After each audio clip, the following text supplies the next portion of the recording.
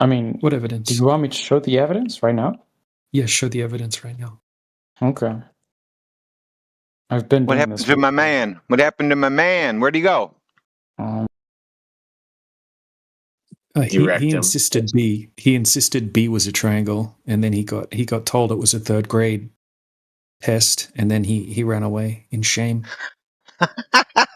I'm so convincing when I tell him it's a NASA IQ test. I've been practicing. And now we have a Nigerian king that's going to give us the proof of the globe, the evidence. Dude, if you're in Nigeria, I need somebody in Nigeria to be able to cash this money for me because I got a whole bunch of money for Nigeria, but I can't. I need somebody there to do it, but I need you to send me 10,000 first. Yeah, so here's the picture from NASA. If you deny evidence, just say so now. We can save our time. What video game is that from? It's not a video game. Oh, stop it. So you're literally... Okay, I mean, if all you're going to do is just then you might as well just leave it up. Hold on a minute, Nigerian Prince. Your evidence, and you said to us if we deny evidence. No, we don't deny evidence. We want people to bring it in so we can assess the evidence. So now, your evidence is that picture that you've just posted up. Okay, I'm not denying it's there. We can all see it. How do you verify that picture is true and correct? Yeah, turn your into more than that so that we don't have to go. No, that's all you're saying. Look. No, you're going, I gave you a picture. Yeah, we're going, because you're going, Look, notice how every time you interrupt, you know you're wrong, right? Look, Notice how every time you interrupt, you've just interrupted. This picture is from NASA, a credible source that has been in outer space. NASA? No, dude. NASA, can you calm down? They think NASA is a propaganda agency. Let's quiet you up anyway. So anyway, no, I don't think it. They've been renamed. They've been recategorized as an intelligence agency. They're not a space agency. So why are you using their propaganda pictures they're putting out? Yeah, that's not true at all. Like right now, sure is. Look it up. You better look it up, son. It up right now. I'm at NASA.gov, and what it says is NASA stands for National. Oh, okay, wait. Let me find the definition. You ever seen a moonicorn, King? What? I just put a picture of the moonicorn in the side chat. Yeah, so is NASA an outer space agency? Yes, NASA is the U.S. government civilian agency for outer space exploration. There, they posted Trump's executive order that was just declared. NASA is now a spy agency, so you are wrong. Yeah, I mean, that's not... Like, what source is this? What are you reading? Well, read it in the chat. It's been posted for you. This just happened a couple months ago. Trump said so, therefore it's true? Is that... No, it's an executive order. Yeah, it's done. Yes, all that means is Trump said it. There's nothing. It means that's what it is now. No, nobody ever. No one. But they qualify under different security. I think Yoder would tell you. It doesn't matter because they still sure does. Outer space. They've still put a man on the moon. No, they didn't. They just told you that because they're a propaganda machine. They're just telling you now. Say that because you hate propaganda machine. No, I'm telling you now because they finally admitted it. We had to make them admit it. They did. See? No, NASA never admitted that. Don't fight it, son. Don't fight it. It's happening. NASA's fake. Again, you could keep repeating that, and you've always been saying this, even before Trump put the executive. Whilst you're getting excited, Junior, do you know the purpose of why Trump did that? Yeah, because Trump is like anti-intellectual. He's like literally a propaganda machine that just... Now that it's been reclassified, there's no recourse from nothing happens if they tell lies. Single thing they've said just can get to the side by agency. We can do what we like. Executive. Why can't I pronounce that word? That's so weird. Hey, is Trump the first president that's a propaganda machine, or were there other presidents that also were? Oh, all of them. Well, Obama never said that, no. No, Obama's the one who made it legal. Obama made it legal. Read his stuff. Obama made what legal? Well, Trump was the only propaganda machine president? Wait, you guys are That's again not what he said. misunderstanding what I mean. Read what you guys are saying Obama did with propaganda. No, what he made it okay for the government to use propaganda against its people. Dude, what? America has look it up. Why would we lie to you? Why would we lie to you? America has been using propaganda since like then why are you believing in it? Okay, well, see, you lied just right now, and I have evidence of you lying. You are believing in it. You're a believer. I'm not a believer. Obama made it okay to use propaganda. Yes. But we know America has been using propaganda in World War I and II, and even before that. Yes. Not the same way. Do you mean? Not the same way. Oh, please, dude. You guys are bullshitters. Okay, so now it's different. All right. You guys are, yes, you're lying. What? The moon landing was part of that propaganda. No, I know we're lying. The reason it's being signed over, Nigerian King, is to legalize it. They can lie to you and get away with it. No one can pull them down because of it now. No, you can. No. So you can come here and lie to it. We can call you out, and we can actually have something done about it. Whereas the spy agency now can tell you anything, and nothing can be done about it. That's not true. See? It is true. That's why it was signed over. No. You can disagree with it all you like.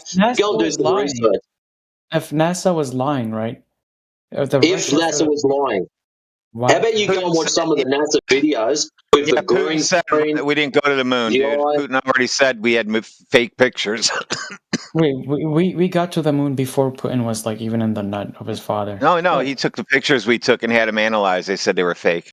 Oh, please, dude. The Russians are going to deny that we've been on the... Well, so now they're going to deny it, but back then they said we went. Pick one, dude. You won't let me finish my points, so you can keep strawmanning my position and then pretending like you got a point. No, you don't. Let me finish. Look, what I said is, if it's so obvious that, Earth is flat, when the Russians went to outer space, they would have obviously stated that, but they don't. They did say that. They did. Yeah, we got Yes, we have astronauts that said it's flat. Yes, they did. No, they didn't. So Helioskeptic just posted the actual bill that was signed that, proves that it is actually an intelligence agency. So do you want to concede that one? Finally. Again, I already said just because Trump says so doesn't make it true. Like it's from Congress.gov.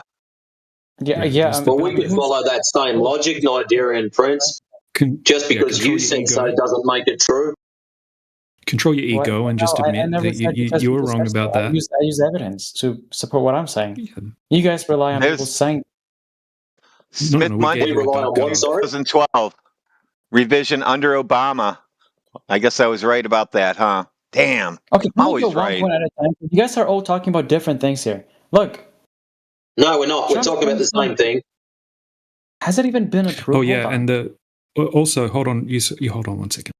Okay, so also the picture that you posted, that was just a composite image, right? It's just a CGI image, essentially. What does that have to do with my point? Well, that was your evidence that the Earth was a globe. That's what the topic is. Yeah, that's like from Blender, dude. Yeah, there's no evidence. Whether it's composite or not doesn't change anything. Yes, it does. It's not. It's from Blender. Together. You made it in Blender, dude. Oh my God, that's not what. Okay. Yeah, it's stitched together. It's a bunch of images stitched together. No, it's a bunch of pictures taken from outer space, put together. So how do you verify that's true and correct? Again, I told you the way that I verify. And what you're doing is just appealing to an authority. You perceive NASA. No, you can't use SpaceX now. You can't use them either. They've been defeated by the government. You can't use SpaceX. Here's the funny part, because India just recently went to outer space. And no, they didn't.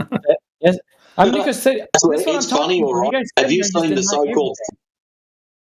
You believe anything you see in social media, don't you? I don't believe. No, that's why I'm pointing to credible sources. But you, no, they're not.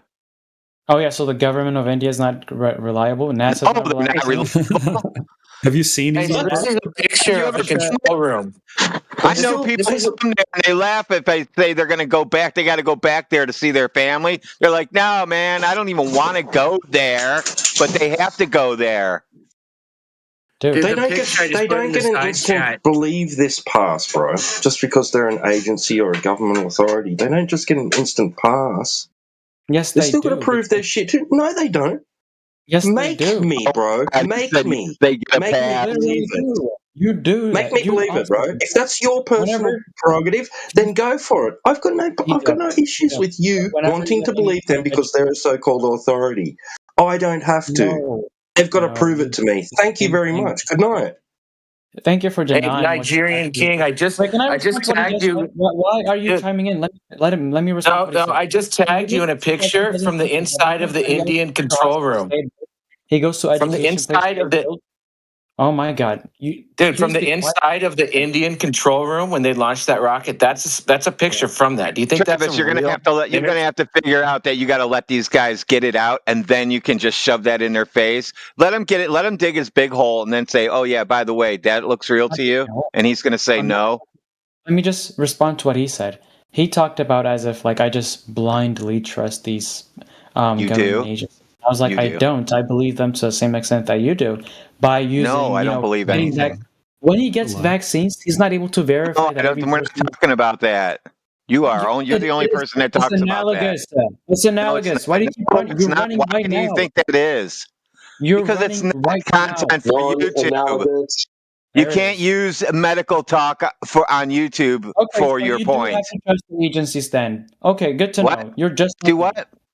You do have to trust the agencies and these authorities. No, YouTube will just turn the channels off, and then they'll yell at me for getting it shut down for letting you talk about it.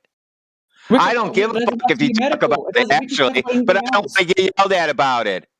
It doesn't have to be medical. You still rely on the government on different aspects. I don't rely on the government for anything. What do I rely on them for? To take my money? I definitely rely on them to take my money. That I do know that will happen for sure. Okay. I mean, we're gonna sit here and pretend like we don't trust the government. It's just insane to me. Like, you live in a society. You trust the government? So he's a government. He's a bootlicker. He loves the government. Wow. Please help me, government. They would never lie to me. The government wouldn't lie. What would they lie about? Again, when we're talking about space agencies, it's not just one. Oh, so it's different. So Nigerian King at 46 after the hour, there's a picture from India's space capsule. Does that look great to you? That's a real picture somebody took inside the control room. I mean, if they took it, and NASA and SpaceX and Russia and everyone who's ever been to outer space or has he doesn't want to answer that question. You won't even answer. I'm answering the question. If it comports with everything we've seen before, then like you have no right to deny it. So if I do that in Blender and I show you that I went up there and I built it secretly without telling anybody, me and Yoder and Matrix did it, and I took pictures, are you going to believe me then? No, because we have to verify it. All right, verify that. Yeah, the way you verify it is by seeing if it comports with NASA's statements. Or no, we don't. We don't ask. We don't see if the picture matches their colors. That's fucking retarded, dude. You really are like you really don't have any logic, do you?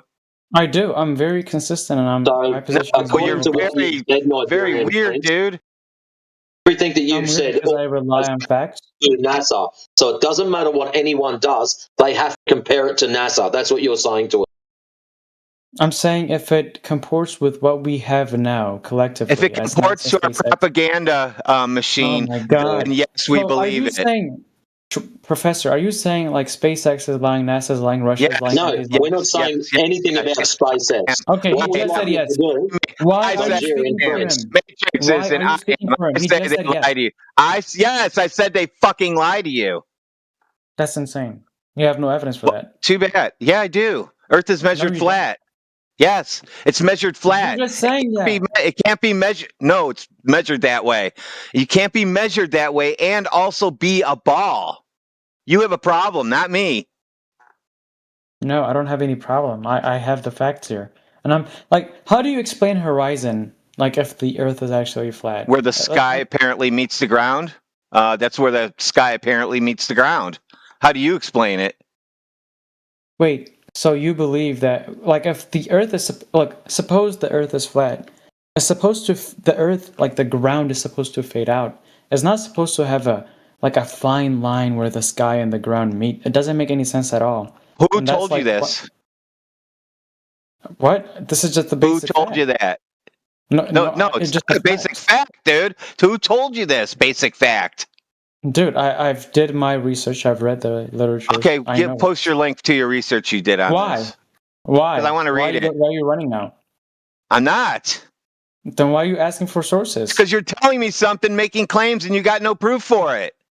Dude, it's basic. It's self-explanatory. Nigerian King, this is how it works. You can make whatever claims you like. Nobody's got a problem with that. You've got to back them up. Okay, how about this? The Earth is round. The Earth is a fucking How about Naval shuts up and lets Nigerian Prince keep talking? He doesn't know about the space. Let's get rid of PD again. So you guys mute people that support me because they know the truth. No, he's not supporting you. People that cut you down. He's trolling because he knows the truth. He knows. Make whatever claims you make, Nigerian King. All we ask, 7 years, back them up. He's trolling because he knows the truth. Wow. Yeah, because you guys hold to this insane belief. So what people that know the truth do, is it? They troll. Well, yeah, if somebody, if you know unicorns don't exist and your kid is like, oh, unicorns do exist. Like, do you know what a triangle is? Nigerian King, do you know what a triangle is? Is that, are you running? Is this like a run from my point? No, we can't. What point did you make? We can't go on. Oh, so you have no way of responding to what I said. That's why you've been quiet the whole time. Good to know. To what? You've got nothing to back. To what? I'm self-explanatory. No, you can't use that. That it's self-explanatory. What do you mean, like, it's basic logic. What's the logic? Break it down for me. If the Earth is flat, like you guys claim it is, like the only way we wouldn't be able to see things, such as like, I don't know, the Great Wall of China or some stuff like this, is because the air is too dirty, right? And if that's the case, so now it's the air's problem. No, supposing that the Earth is flat, I obviously don't hold to that position. But if your case was to be true, there wouldn't be a clear horizon where there's a fine line between like Earth and the sky. Are you not listening? Are you telling me the horizon is there because the Earth is a ball and that's the curve of the Earth we're looking at? Yes. Really? Yes. Are you? Anybody want to take this? And literally everyone who holds to well, when you zoom in on the horizon, it isn't clear at all. It is clear, when even you when you zoom in on it. Yes, it is. No, it absolutely isn't. Yes, it is. It's not. Link one, Nigerian, so we can look at it. Link one, so we can zoom in and look at it. Show us some super zoom footage of a horizon that's clear line. Super zoom. And look, I can destroy your horizon claim if you want as well. You cannot. Well, quick question: can you have a sunset in a? You don't think you can have a sunset on a flat Earth, Nigerian? Well, it depends on which flat Earth position you guys hold to. The one where the Earth is flat. Well, no, it's. Okay, can you have a sunset in a video game? Can I respond without you interrupting? You did. You said no. Okay, you said no. Okay, thank you. I'll respond then. Can you have a sunset in a video game? Well, this guy's obviously retarded. Why am I talking to him? Can you have a sunset in a simulation? Again, either I answer it the way that I want to, or you don't. What's wrong, Nigerian King? You just realized that the guy's in here. Answers because he knows what I'm about to say. This versus retarded point. That's why. Super zoom picture of horizon.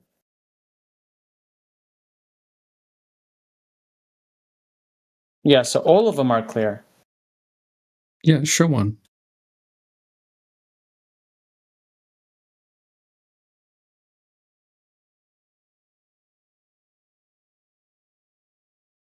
Right.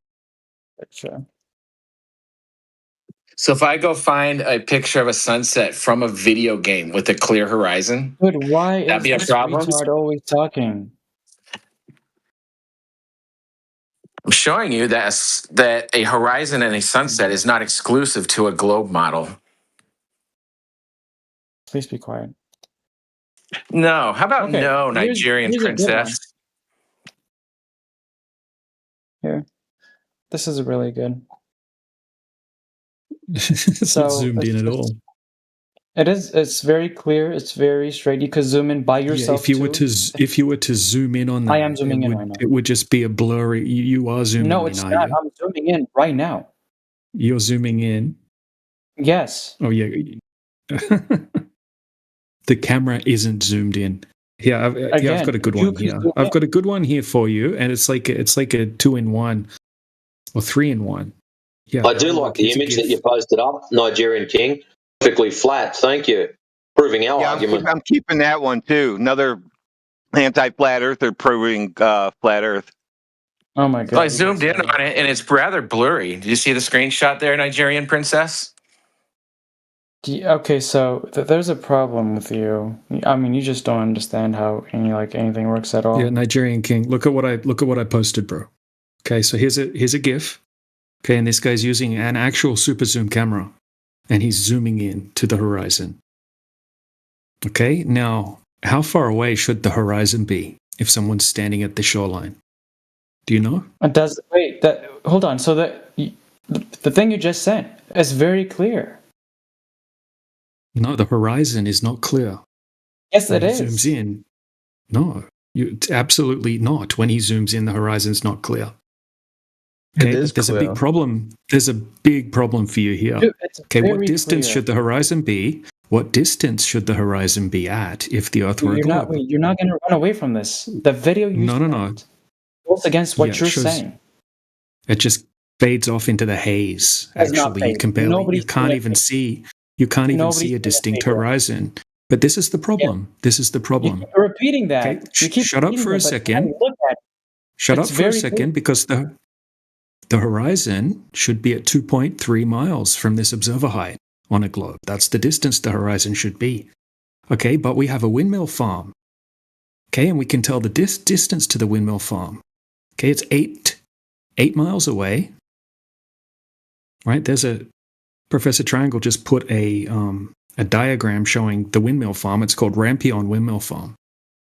Okay, and on a globe from a one. Just monologue because you know what you said is wrong. Is this it? Okay, what did I say that's wrong? What did I say that's wrong? Everything you talked about built on the premise that the video, for some reason, shows a guy zooming in, and when he zooms in, it's diffused, but it's not. It's very clear. That anyone who's watching this video could tell you. I'm sorry if you have retarded eyes. He thinks the horizon is that black line in front of the. He thinks it's the black line. Where's the horizon? Is the God! I'm actually dealing with. Hold on a second. Right, this is because you're gonna get wrecked, dude. Okay, so is the horizon? Yeah. Yes. Is the horizon in front or behind the windmills? Is it beyond the windmills or is it in front of the windmills? This is where it is. Yeah, where is it? In front or behind? There it is. There it is. It's that simple. Do you understand the question? Is the horizon... do you know what the horizon definition is? Okay, let me just... Nigerian Prince, why are you running from such a basic question? Relax. We get it. Oh, no, I'm relaxed. Enjoying this. Okay, yeah, what's the horizon, bro? Buddy, calm down. What's the horizon? Calm down. Yeah, I'm calm, bro. You're running away. You're not sophisticated. You're saying the dumbest shit and pretending to be smart because a lot of people here. No, it was a basic question. He asked you where the horizon is, and you're running around in little circles because you're scared because you've just had your ass handed to you. I'm very terrified. You got me. Yes. Okay. Are you done? Thank you. Look, where's the horizon? You're going to answer the question, bro. Answer the question. Calm down. Is the horizon in front or behind? Maybe if you ask it one more time, what I'm saying just to answer you. Well, this is what's going to happen, bro. Because right now you're being intellectually dishonest. Are you running away right now? What am I running away from? Good. Okay, let me finish. Thank you. So I've already sent a very Nigerian King. There it is. You won't let me respond. Why can't you answer the question? What's your issue? There it is.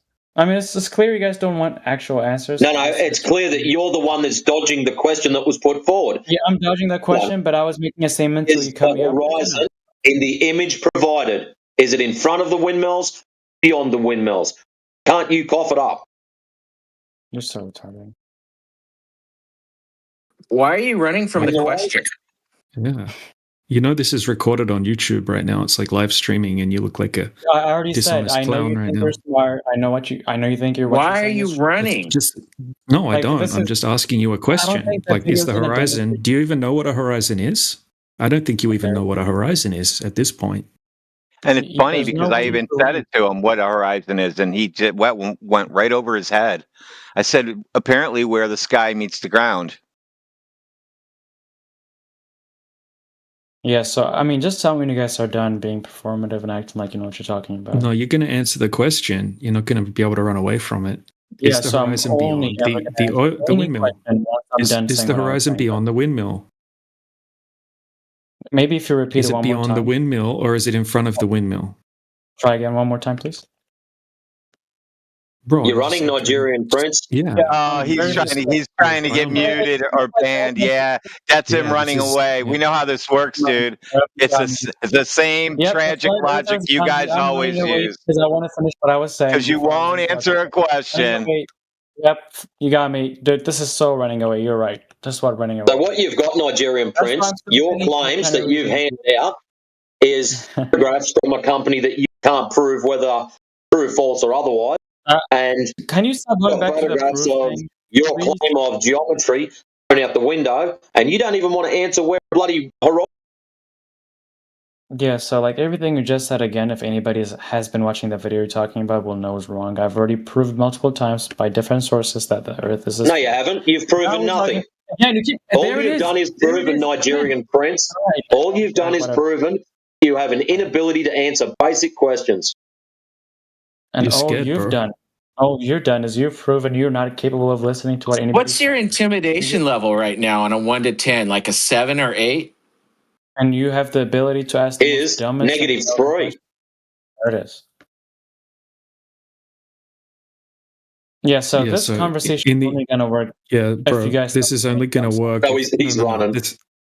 This is you gotta let me finish. Yep, guys, you got me. We don't have to do anything. I'm saying I gotta. You want to get you want to get muted so you can leave because your ego won't let you leave on your own accord. So run away if you want to, or answer the question. Yeah, that's how it works. We hear it every day from you guys. You get to this point, you say shit, to get muted and banned, and you start talking about us, and you think that's gonna make a win. See how that works? And I can talk over you the whole time, so you can't say any words right now. What do you think of that? Yeah, that's pretty good, huh? Tell me when you're done. Tell me when you're done. Oh, are you done? Okay, it's so weird he finished talking when I finished talking. Interesting. But like I already said before, I'm not going to keep getting interrupted. I have to finish what I'm saying for you guys to even ask me any sort of question. And then you guys have to answer what I'm, like, you guys have to answer the question. We don't have to. Yes, that's why the conversation is, moron. We're not. No, you said it was a debate before. What do you think a debate is? It's not a conversation, that's for sure. We don't just sit there and drink coffee and talk about football, you weirdo. Okay, there it is. I mean, you're showing your intellect right now. Oh my god, dude! You don't sit there and talk about things. Share ideas with each other. That's not a debate. You got me. I'm running away. That's it. That's the only reasonable conclusion we've reached so far. Yep. Well, a room full of people can see you running away. 4 minutes after the hour, Nigerian King. Flat Lloyd has put a question in the side chat. It says, where is the horizon, A, B, or C? Which one? A, B, or C? Which one of those is the horizon? Repeat it one more time, then I might answer. A, B, or C? Just one more time again. He's trying to get kicked out. Probabilities. Dude, we know what this cope is. We hear it every day from you guys. Once you lose, you go into the spiral mode, and you just repeat yourself. Then maybe the problem is you, right? That's a triangle. That comes under different people. Then maybe the problem might be you, right? Like it's not the people that are coming in. Yeah, so how come you haven't answered the question, Princess? I already said why I haven't answered any sort of question. You suck at this, by the way. You're not very good at defending the globe. You're like one of the dumbest globers we've had in here today. And that's saying a lot about this channel. And anti-globalist is one of our nicest flat earthers that we have, and he said that you're a clown, basically. Did you know that? Who is the glober over here?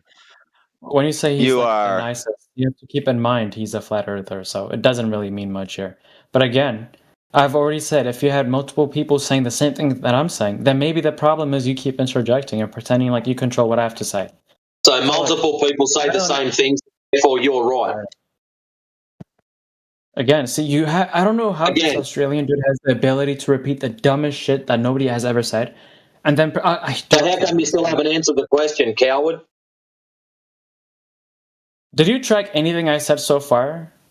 Did you answer the fucking question? Are you tracking what DJ said? What DJ asked you? So what you're doing is you're going to sit back and pretend all that in a bag of chips, and you're the intellect. Tell everyone they're not you.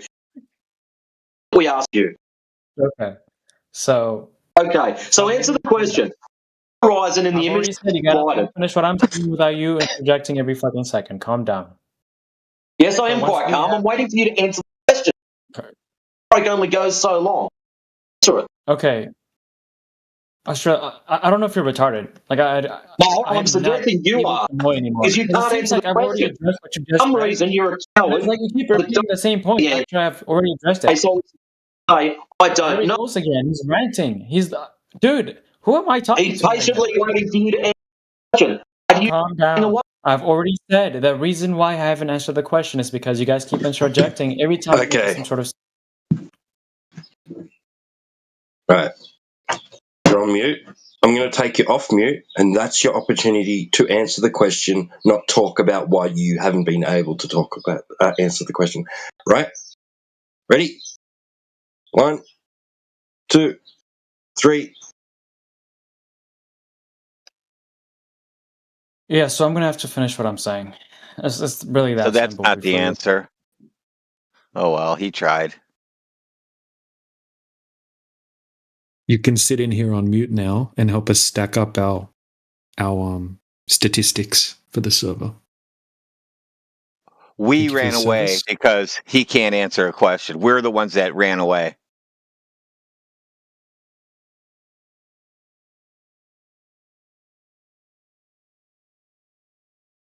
You don't get to type. No typing. Maybe he'll type the right answer. Because we could just delete if it's not an answer. He's unable to. Oh.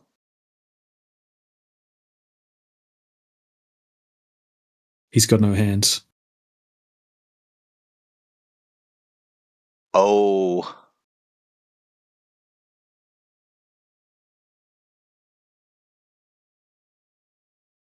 Thanks, Flat Lloyd. That's heaps better.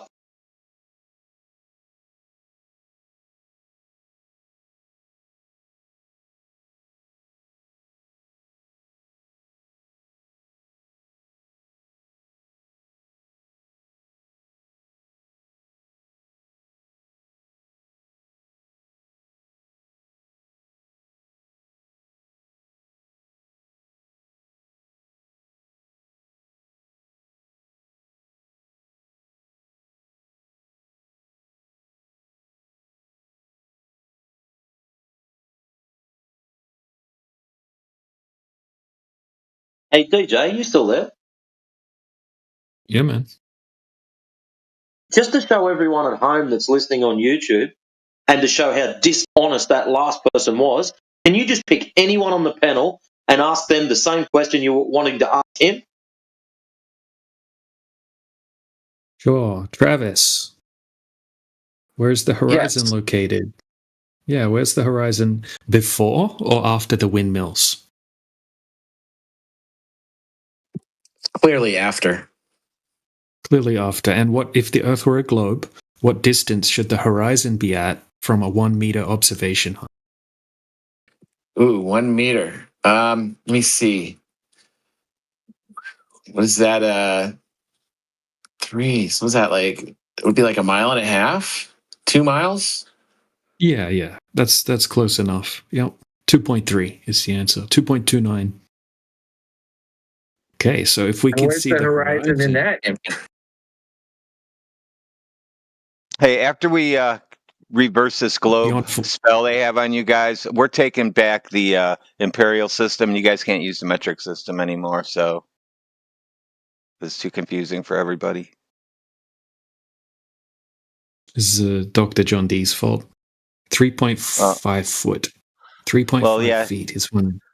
Oh, well, actually, it's 1.07 meters. Oh my goodness. I don't even know how to look at that. That's just like, okay, so a meter is a little bit more than a yard. A yard is 3 feet. So it's 3 feet. It's more than 3 feet and got to be less than 4 feet. Right? That's how I know it. Then I multiply that by how many meters. Man, I did pretty good for having to guess on the fly the meter conversion. You did a good job. Yeah. Hey, look, we understand. You got 6 fingers. Imperial's easier. Can you give us some details about that image? Like, how far away are those windmills? And isn't there a boat in the far distance of that horizon as well? Yeah, so there's a boat at 14 miles away, tracked on tracking radar, and it's about 7.6 meters above the surface of the water. Like, that's how high it is. But there should be, I think, about 20 to 25 meters of drop over that distance. So you shouldn't be able to see the boat. And then the windmills range from 8 to 11 miles away.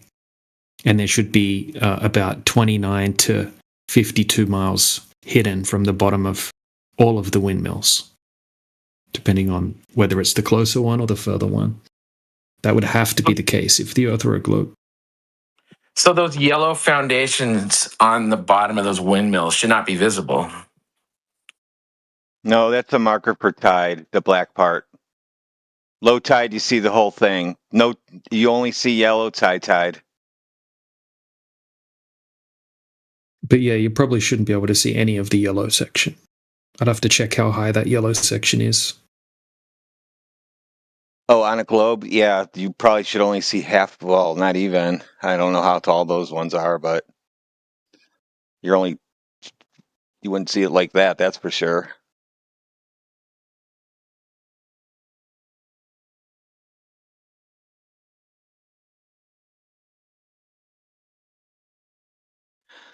Can't be exactly sure unless we do it in some kind of 3D modeling, and then you'll see it perfect what it should almost look like, but because we can't see that in real life, we don't live on a ball, so can only imagine it or try to draw it out.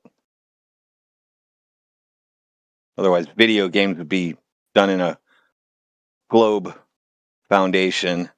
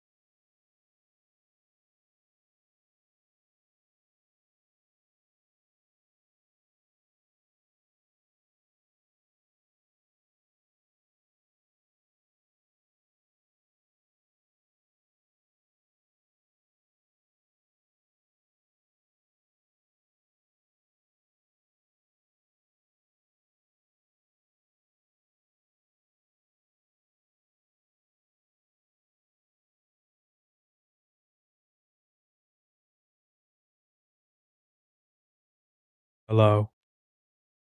It's so fucking quiet in here.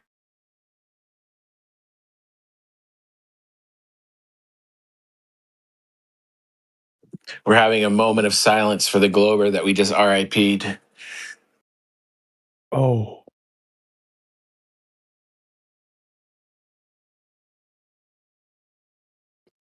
It was a princess from Nigeria. Oh.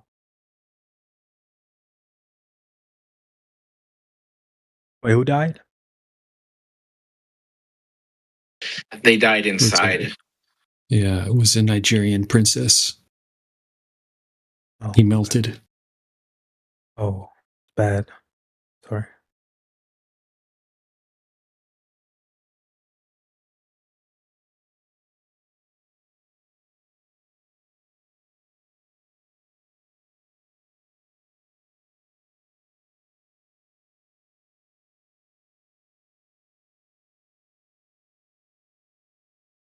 What's your position on the shape of the Earth, friend?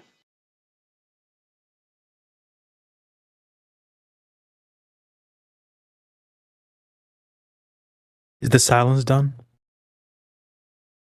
It's done. Yo, Yeah, I you're don't mean right. to this conversation, but I need help from somebody. Do we have someone who believes in a globe in here? Do we have a globe me. head? Okay, are you a good debater? Wait, what do you mean globe? Like a ball? Like you believe the Earth is a oblate sphere. Yeah. Yeah. Are you a good debater and you're well versed in like these debates? No. Flat Earth? No. Oh shit. Do you know someone who is someone else in here like well versed in this? It's a stupid subject. I don't care. It's so stupid. Okay, are you able to debate someone who is well versed on the subject? Yeah, but I don't want to. Okay. Are you scared? You scared to debate it? Oh no, I'm just not good at it. Oh, wait, you're talking to him? Oh no, not you. This other guy who just got in and said it was stupid. I think he kind of sounds scared a little. Wait, no, S Knight said it's stupid, not me. Right. That's what I'm talking about. Oh Right, no, so are you scared to debate it, Knight? He thinks it's stupid. That's why he decided to join the channel, because he thinks it's stupid. He doesn't want to debate it. I think you guys are confused here. I don't want to debate. I just want. No, we're not confused. S Knight. We're talking about S Knight. No, you're not you. Did S Knight just join? Because I just joined the chat. Yeah, he just joined as well. Yeah, he okay. joined just before you. Are you a flat earther? Oh yeah, you are. I see. Unless you're just anti-globalist, like. Thing is, look. Thing is, yeah, I don't like globalists either. I can see the moon is circle, and I can see the sun is circle. Yeah. Why doesn't Earth be circle? Okay, well, draw a circle for it. Sorry, go ahead. Yeah, hold on. Let's just do an analogy on that. It's like just something similar to point out the flawed logic in it. Okay, if you measure your floor flat, okay, and then you look at the light on your ceiling, how come your floor isn't also a sphere like the light on the ceiling? Pretty illogical, isn't it, to suggest it, to even say that? Okay, but I get where you're coming from, because you've been told your whole life that the Earth is a planet. It doesn't make sense, does it? Because the floor is completely different to the light that's on the ceiling. You don't make sense. The floor is independent of those things. Really? What don't you understand about what I said? It's not the same. The whole situation you just mentioned is not the same. Why isn't it? Why? Yeah, why not?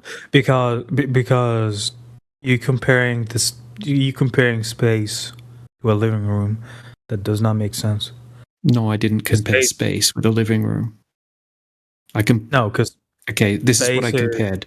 Something that is observed and measured flat to something that is observed as a round light in the sky, or in the air. Is Mars flat? I didn't make any claims about the lights in the sky, but you seem to thinking. Let's just end it for him quickly, DJ. Yeah. We don't think Earth is a disk in space. Okay, right. Not what we're saying. It's not a disk planet. You're claiming not a flat planet. Yeah. What you talking about then? Flat is not a shape. and we're talking about the surface area of the Earth, which is mostly covered in water that we know about, okay, not curving over distance. If it were a globe, it must be curving at a rate that we can calculate over distance. And then when we go out and test for that curvature that should be there, it's never there. Like huge amounts of curvature, it's just never there. What's the point of this conversation? Like, what are you gonna get out of this? Like, not gonna do anything. It's not gonna make super interesting, and we like talking about it. Yeah, why are you in here? I'm just joining randoms, to be honest. That's my problem. My bad. So you picked. Yeah, okay. Well, if you're not interested in the topic, then you can find it, a different channel. But I think it's important. Yeah, that like the nature of reality is kind of important to me, right? And so is truth, and also teaching people to think critically as well, or helping people unlock that critical thinking ability that's been taken away. All right, he's gone. Right, we need another moment of silence. Another globe has melted.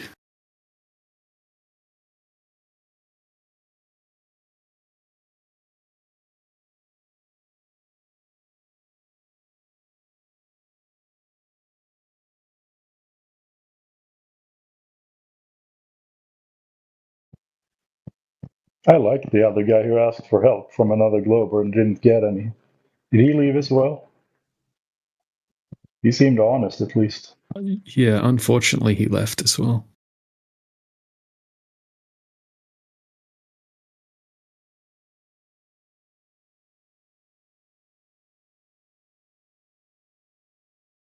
This politics serve as such a big letdown with the globies, the quality of the globies.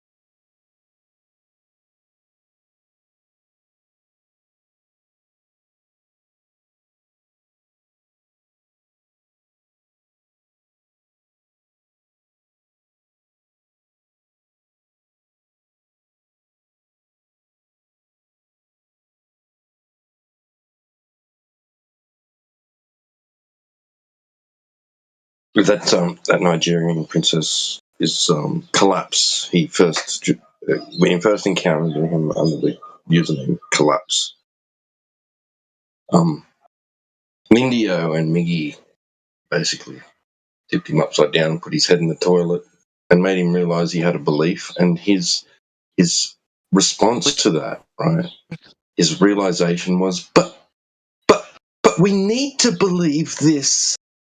Like he was so like, oh, but you've got to believe this with me, please. It was so funny.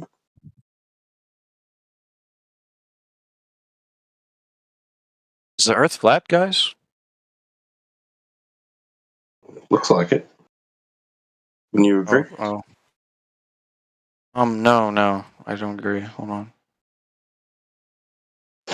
So you don't observe the surface of water at rest to be flat and level and horizontal? You don't observe flat horizons out at sea?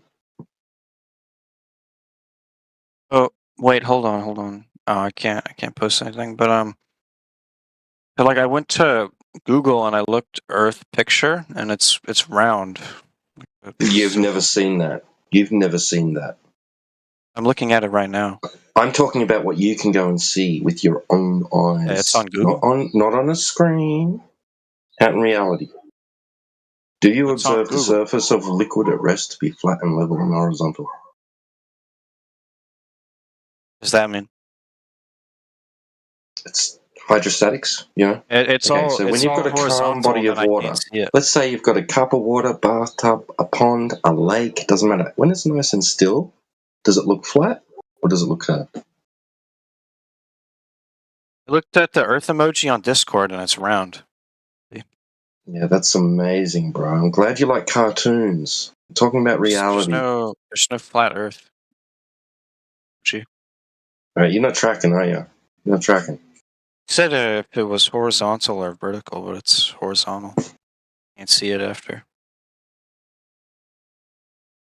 Do you agree the surface of water on the planet at the same time? Do you agree that the surface of liquid at rest is horizontal? It's horizontal. Did you say what is horizontal? I said yeah, it's horizontal. It's horizontal, right? Okay, there you go. And what is most of the Earth covered in? Oh, it's covered in water, right? Right. So if the surface of water is horizontal, how can it be a sphere? But if it was flat, wouldn't it all like fall into space? Space? Who said we're in space? Doesn't make sense. I'm not claiming we're in outer space. Are you? Are we? Yeah, I am. Or we're on Earth. But like Earth is in outer space, so like the water would fall into outer space. Is it? Is it? There's pictures. There's pictures, so nothing that you can experience in reality yourself. So nothing firsthand, no firsthand experience of this outer space. Google the picture of outer space, and Google isn't a firsthand experience of reality. And I looked at a video from NASA. It has a videos aren't firsthand experience of reality. It's on TV. Yeah, it's on TV. So you saw something on TV and you believed it? Yeah. Shouldn't I? Yeah. Why should you? Wrong? I said, why shouldn't I? Why should you? What are you talking about? TV. Give me a reason to believe it. Is this on television? They can't broadcast. Because it's on television? Are you serious, bro? Right now? Yeah, there's the So we should just automatically, ipso facto, believe everything we see on TV. Yeah. Yo, Farhad, you're getting absolutely regulated. You didn't know that. The FCC regulates television. They can't lie on it. Maybe talk to somebody else, man. The FCC regulates television. Why would they put false information on it? Because they're retarded. Can you show us that? Can you get a source for that? Like their rule book or something where it says they can't lie on TV?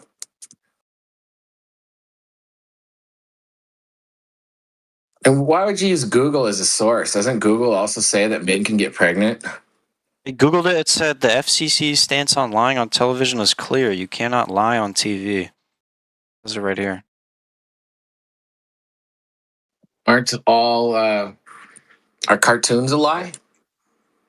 It's literally on the... No, it's not a lie because it's fiction, so it doesn't claim to be reality. Isn't fiction? Why are you being disingenuous? I just gave you the source. Well, I mean, it's a lie, though. I just gave you the source, by the way. A fictitious movie would be a lie.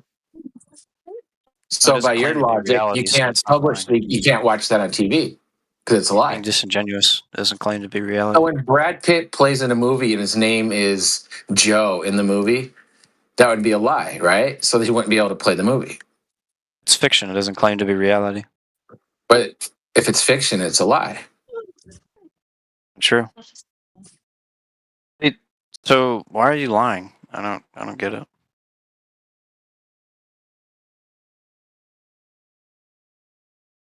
I don't get it. You're just like wrong stuff. It'd be like if I looked at War, like War of the Worlds, but the world actually isn't at war. So it's like, it's a movie. It doesn't claim to. So that would be a lie. They put the world at war. The world's not at war, so that's a lie. So you lied when you said that they can't publish such a thing on TV. Yeah, but where in the movie does it say that this is happening right now? Like in the real world? When they show the world being attacked. But it doesn't say it's happening in the real world, though. Brad Pitt doesn't say, oh, this is happening right now in real life, guys. He never said that. But it's still a lie. It's not actually happening. I see, like, I just debunked your whole argument. What are you talking about? I don't know. Anybody else want to talk to this group? Never made an argumentative claim that it was actually happening in real life. How is it a lie?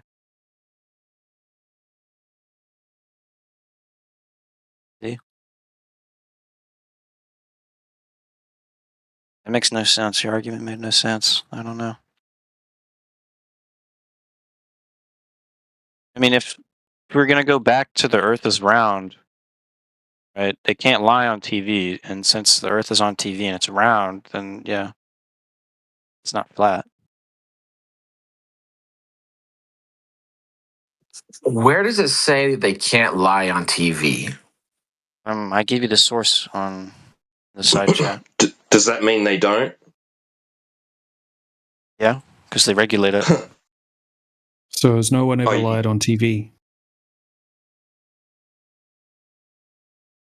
Is that your claim? Nobody has ever lied on television? I didn't claim that, but I'm saying that they can't lie about the Earth being round on TV. Oh, just about that. Yeah, that's the evidence I'm using to back up my claim about the Earth being round. Amazing logic you carry, sir. You haven't disproved it. I don't really. Yeah, we have disproved it. But can they be wrong? They be wrong, yeah. Okay, like so they what if they just believe that the Earth is a globe, but they're wrong? Who's they? The people that say it's a globe on TV. Yeah, like anybody who says the Earth is round, like they just believe it's round, but they're wrong. TV. Yeah, maybe they just believe it because that's what they were taught, and they're not actually lying about it. They genuinely believe it. Yeah, but so if they were wrong about the Earth being round, they'd be in jail because that's against the rules. What's the sentence for something like that?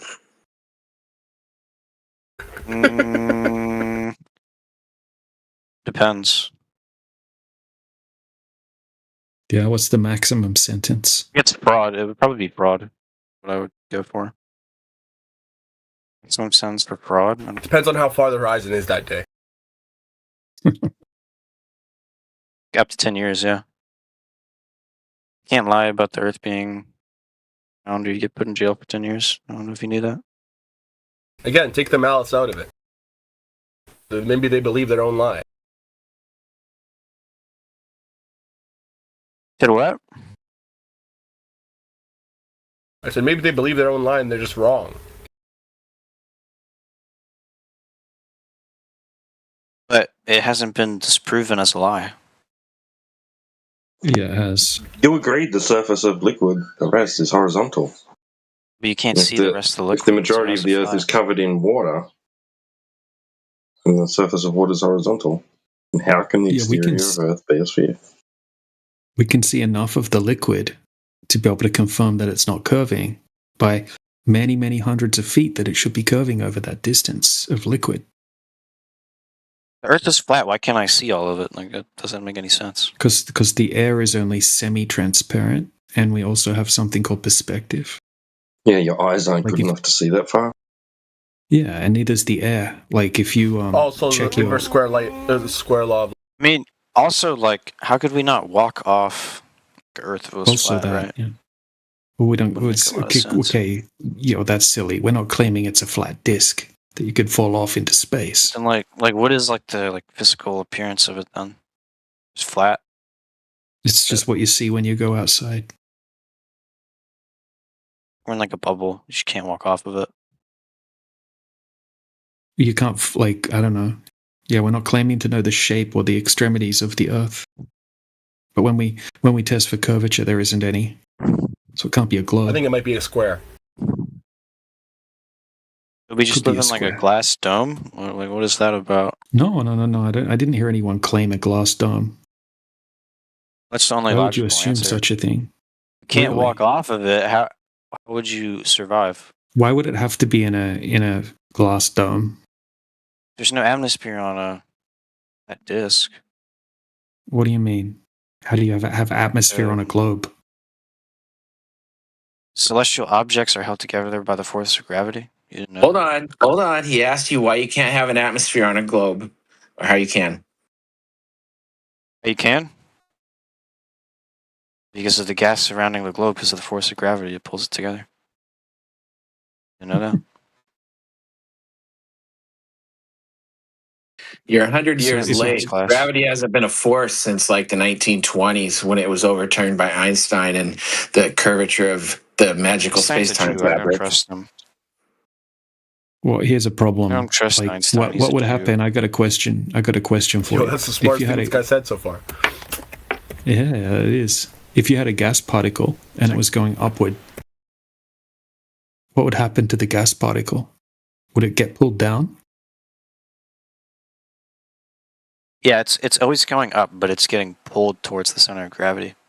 It's always so. Is it going to move in a straight line if it doesn't collide with another gas particle? Collides with another gas particle. It collides with another gas particle. Yeah. If it doesn't, like, we got to just say we got a gas particle. It's going upward on an angle. Let's say it's going up on an angle. Is it going to do a parabolic arc and come back down again because of gravity? Oh, I think it would do a full revolution.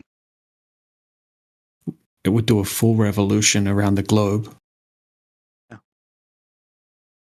And then what? The Earth rotates on its axis, so why would it not? So we have a gas particle going up. Where's gravity the strongest? The middle? Like strongest, yeah, like for us, accessible on the surface, right? It's in the center of the Earth, right? Yeah, but we can't get there. So the core where of is the it Earth strongest? made of iron and nickel. The surface. Okay, is the gravity stronger? The surface. That's the correct answer. Okay, so if a gas particles, like gases, are produced at ground level or under the ground, okay, that's where they all come from. How come gravity is not pulling all of the gases down to the Earth? It does.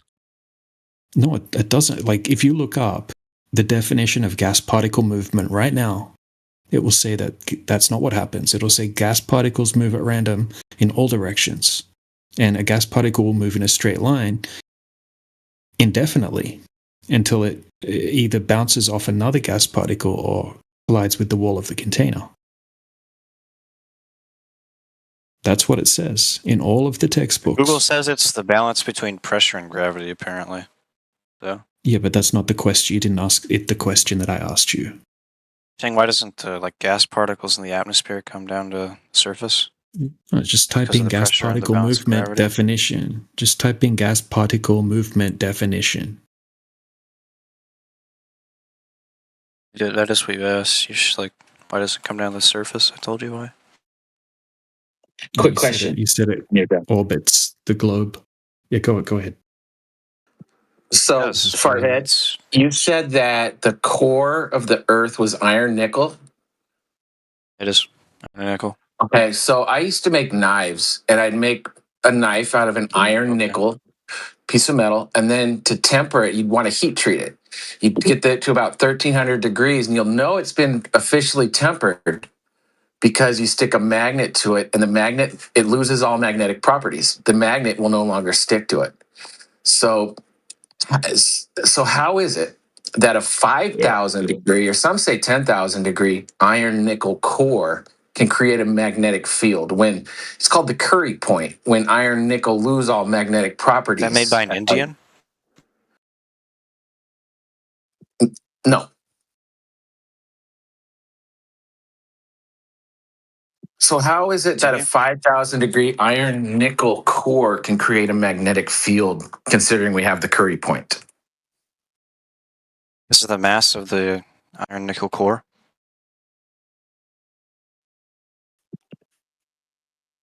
The mass doesn't create magnetism.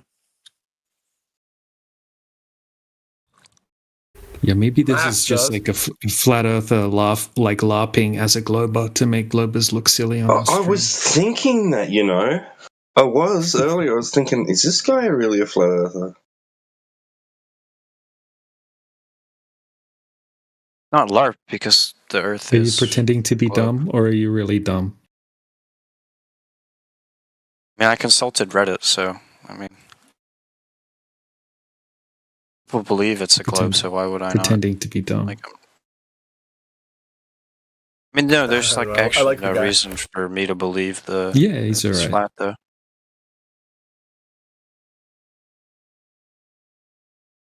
If you think that the atmosphere is here because of gravity, then you have to admit that a molecule of air will eventually get pulled down.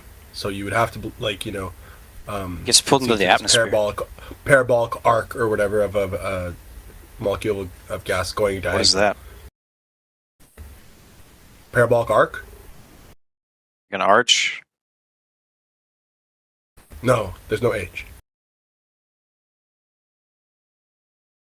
It's a parabola. Yeah. Yes. The arc of a parabola. If you throw a rock, for example, it's going to come back down again. So if it's a parabola, that means it's going to come all the way around. No, it's not. That depends on the amount of force that it has. It could have enough force to have escape velocity and just leave Earth's gravity, theoretically. Or it could have not enough and it just falls to the ground. It doesn't go around. Or it could have the perfect amount and just stay in orbit, theoretically, with your weird model. But the point is, it would be like shooting a gun, and it would eventually, if it doesn't have enough pressure, fall to the ground. That's what you're saying gas does. Yes. Do you have any evidence? If there's no pressure compressing the gas, then I looked it up on Google. Yeah, that's a good one. That's what I did. Well, I mean, I actually am lying. I looked it up on Bing, so that's... Who uses Bing in this day and age? Oh my goodness. Using Edge.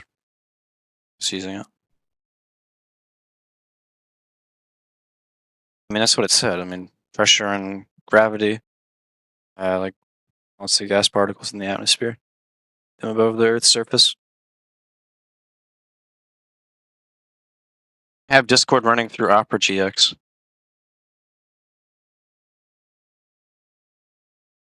Got it because Pack God had to add in this video for it.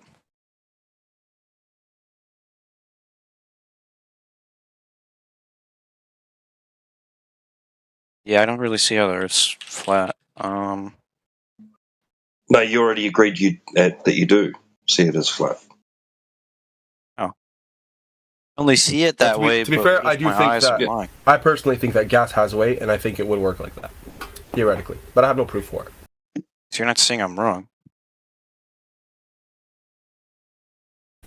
No, no. Why wouldn't it have weight? Thing has mass.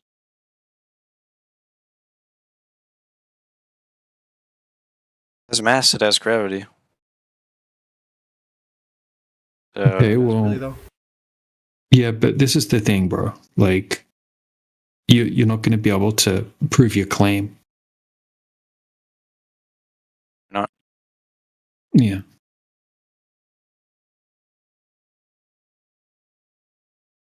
Like if you have, let's just say you have like a container of gas,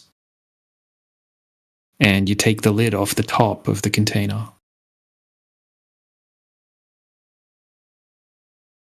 Like all of that gas is going to leave the container. Yeah.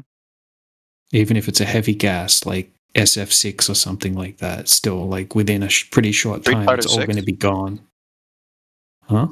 Like sulfur hexafluoride. It's like a. So I don't know what that is. So why doesn't gravity keep any of it in the tank? Like, say you have a fish tank filled with SF6 gas. The pressure pulls it up the atmosphere. You're anti-globalist. What if you have compressing it, like a container? So go to the bathroom. A container with just a little bit of sulfur hexafluoride, right? Like maybe let's say it's 1/8 full, right? And then you take the lid off. Would that 1/8 remain in there? No, none stays in there. What if there's like no breeze, nothing? Yeah, even with no breeze, it's still as long as you've got like any heat, the gas particles are gonna have kinetic energy, and they're gonna dissipate. Like they're gonna blend in. Get the exact term. So then, if you had the lid on, would this 1/8 like filled box be diffuse? The sulfur hexafluoride will be all over the place, or would it still be layered at the bottom with lighter gases on top? That's a good question. Yeah, that's a good question. I'm not sure about that. I think it would probably all blend eventually, but I'm not sure. Wherever a gas particle finds a gap pass through, it will pass through it. So they'd have to have an awful amount of like limited spaces for the gas underneath to be able to get through at the top. It's very thick, dense. Can you have stratification of gases inside a container? I don't think so. But they say there is. That's what they claim. I mean, in the top of a wine bottle, they say that there's a. They say there's at the top of the wine bottle, between the top of the liquid and the cork, the underside of the cork, there's first a layer of carbon dioxide and then a layer of oxygen. I think that's how it is. Or is it the other way around? But yeah, they say there's a stratification in there. I don't know if that's just like a theoretical calculation or if it's actually been tested and confirmed.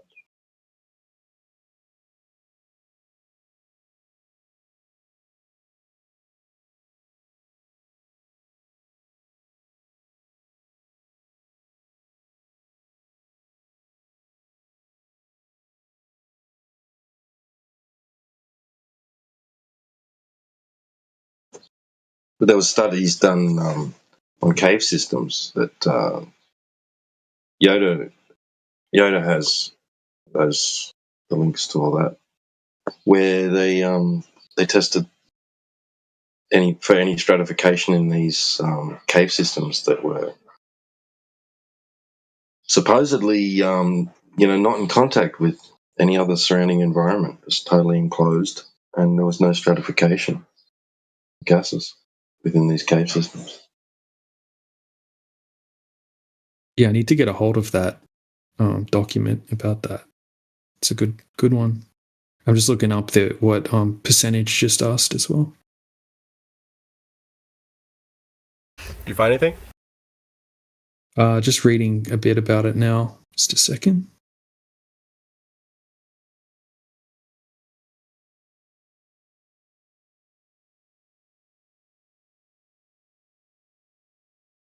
So ChatGPT reckons that over time it will slowly mix. Even in a sealed container, gases diffuse because particles are always moving randomly. Diffusion causes them to slowly bend. The mixing rate depends on the temperature, vibration, how still the air is, initial turbulence, during filling. In a perfectly still container, mixing can take hours, days, or even weeks, depending on conditions. SF6 is one of the slowest diffusing gases due to its large molecular weight, so it stays layered longer than most gases. But diffusion cannot be stopped, so eventually the container will reach a uniform mixture.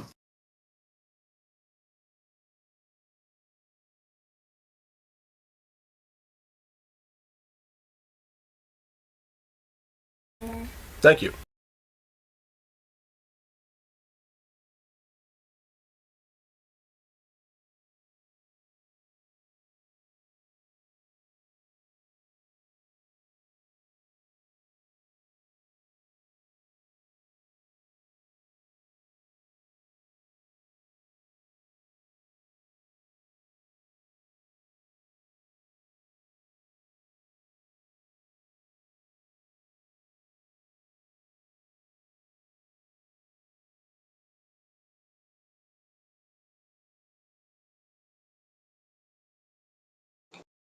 Yeah, and then it says, sorry, go on. Sorry, Tito. No, you're right. Oh, I was just going to say, it said underneath that, why does it mix at all? Not because of gravity-based ideal laws. Sorry, not because of gravity-based ideal gas laws, but because the diffusion is caused by random molecular motion plus collisions, not downward forces. Even the densest gas still has billions of molecules flying in all directions at hundreds of meters per second.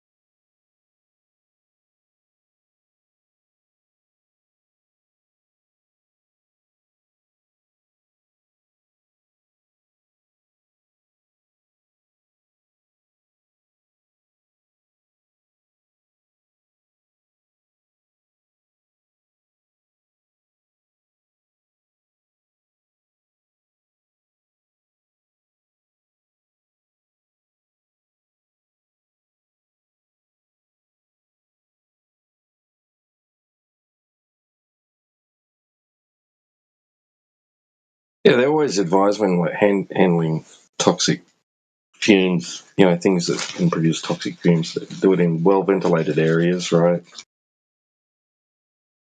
Even if you don't have wind, you should allow as much space as possible for the expansion of the gas, right? You trap it into an enclosed area. It's going to be more dangerous if you're breathing it in.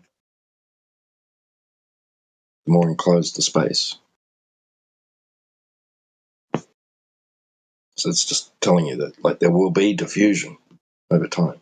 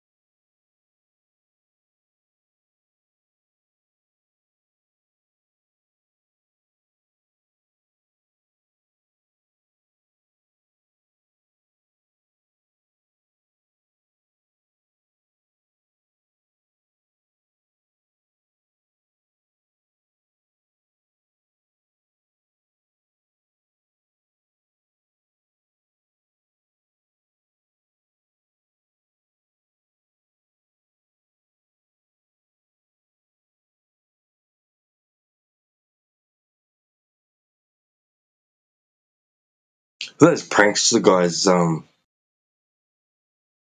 can't remember their names on YouTube. I think they had a TV show too. They did there's like four dudes. They do these pranks on each other and to the public and like all sorts of crazy stuff.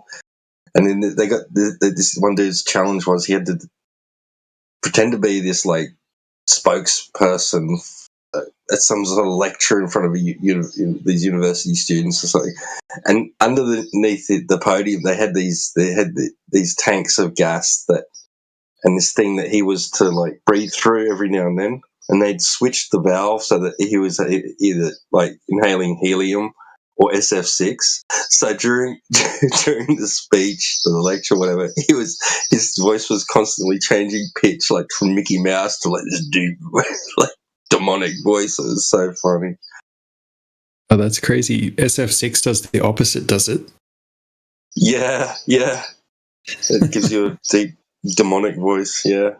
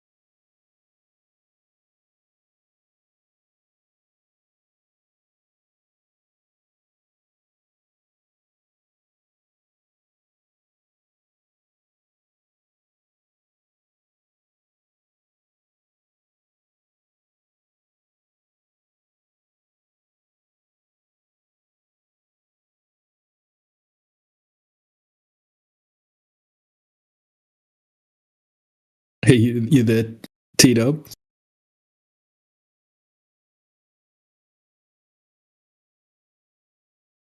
For anyone, check out this flattened destruction guy.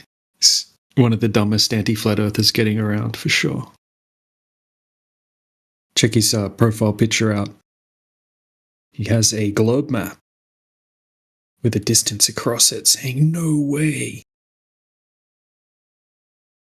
So clearly he doesn't even know how map projections work, and that's not a flat earth map. That's just a globe map. And then he's not understanding how the non-uniform scale works on the on that projection. Right, flattened destruction.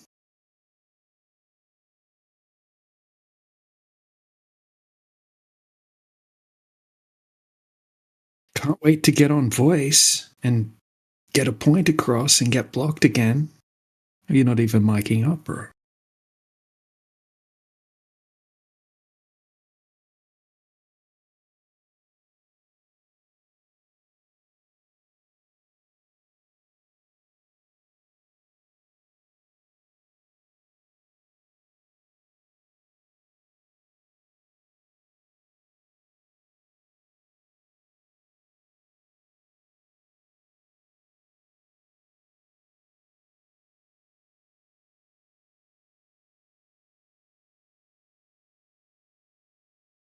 So he's saying that the globe map is wrong? Yeah.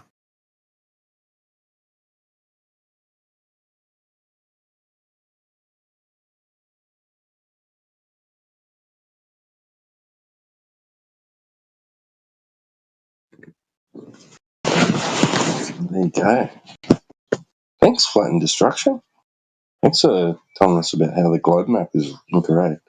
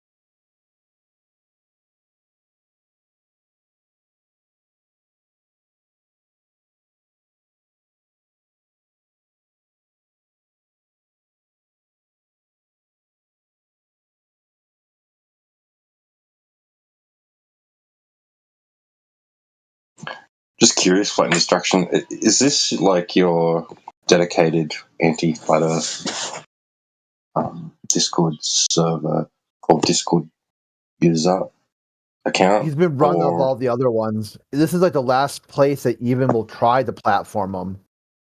Like MDD, Geos, all the other places have just ran them out of there. I'm just wondering because, like, does he go into other like server topics with? Oh, for this server? No, there's nothing he can add.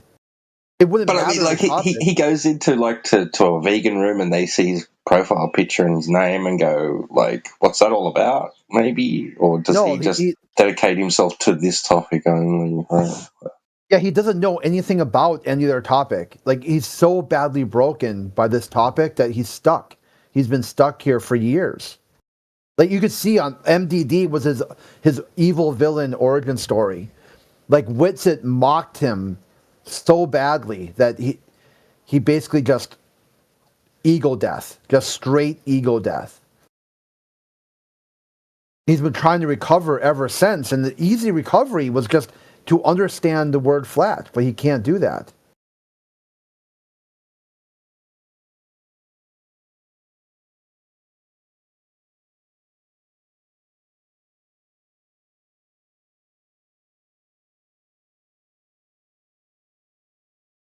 Because I expect you guys to run away again with the mute button. Dude, you self-mute. No one needs to mute you.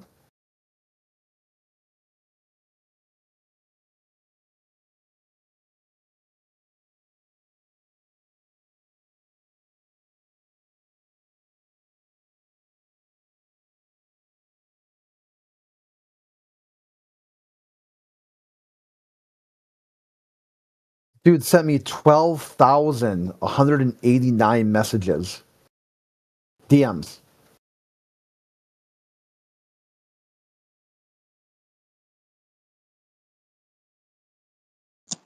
What the heck? Why? Yeah, why would you do that?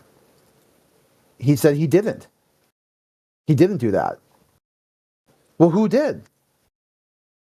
Me, apparently. I sent the messages from his account to me.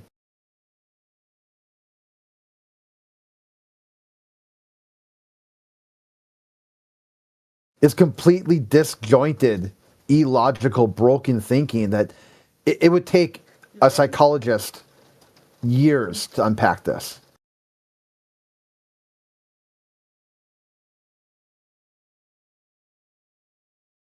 Who's this Buck Sodbuster guy? Oh, that's somebody who's on Indio's. He's been wanting to talk to Indio for some reason from some other social media, Twitter or whatever.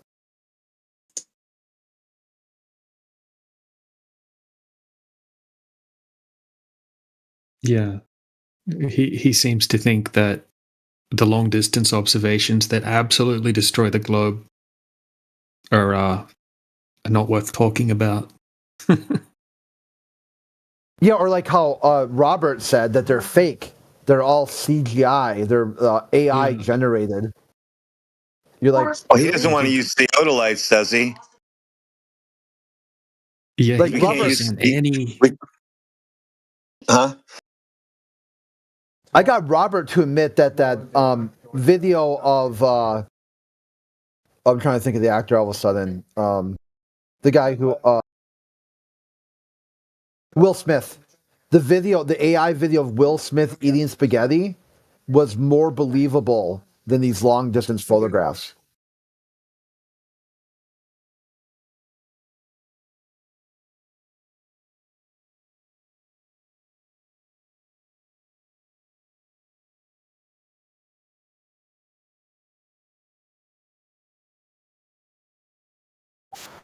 All right, can you guys hear me now? How about now? No. No. Okay. Yeah, y'all can hear me. All right, so what long distance blah, blah, blah are you guys claiming debunks the globe this time? Theodolites. Okay, how do they debunk the globe? Well, because you can only use them about 1,000 yards. Huh? The end. Because you can use them 1,000 yards? That's about the max you can go on them. Yeah. All right. Because and who all right, so that's out. So those are out, dude. Those are out. So we agree. Those are out. Photographs are out. Now what do you got?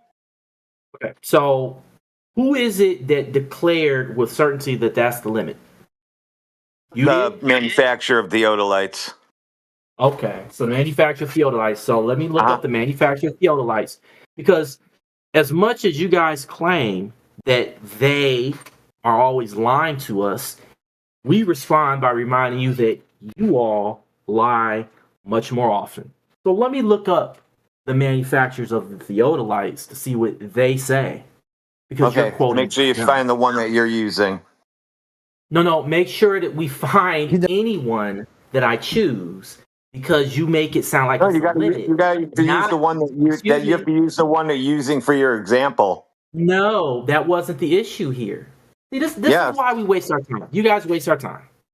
That's why it doesn't even bother me anymore when you mute me. It doesn't even bother me anymore. After what happened 2 weeks ago, I mean, whatever. What'd you do 2 weeks ago? 2 weeks ago, it was me against 3 of y'all, and from your 9 o'clock to 11 o'clock period on the 21st, I beat you guys so bad that you deleted it from your live stream. With what? And it's still deleted from your live stream. Deleted what? Deleted what? Deleted what? So no, we have 2 live streams. Yeah, we have 2, dude. The only thing that saves you is that mute button.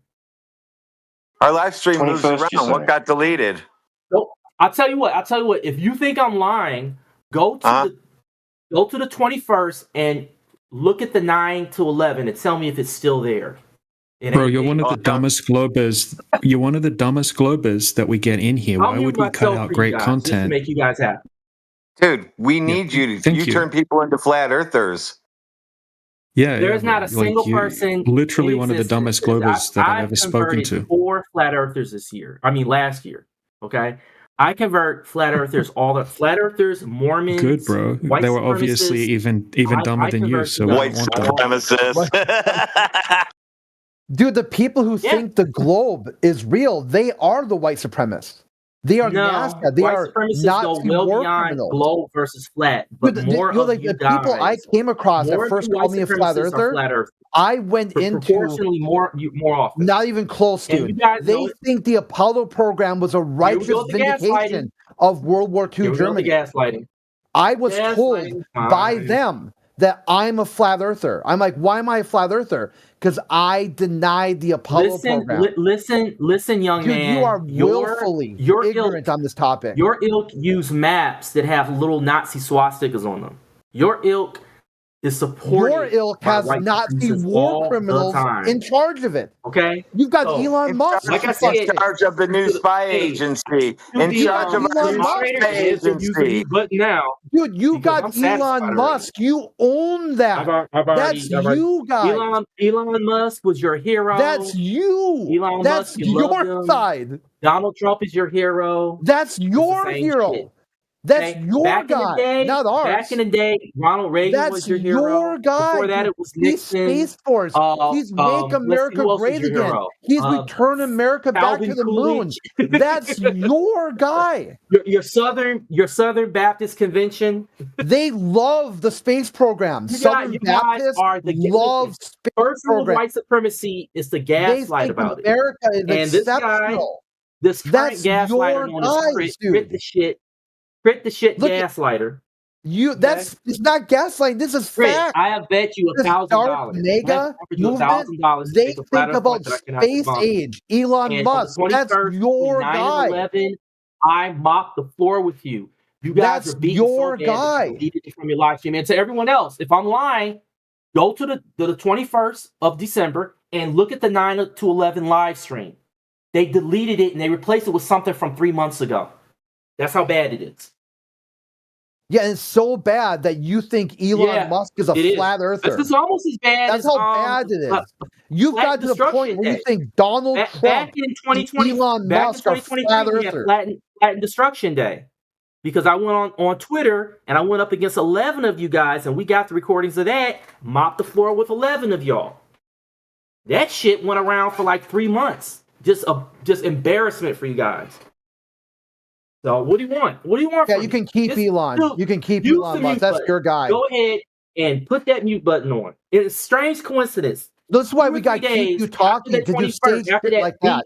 You'll say you guys Elon Musk is left flat earther. Discord and tried to start your own little room. That didn't That's work, the so I best guess you guys came back because I left. I was gone minding for our a own week. business, not bothering anybody, doing our own thing. Listen, flat and you got to earther. go complete Karen I mode. need you guys You to just tell got me to we're going jump to try in this here, again. start This is real accusing easy for the people of audience. being Let's Elon put it to the Musk side. You fans. can talk while I'm talking. That's fine.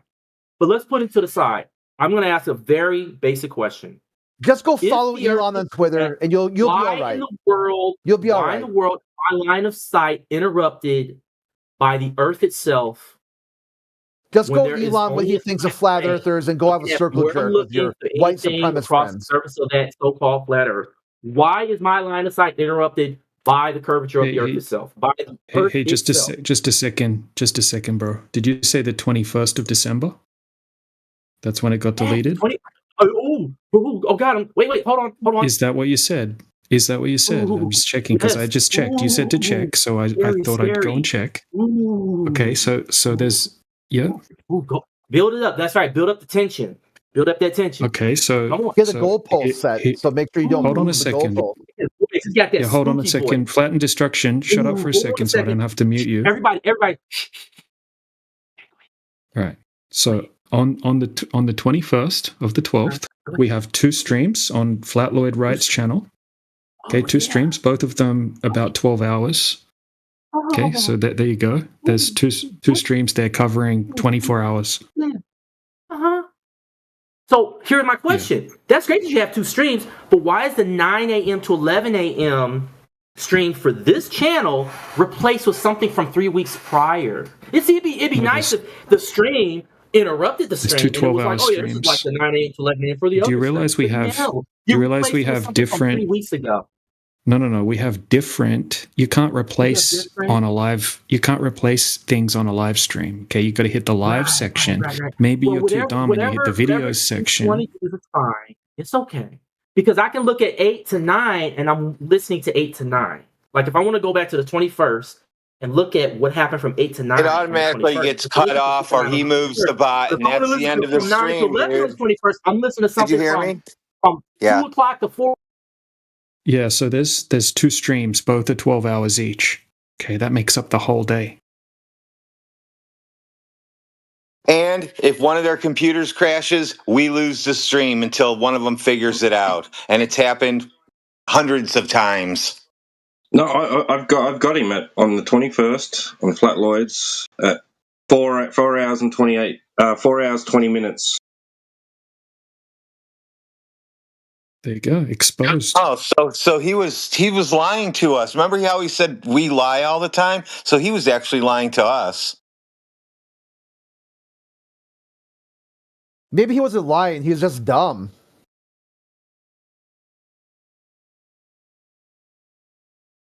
Or his mental break with reality. He thought he was saying one thing, that he hears the live stream is a completely different event.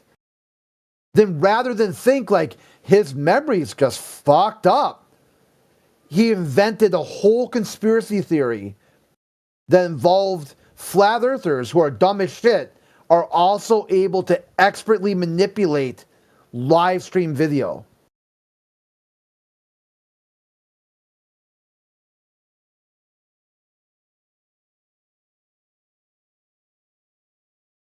Even dumber than Master Debater, for sure. Well, Master Debater, that's a shtick. Deadly, that's like his like. Isn't the timestamp going to be for? Well, which timestamp is he looking at? The one from YouTube or the one that's on the live stream? Because if he's looking at that, it's going to be different for the guy who records it, where they're sitting. He doesn't know about time zones. Oh, that's right. I forgot he's a fucking retard.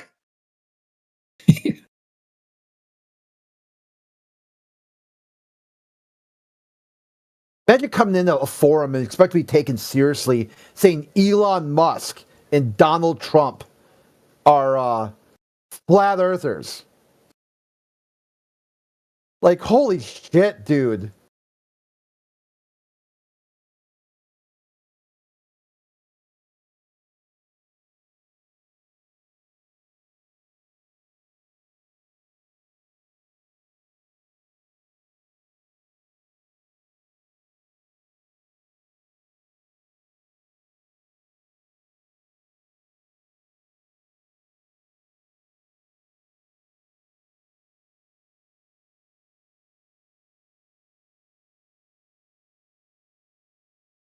Oh, did he get booted?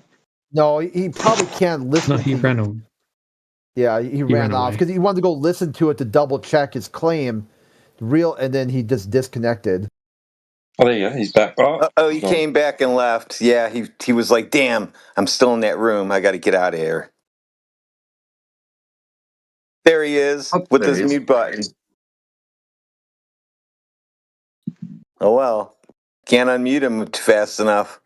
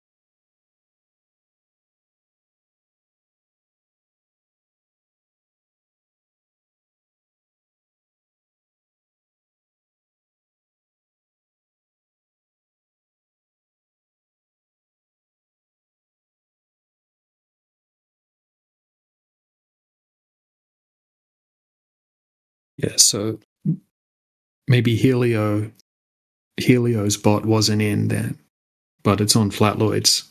So just because it's not on Helio. Well, I think it was, or maybe it wasn't. But it was earlier than that. I didn't take any notice of it that timestamp it that if Helios was in there. But even if it was, sometimes his glitches out or something else happens. I don't know. Guys. Yeah, so you got the wrong YouTube channel, Flattened Destruction. Yeah, it's not on the other channel either. And even if it was, the channel that it was on is that's the channel that everyone knows about. This new bullshit channel that no one cares about. No, we got we've had two bots in here for a couple of years, dude. A couple of years we've had this going. It doesn't matter. Why would you delete it from the one channel anyway? No, nothing's deleted. We always have one bot. He doesn't understand that computers crash. He doesn't understand that these streamers, their shit crashes sometimes. Their internet goes down. Yeah, shit happens, dude. Crashed on the 2 hours that I was destroying you guys. You know what? It was my fault. No, it's not. It's recorded, retard. It's recorded, dummy. It's already recorded. Holy fuck, he's stupid. The dumbest anti-flat earther on earth. Yeah, he's like, well, it's not recorded on the stream that I like, so it doesn't count.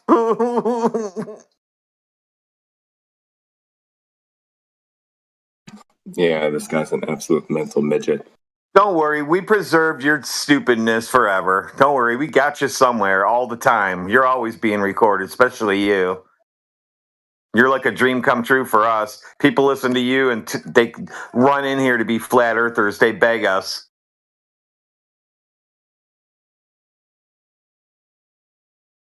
You best be thankful we don't delete our shit when you're on it. Fuck, you make us look bad. Fuck do you think you are? This fucking guy.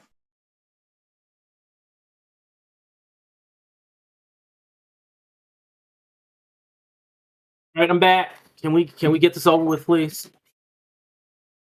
Because this is boring. Yeah, hurry up. Get what over with?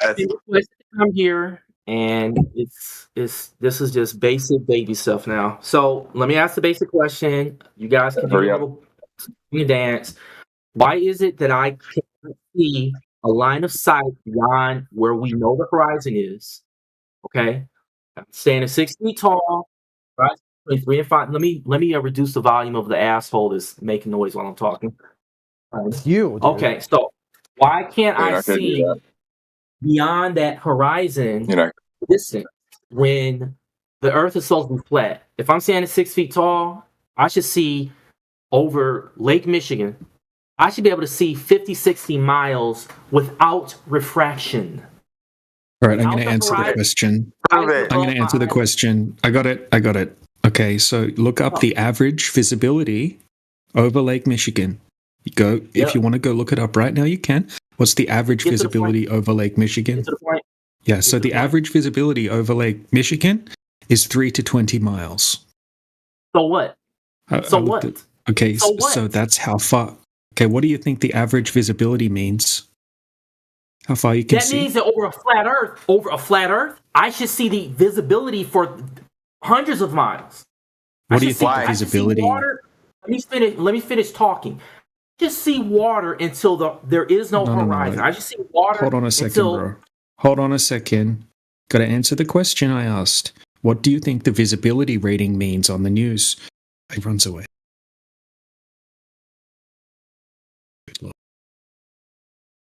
Wow.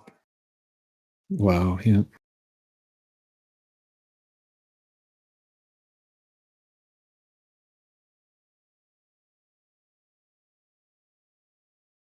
Yeah, you bots can't leave now. This guy's going to keep popping in and out.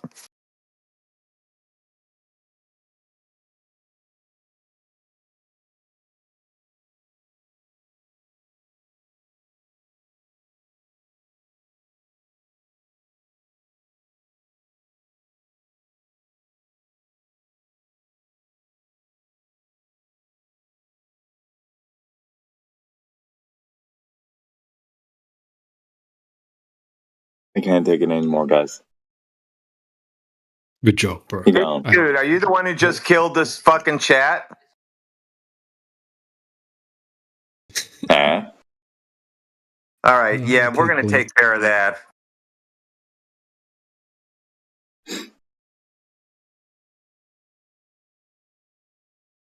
Killed one chat. He left. He killed it.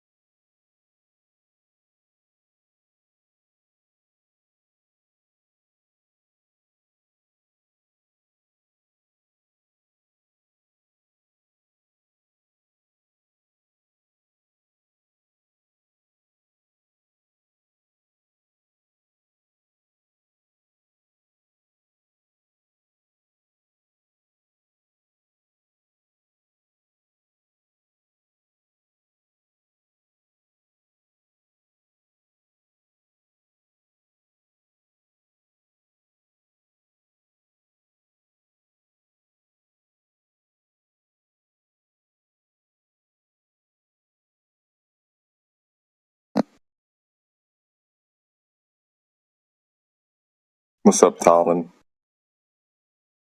You have that theodolite accuracy spec sheet yet?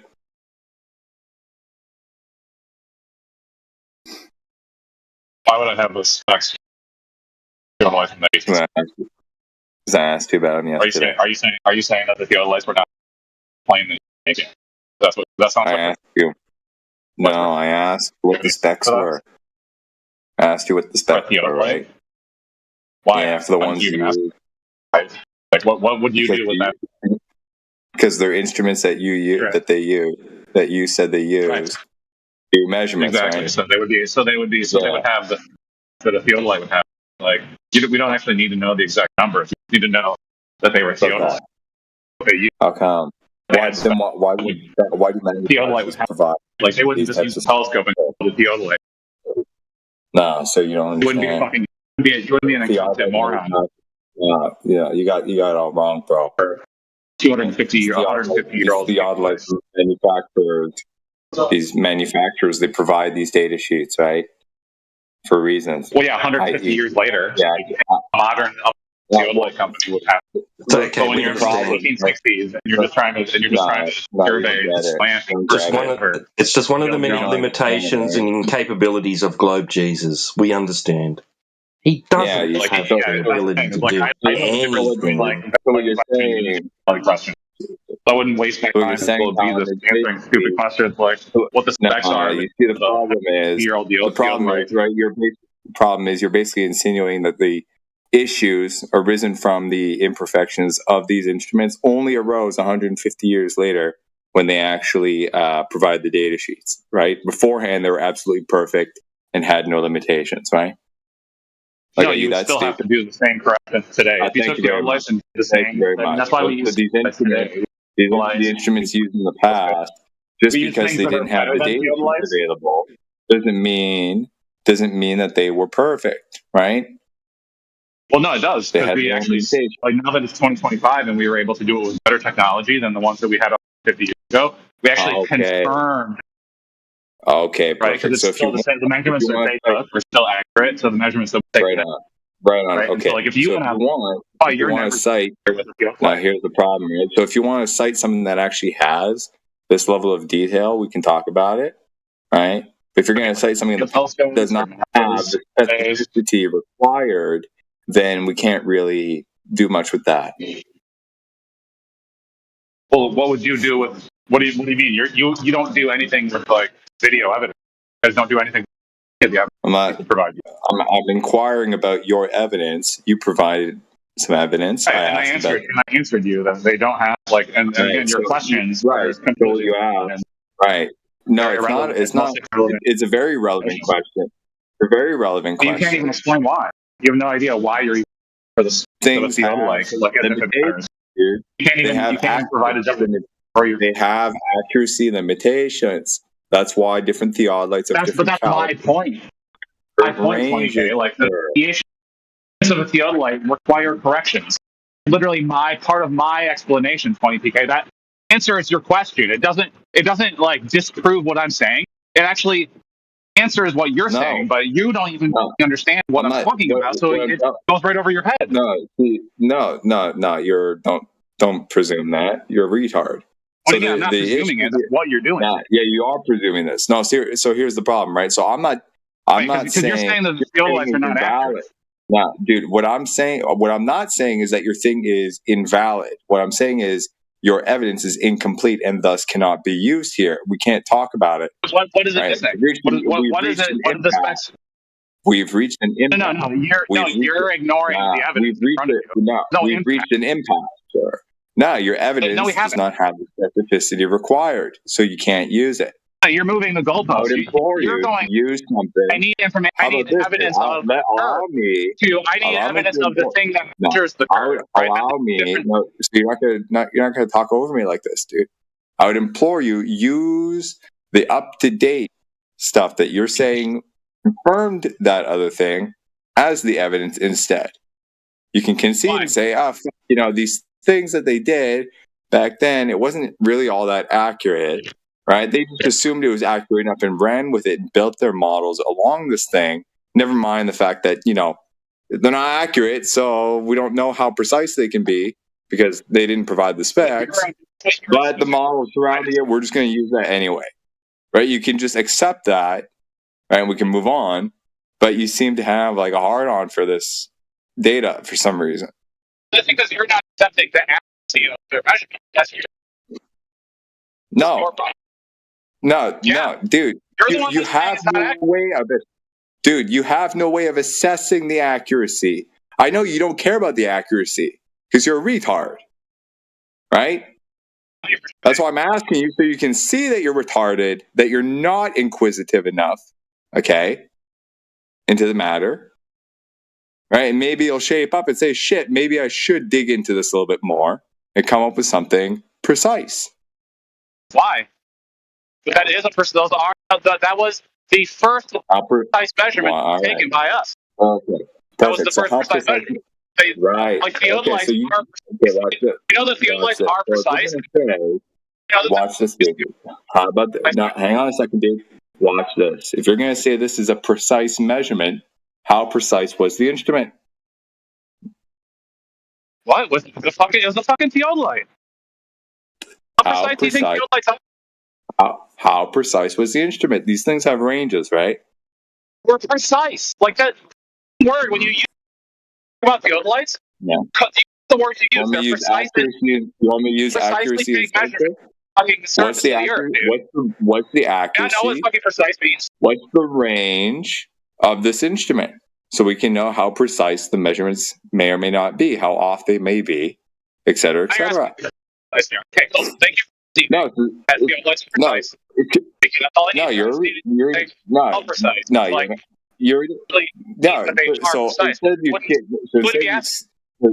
So instead of you skating around the issue, just say you don't know how precise they were. They don't provide specs. They don't provide a maximum range or a recommended range because they can't, because it's a bullshit, old school, Fisher Price theodolite or something. You can just say that, and we can move on. Look at this globe. So this guy, right? He's like, you know how a theodolite works, Globy? We've measured the curvature, in the 1800s or something. This precursor to like the Indian mapping or whatever, right? Or whatever. It's just or whatever, guys. Yeah. It's like, okay, how precise? You totally know what's happening. Yeah, you know how precise is this? How precise is this instrument? How does it work? Tell me how it works. Yeah, who's talking? All right, Nables, you can suck a bag of dicks. Get the fuck out. All right, so this guy, he can't provide the specs for the instrument used in that, whatever you want to call it, that mapping. Okay, so Talon, can you provide the up-to-date one then? And we can talk about it. Please, sir. The U.S. Geological Survey? I don't know. You tell me, man. You said that was confirmed, right? Using a more up-to-date technology. Use radio telescopes and even satellites. Is that what you're talking about? Or was there like a theodolite measurement? The specs of the satellite, right? Because it's harder for you to dodge. You're cutting it. Dude, you're cutting in and out, bro. I can't hear you. I can't hear you, dude. You're cutting in and out. You're cutting in and out. Can you hear me? Oh, hang on. Apologize. Give me like a minute to get inside. Can you hear me? Sounds okay now. Better. So again, because you're really good at moving the goalpost. You're not very good because it's easy to point out that that's all you're doing. You're moving the goalpost. Are they precise? Moving a goalpost, dude. You're like and then I say, well, they're precise. That's what theodolites are for. Is not moving the goalpost, dude. I'm not moving the goalpost. How precise? That's literally like a moving of the goalpost. You go from no, it's not. Precise to how precise. No, it's not, dude. No, if it would be dude, it would be moving the goalpost. No, dude, it would be moving the goalpost if I said something like, "Oh, well, this thing needs to be accurate up to X miles or X meters. And then you say it does. And then I say, oh shit, well, never mind. It's, X plus 10 meters instead. That's not what I'm doing. You haven't even given me a range to which I can adjust goalposts, to try to invalidate your statement. The hell are you saying?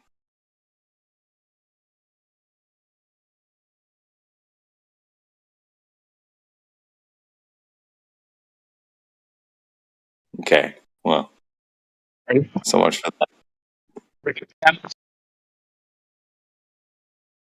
Against side. You're cutting really hard, dude. Give me, just give me 2 minutes. I got to get inside. Yeah, wire up. Yep, give me 1 minute. I will be right there in just a second.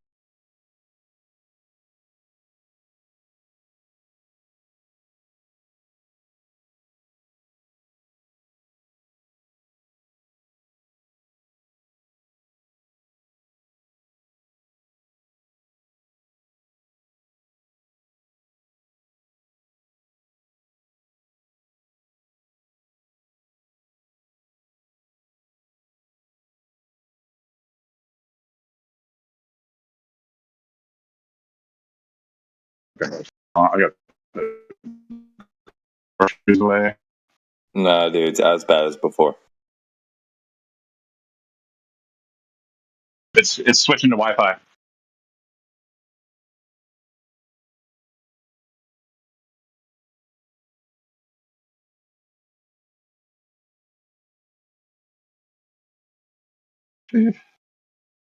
Check. Okay, that should be pretty good. Okay. Hello? Okay, there we go. Yeah. How's that sound? I'll get on my microphone and just got to put away the laundry. You have a different mic than yesterday, eh? Yeah. I'm on my phone. Okay. And then I was just listening to you guys earlier. Okay. And then I saw you mentioned me, so I'm ready to tag in. Okay. So again, like, do you have an issue with the theodolites just because they're old? Is like, do you think just because they're old that they're accurate? Like, you do know that the theodolites work. That's not right? the problem. Precise, accurate instruments. Yeah, you missed it again. It's about repeatability.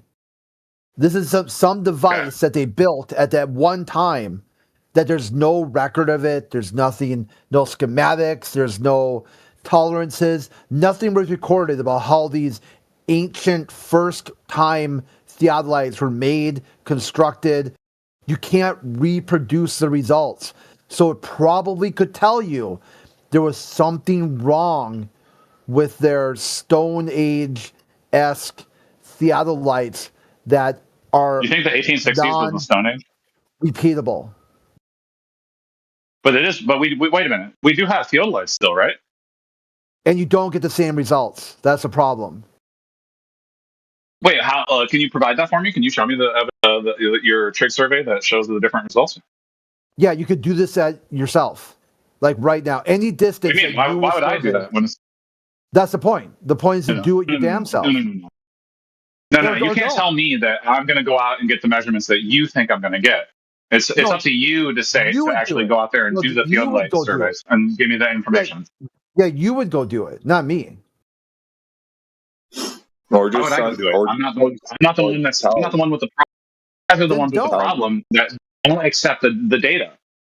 Then accept it. Write it down, accept it, put in your back pocket, and have fun with it. Go about your life. I mean, that's what I'm doing. Taking you seriously because you have a belief system from that you have no idea how they did it. But Crit, you said that today, if we went and did this measurement, so we would get a different measurement. Where did you get that conclusion? Where are you basing that? What are you basing that claim on?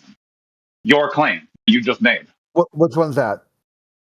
You just said that today, with modern theodolites, that it gets a different measurement than what they got in the 1860s. Yeah, you need to show your work. That's why they've changed the model over and over and over because they can't get the same result. Yes, they have. Well, they got like higher resolutions, but it's the same. It's the same measurement. They're the same shape. Different. They added like what was it?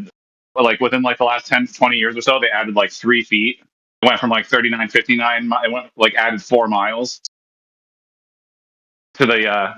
Remember the radius was 39.59, but now it's like 39.63 now. 4 extra miles. So the Earth actually got wider since we figured out the basic radius. So yeah, it doesn't change. It's not changing, right? It's like all we did was add 4 miles to again by 4 miles. Like so out of the 20 out of the radius. What? No. 4,000 mile What are you radius. talking about? That's the difference between the equatorial and polar radius.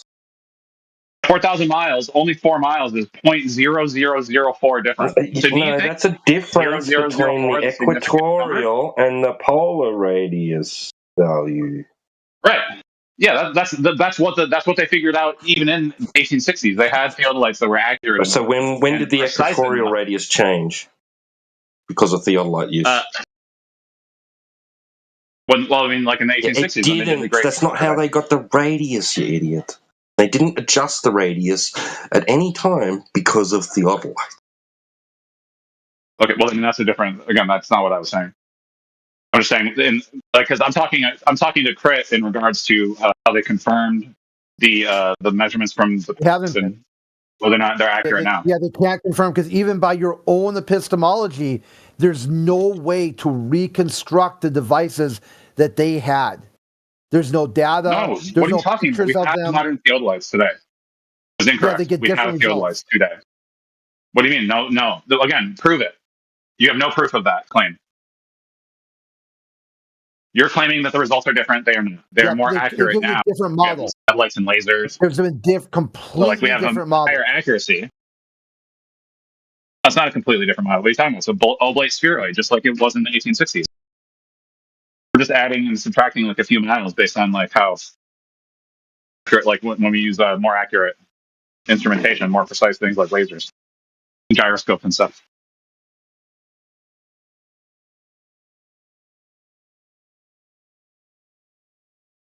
So that's how we know that Eratosthenes was really close, even though he was 5,000 years ago. 5,000 in terms of the curve. How many years? But no, just go with it. Just go with 5,000. You'll be all right. Just yeah, I mean, it's like, who gives a fuck? You know, it doesn't make that much difference. Ancient times. 2,000? 7,000 years ago? How long have we been around? 6,000 years? How old's the Earth? 2,000 years old?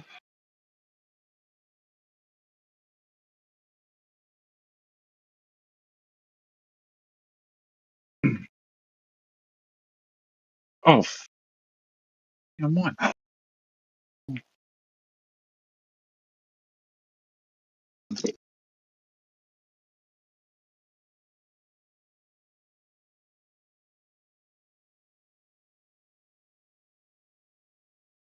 I'll even go as far as you guys can build your own theodolites and then go and take the measurements. And then I'll even and whatever measurements you get, I will believe. You could do that. You go do that. I mean, I could, but I don't really need to. I'm not the one questioning current data. Yeah, then don't. Yeah, right, exactly. Because again, the burden of proof is another model drops when they do like an MGRS like 2028. You're done. Your whole worldview will come down like a house of cards because you think the current model's correct. Beyond reproach. Well, yeah, it is. All right, so as soon as they drop a new model, then you'll be like, fuck. Oh, cool. It's look, it's still an oblate spheroid. How much money you want to put that the model will also be a globe? Look, it certainly won't be flat. We can be sure of that. It certainly won't be correct either. Well, I mean, if you claim it was flat, that would not be correct. Or if you claim that it was a globe, I thought the new model will be a globe. It doesn't matter whether or not 359, if the radius is 3,959 miles or 3,963 miles. As long as it's close to accurate, that's all that's necessary to come to a conclusion, an educated understanding of how the world works and what the shape of the Earth is, which is a globe.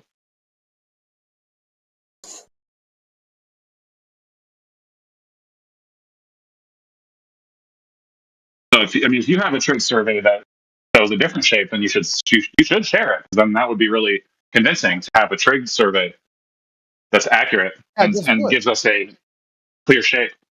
I've already done that. Smallest If possible area. You are welcome to do the same thing. Just do the smallest possible. You're welcome to do the same thing. Yeah, just do whatever area. No, you would want to do a huge area. You can do. That would be bad. Just narrow it down. Even if it's a foot or 10 feet, whatever area you're able to survey based on your limited skill set and ability to like manipulate tools, and just see if you can able to get a triangle that's more than 180 degrees. That's all you got. You don't have to do the whole Earth. You don't got to do the whole Earth. You don't got to do all of India. I've already done. I already have like the trig. You're capable of doing, whether it be a parking lot, it could be a swimming pool, it could be your table. Just whatever you're able. What are you going to do? What are you going to do? Yeah, but Kurt, what are you going to do if I came back with curvature? Like, what would you do? You shit your pants? No, not at all. Yeah, you would. You'd cry and you'd piss and moan. Not at all. No, not at all. You say, "Oh, you're wrong." You say that I wasn't accurate. You're equally as irrelevant then, and equally as irrelevant now. But you can't even handle the measurements that we took from 150 years ago. By presenting to survey people who would laugh you out of the room. What? No, they wouldn't. Yeah, they would. You can just go try. Why? See if it's predicted. Like, okay, hey, all again, these survey so I just want to be clear. You've never done that, right? I did a survey and I got this result. They'd be like, "Who the fuck are you?" "Oh, I'm a professional debater on Discord." They're like, "What's a Discord?" I mean, they're not like Neanderthals, dude. Surveyors do. It's just like when you guys would bring on airline pilots, and the airline pilots would disagree with you, and then you get mad about it. It's the same thing. Like surveyors would come and they would say, obviously, the Earth is curved, and you guys would get mad. Yeah, who did that?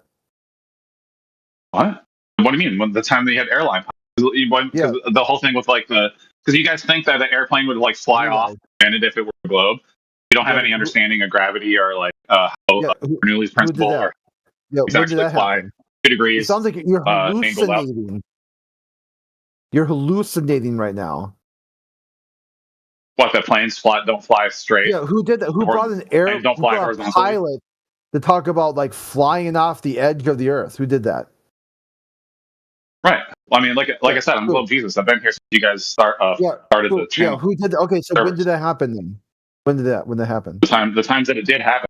Yeah, when was that? Airline pilots did not agree with you. Yeah, where? When? Who? Where? Come on.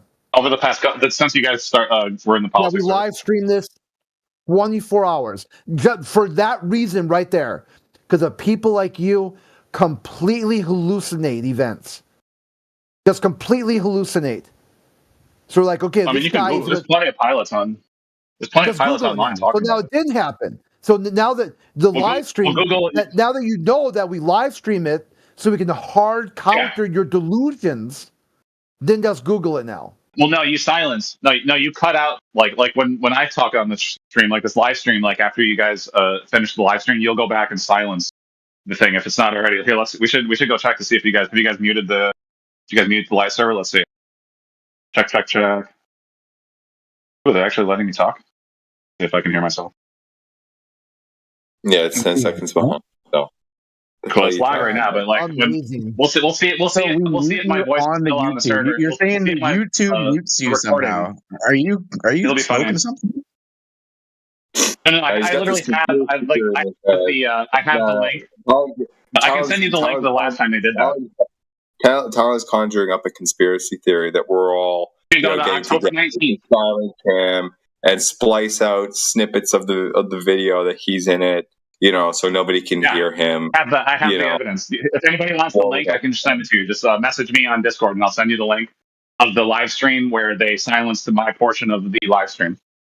It's like a big, huge blank spot, like physical. How would we do that? Like, how would we do that if it's live on YouTube? How is that even possible? No, that's what I'm wondering. But I have evidence, the link to the 1019 YouTube channel where they literally silence me. You can hear them saying like, "Oh, Talon's going to be on," and then it goes dead for like 2 hours, and then it's dead air for 2 hours. I'll send anybody just message me on Discord if you want the link. Send you the link to that very live stream where you guys silenced my thing. Put it in the text chat. You gotta unblock me. Oh, your text. Unblock my chat. Yeah, you gotta give me a chat. Delusions of grandeur that these Globers have today. They think they're so special wow. They got something so important to say that it's going to prove us wrong. We've got to silence him. Get over yourself, bro. Here, say it again. See if we silence you now. Check. I guess I heard that I'm in the live now, but when you go, we'll have to go back and see after the end of the live stream and see if I'm still. Yeah, I mean, since we apparently silenced you, what was the evidence that was so damning that we had to go back on the YouTube and silence you? Then, apparently it was that one was when they were talking. Oh, I disproved the Black Swan because I proved refraction. Refraction exists, and that's what disproves the Straw Swan. The Black Swan is not accurate because it's straw man. Sure. Explain it again then for us in the audience. Since we're live now, and now since you've preemptively said that we're gonna mute this, right? So now we actually have now we're not gonna mute it because you said it, right? We're gonna grant your wish. I mean, we'll see. Like I said, we will have to see. So I wasn't sure, back because it was actually a very good constructive conversation where people were. All right, so you don't have to say how good it was. You can just say it right now since we're live. And because of refraction, it's like the 3 horizon problem where you guys think that a refracted horizon is the real horizon, but it just the actual geometric horizon is closer in the picture. What's the definition of horizon? What is the definition of horizon? The geometric horizon is the distance from the observer to the definition of horizon. What is the definition of horizon? What horizon before we get to adjectives, clarify. Right? What horizon are you talking about? Are you talking about geometric? Are you talking about the geometric horizon or the apparent? Don't add another word in front of it, a descriptor. Well, there's more than one kind of horizon. What is the definition? I'm just asking you what the definition of the word horizon is. Okay. The distance from the observer to the edge of the Earth. The distance. No, I don't want your idea of it. I want the definition. That is the definition. The horizon is defined. Where'd you read that from? Can you post the source for that definition, please? Can you post the source? The viewing distance of the horizon. The horizon, right? The horizon is as far as you can see on the Earth. Okay, go. Just stop for a minute. Go online somewhere. Google wherever you. Just type in definition of horizon and grab it and post it in the side chat. Okay.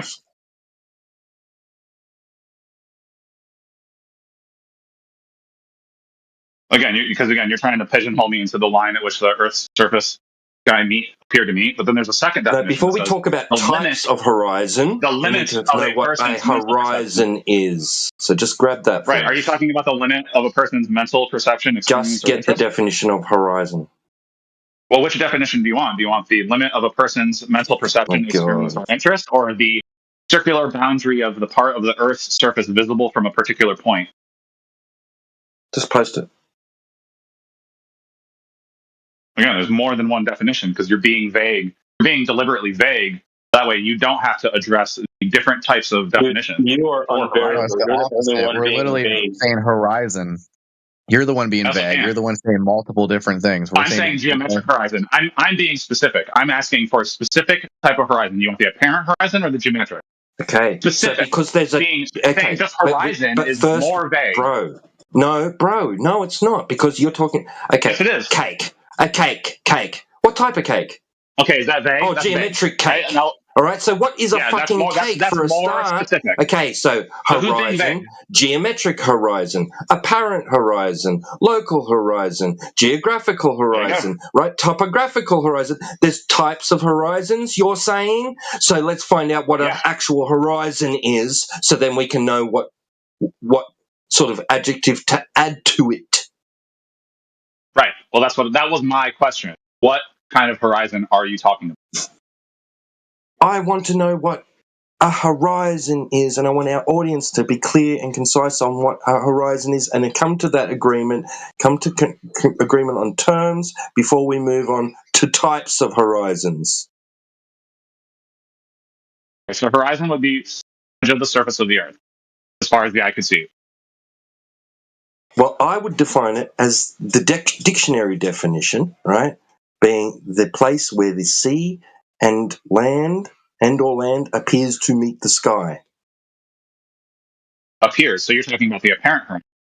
No, that's what the definition of horizon is. When I look it up in the dictionary, right, it doesn't say this is a type of horizon. It just says horizon, place where the Earth appears to meet the sky.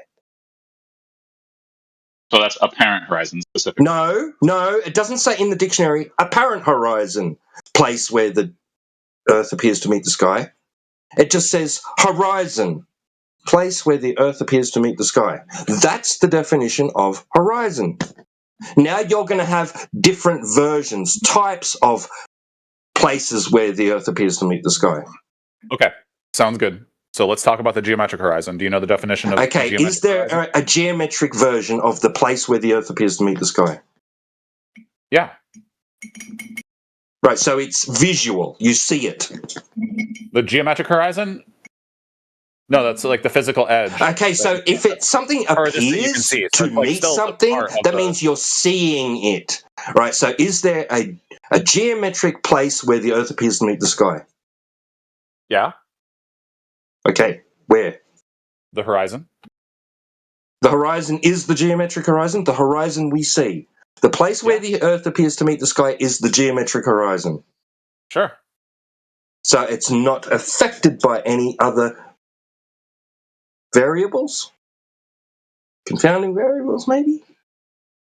So, well, as far as like what the horizon is, like, what do you mean by variables? Like refraction?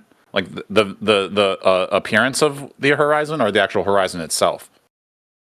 The thing that we see, okay, we're at the beach, we're looking out across the sea, and we see a place where the sea appears to meet the sky. What's that? The sea appears to meet the sky. That's where the sea appears to meet the sky. We're at the beach, we're looking out across the water, we're looking out across the water, and we see the place where this water and the sky appear to meet. What is that? Right, the Earth. No, the place where the water appears to meet the sky. What's that? Right, the horizon. The horizon. Right, is that the geometric horizon? Yeah. That's the geometric horizon. So there's no difference between the geometric horizon and the apparent horizon, because earlier when I described that, you said, oh, so you'd mean the apparent horizon. So now the geometric horizon and the apparent horizon is the same thing. It's both the Earth. It depends on what context you're using. Because they are the same thing. They're the Earth. The apparent horizon is the Earth. The geometric horizon is the Earth. That's creating the horizon. But whether or not you see the apparent horizon, whether the horizon appears to you, or whether or not it is the physical horizon, as in the physical edge of the Earth, of which your eye can physically see, or let's say a telescope, for example, you would be able to more clearly see the geometric horizon because it wouldn't be refracted. But like an apparent horizon is less accurate and less visible because it is refracted by the distance and the light and whatever and the atmosphere.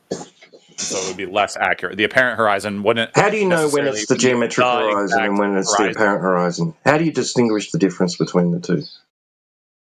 Well, the geometric horizon is mathematically geometric, whereas the apparent horizon varies because it's based on... Yeah, that's telling me what it is. I asked you how to distinguish the difference between them. Right. One, you would need like an actual measurement to get the geometric horizon, and that wouldn't change because that's the physical distance between the observer and the edge, the actual physical edge of the Earth. And how do you get that? The apparent horizon would be... How do you measure that? Well, you calculate it because it's on a curve. So you don't know if you're actually seeing it or not. Curves. So you don't know if you're seeing it or not. Well, like a distance. You don't know what type of horizon you're seeing. Distance to an edge of a curve, you need to calculate. You wouldn't like run a ruler. Do you know what type of horizon you are seeing at any given time? what type of horizon you're seeing at any given point. Yeah, both of them. You're seeing both again, of them simultaneously. They're defined differently because they have different definitions of horizon. So are they the same thing or are they different? Specificity. So they're the same thing or are they different? They're the same thing and they are different. So you haven't heard of the law of non-contradiction? Well, I mean, if you like I said, do you understand the difference? What the word nuance means, and like the law of identity. Right. What do those have to do with the apparent horizon and geometric horizon? How do you know? You think that different type of horizons, or no, there is no different types. There's just the one you just said. They're the same thing. One and the same thing. What do you think the difference is between the geometric horizon and the apparent horizon? There isn't any. There isn't. There's no such thing as a geometric horizon. There's no such thing as an apparent horizon. Well, you're saying that you're the one claiming there's different types of horizons, bro. You're the one claiming there's different types of horizons. My claim is there's just a horizon. That's it. Okay, that's fine. That's up to. That's totally your prerogative. No, that's reality. No one gives a fuck about what you think about the horizon.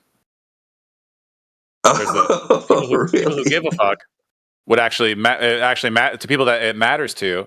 There's the geometric horizon and the apparent horizon. Oh, okay, right. I see. Do you know that your fellow compadre, global compadres, they tell us you never see the geometric horizon. Never. Nobody's ever seen it. Well, that doesn't make any sense because, like, you can see the horizon. No, you can see the horizon. I agree. Yeah, you can only the place see where the sea and or land appears to meet the sky. Yeah. So again, I'm Globe Jesus, so I don't answer to like other Globers. Well, to say that you see the geometric horizon, would imply that there's no air. Right. You can tell them, you can tell them for like that Globe Jesus said that like the geometric horizon. You can see. So sometimes there isn't any refraction whatsoever. Right. And then refraction. You're telling them sometimes there isn't any refraction.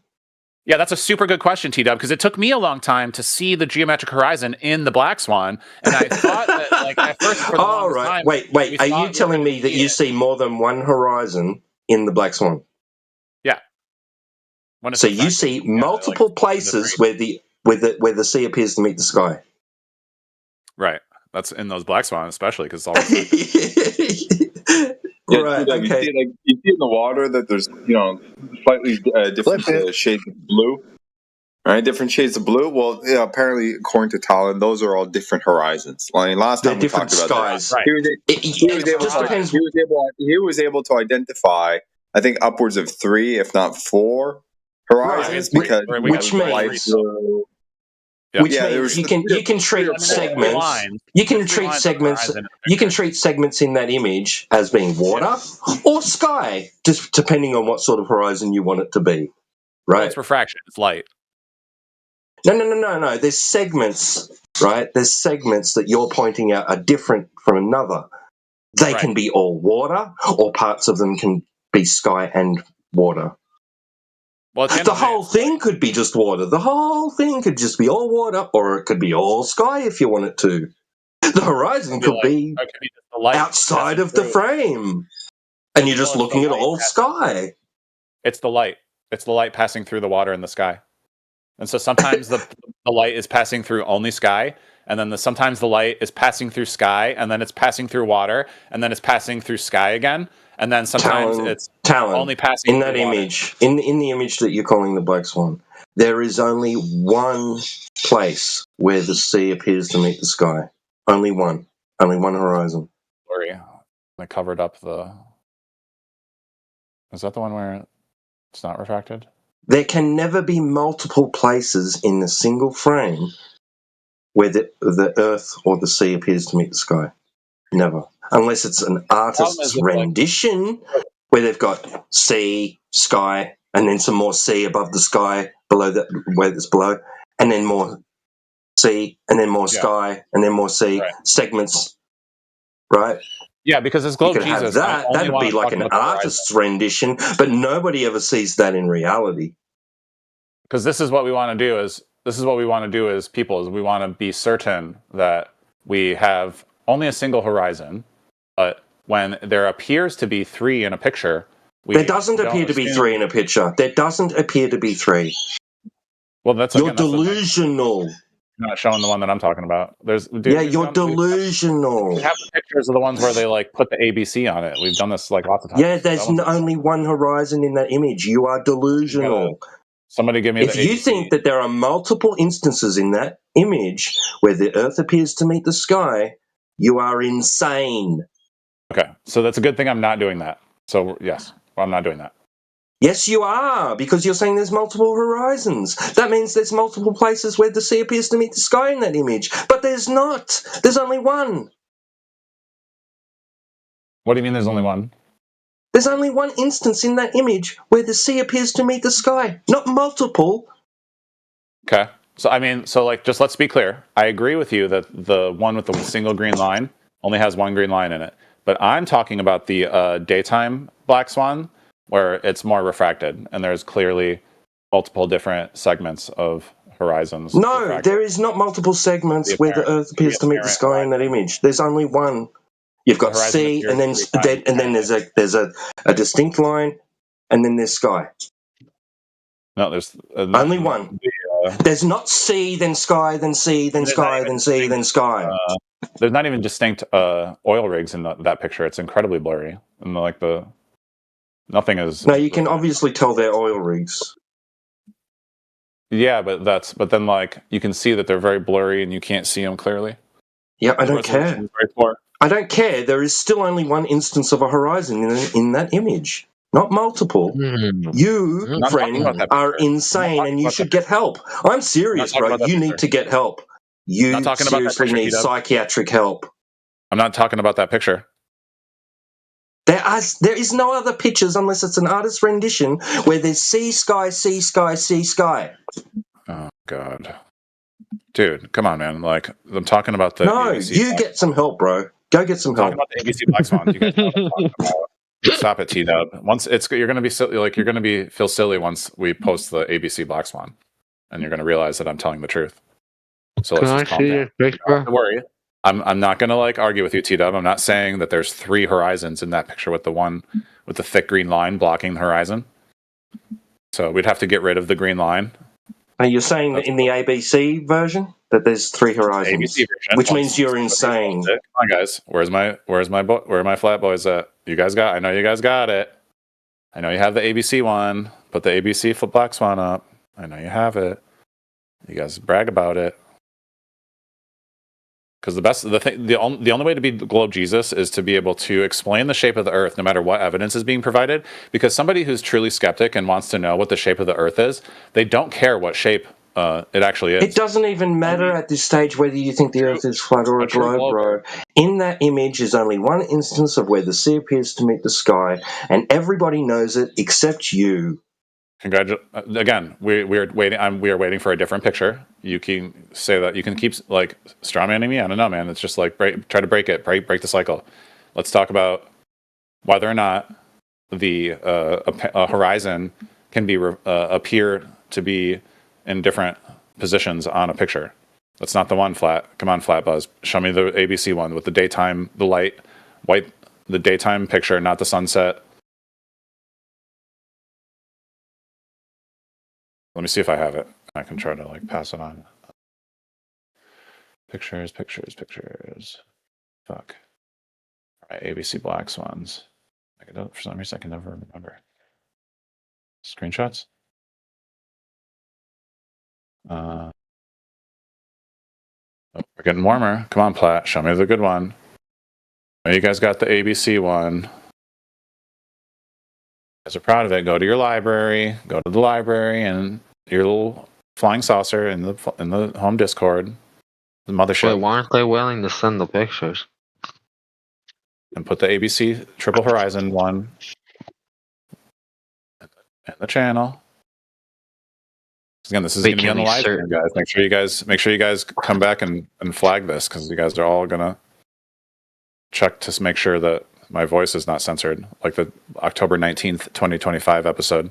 where I was 2 hours are cut from the live stream. We already flagged this. It's already getting deleted as we speak. So, because we were losing so bad. Wait, are they censoring you guys? I already downloaded it. It's fine.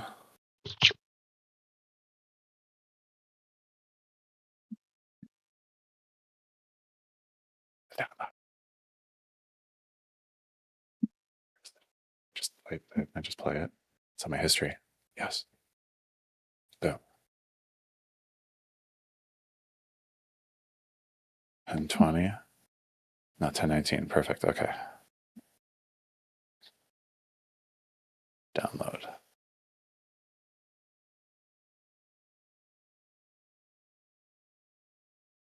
No, it won't let me do it.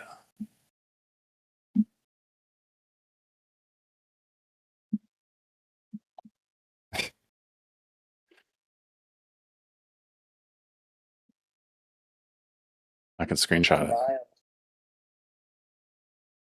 See if I can record it maybe. Unless you're calculating floating points to that model.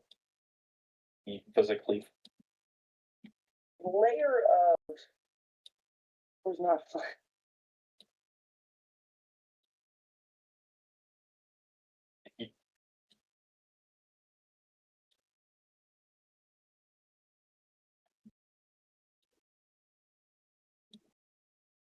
Get the unit.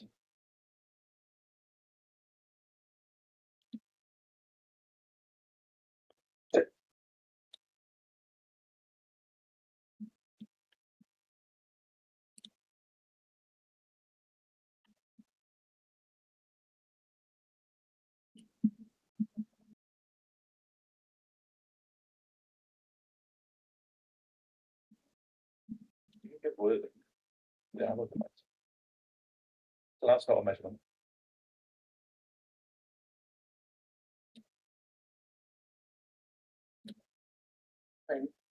In your perspective of it, and you're not going to see a whole indicator of a flat Earth.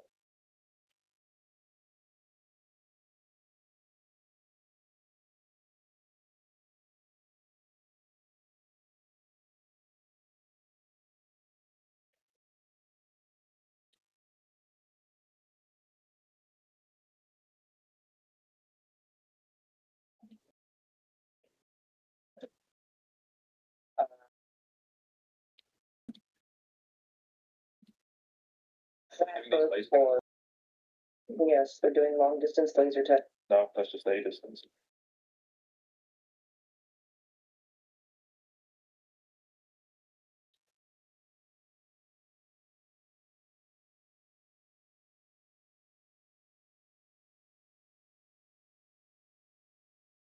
Straight hand censored. I think it was just.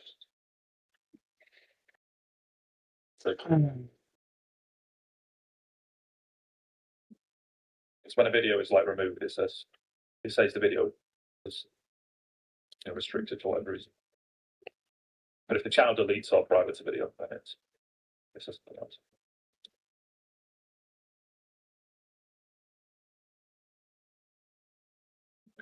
Yeah, I don't think the FE and FE core stands for field engineer. The FE and FE core is field engineer.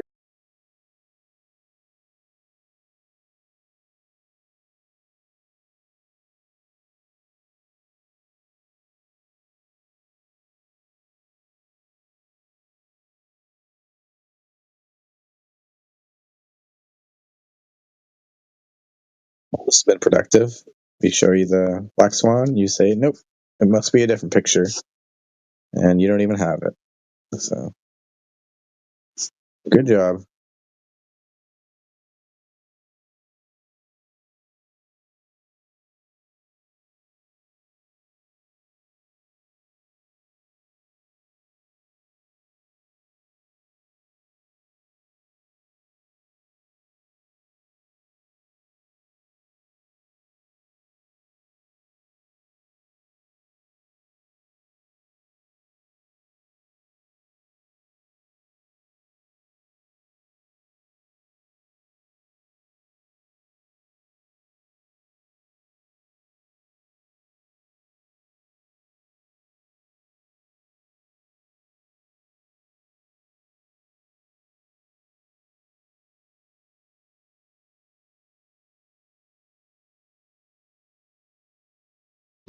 Wait, who's winning right now?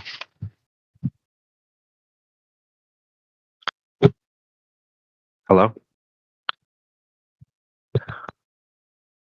Anybody? I don't know. Who do you think? Why don't you give us a brief summary of what you think's happening here? I really do not know. I just joined like 5 minutes ago.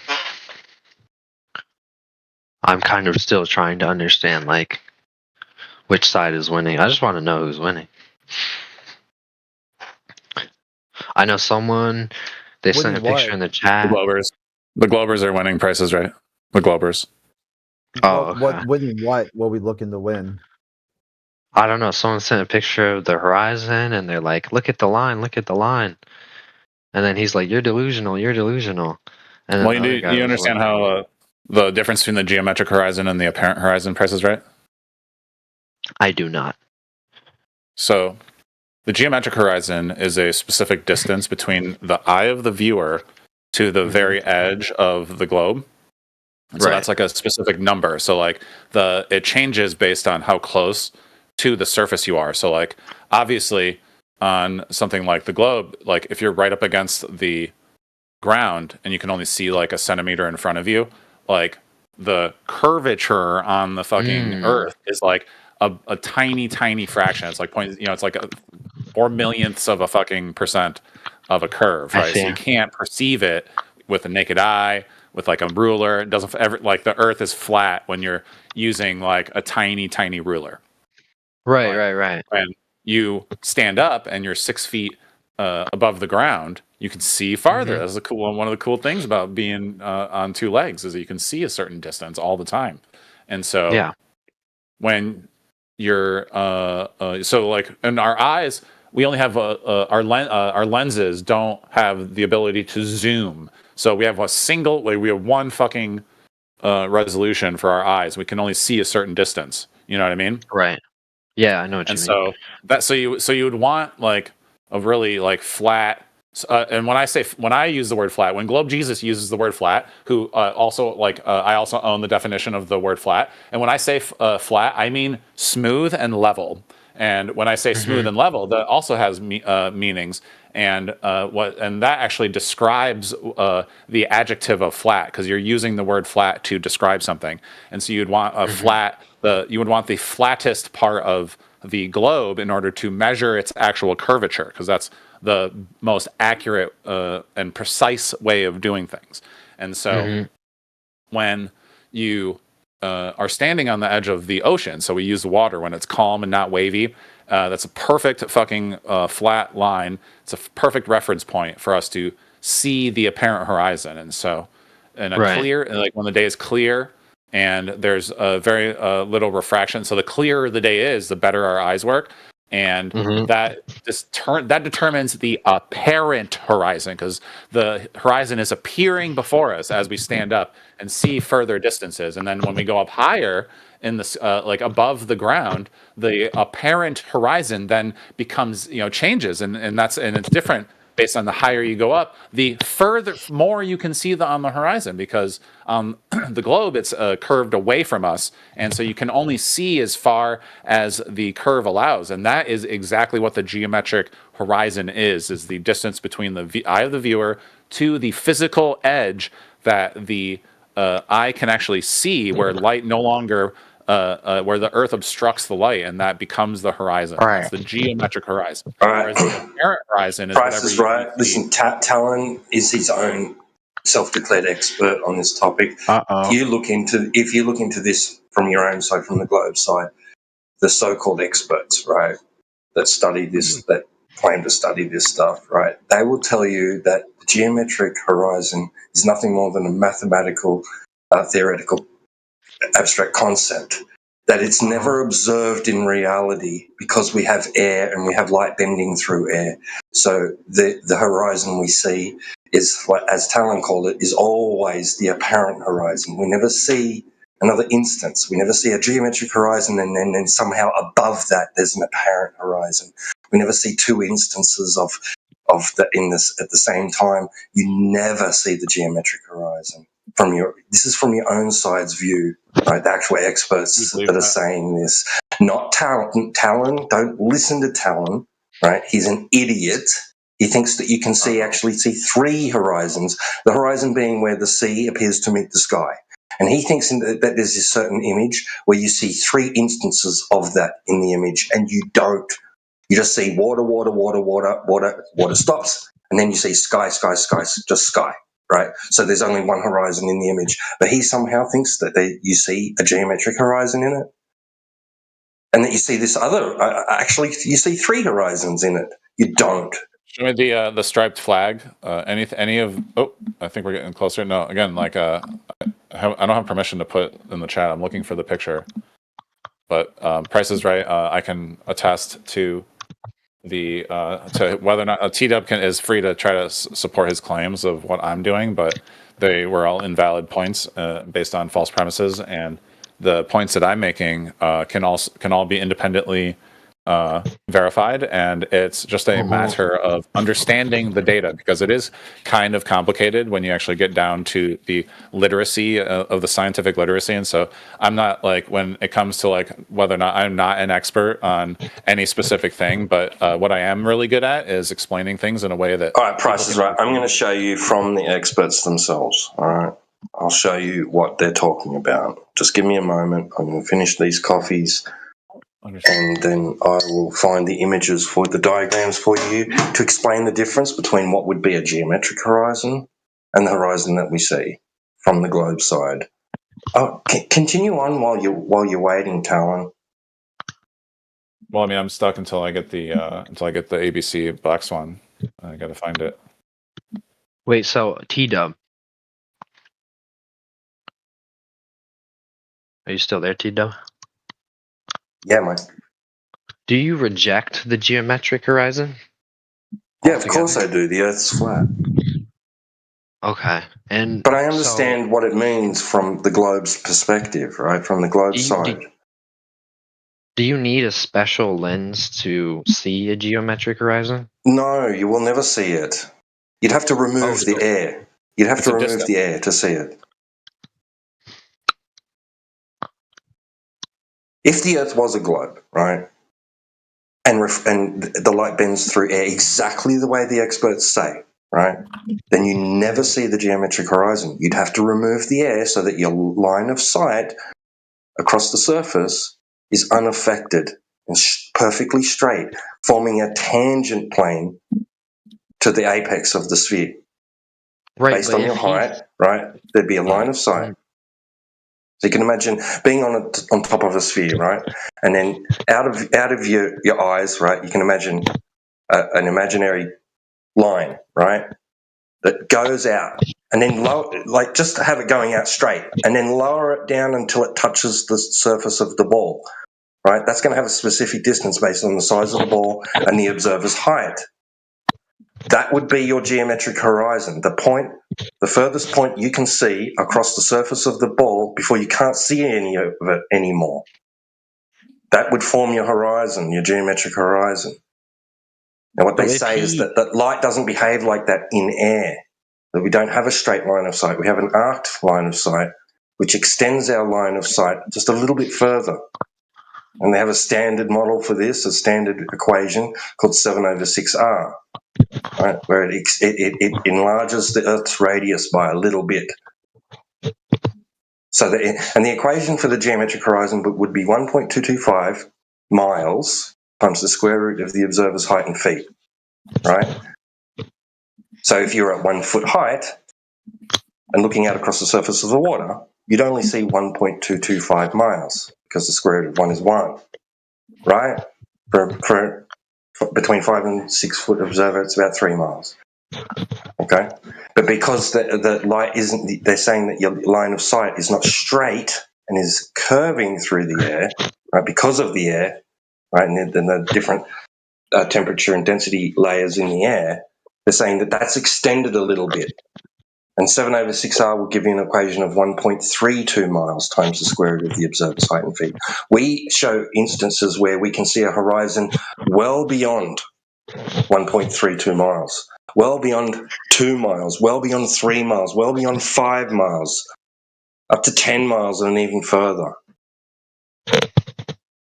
No geometric horizon, no even standard refraction horizon. And this is why people like Talon have to cope really hard when we show imagery that displays these contradictions and claim things like this. I see 3 horizons in that image, which is just absolutely, utterly insane and ridiculous. You don't. How will you react if he sends a picture of 3 horizons? He won't. The Price is Right. I just sent you the picture of the 3 horizons. If you could please share that in the Flat Earth chat for me, please. Is this going to get me banned from? No. No, bro. It won't get you banned.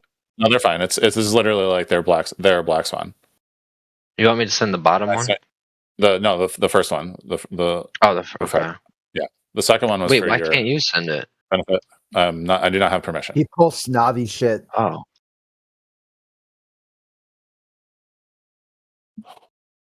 We had to limit his text perms because he does all kinds of. I don't think I have permission. It's because I'm Globe Jesus, and you know what happens. There it is. Yeah. I don't have his own permission answer. either Yeah. to send a picture. If the Earth was flat, how do they engineer I'll send proper it to T-Dub. commercial airplanes?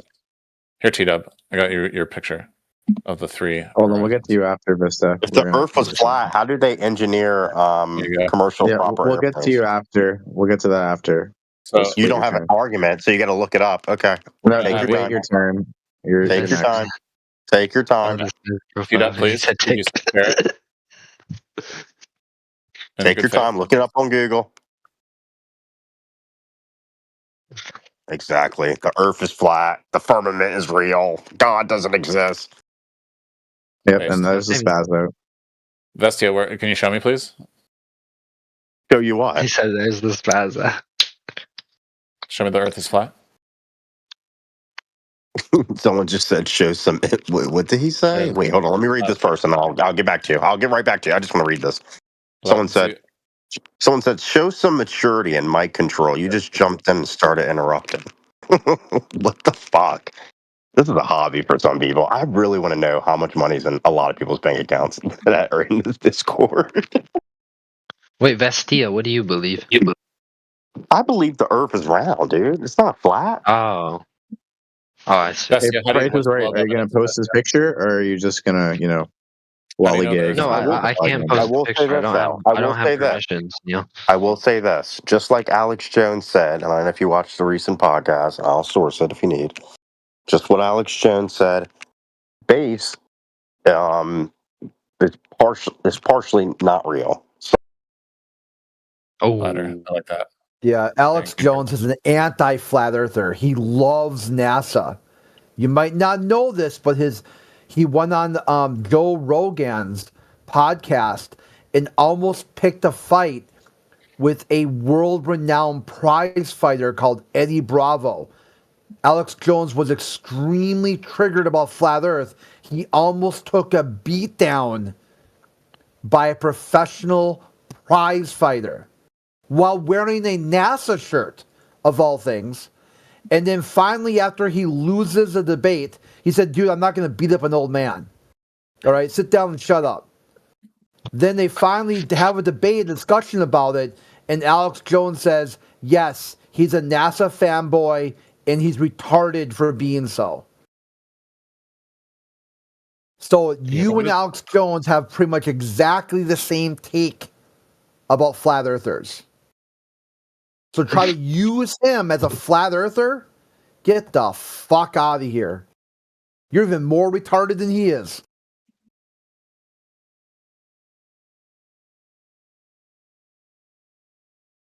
And that's why we have to record this shit. Because these dudes will pretend like these things never happened. Just completely hallucinate crap out of nowhere.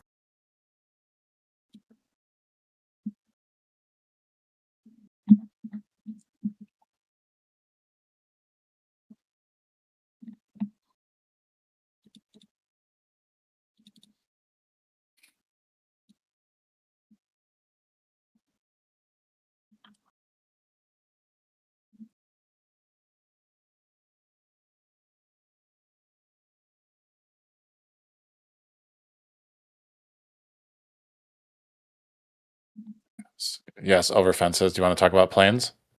How do you think planes fly over a sphere?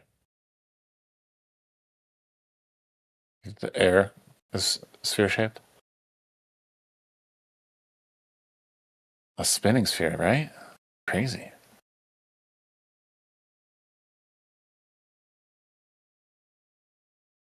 So, I mean, the Earth is only spinning 15 miles per hour, whereas a plane goes 500 miles an hour, like 400 miles an hour, 150 miles an hour or something.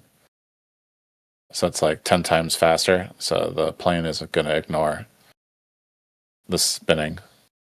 It's like an hour. The difference between an hour hand and a cheetah. You mean like 1,000 miles at the equator? 1,000 miles an hour? Oh my god, my number, don't ever, Globe Jesus' numbers are literally just pulled straight out of his ass. And so you can always fact check Globe Jesus to find the exact numbers, but that's always a given because Globe Jesus is a child of the internet and doesn't like give a fuck whether or not the numbers are real. It's just like a just an off the cuff guess. And the thing about being Globe Jesus is the ability to say, just take the fact check. So if anybody fact checks Globe Jesus, they will then be the citation for that. I will then just say whatever the number is that someone shares with me because I believe, because all Globers are, we're all the same. Well, we all have the same facts. But like talking about the weather, like I can talk about why the Earth's a curve, whereas like nerds talk about the 3,959 fucking mile radius, and like that's nerd shit. Globe Jesus doesn't fucking do nerd shit. That's what I'm saying at the end of the day. I'm fine with nerd shit. You guys, that's why I just wait for the nerds to do the math. Globe Jesus just says it's a globe because it's a globe, right? Globe Jesus. No, that's the circular. That's a circular logic. I don't think it's a globe. Right. So you don't look at facts, and you just agree with all of the globers. Yeah, I accept the facts that the globe is a globe. We take the globe as our Lord and Savior in our hearts. Wait, what? What facts? That's what Globe Jesus is. What is a globe G-bus? Yeah, I'm Globe Jesus. Jeebus. He's saying Jeebus. Globe Jeebus? Yeah, what is that? Globe Jeebus. I'm Globe Jesus. Is this like what flat earthers call? I can explain the globe at all times. Heads? Like what you were talking, like you were asking about who's winning. Wait, you are the Globe Jesus? Yes. So Jeebus. You're the one. Yeah, I can answer any question that you need. Jeebus. Is anything about the globe I can explain in a way that you can understand. A G-bus. Yeah, are you undefeatable by all flat earthers? Correct. Because we're all global. Right, you can explain, but you can't actually demonstrate it in reality. I can explain a globe all day long. I can explain fairies. But can you actually demonstrate it? That's what I like. See, at the end of the day, like we all are united on the globe. And wait, is Neil a flat earther? This dude is just regressing at this point. Yeah, I love all my children. All my kind of broken. Yo, fucking Globe Jesus, shut the fuck up, please. Well, I just want us to all understand and agree and actually have like a mutual understanding. Globe Jesus, we want to see direct measurement of curvature. Hell yeah, bro. I'm gonna send it exactly. So you take a theodolite and you take triangulation measurements. Oh, a theodolite. Here we go again. Fucking theodolite, bro. Understand how theodolite works, Vintage Bait? When are the globies going to get a like we've heard the theodolite, we've heard the laser. Get a new big yes, globe. Bro. We know what a fucking theodolite is. Why don't you tell me how a theodolite works? Direct measurement of curvature. Well, okay, so how? Yeah, they don't. They can't give that. Okay, well, wait a minute. What do you mean direct measurement of curvature? Because that sentence has a contradiction in it. When you mean, because like if you want to be vague and you're saying and you're actually saying calculating curvature, that's fine. Direct measurement of curvature, please. So like directly measuring curvature is like trying to like measure infinity. Okay, well that's what you need to do. So you can't ask an impossible question. It's like saying like, can you go to a black hole and like take a picture for me? It's not impossible. If you have curvature, you should be able to measure it. I volunteer, guys. It's not going to tell us anything. That will tell us that there's curvature. Define a direct, like an example of a direct measurement of a curvature. Just any curve. How do you directly measure that curve? vintage. You look Why at don't it. you tell us? You don't.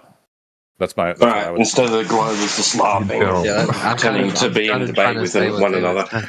So So Price is has right. calculations. Just shut up, guys. Shut up, guys. Shut up. I'm going back to Price is Right for a minute because I promised him Yes. something and I'm delivering it.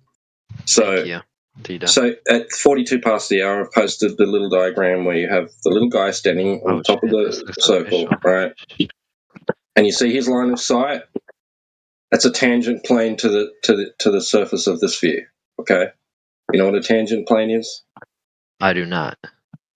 Okay, that's of just course you going to be where a straight line or plane meets a curved surface or a circle at one point, does not intersect it.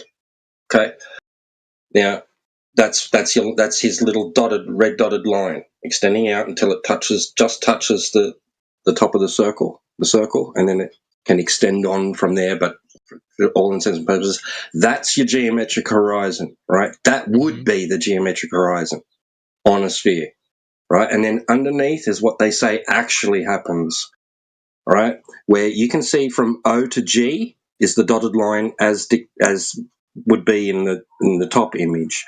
But what they're saying you see is not OG, it's OH. You never see OG. You see in the bottom diagram? You got the O at the top, and you got the line extending from O to H. That's what they say you see in reality on the globe. An arced line of sight which extends past and beyond the geometric horizon, which would be O to G. And for your benefit, if you want to double check that, I've posted a screenshot from the website where I got the bottom image, the bottom diagram, and from their page called Refraction Considered Simply. Okay, where he explains why you don't see the geometric horizon. Would you see the difference between like the? Well, I mean, like you can still like see it, but like it's not. It's a distance, so you can't like see the number, like the actual like physical number. But do you see the difference between like how there can be more than one horizon because the light shining like right off the edge of the geometric horizon is gonna you want to see sky above G. And then like the G won't appear to be a horizon. You might be able to see G, Talon, but it won't look like a horizon because beyond G will be water or land. Well, it's no sky. No sky. The only I'll grant you this. There may be very rare instances where miraging and other optical effects can make it look like you're looking across the surface of water and then there's a reflection of the sky and a section of the water that is reflecting the sky, making there appear to be a horizon. And then that may end at a certain distance beyond that where the water starts again and then you would have another horizon. At the most two horizons, apparently, but you could very obviously see that it's just miraging. You would see obvious miraging effects. All right, it would be very obvious to you. Did you get my message, T-Dub? I sent you a message.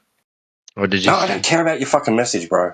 Well, it's got the picture that you said that I don't have. I've actually guys. I just want to for the record, I sent the picture that T-Dub said of the Black Swan, and he won't share it to everybody so that we can talk about it. I would like for you to please share the picture that I shared with you, T-Dub. It's literally your evidence of the oil rigs of the Black Swan with the 3 horizons on it.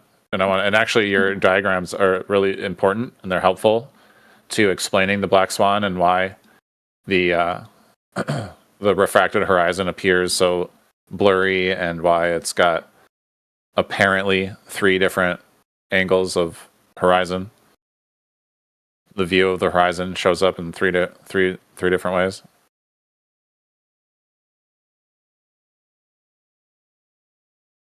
There we go. Yes, the ABC Black Swan. Thank you, Platter. Okay, Price is right. You said you wanted to see the ABC Black Swan. This is the ABC Black Swan. So I the see. cool thing, Okay. so if you look at going on his diagrams, it's perfect. Like, because we understand the concept of the geometric horizon. So whether or not we see it in the picture is kind of beside the point. But when you actually look at the like where the horizon is, C would be the geometric horizon because that's the one that's closest to you. So like physically, it's the one that. Are you now saying that you don't see a geometric horizon in that image? It's going to obstruct your view at the very beginning, like because no. Hang on. You said you see it in the image. So it's right? Yeah, because that's what the ABC is for. Is it points out the geometric. No, it's horizon. not. No, it's not. That was never the intention for the ABC. That was never the intention of the ABC. Never. You invented that part. Right. That's what I'm saying. I'm Globe Jesus. I created the ABC. No, you didn't. We created the ABC. Somebody from our group did. They're stuck on A being the only horizon, and that it's somehow behind the oil rigs, and that disproves the. You just admitted that you don't see any other horizon in that image. Don't be an asshole, Talon. I didn't say that. I said the geometric horizon is C. Yeah, no, it's not a horizon. It's not a horizon. You said yourself that would where it would be. Geometric horizon. Which is wrong, which is completely incorrect anyway. I use the definition of the horizon meeting the sky meets the water. Like that's you started this off with Price is Right by saying, even though we don't see it in this image, don't worry about that. C is where it would be. So you're admitting you don't see another horizon. There is only one visible horizon in that image, correct, Talon? That's yes. There's only one visible. No. There's three apparent horizons in the image. That's what the ABC is for. But there is physically only one. No, now you're being disingenuous. Now you're being disingenuous. Depends on which context. Now you are being disingenuous. Because there's only one horizon, but when it's refracted, you are about to be honest, Talon. I had hope for you because you said yes and then you reneged. You are about to be honest. I'm Jesus. So, like, I get to answer those questions accurately. No, you don't get to be dishonest, Globe Jesus. I'm sorry, Globe Jesus. It's going to be the way it is. I don't believe in you anymore. I don't believe in you anymore. I'm sorry, Globe Jesus. I love the name. I'm a Globe Jesus atheist.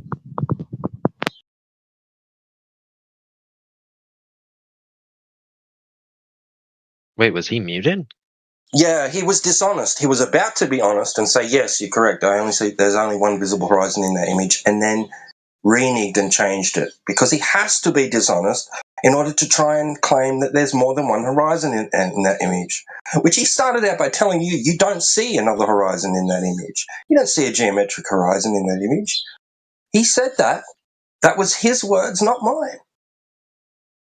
He said C is where it would be if you could see it, right? But you don't see it. You only see one horizon in that image. There's only one instance in that image where the sea appears to meet the sky. Where would you say it is, Price is Right?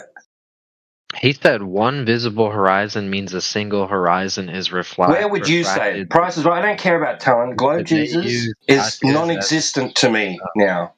I want to talk to you. Where do you think, in that image, where does the sea appear to meet the sky to you? Is it A, B, or C? That's a good question. It's a really good question. I don't know. I'm going to leave that up to you guys. I really do not know. No, dude. Just be honest with yourself. No, I don't know, guys. I don't know. You don't know? That's kind of disingenuous. I do not know, guys. Well, I just want to listen. I really don't want to be involved with that.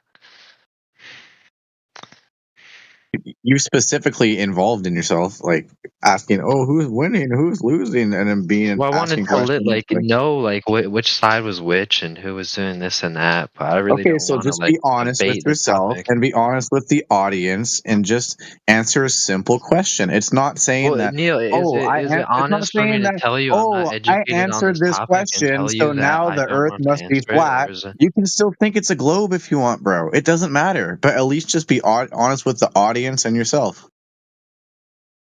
But is it honest for me to tell you I really Because listen, I'm asking you a specific question. I'm asking you, within that image, where does the sea appear to meet the sky? Obviously, there's distinguishable water and distinguishable sky. Where do they appear to meet? Would it be at the line A, or at the line B, or at the line C? I believe Globe Jesus.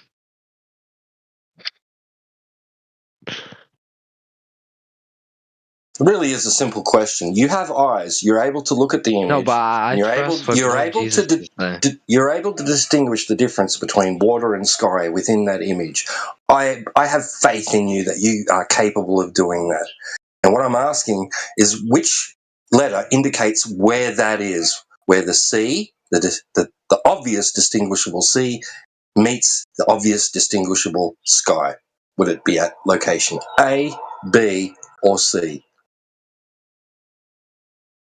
Okay, let me look. I'm gonna look at this thoroughly. Okay, so I give you guys the one that makes the most sense. Okay. All right.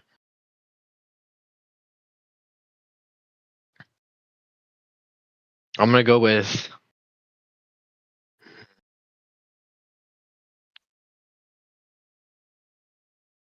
Are you still with me, T-Dub? Yep. Cause I'm about. Okay, I'm gonna go with C. Going with C. All right. Okay. You might want to go have a read of some literature, learn what a horizon is, maybe. Maybe go get your eyes checked. Book in with an optometrist. That may be the issue, because that's incorrect. Wait, why is it incorrect? Because that's not where the sea appears to meet the sky in that image. But isn't C the clearest view of the horizon? And it's not refracted at all? No, that's not where the sea appears to meet the sky. Beyond sea, above sea, is more water. Not sky, more water. Might be a different shade of water, but it's still water. But what if it's just a not? mirage? It's obviously not sky. But what if it's just a mirage? Because it does look kind of hazy. I don't care if it's a mirage. We're talking about where the sea appears to meet the sky.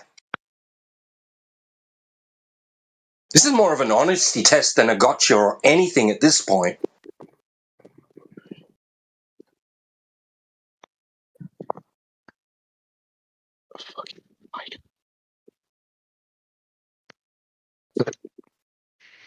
This is fun, guys. I like this.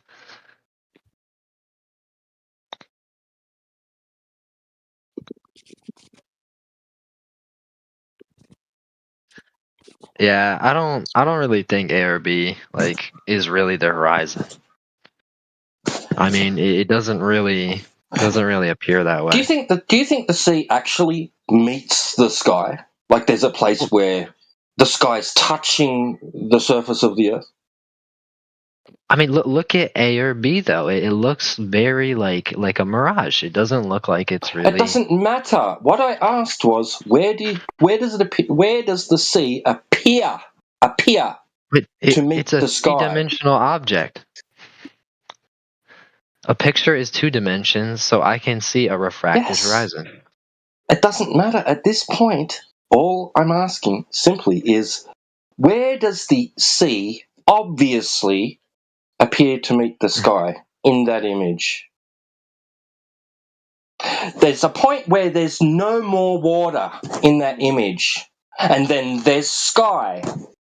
Do you understand? Going from the bottom up, right, and filling the frame from the bottom up like it was a tank getting filled with water, the water stops at a point in the frame of that image, and then there's sky, and only sky, for the rest of the frame. Where is that? Okay, I kind of understand what you're saying better. Okay, let me look at this again. Okay. I think I'm going to go with C again. I think that makes sense. All right, you just go with C and talk to someone else. What? You asked me for my opinion, though. No. Is that wrong? I didn't ask for an opinion. That's what I see. No, it's not what you see. You're just dishonest. Sorry, I can't talk to you. And then A and B are just like blurry a little bit. Why don't you and Talon go and join your own little room and go fuck yourselves? How's that? Why did you insult me? I just want to listen to you guys.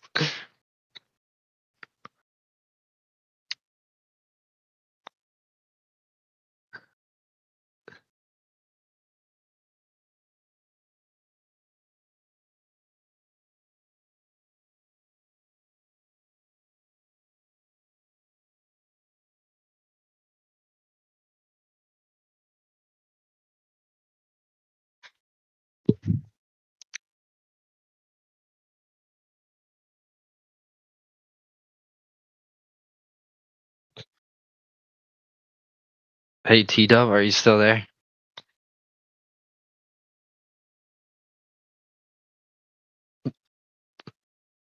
T-Dub?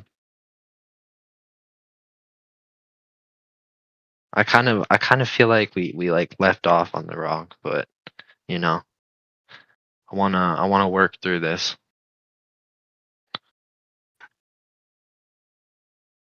Come on, man. I really care.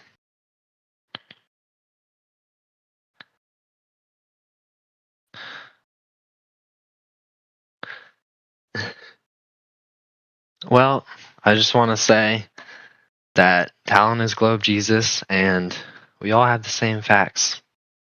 And you know why? Because all Globers are a hive mind. We all live on a globe.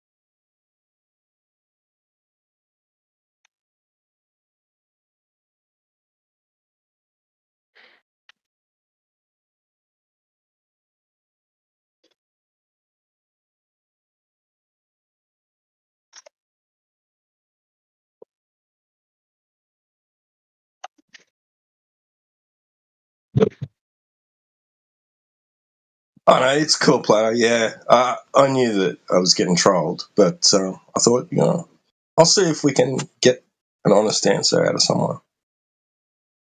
It was entertaining.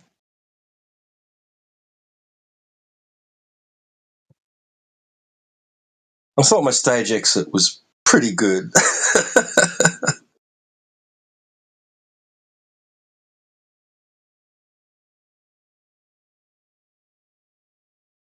Apologies to any parents out there who may have children listening.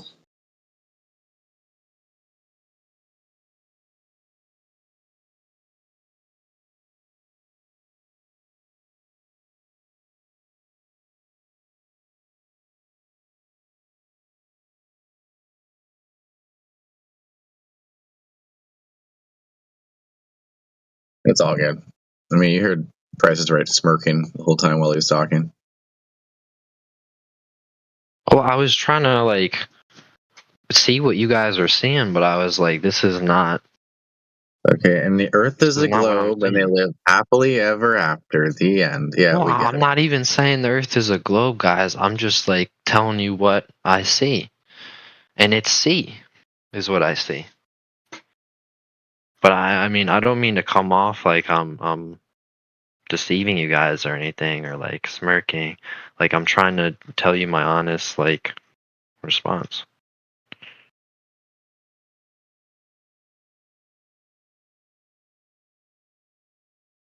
So I do apologize if I came off that way, guys.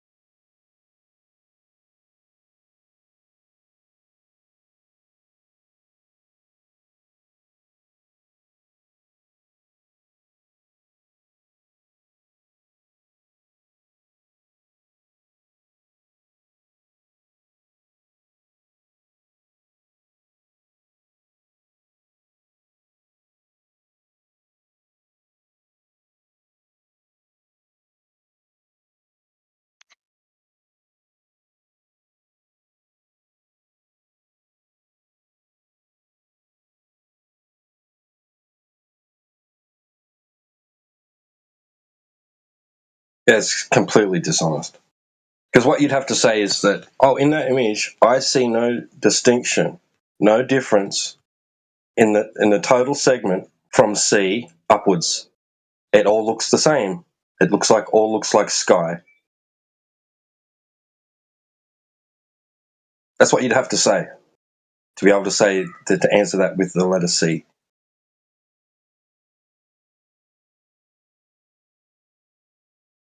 You'd be saying that from C upwards just looks like sky to me, which is just purely disingenuous, totally dishonest.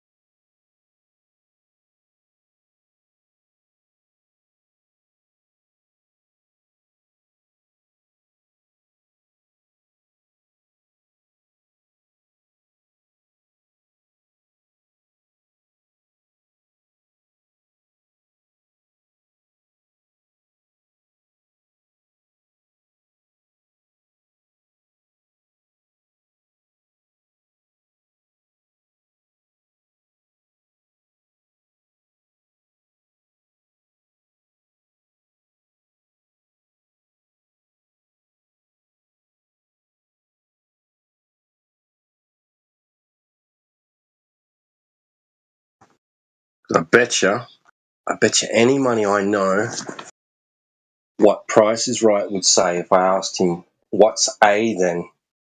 I bet you I know.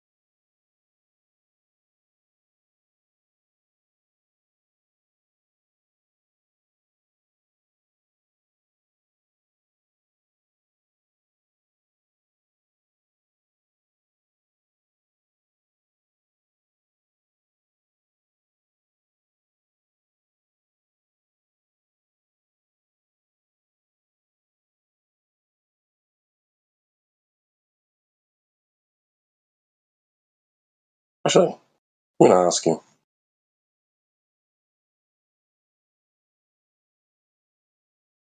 Price is right. If sees the horizon, the place where the sea appears to meet the sky, what's the distinct difference? It's A then. I'm sorry, what? If C in the image is where the sea appears to meet the sky, then what's A?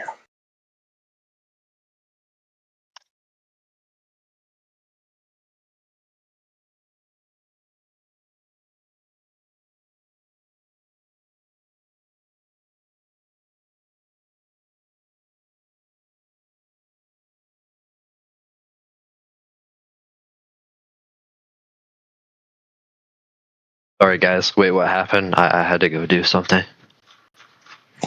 Right, you answered to that image, right? The A, B, C, or D question, right? Yeah, I said C. You said C, right? Yeah. That would be where you're saying the sea appears to meet the sky in the image, right? The horizon. The horizon is always meeting the sky. The horizon is defined as a place where the Earth appears to meet the sky. And in that image, you identified that as C. So what's A then?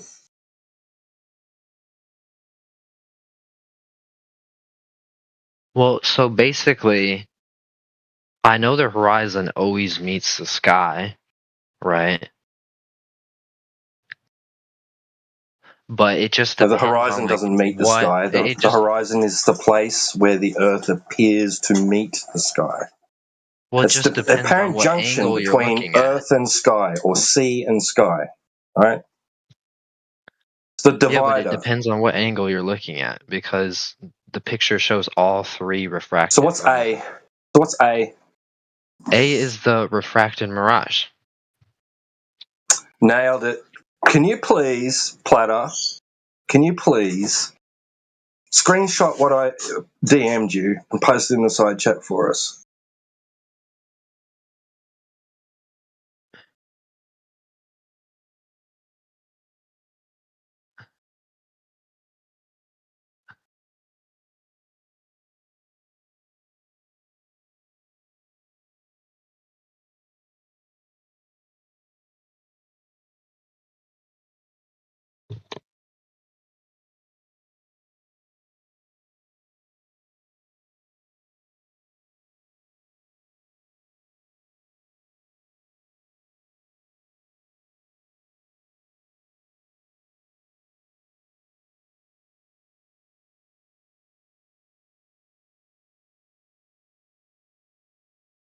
Wait, you don't see anything?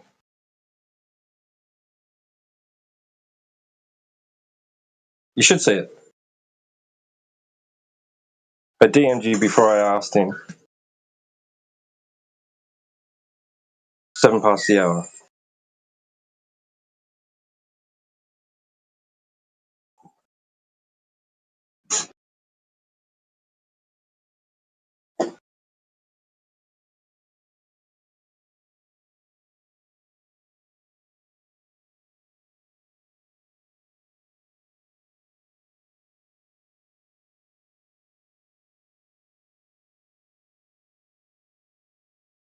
You just displayed yourself as being a dishonest fuck. Wait, are you referring to me? Yeah. Wait, what did I do? You indicated that you see a horizon at A. The mirage at A.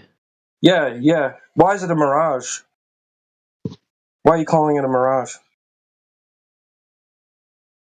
It's the because it looks like what? mirage of the horizon. Because it looks like a horizon, right? No, but it's the refracted mirage. No, but it looks like it looks like the place where the water meets the sky, doesn't it? Yeah, obviously, but yeah, obviously, which means you're obviously a dishonest fuck. It obviously is apparent. And that's all I asked you, wasn't it? I asked you for where the apparent place where the sea meets the sky is. That's what I asked. Yeah, but the I mirage asked you isn't from something in that else. image, It's where because of does the the horizon. sea appear, meaning apparent, right? Meet the sky. You went with the dishonest. You went the dishonest route, bro. You couldn't just be honest and man up and say, No, "Yeah, it looks like it's an A." I'm just telling and you then what I turn see, around man. and make excuses for it afterwards by saying, I'm just "Yeah, it telling looks you, like man, what I A, see. but it can't be, right?" Because It's not a your coincidence. pride There's a would not, mirage. your The ego horizon creates the mirage. your ego didn't want to allow you to be gotten, right? You didn't want to be caught by the gotcha. It's not even a gotcha. It's just being honest. The place the globe predicts where the horizon should be isn't even at sea. That would still be beyond the geometric horizon, bro.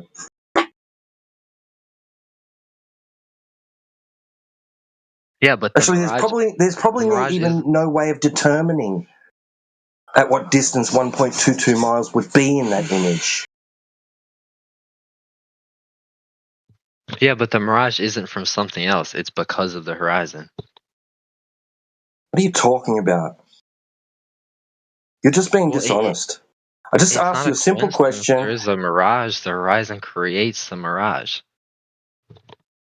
The horizon causes what? The horizon causes the mirage? Did you just say that? What?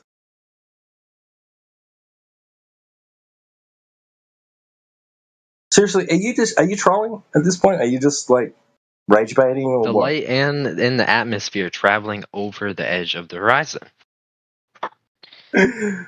creates the horizon. So creates the mirage of the horizon. So it creates a horizon. You see the horizon because the light traveled over the horizon. A mirage of a horizon. What makes you say it's a mirage?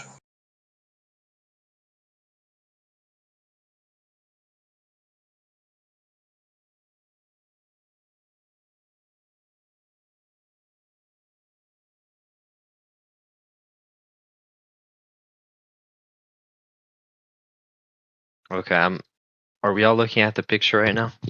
Yeah, why are you saying it's a mirage? What makes you say that's not I the look real closely horizon? at it, and it looks really faded.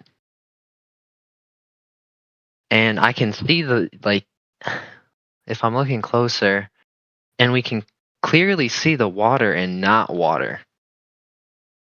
There's you can see it, like there's a fine point where it becomes like more like foggy, miragey looking. You see what I'm saying? No, I don't see what you're seeing. I see lighter colours. I see different tones of blue all the way up to the point where it becomes like a yellowy colour. But there's a bunch of sky, even though I don't see sky. I don't see sky below A. I don't see sky below A. Well, I can't tell if it's sky or water, but it's not land or any you're of that. coping, bro. That's a cope. You're either trolling, and then we you're see either the oil rigs coping, in the water. or you're just rage baiting. I swear I'm being serious. You swear what? And I'm being serious. Like I'm You're telling seriously you what dumb. I see. Well, that's not nice.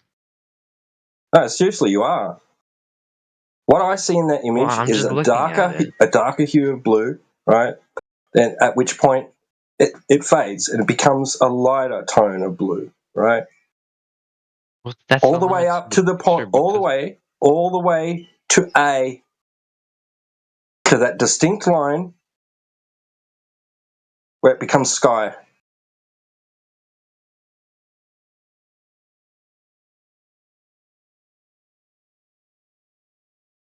You indicated that because you identified A as being significant for some reason, right? By calling it a mirage.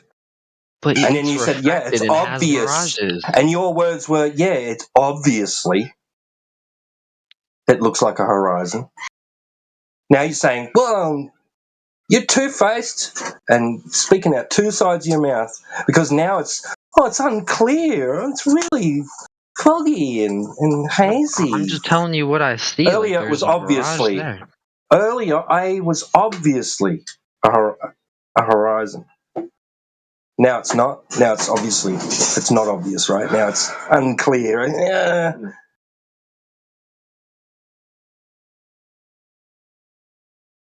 You're just a liar. That's all you are. You got exposed as being a liar. Why would I lie to you, T-Dub? I don't want to. I don't care why you would. Just know you did. Wait, so we know. And I don't know. Like I said, I don't know at this point if it's a troll, a cope, what it is. Well, okay, so we know there's one single Earth that creates a limit to our distance. But when we see pictures of unclear distances, we have to figure out why we see this refraction. The only reason somebody would say that horizon is a mirage is because they understand the geometric implications of it regarding the globe Earth. That his prediction would be that horizon should be at no more than about 1.32 miles, because that's your standard refraction value. That's as far as your standard refraction is going to allow you to see a horizon on your globe.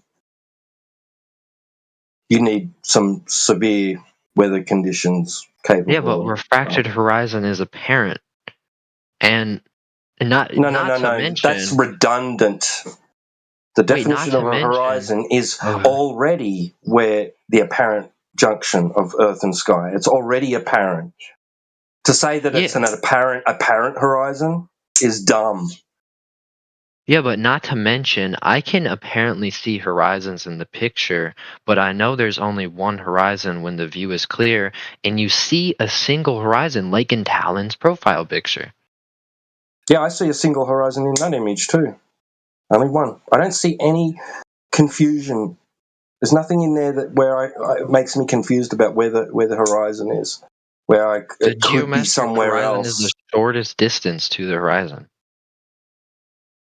Well, that'd be A in that image.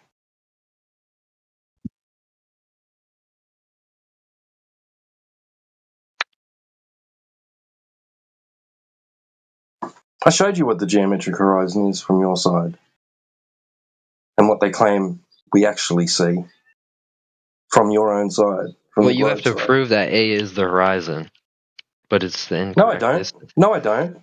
Yeah. I don't have to prove it's the horizon. You made a claim. You said it obviously is. You said obviously. It's a mirage. I said C. No, you said obviously it looks like a horizon. Well, didn't I say C was the horizon, but A was a mirage of the horizon? Yeah, you lied. If I'm not wrong. You lied. Why would I lie? Why would I want to lie to you? I don't know why you would lie, but you did. Well, that's what I'm seeing. I don't understand. No, it's not what you're seeing. You lied. You lied, and that's indicated by the fact that you see A as being significant for some reason by calling it a mirage. And when I asked you what makes it a mirage, you said because it's obviously. But I didn't say A though. It looks like an horizon.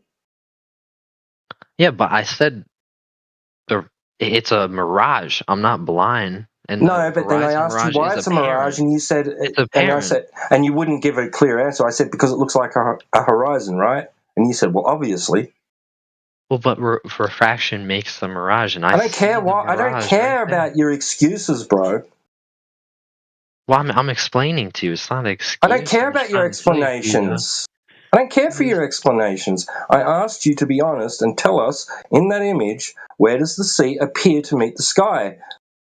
You said C, and then changed it later and said that A obviously looks like a horizon. Well, and that would be where the sea appears to meet the sky. So A obviously looks like a place where the sea meets the sky, right? Obviously. No. Obviously were your words. Horizon, obviously, it looks like a horizon, right? Why does it look like a horizon? Well, okay. It's light traveling through the atmosphere. Why does it look like a horizon? above. Why could someone possibly identify that A as being a horizon? Why? Well, that's what I see. I don't know what else to tell you. Why? No, I'm asking you why would somebody identify A as looking like a horizon? What makes it look like a horizon? I don't know. You tell me.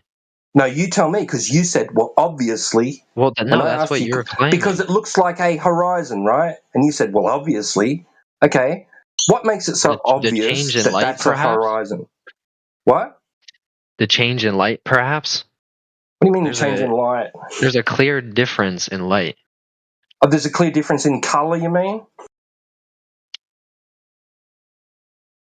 Where one looks like water and one looks like a sky? perfect horizontal. Color is light. Does it look like water and sky? Does it look like that's where they meet? By any chance? Yeah, but color Does is A light. look like water meeting sky? Answer the question. Again, a mirage refraction. Does A look like water meeting sky? Be honest for once in your life. Or at least once in this conversation. To me, it looks horizontal. I'm asking you a specific question. Does A look like where water meets sky? Wait, no. It doesn't. The water. So why would you say it obviously looks like a horizon then? Because that's what a horizon is, bro. Because we can clearly see. No, not because we can clearly see. We can clearly see that it's the place where the sky appears to meet the water. Yeah. And that's why you identified it as being a mirage. Because it doesn't conform with your globe views. You were dishonest. Why don't you just be honest and admit you lied? No, I said it was C. Why would I lie to you? What? Just admit you lied, bro. A horizon mirage is apparent. Then why say that A is a mirage? A is a mirage. Why? Because it's blurry. No, that's not what you said earlier. That is what you didn't say. It's a mirage because why is A a mirage? And it's behind the oil What is it about A that's significant? Just be honest. I'm trying to be as honest to you. I'm really am. No, you're not. No, you're not. Not at all. I'm trying. I promise. You're trying to save face, bro. No, I'm telling you my opinion. I just joined in here. I never even. No, you're not just giving me your opinion. You're giving me your two-faced bullshit. That's what you're giving me. This guy's paranoid. This guy's just like a real. I'm just saying, dude. I understand what he's saying. I understand what Price is Right is saying. You don't understand anything, Talon. Yeah, I think what the point is. The point is, you're not going to talk anymore. You're excluded from this conversation. You're also dishonest, Talon. Man, I feel like the only people I can get along with are flat earthers, and that's like killing me because I disagree with you guys. But at least you're reasonable and decent people. What about you? Are you honest enough? I mean, are you honest? Can you be honest and answer? I'm just that saying my question in the position, side chat? guys. The question in the chat. What's the question? Yeah, where is see that image with the blue frame? Where is the horizon? A, B, C, or D? I'm coping. I don't see that. I see where's the curve of the Earth, and then A, B, C, or D. Okay, got it. Yeah, hold on. The horizon. It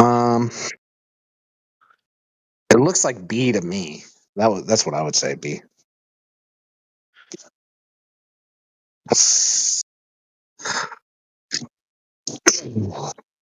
I answered the question. What's wrong? I didn't choose D. I chose B.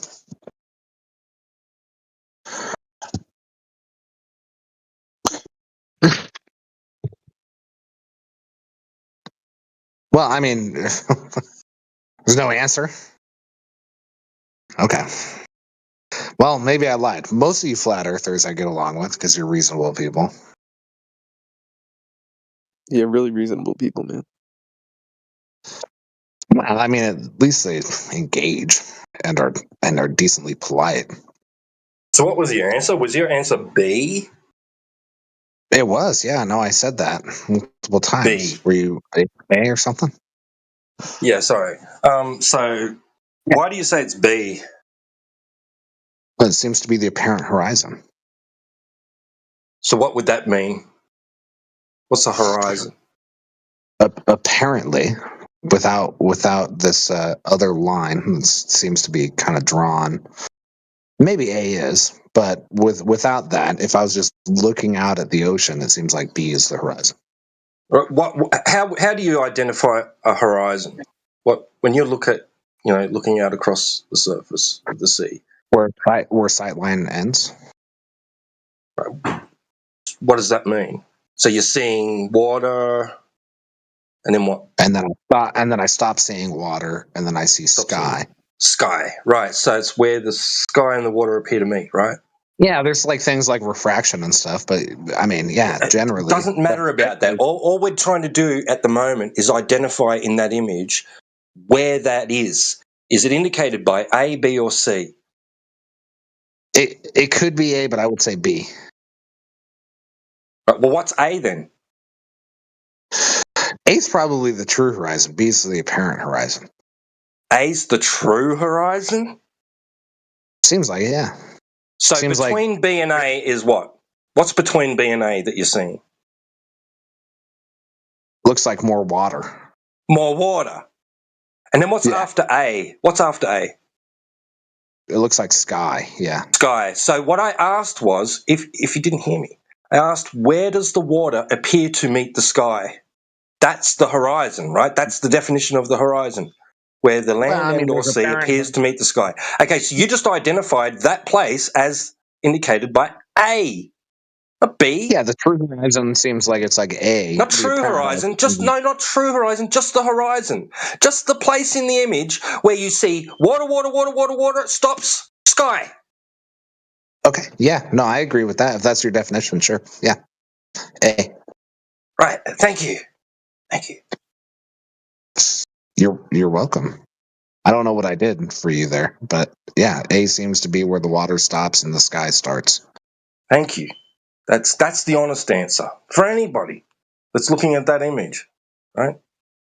Yeah, I mean, now that I'm looking at it a little bit more, there's that rig a little bit farther out in the yellowish water. Yeah, I agree with you. Yeah, A seems to be the honest answer, yeah. So what's wrong with saying A? There's nothing wrong with it. It's just that the implications with an observation but that's a mirage. That. On the left is farther away. A is a mirage. The implications of it contradict the globe geometry, right? So the implications would be. How does it contradict that? It seems like the one on the left is farther than the one on the right. Isn't that true? Because the horizon on a globe would be your tangent line of sight, the furthest point of the surface of the water that you can see before it. Yeah, but if I'm really you can't see any more of it because of curvature of the Earth, right? Yes. And that would, and the distance to that would be dictated on the size of the sphere and the observer's height. And for a sphere with a radius of 3,959 miles, the equation is 1.225 miles times the square root of the observer's height in feet. This horizon here happens to be beyond 9.6 miles. But then what's beyond it? From 1 foot observer height. If it was flat, wouldn't it go on forever until infinite point in the center of the picture? No. No. What do you mean? No? Why not? Because I don't have Captain Forever sight. Does a camera? I mean, whoever took the picture. Cameras don't have Captain Forever sight either. They have optical limitations.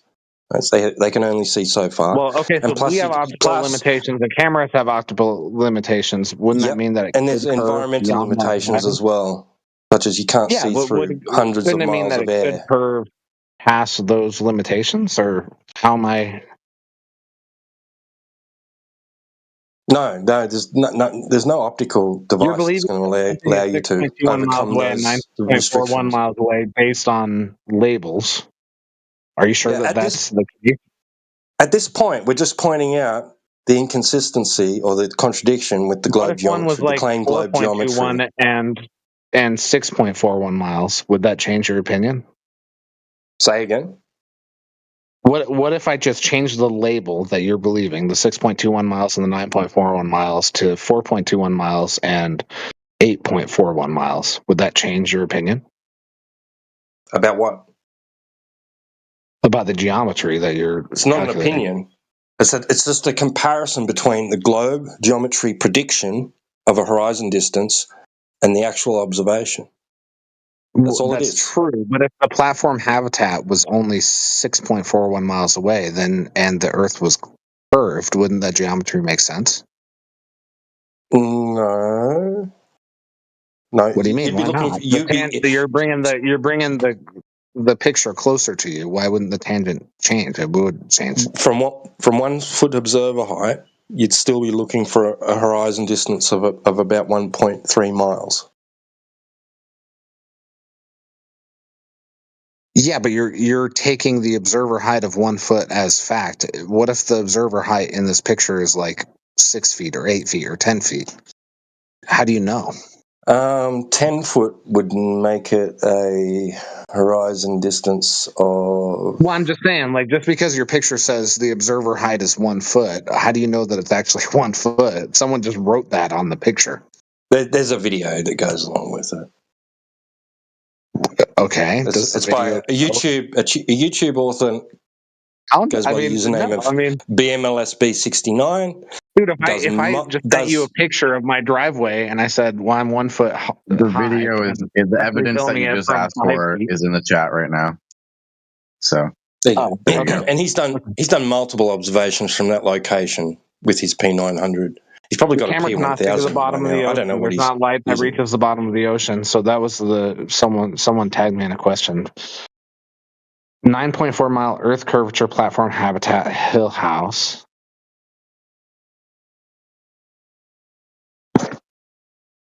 Okay, I'm watching.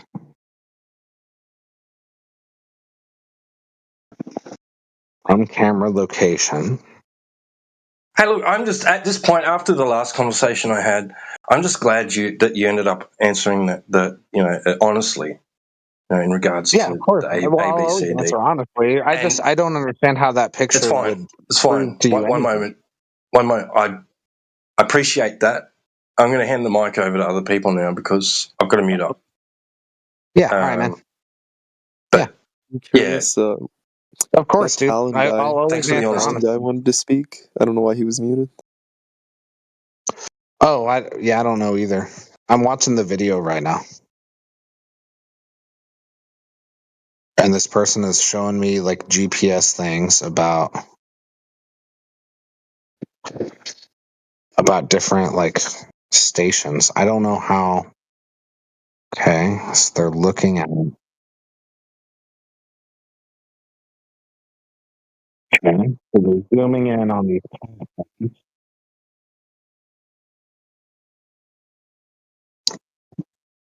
What if it's legit? Then what? Then what's your response? Well, then the Earth is flat. But I don't think it's legit. I think it's just all trickery. No, lots of people have done this, dude. So, okay, just because lots of people... And you can do it for yourself. The best thing is you can go do this for yourself. Everyone that's been to the ISS has observed a curved Earth. You can go do this yourself. You can go do this yourself. Yeah, I mean, I guess I could. There you go. There you go. Yes. You have? Not this exact observation, but... Well, then how do you know it's true? I mean, if someone says they went to the ISS and they saw a curved Earth, how do I know that they're lying versus the video that you're showing me that you're saying they're not lying? I mean, I'm sure somebody in this chat has gone to see it. Yourself. You can go do this yourself. Yes, we know people who have gone. I know people who have gone and done this. You can gone go do and your. zoomed into the oil platforms? Yes, yeah, we there's know. someone who lives right near there actually in this chat right now. Yep. Oh, cool. Okay, so what have you found out? A is the answer. Yeah, A seems to be the answer. It seems to be like where the water meets the sky. Yeah. My only concern was that you're taking the 9.22 miles and the 6.21 miles and the observer height of 1 foot. You're just taking that for granted because it's written on the photo. You don't know that that's true. We It have could have been hundreds. someone that's taken a photo from 10 feet from 4 miles away. You have no idea. We have hundreds of observations that line up with this. I've personally done over 50. Well, they do if they believe the Earth is flat. I mean, there was like a documentary where the guys did a laser level across, I think it was like Lake Michigan, and then they were like, oh, this doesn't make sense because it kind of proved the flat Earth or the curved Earth. Sorry, it disproved the flat Earth, and they were like, well, we got to keep doing experimentation. I don't know how this helps me. The fact that someone wrote a bunch of measurements on a picture doesn't prove to me that those are the actual measurements, right? I don't know that go do these for yourself. I don't know that those platforms are that many miles away. I have no idea. How would I know You can that? go do these for yourself. Are you not listening? Yeah, I mean I could, but I'm not. I haven't. What I can say is that I can look outside my driveway and the road looks lower than my driveway. It probably is, based on GPS surveying and stuff. But what you can say is you've never observed curve ever in your life. Damn, deep point. Never observed curve in my life of the Earth. Probably no. Probably not. Yeah, I think that's fair to say. Have you observed curve in your life? No, nobody has.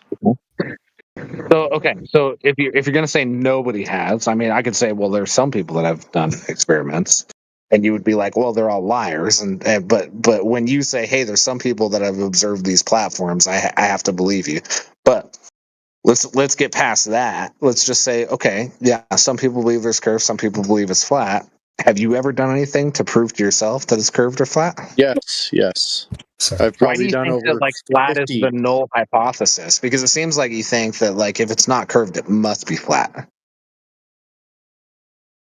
It's flat. It's measured that way. That's the way I've measured it. So that's what I know. You measured the Earth as flat. How?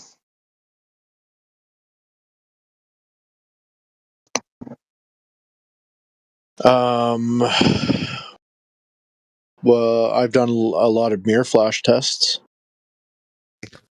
Okay. And what did that show you? Hey, I have a claim. I just wanted to debate. Is that okay? No, we're in a conversation right now. You're the only You can one say. talking. Well, I was talking to someone else. Yeah. Okay. It sounds like you don't want to talk anymore. What's your claim? Okay. I have a question, not a claim. I'm sorry. If the Earth is flat, if the Earth is flat, how do they engineer commercial aircrafts? In what way? Based on air. I mean, this is an easy answer, and I'm not a flat earther, by the way. But the easy answer Make sure you know the word engineer correctly, because there's a lot of parts to engineering. Well, they engineer commercial aircraft based on aerodynamics and air resistance. What else?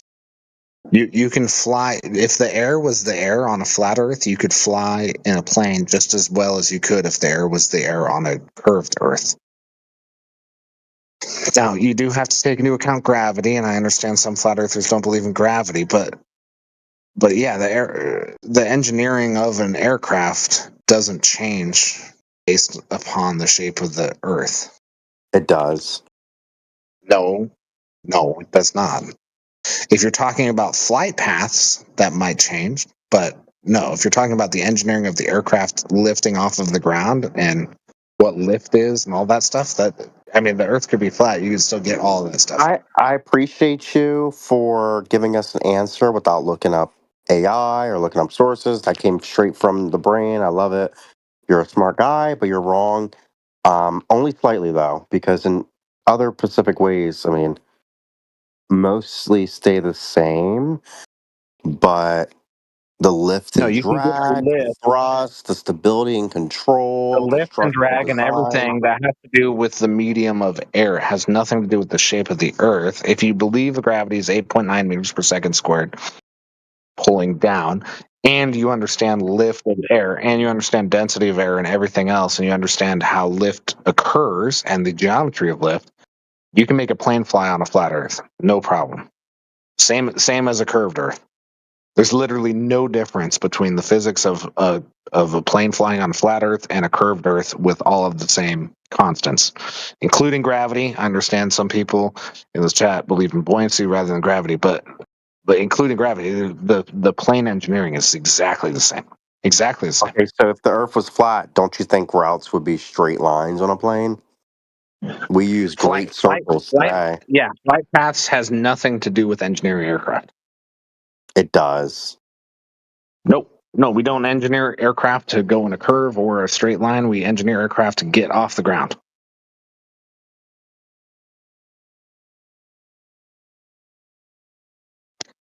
Aircraft can turn. Aircraft can go in a straight line.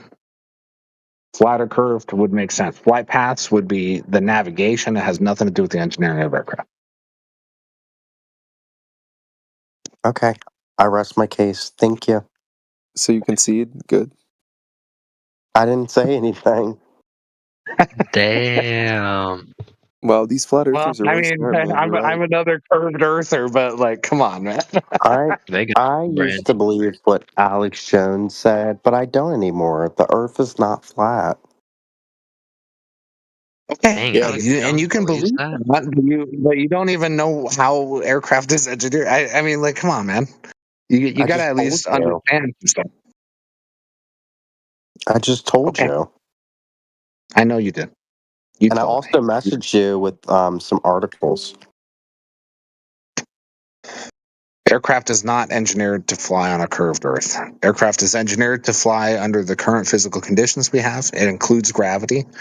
And some flat earthers don't believe in gravity. They believe aircraft is buoyant or whatever. I don't know how they explain that, but that's not a defeater of the flat Earth. Wait, That's are just you a an aircraft engineer? defeating at gravity. What? Are you an aircraft engineer? No, he's No, looking this I up, but actually have a lot of family he's members that looking are this up. aircraft engineers. He's looking this I'm not up, but he's looking. paraphrasing. I'm looking it up. Really? Okay. Yeah. I'm not looking it up. I have some family members that are aircraft engineers. I'm not an aircraft engineer. I promise you. An aircraft engineer. They don't even call it that. They call. I swear. Well, they're mechanical engineers, but they work on aircraft. Oh my god. Okay, you looked that one up too? I don't. Well, you I guys haven't can looked a have single him. thing up since you started talking to me. I don't know what you're talking about, dude. He does not speak Hey, for dude, I'm us being Glovers. very honest, and I'm answering you. You can tell me I'm looking everything up if you want. You are. Okay, Randy, just I am. stop. You're If making you're a fool wrong of because I'm yourself. looking, imagine that I am looking everything up. I'm not looking anything up, but imagine that I am. What does that change about anything?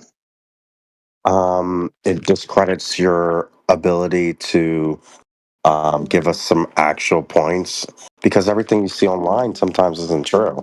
So you're misleading and you also are paraphrasing. So you're not telling us everything that you're reading, but you're paraphrasing in your own words, which.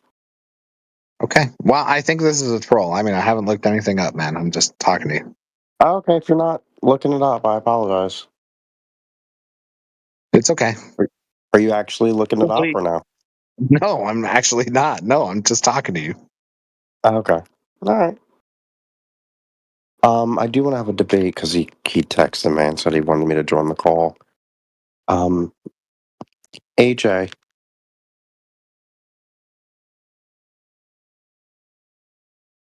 Okay. So can we go back to the ship oil rig thing? You support Alex Jones?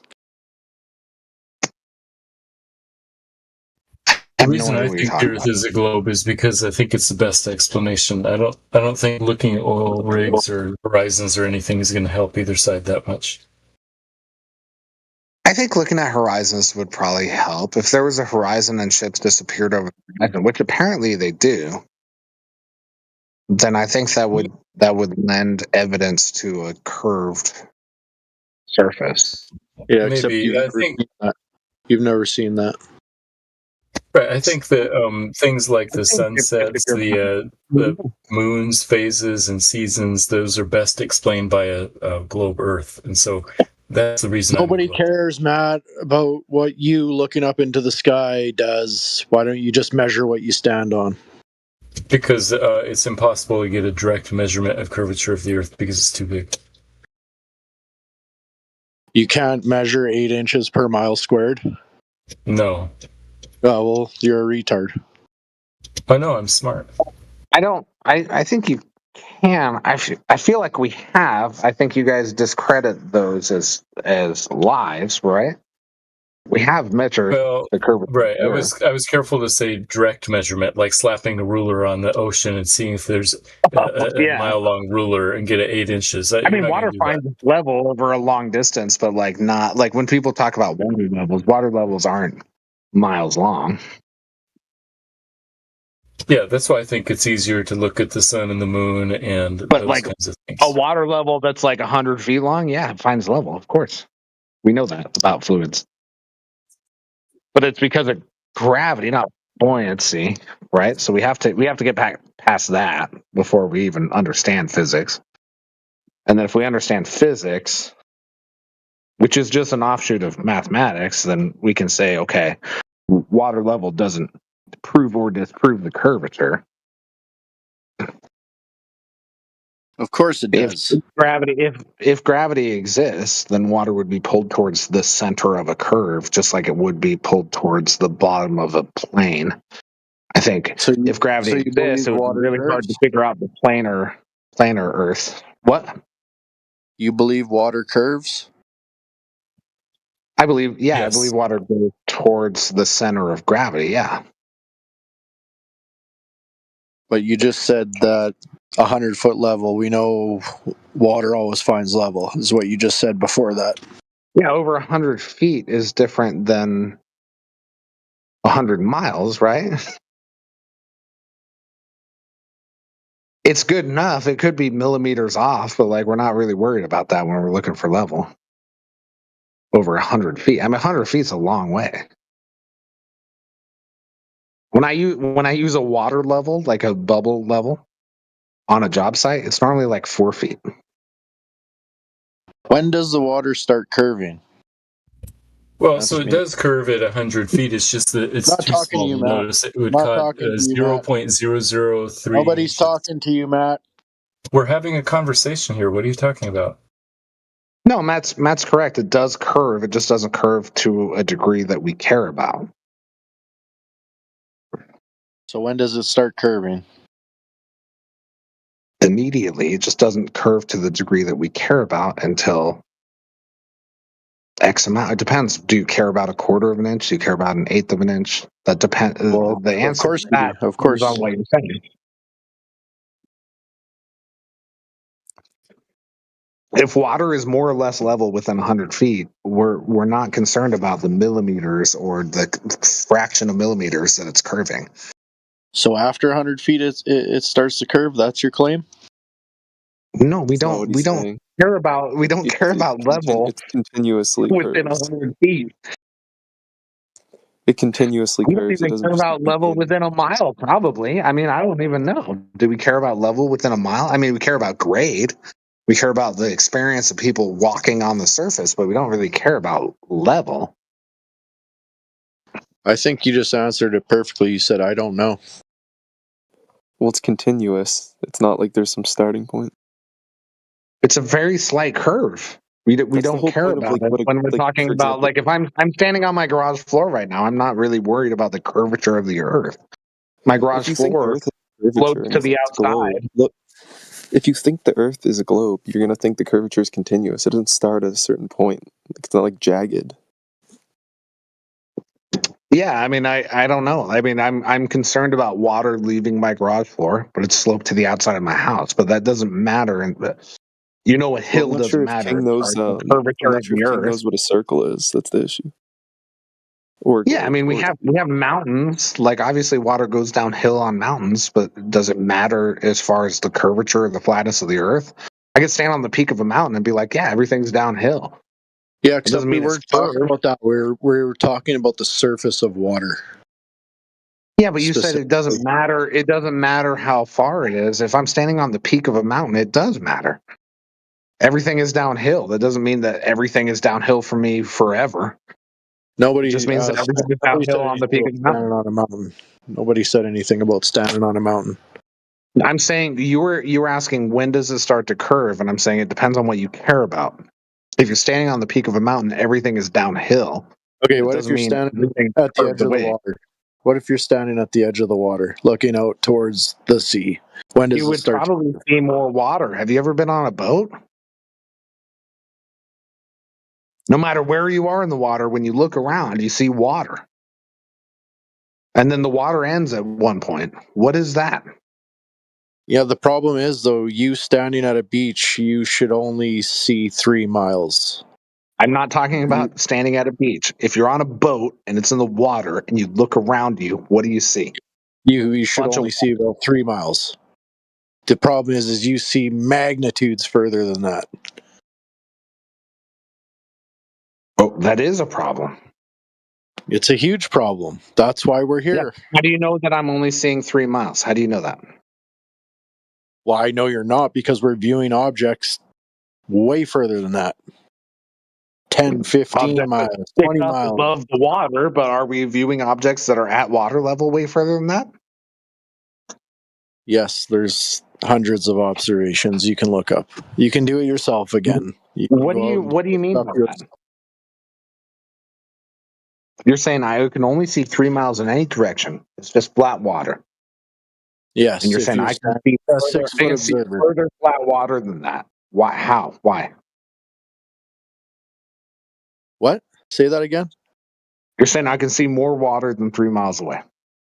No, according to your model, the ball, a 6-foot observer. Model, water is level. I should be able to see all of the water.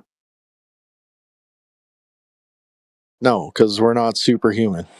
You're not going to see 1,000 miles. You're saying I can see further than 3 miles, and then at 3 miles, it seems like the water disappears. What's going on? You can see way further than 3 miles. The thing is your model, you're only supposed to be able to see 3 miles. Your horizon line should be at 3 miles for a 6-foot observer. You see way further than that, way further. That's the problem.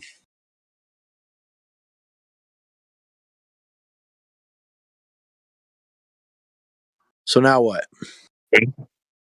So what you're saying is I see further than 3 miles? Yes, you think you only see 3 miles? You're on glue if you think that.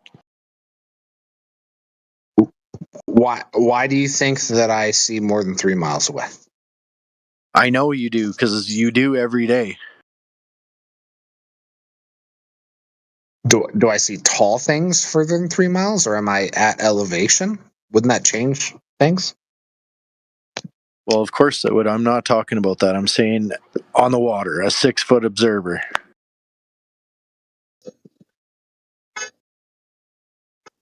A 6-foot observer on the water can see more than 3 miles. What evidence do you have of that?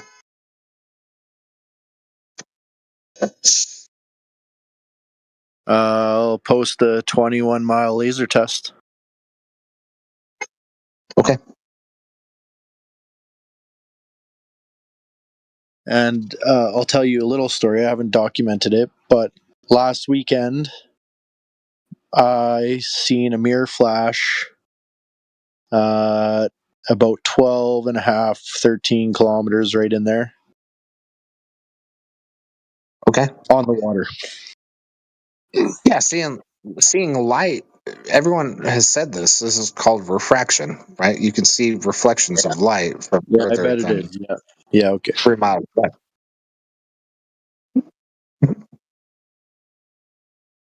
See, you need magic to make your model work. That's the issue. That's why we're still here. I don't need magic to make light refraction work. If you look at a mirror, you're seeing double the distance of light from the mirror, right?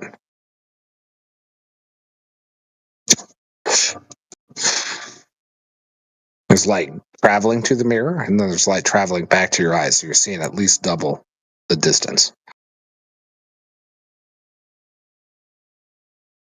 Yeah, the problem is that mirror should have been like over 70 feet below the curve. Yeah, I mean you're saying that, but there's no reason to think that I can see more than 3 miles away, other than if I'm at elevation or I'm looking at a tall object. Yeah, you're insane. If you think you can only see 3 miles, you're insane. Go out and use your eyes. What do you mean? If you go into flat ocean and you look around, you can. It's probably about 3 miles. I don't know. Can you just judge 3 miles? Exactly. You don't know. You don't know. 3 miles. Well, I mean, the map says it's about 3 miles. 3 miles is pretty far, dude. To look. You see 10 times that.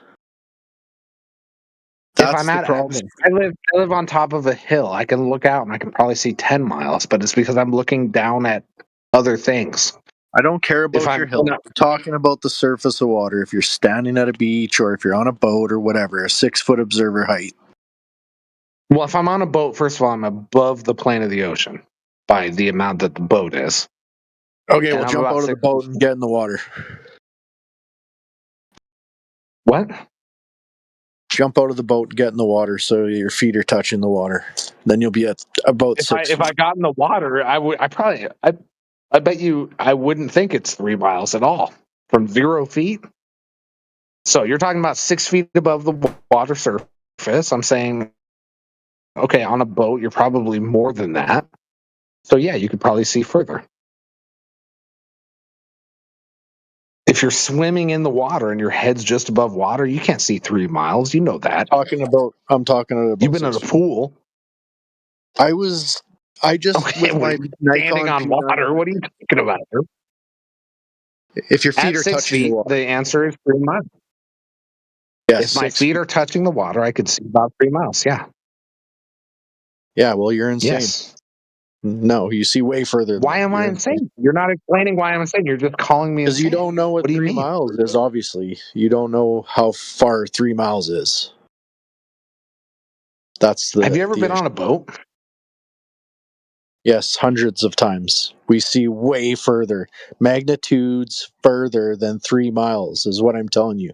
That's a fact. You're definitely taller than 6 feet above the surface of the water when you're on a boat. Oh my God. I've done it with my eyes at water level. I've done it with my feet touching the water. I've done it with my chest in the water.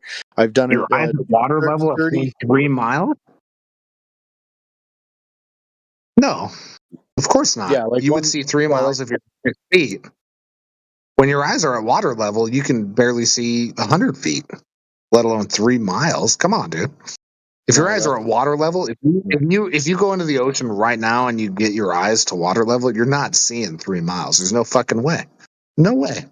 I was videoing my kids on the beach that was 7 kilometers away with the camera touching the bottom of the water.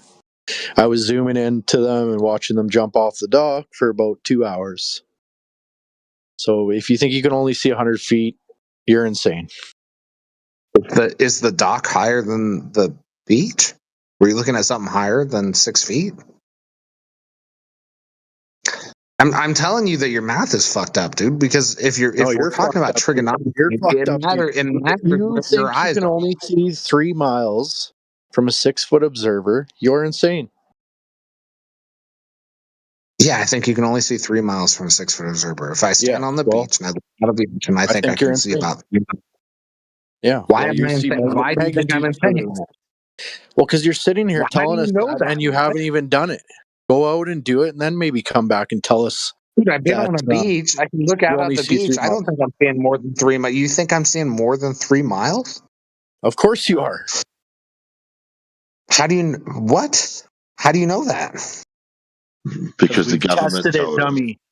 The government told us. That's why. The government. I have no idea. I mean, these people. You're talking about like doing it yourself. I've gone to the beach, and I'm about 6 feet tall. I'm a little bit less than 6 feet tall. At least my eyes are. My head is 6 feet tall. You can watch My eyes are boats like go 5 for foot 20 miles. You can get a marine tracker and see boats at 20 miles, dude. No, that's insanity, dude. That's not true. I can't see 20 miles off a beach. There's no way. With my Nikon, I've watched boats past 20 miles. How do you know that? Because I videoed it. Yeah, with your Nikon, but how do you know that they were more than 3 miles away? Marine tracker. Oh, okay, man. You know, they're about to launch, man's about to go around the moon again in a spaceship and do it in 4K high definition. And when it happens, all these flat earthers are going to melt like fucking butter. And it's going to be They do when I just go, hey, how do you know? I mean, they already know. Because the interesting thing, the argument to that is you can go on Amazon, buy a cheap telescope and actually see the spaceships going towards the moon. That's the technology that we're at. So these flat earthers are about to just get melted, absolutely disintegrate. It's going to be glorious. Well, it doesn't work if they don't believe in math. I mean, if they, if I stand on a big hill and I look out of the ocean, I'm obviously seeing more than 3 miles to the horizon. And the way triangles work is like every foot that I am above 6 feet above the horizon, I can see a lot longer than that because of the tangent, right? Sorry, because of the hypotenuse, if we call it a right triangle. The hypotenuse gets longer the higher up I am.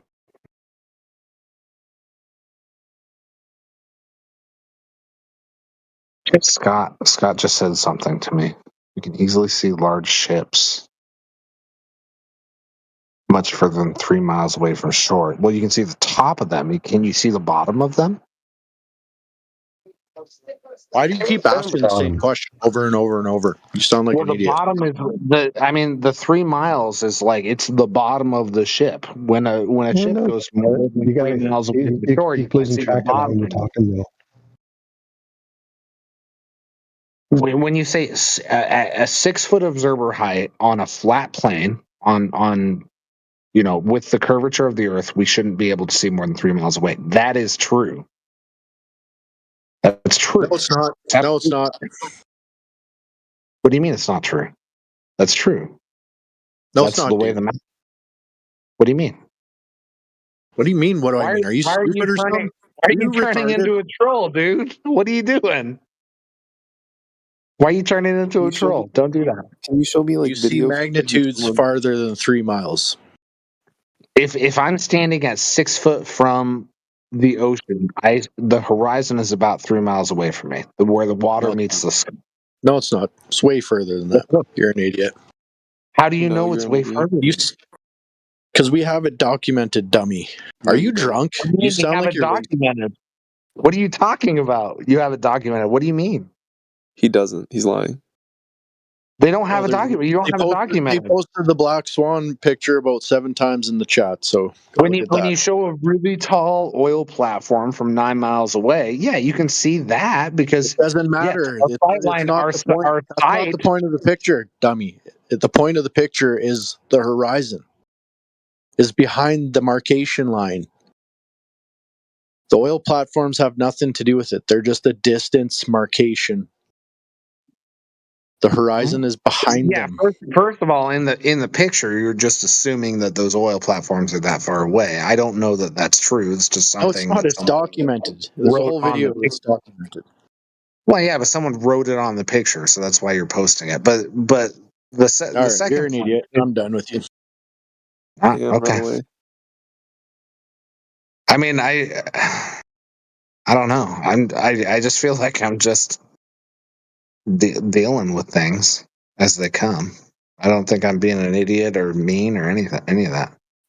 Remember when you said flat earthers are reasonable? I'd maybe revise that claim in a few weeks. Dude, this chat is the most chill chat on this server by a lot.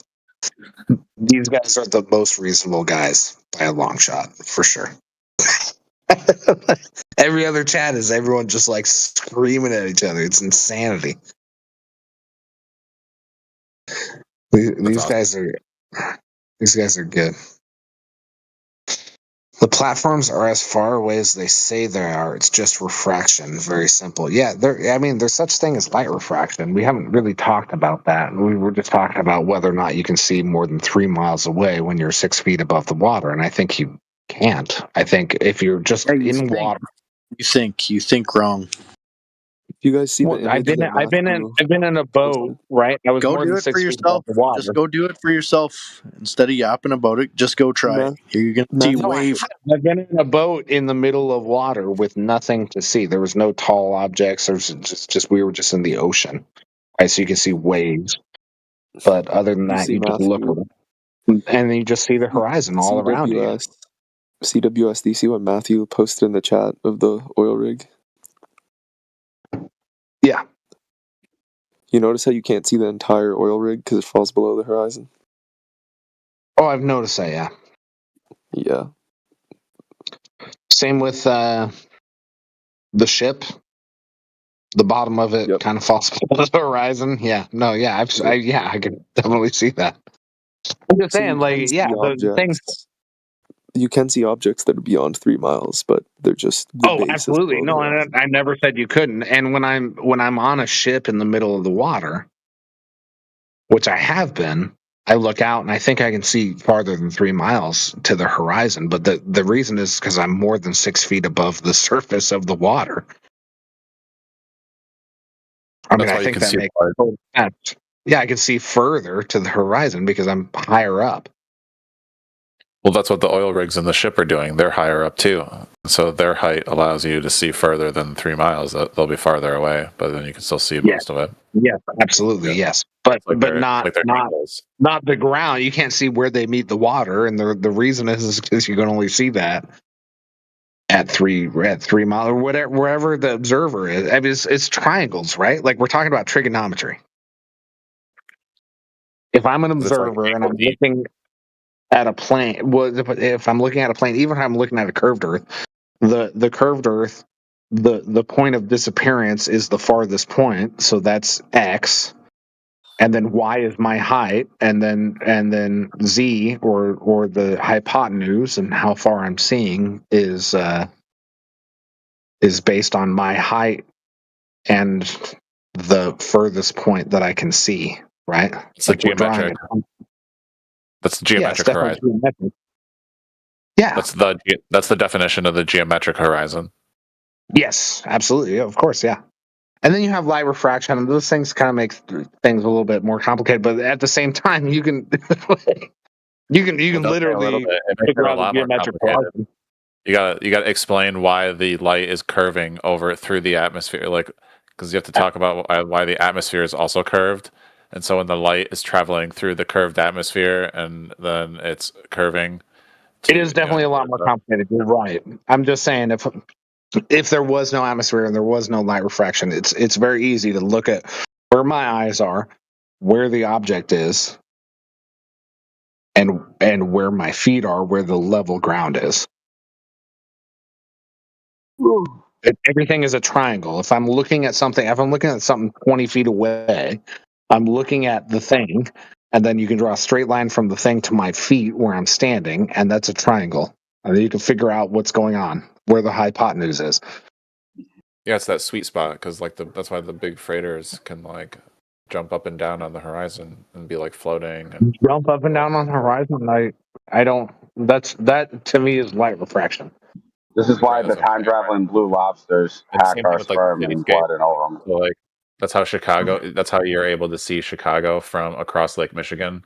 Is that the light flies across, curves over Lake Michigan because what just bounces like a mirror, right? Like every time I look at a mirror, the distance from me to me is double than from me to the mirror, right?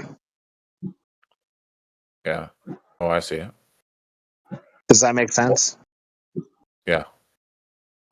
Okay, so if you look up in the air and light is refracting, it's not reflecting, but if light is refracting off the atmosphere at the same point, you can draw another triangle. You can say, well, I can see double the distance through light refraction, more or less. So wait a minute. I know. Is that why the side mirrors say that like objects appear closer than they are, or wait, they appear? Objects are closer than they appear. Is that what the side view mirror? What do the side view mirrors say? Yeah, well, the side view mirror says objects are closer than they appear, and the reason is that we're not very good at distance measuring, and so when our brain calculates where they are, we're not taking into account it's double. No, that's not why. It's because they're concave.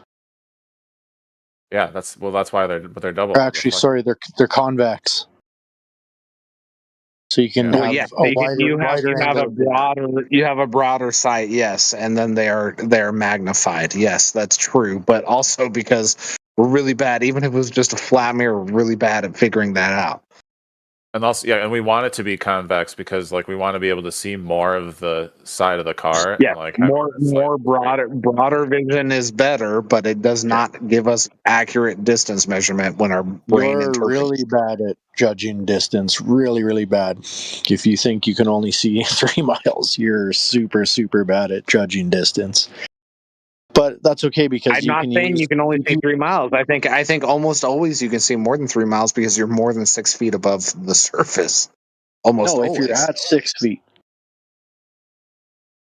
I don't know.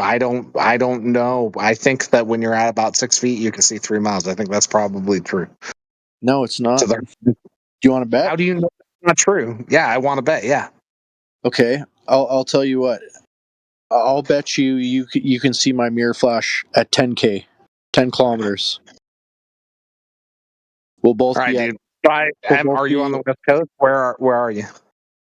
I'm in Canada. I'll fly you here. We can go out on a lake and do it.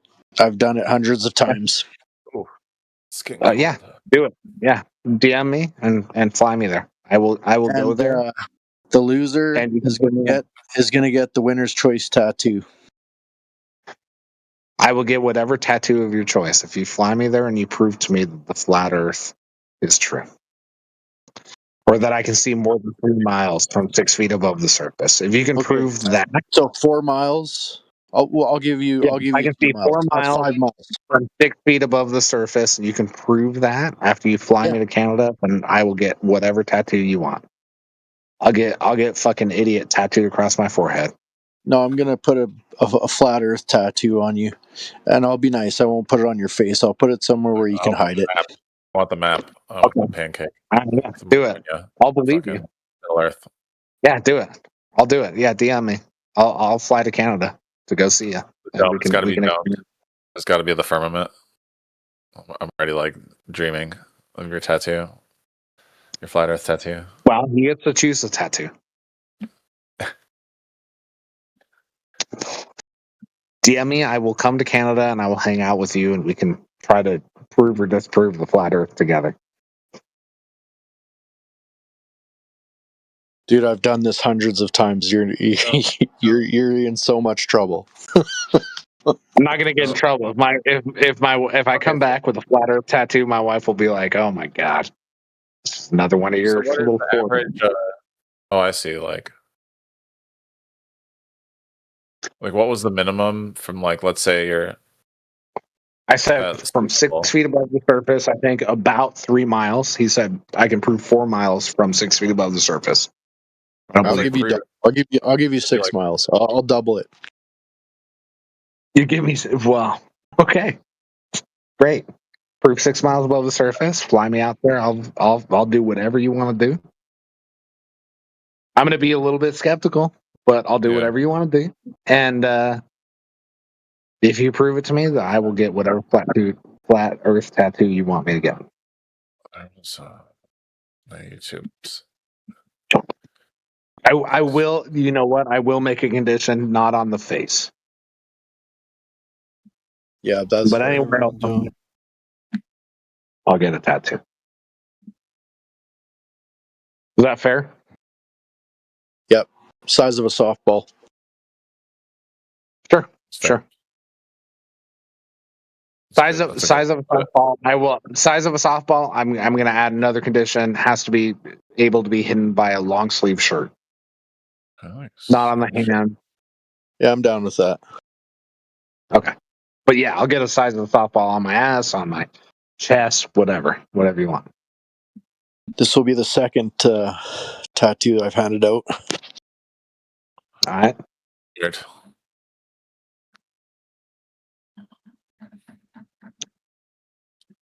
Dude, I will actually go to Canada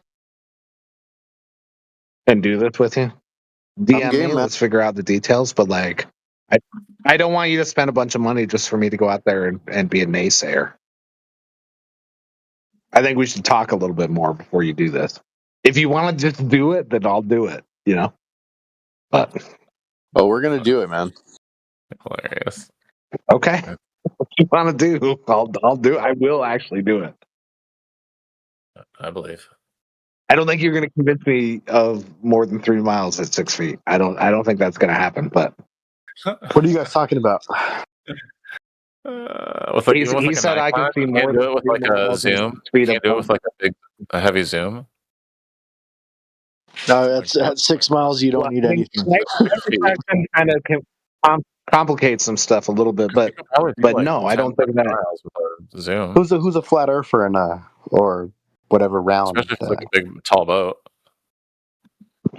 Oh, we can do it on the ice. Well, I'm not looking taller than or anything like that. I'll be fair. You tell me that I can see a big tall boat from more than 3 miles away, then yeah, of course. You know what I mean? I can't see the bottom of the big tall boat. That's the thing that I'm worried about. You want to watch it. I would want to like see how far away the boat is, and then see like the distance it is when it begins to go over the horizon or disappear over the horizon. Yeah, I think it's about 3 miles. I think if you're standing on the beach, yeah.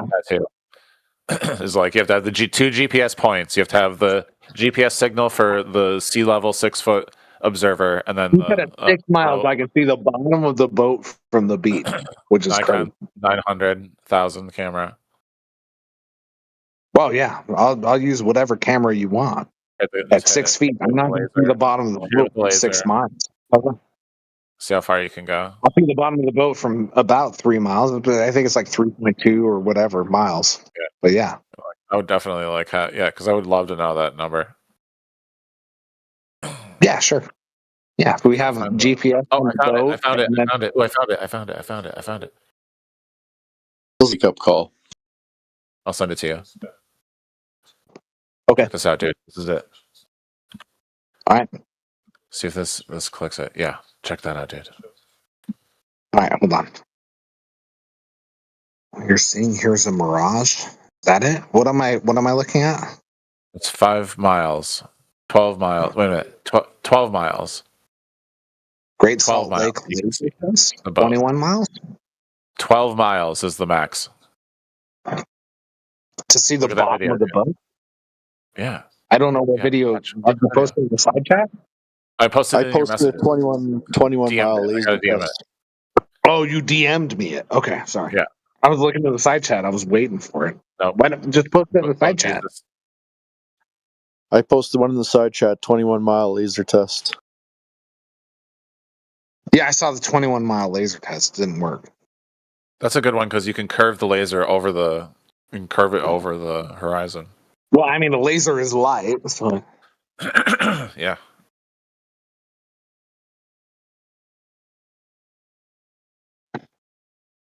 Back on Wait, hold on. Instead of DMing me, just post it in the side chat. Can you, please? Can't. I cannot. Why not? I am a bad boy. I'm Globe Jesus, and so my typing privileges are not currently available. So I've hold on. Let me see if All right, dude. Well, then whatever. That's okay. It's okay. Let me. This is what we're gonna do. I can do a DM. I just don't know why. I'm not trying to just have a conversation with you. We're having a conversation with a bunch of people. Right. That's what I'm saying. Like, go ahead and watch that, and then you can decide on like my miles. DMs. I want you to just post it in the chat, and then we can watch it. That's very limited in the chat. You're welcome to share that video in the chat if you can. Go right ahead. God damn it, dude. Why? Because I cannot, but you can. And then you can discuss.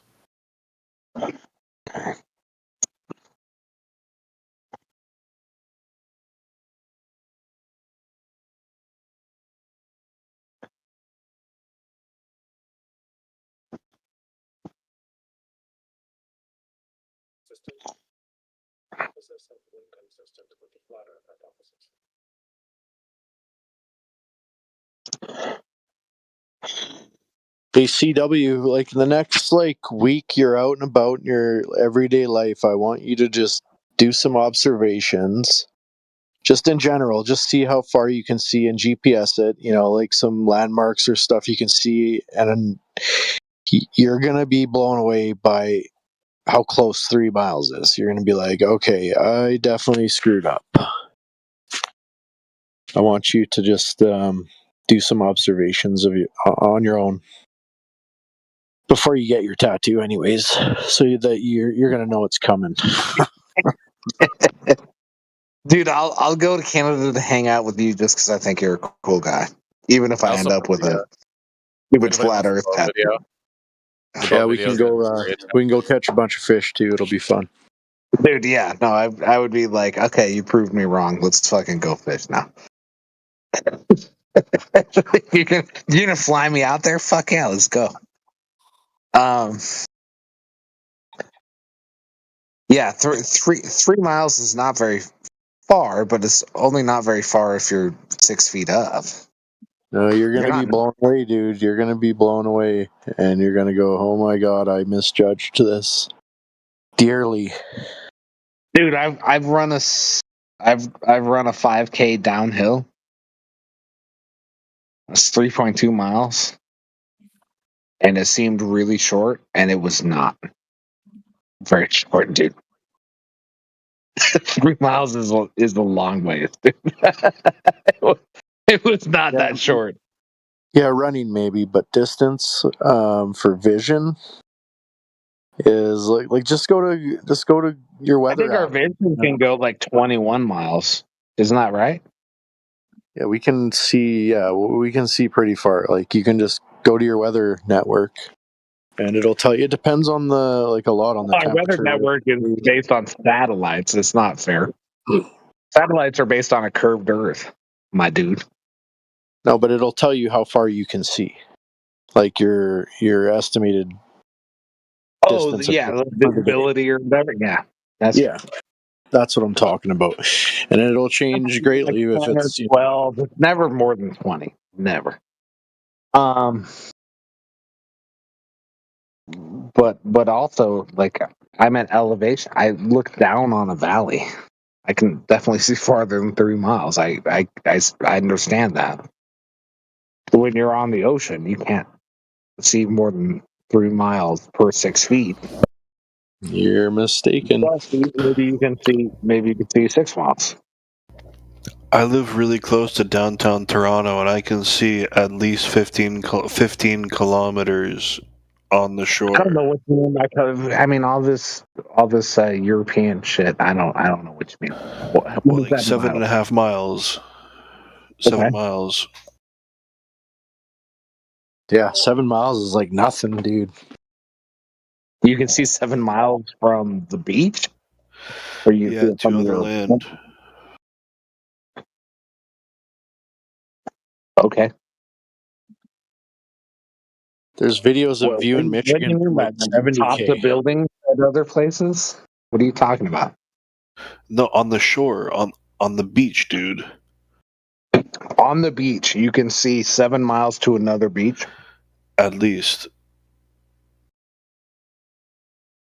I don't believe you. I don't think that's true.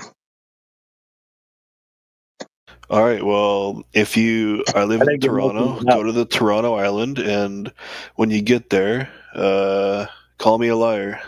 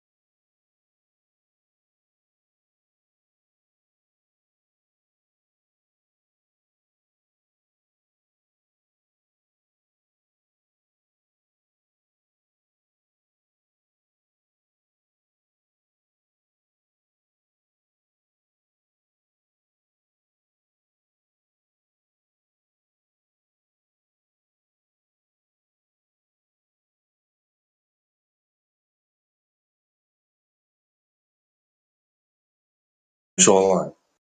And you earlier mentioned you were looking in the side chat and someone was trying to get your attention in the side chat for something, and you briefly mentioned a video. You read the title about the 21-mile Utah Salt Lake laser test. Yeah, you're gonna hate that. Yeah. You're gonna hate that footage. Then you're gonna think that's fake because that's 21 miles from 5-foot observer height, shoreline to shoreline. You can see the shoreline. Yeah, they're saying that, but like, so we know that's true. I'll watch the video. T-Dub. Yeah. It's not that you can just see the 7.5 miles. You can see it easily, dude. Hold on. Can I watch the video? It's a few minutes long. Yeah, it goes for like 20 something minutes or so. Oh shit. Well, the fuck, man. I'll watch it later. It must be up the chat a fair way. No, it's not. It's not even up that far. I found it right away. Found it? But like, yeah, you want me to watch 21-minute video? Save it and watch it later if you want, and just continue talking here if you want. Or you can watch it now. I don't care. Like whatever, up to you. I want to watch it. It's a good one. It's a beauty. It drives Globers insane. That observation. Okay.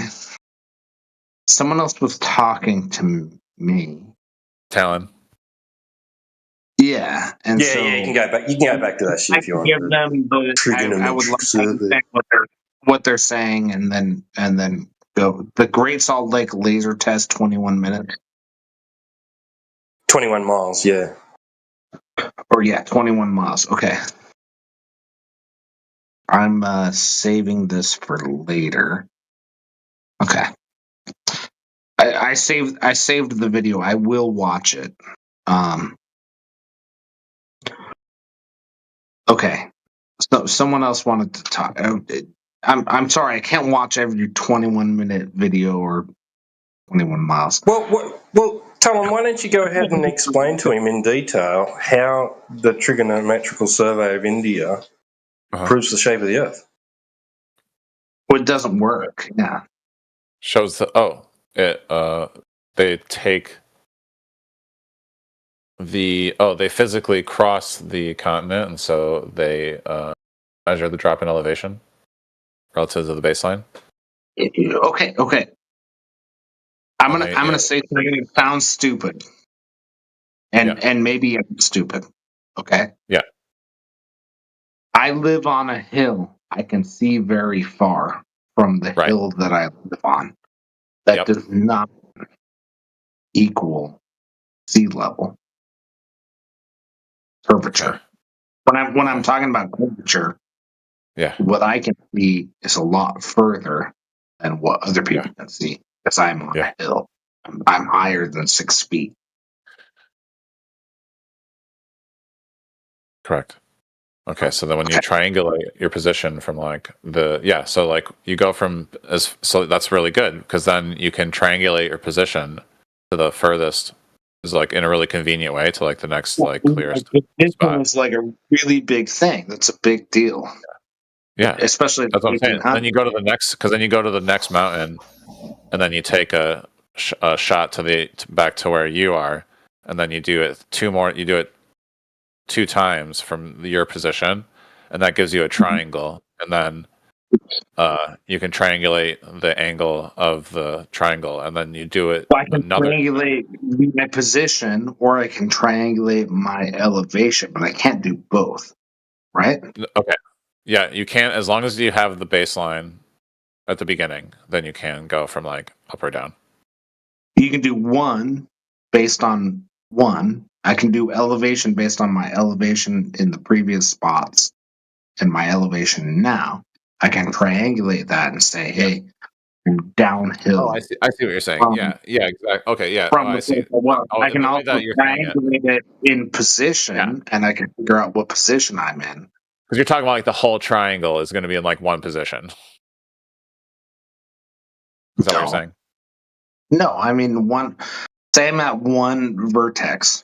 I'm at one point in the triangle. Yeah. My elevation and my position depends on other points in the triangle. Right. So, like, are you above or below the relative to other points?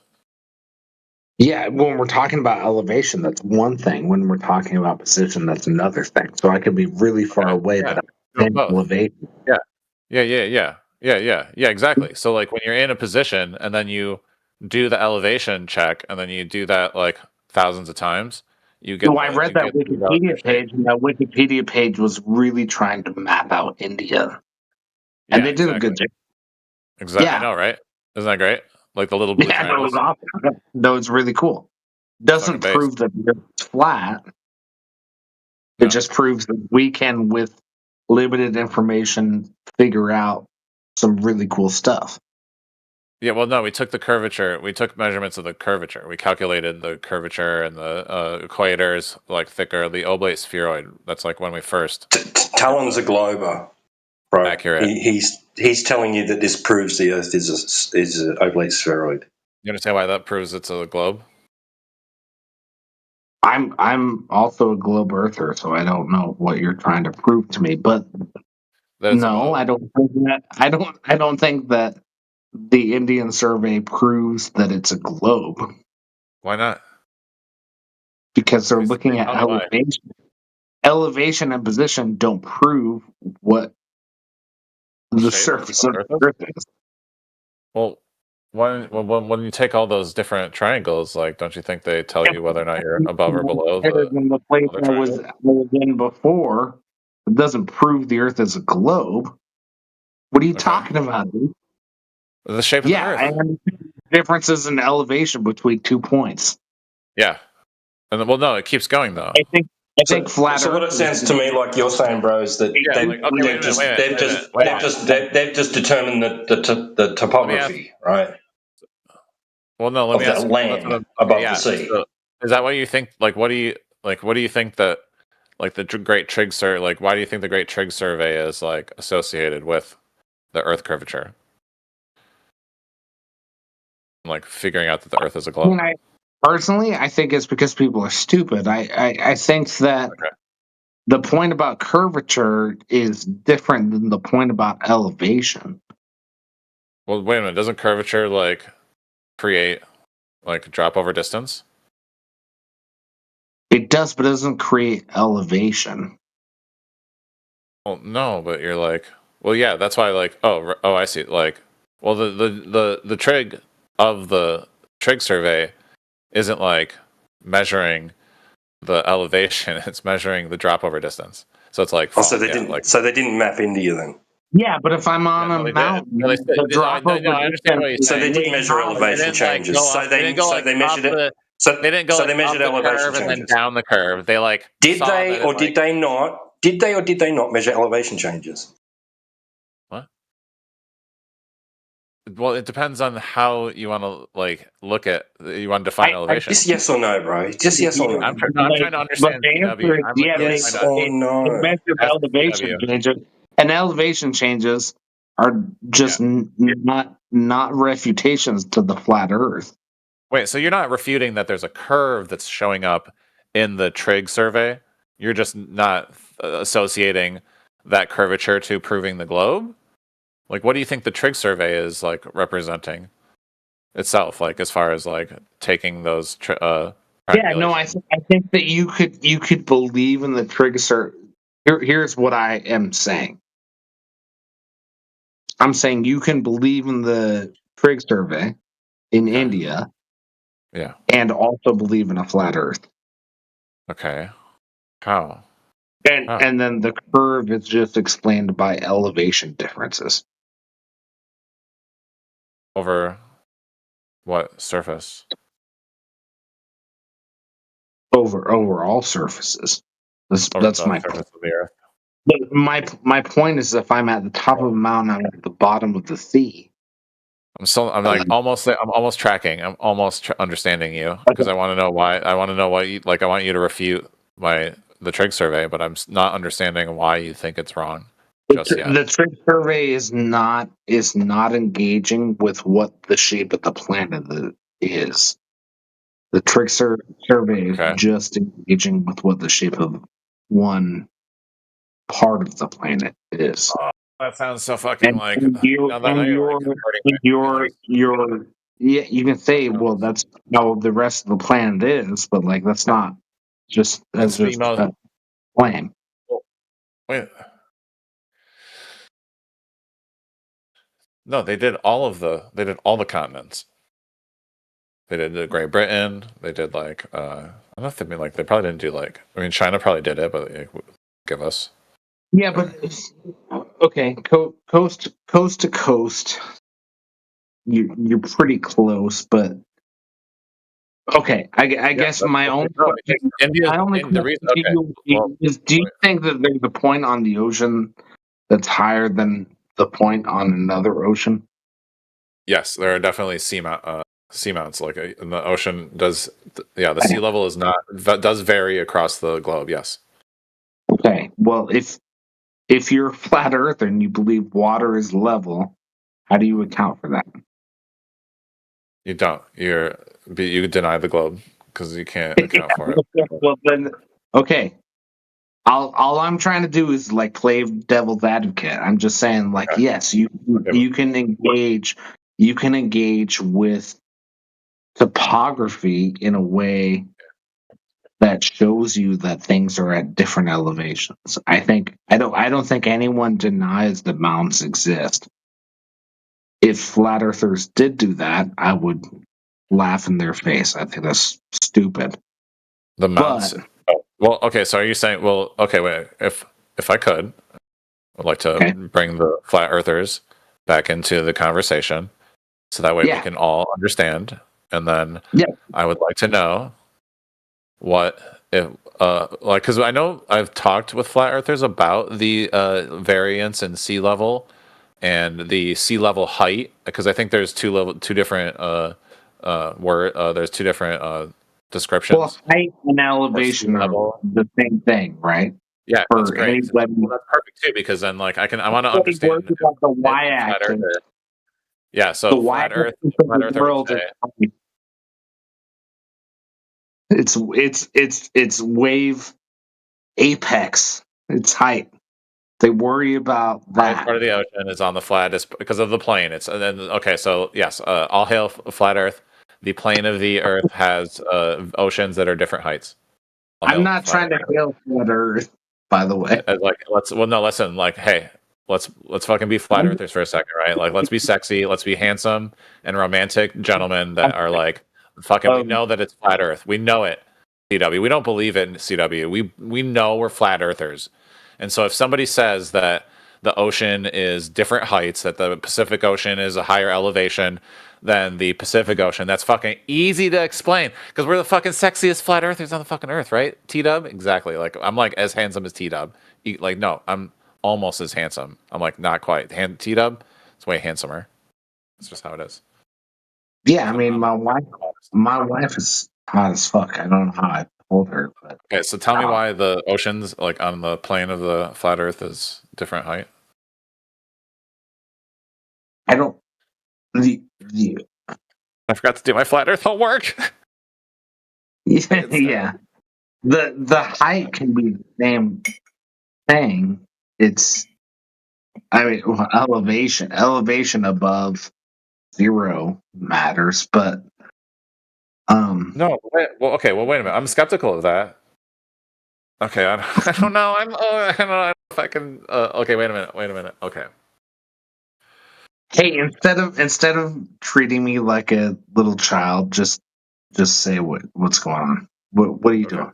Yeah, let's get back. Okay, that was fun. Yes, I totally get what we were. You got my shtick. Okay, so then anyway, what we're doing. I love with, it. I want the Earth.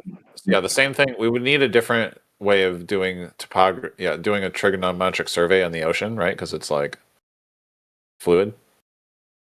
But the ocean, sure. On the land, India is especially So land is easier. Okay, so again, like if it was flat, if the Earth was relatively flat, and and maintained flatness the entire time and didn't have elevation changes, we're not really worried about elevation changes. We're worried about water finding level, right? That's what. Well, right. That's why That's why the baseline's at sea level in India's survey. because it's matching the water line. Yes, but if I don't believe India's survey, which I do, by the way, if I don't believe India's survey, then I have to understand the elevation. Elevation is not the same as sea level. Okay, so what's the problem? Yeah, okay, that's perfect. What? Yeah, exactly. Because tell me why that doesn't why the baseline of at sea level on the beach doesn't help the trig survey, then measure the curved the drop over distance from the east to from west to east, and then from north to south. Well, I think the drop over distance is the same, right? And I think it's about 3 miles when you're a 6-foot person above the plane of observation. But yeah, no, So this is the kicker in the trig survey. When they go east to west, even if it was double that, you still have a horizon, and you still got to explain the horizon. These people can't explain the horizon. That's their problem. But my point is that it's exactly mathematically accurate almost every time. What? That there's drop over distance? Yeah. Yep. But how does the distance drop over on a flat Earth? It doesn't. That's the whole point. What I'm saying. So the trig survey wouldn't. That's why they did the trig survey, to prove the curve and figure out the curve. Does that make sense? I don't think the curve is known. Is it known? Yeah, the curve is from the trig survey, and that's why. And they also understood the reason why the trig survey is so important, and why the India part is so important, is because it shows the equator. I could see what you. But that shows that it's wider at the middle. Because when they went east to west, it was a perfect, the curve didn't change. India being wider at the middle. No, that does. People aren't going to understand this, but that does explain a more round Earth model. Yes. Yeah, that's what I'm saying. Okay. So that was the first. That was the. That's because so again that takes us. Okay, that's perfect. So that takes us back to the most important bedrock principle for not only doing research and understanding how you would answer the question to show me the measurement and show me the thing. And the first thing that you would do was look at the first people that did it, and they physically walked across India, they physically walked across Great Britain. We built stations in America, and each state, and once we had the baseline, everybody would go from station to would report. Everybody would have their own theodolite, or their own positioning. I have to do more research on the American one, but they didn't walk across America. They had stations in each state, and and they somehow knew what relative position each station was in the state going across the country, and that's how they were able to establish the curvature, the curved survey in America.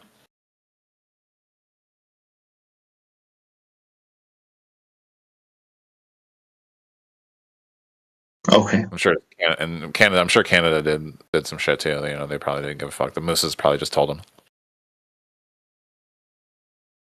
Do you think that the Earth is flat? No, I'm Globe Jesus. I think the Earth is a globe. Okay, me too. But we're also getting yeah. I was actually again, and I just want to see if 20K wants to. I just don't know what we're doing. What are we trying to do? Yeah. Well. Okay. So this follows the understanding of how we show our work and using research from people that did physically do the thing that we would want to do, and so that way we don't have to do it. We can just look up the people that did it, and that's easier to do as humans, and it saves us a lot of time. So now we can look at the measurements,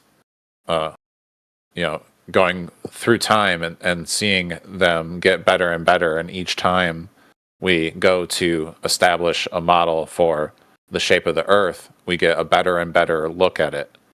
And so each time, with the tattoo thing, we can decide whether or not the Earth is a globe or a different shape, and see what the scientific method brings us when we get like new technology to measure the Earth. And we have like everybody has the right for their opinion to be right, but that doesn't mean the outcome is gonna be what they think it is.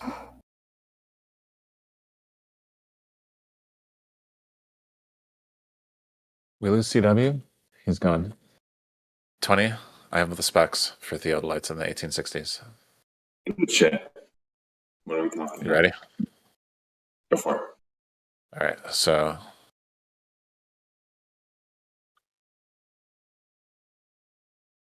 it all started with William Lambton. The theodolites that we're talking about were basically taken care of and designed in the early 1800s. So even though like by our understanding with like companies and like modern theodolites and the theodolite production, these ones, William Lambton, he was the one who created a 36-inch 3-foot circle, often described as a 36-degree azimuth circle. And so that's what they used for this century. Okay. And the key practical specs, as this is what mattered in the field, is the circle diameter of 36 inches of 3 feet. The readout method were microscopes plus micrometer reading used to read fine subdivisions of the circle beyond the engraved marks, i.e. precision angle reading rather than by eye. They then had the next bullet point is telescope. They used a telescope for field observatory grade concept, parentheses, large stable instrument.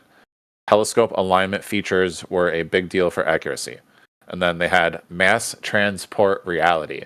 And so this says the Carey 3-foot instrument is commonly described as weighing over 1,000 pounds. Ooh, Jesus, what? In the great instrument class that required major logistics. Oh, so like it was hard to move it around apparently because it was heavy. I'm not sure why. That was probably for like the to have like the we'll have to like I'll see what else it says. Okay, so anyway, companion instruments Lambton used. So, and this is especially important for learning the shape of the Earth. The zenith sector is a 5-foot radius for precise latitude of star observations. Carefully calibrated chain, Ramsden chain, is mentioned in Lambton's kit for baseline distance work.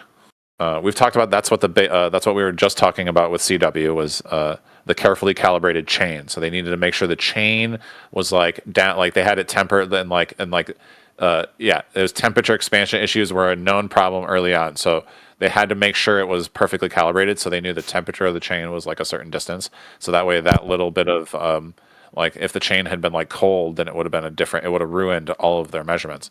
Number 2, so what we are using is for explanation purposes, the 1860s theodolites. They use the GTS. Let me see.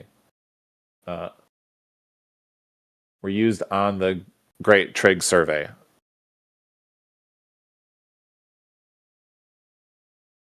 Because William Lambton actually died in 1823, but his Carey Great Theodolite remained in service for decades. The current science history notes it was in constant use into the mid-1800s through the 1860s, after which they got rebuilt and repaired. So I bet you they got they probably upgraded them and whatnot. So that's what I meant by like custom built specs.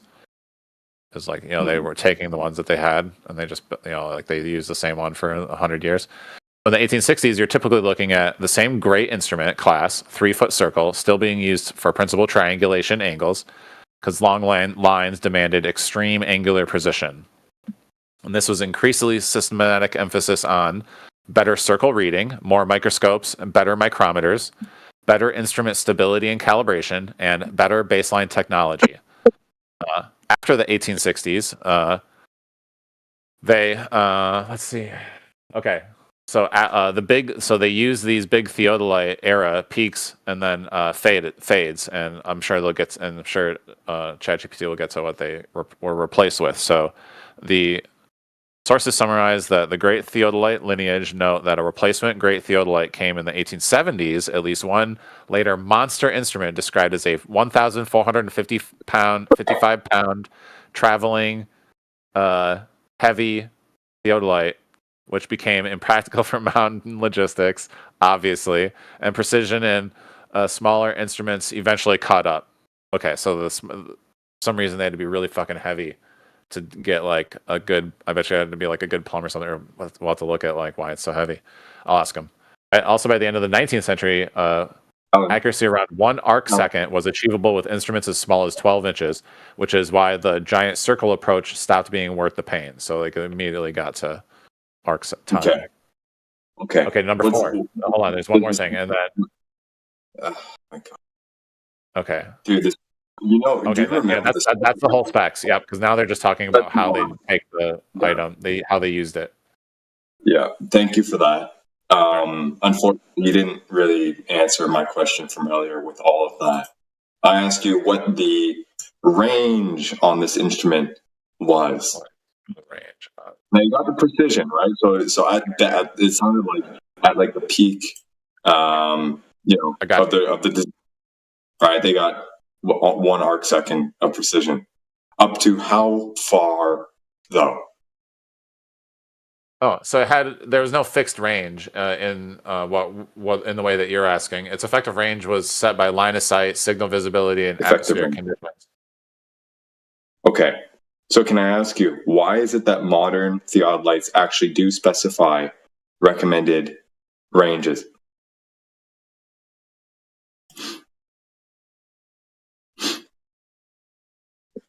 Well, that's definitely for accuracy, I bet. Hold on, I'm guessing. I'm guessing. I'll see what. Maybe ChatGPT that.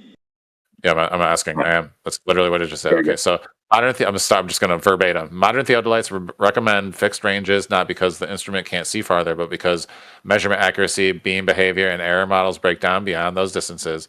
The idea of a range is a modern engineering liability concept, not optical. Mm-hmm. I mean, to keep going. No, that sounds good. Okay, so beyond a certain point, they risk incurring liability because their readings would be off by whatever degree, right?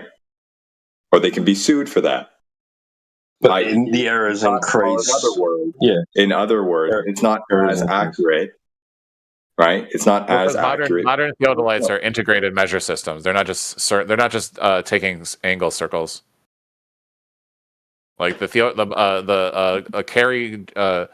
Great Trig Survey theodolite was purely for angle measuring instrument, because that's what I was trying to get to with CW that wasn't able to explain, and so the reason why we were at an impasse with CW and is that the actual Trig survey is taking angle measurements, not just elevation.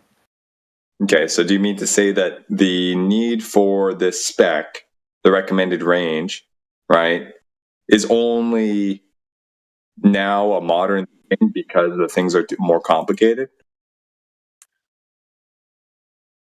Oh, no. What they mean by fixed ranges in modern theodolites is how far it automatically does all of the automatic it does all of the corrections automatically. Yeah, it like automatically does like fixes the measurement accuracy, beam behavior, its error models. I didn't ask for fixed range, dude. I asked for the recommended range limit. That's right. They're not the same, right? Yeah, exactly. Because like when you say modern theodolite, the modern theodolite is basically doing all the work that the old timers had to do on paper, and the modern ones do it automatically because they're the whole system is part of the theodolite rather than having like a bunch of other things. Okay. Yeah. So this range limit, it's more of a basically a rounding error guardrail, so to speak, because on the instrument. Yeah, exactly. So like modern theodolite. Okay. Yeah, exactly. So like even though it's modern, if you go beyond the recommended ranges, then you do have to start going back to the old time and do the calculations and corrections of deviations beyond that range. And so you can do that. You just have to go back and be the the old timey correct. You have to do the corrections, and that's what they're talking about when they talk about the recommended ranges for modern theodolites. But when we're talking about the great theodolite that they used in the 1800s for the Trigg survey, that was just a heavy ass. Apparently, like, I'm gonna ask why it was so heavy. Why was it so heavy, and what for the large mechanical pieces and shit? What were the physical specs of something so heavy? Okay, so it was designed as a mechanical reference standard, not a portable instrument. Its mass, there's pictures. Its mass was the solution to 18th, 19th century physics limits. Rigid stability and repeatability had to be achieved without electronics, alloys, or software correction. Oh my god, that's pretty awesome. This thing's fucking crazy looking. Let me send you the image. Yeah, dude, something doesn't sound right about that. Because the claim is basically this limit, right, is really just a calculation thing. But modern day computers, you got a 64-bit fucking floating point, computation, right? That's a lot of decimal points. If you're taking angle measurements and you have arc minutes, arc segments, or whatever, you're only maybe 3, 4, 5, 6, maybe, I'm guessing here, decimal places, right? Could you please put that in the channel chat, please? Okay, do you know what floating point operations are? Do you know what 64-bit computing is? 54-bit compute. 64-bit CPU architecture, right? Oh, yeah. You got a lot of precision in the numbers being computed on, or they can be. I don't buy this, dude. I'm sorry, hold on. I would ask you to cite where you got this from. That this range is not a result or not a necessity because of the actual physical limitations of the instrument, i.e. the lenses, the leveling, the whatever. What? Okay. And it's actually just a rounding mechanism, guardrail, liability. Mechanical reference standard. Okay, so it's a mechanical thing. Yeah, it's got the telescope on the top of it. Okay, fantastic. So it is a mechanical thing. It's not necessarily a computation. I see. And then it's got the plumb line on the bottom. Okay. Can you go do the research and come back later instead of narrating your reading? You got to share. I sent you the picture. Oh, let me check. So it's a mechanical thing in the end. Yeah. Okay. That's what I thought.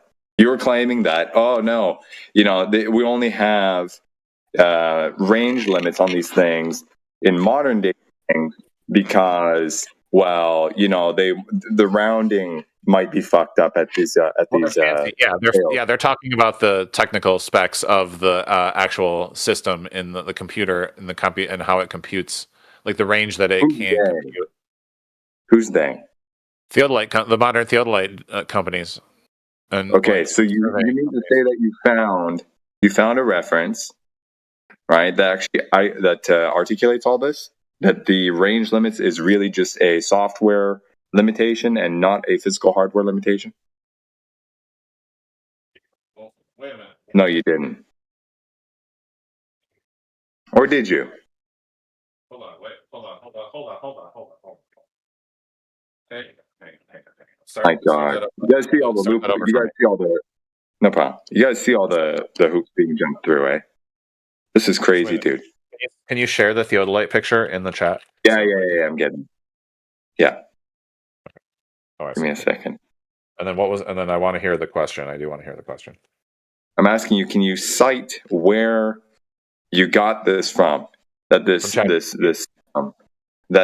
okay, can you ask ChatGPT to give you some source material for that?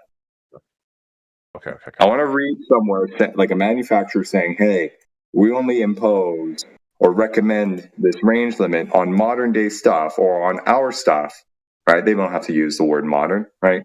But that's kind of insinuated, right? We only do that because, the computers on these things have limitations, and to prevent, liability or whatever, we recommend, within this range, so the numbers don't give you, they don't round wrong and, yield inaccurate results. Something to that effect, you understand? That would be great. Because I'm of the suspicion that it's not just the computing, it's the actual physical limitations of the materials. There's always something wrong. Well, they know the error margins will increase over distance, right? And if somebody ignores that and tries to use it with, assuming it's accurate over the, a certain distance, without making, accounting for other things, then they build or engineer based on that, and then and something goes wrong because of that, they can get sued, I guess. Couldn't they? Well, that's the thing. So what Talon's trying to argue is that this spiel is really just, it's only necessary in modern day theodolites and not necessary to have in the old day theodolites. Basically, he's kind of like conceding that the old ones, they don't actually have a range limit, right? Because they don't need one, because these range limits are only useful, for, correcting for or limiting results yielded by the actual software on the thing, right? He's kind of saying, basically the things in the old days are perfect or sold as perfect. No, that's bullshit. The error margin would still increase with distance. It would. I'm trying to ask, like, these finer details. How would they account for that? We talked about that. That was addressed. Okay, you remember? No, listen. You remember? Okay, so long story short, it's the difference between a $1,400 theodolite or a $5,000 theodolite. So if you only need, if you want to be able to take measurements like that would need to like measure the surface of the Earth, it's going to be more. You're going to want the most expensive one, and it does make a difference how much money you're putting into your theodolite, because it's going to have better telescope, it's going to have better telemetry, it's going to have better everything. Yeah, no shit. All right, so we're asking like today's standards of like what you can get.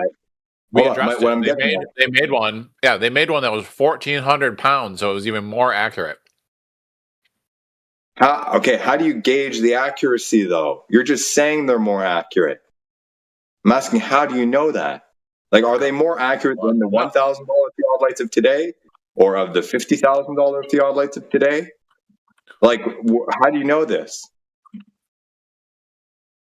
We're gonna ask. Well, I mean, we did the research. Please do. Okay. So we know the old 18th and 19th century great theodolites were extraordinarily accurate because their results survived multiple independent reality checks long before electronics existed. The proof is empirical, not romantic. Below is the evidence chain historians, geodesists, and metrologists rely on. The internal consistency over continental. I'll tell you, number one, internal consistency over continental networks. Surveyors used great theodolites, built huge triangle networks across thousands of kilometers. Mm-hmm. If the instruments were poor, the small angular errors would compound. Triangles would fail to close. Endpoints would drift badly. What actually happened was that triangle closures routinely agreed to within a few arc seconds. Errors stayed bounded across hundreds of connected triangles. Mm-hmm. Networks adjusted mathematically within tiny residuals. This level of internal consistency is impossible without arc-second class angle measurement. Okay. Now you say they're consistent, but are these not the results that you have to basically data fit to a model in the end anyway? Because we were talking about this yesterday. Right? You brought this up, but then you also said something about the actual model that they quote-unquote corrected to is done elsewise, right? All right, there you go. So there was independent repetition by different people decades apart. So in India, William Lanton begun the measurements in India. We talk about that one. They were later repeated, extended, and cross-checked. The most famous person, I don't know if you might have heard of a guy named George Everest. and successors all helped measure these initial Great Trig survey. That's the guy that you're going to have to deal with if you want to work on like who then followed William Lambton and repeated, extended, and cross-checked, because they started using the better ones. We'll ask what the actual replacement instrument is to get their specs. And so there were different crews. They did it in different seasons. They used different instruments. They had the same geography. The baselines matched. The angles matched. The computed distances matched. There's no way for the instruments. If the instruments were biased or unstable, these later checks would have exposed it. You want me to keep going? Still not hearing like an empirical quantified accuracy range. That's what we just said. They're just saying somebody double checked it. They repeated it a few times. Yeah. But like, there's no. The reason why I'm asking for this, dude, okay, is if you have a range, a set range in which you can expect X degree of precision, 99% accuracy, whatnot, right? And then you go out and do test on something larger than that, larger than the recommended range, right? And you don't have the ability to quantify how much that may be throwing your thing off, right? In the case of if you have a device that actually specifies a range, I think you can probably account for it or estimate it, right? But if you don't have that from the get-go, it doesn't sound like there's any way to really gauge how off you may be in the event that they're taking shots larger than the recommended size. And if there is no recommended size, you're shooting in the dark, dude. And then you can data fit to basically anything, right, within a certain threshold, which is arguably very arbitrary. It's like, oh, this is good enough. We think it's probably accurate to this much. This arc second or whatever. No, so we know how accurate it is. It's accurate within 1 in 1 million with a 0.001% error ratio.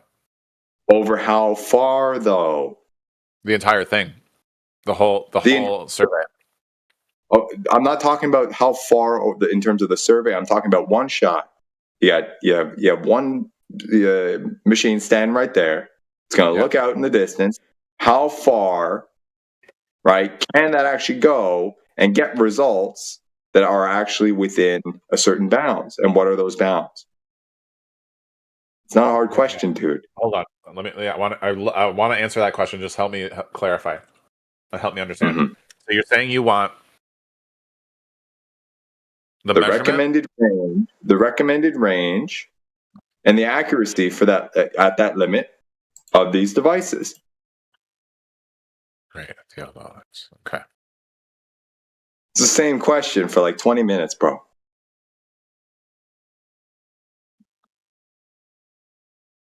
Okay. Mm-hmm.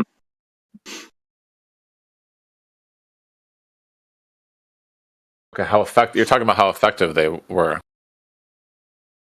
Okay, so typically, oh my god, the typical range was 30 to 50 miles. It was the perfect sweet spot for strong heliotrope signals, manageable refraction, multiple repeat observations possible, and excellent triangle closure.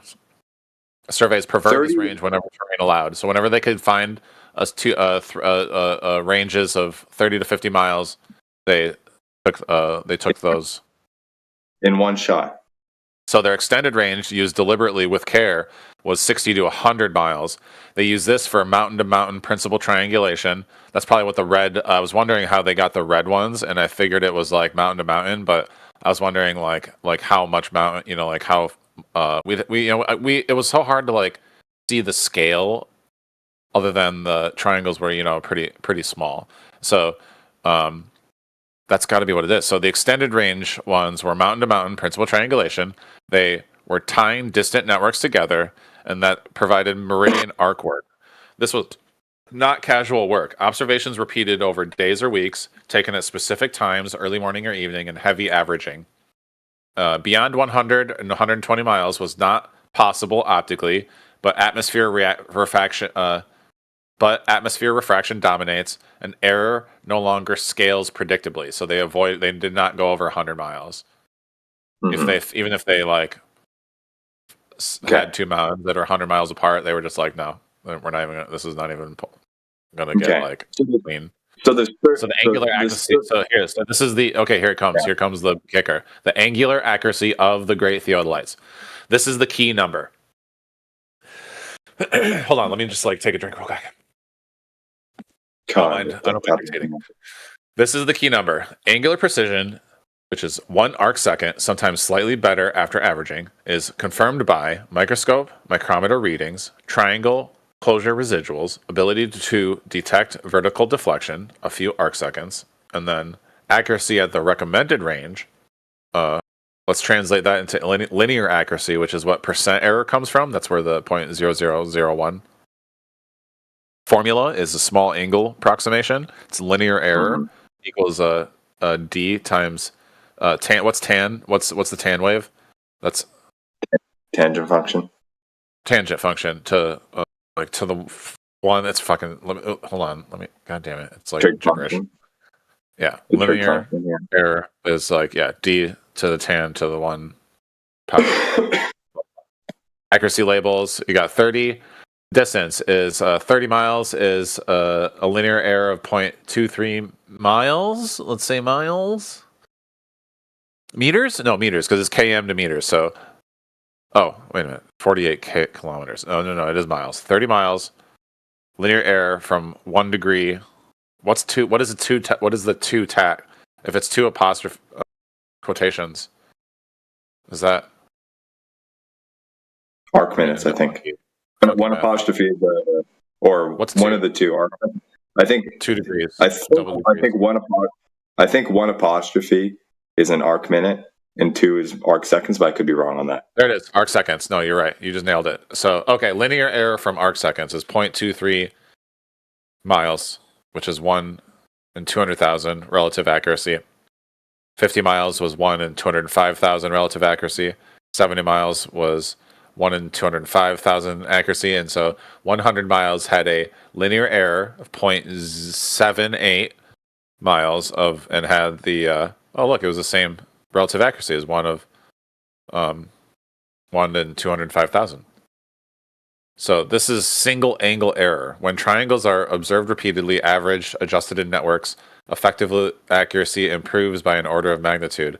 That's how the GTS reached 1 in 2 million. Between 1 in a million and 1 in 2 million overall relative accuracy. This is so the this range limit. Yeah, so this is why they use that range as your recommended limit, because beyond 50 miles, refraction.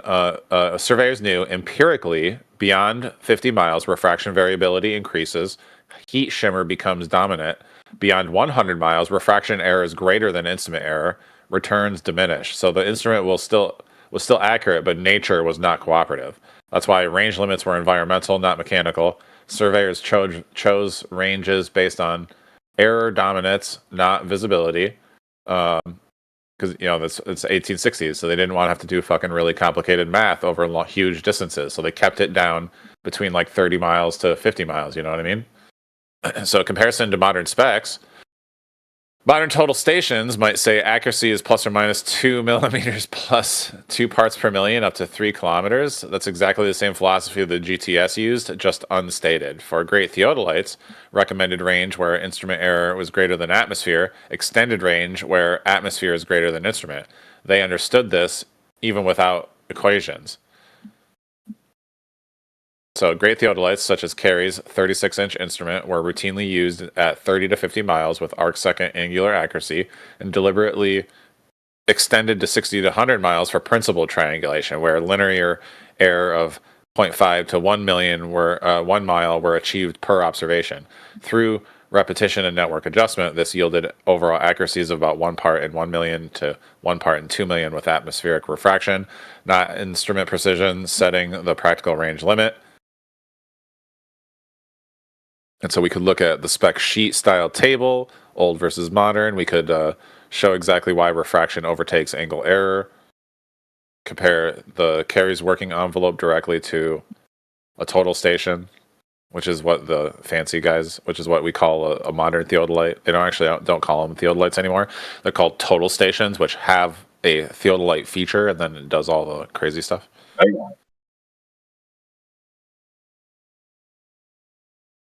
So yeah, I'm sorry that it took so long to get the specs. Yeah. So this 30 to 50 mile range, it was kind of like a ballpark guess. No. That was the best suite. That was the best range because that's like it was the most like reasonable range for the traveling and for getting it was the best within like 1 and 2 million arc seconds. Relax. Hold on. What I mean is they gauged that empirically. So with trial and error, they found that 30 to 50, it was suitable for them. Basically, they didn't fabricate the thing in a way so as to maximize the accuracy within that range specifically. They kind of just built it, according to spec or whatever, and then they tried it and figured out, 30 to 50 miles is, it works out that this works best.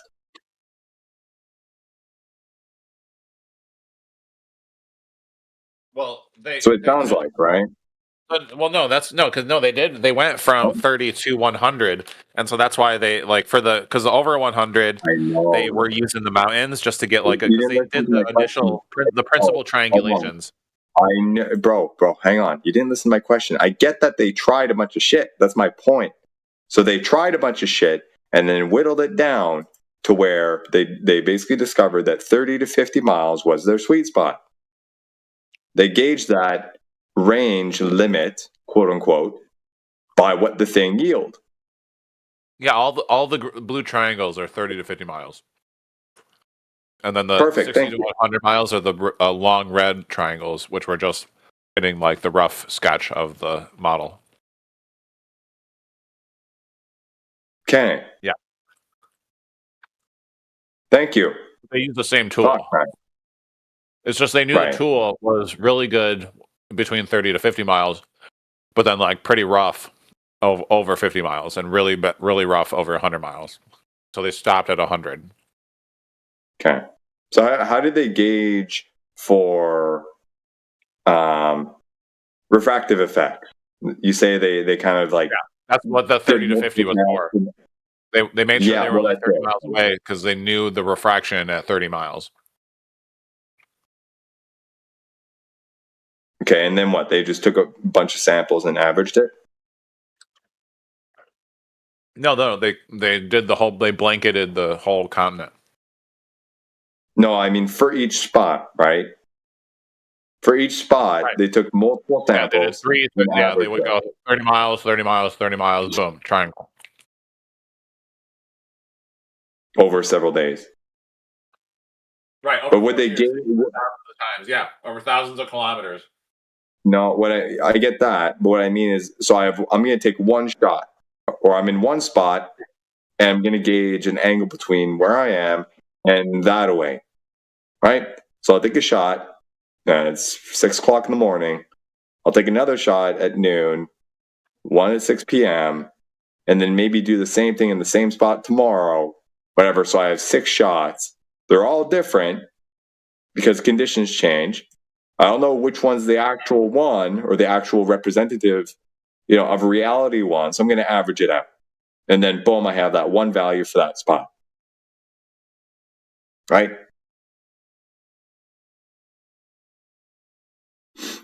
Wait, were you just trying to drink? Are you just trying to get drunk?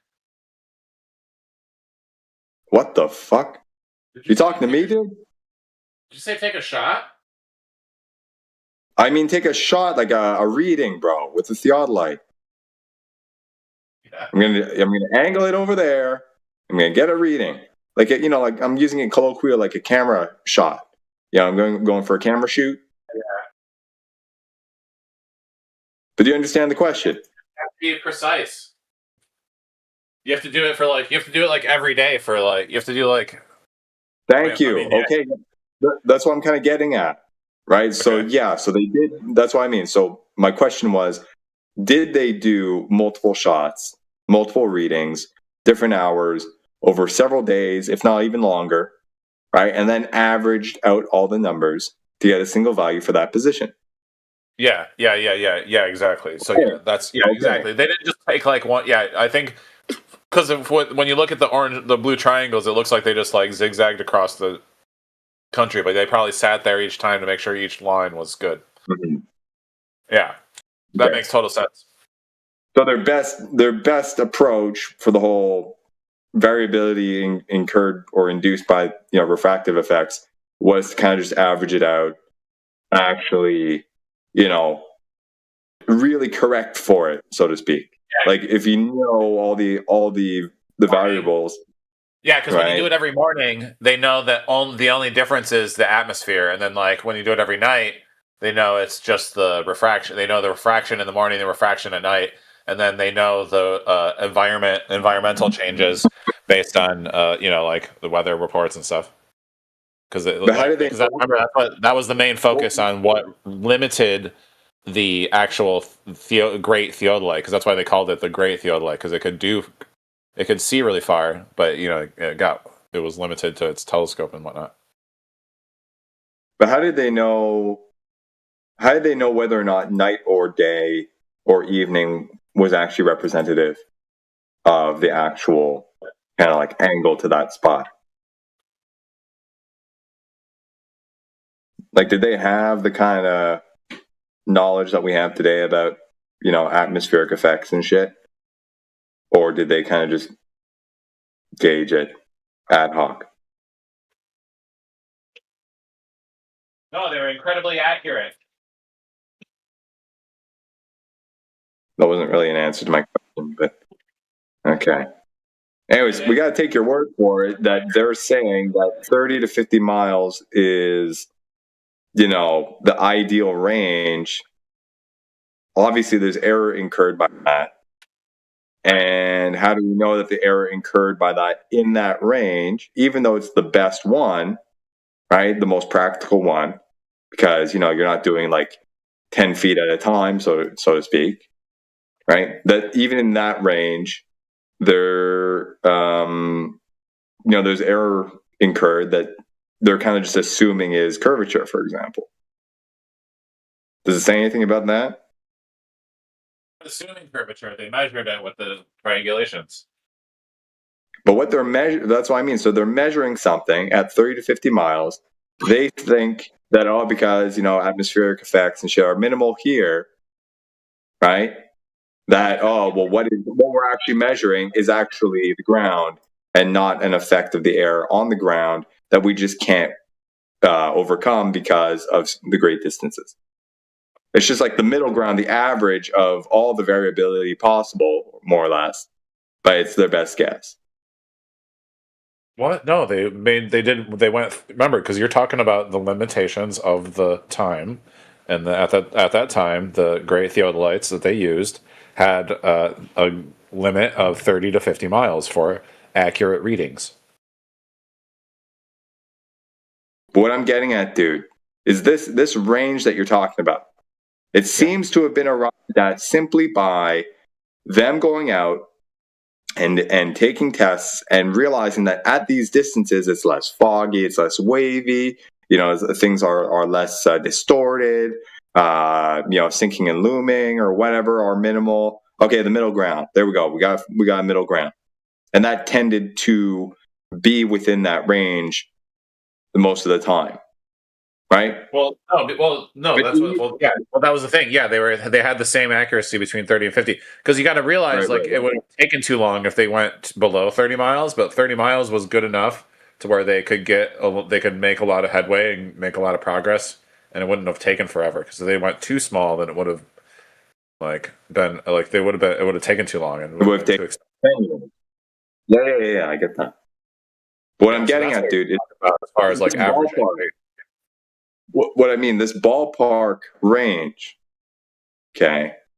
For example, they had a theodolite, and it was within and it was really good accuracy, for tens of thousands of miles. I understand what I'm getting at, dude. This ballpark range, I will use the term ballpark because it's a 20 mile range, dude. You gotta think of ballpark. It's a 20-mile range. Principal triangulation is the ballpark estimate, and then they went and did from base to base. Okay, if I'm using the term wrong, that's what I'm getting at. I'm just all I'm getting at.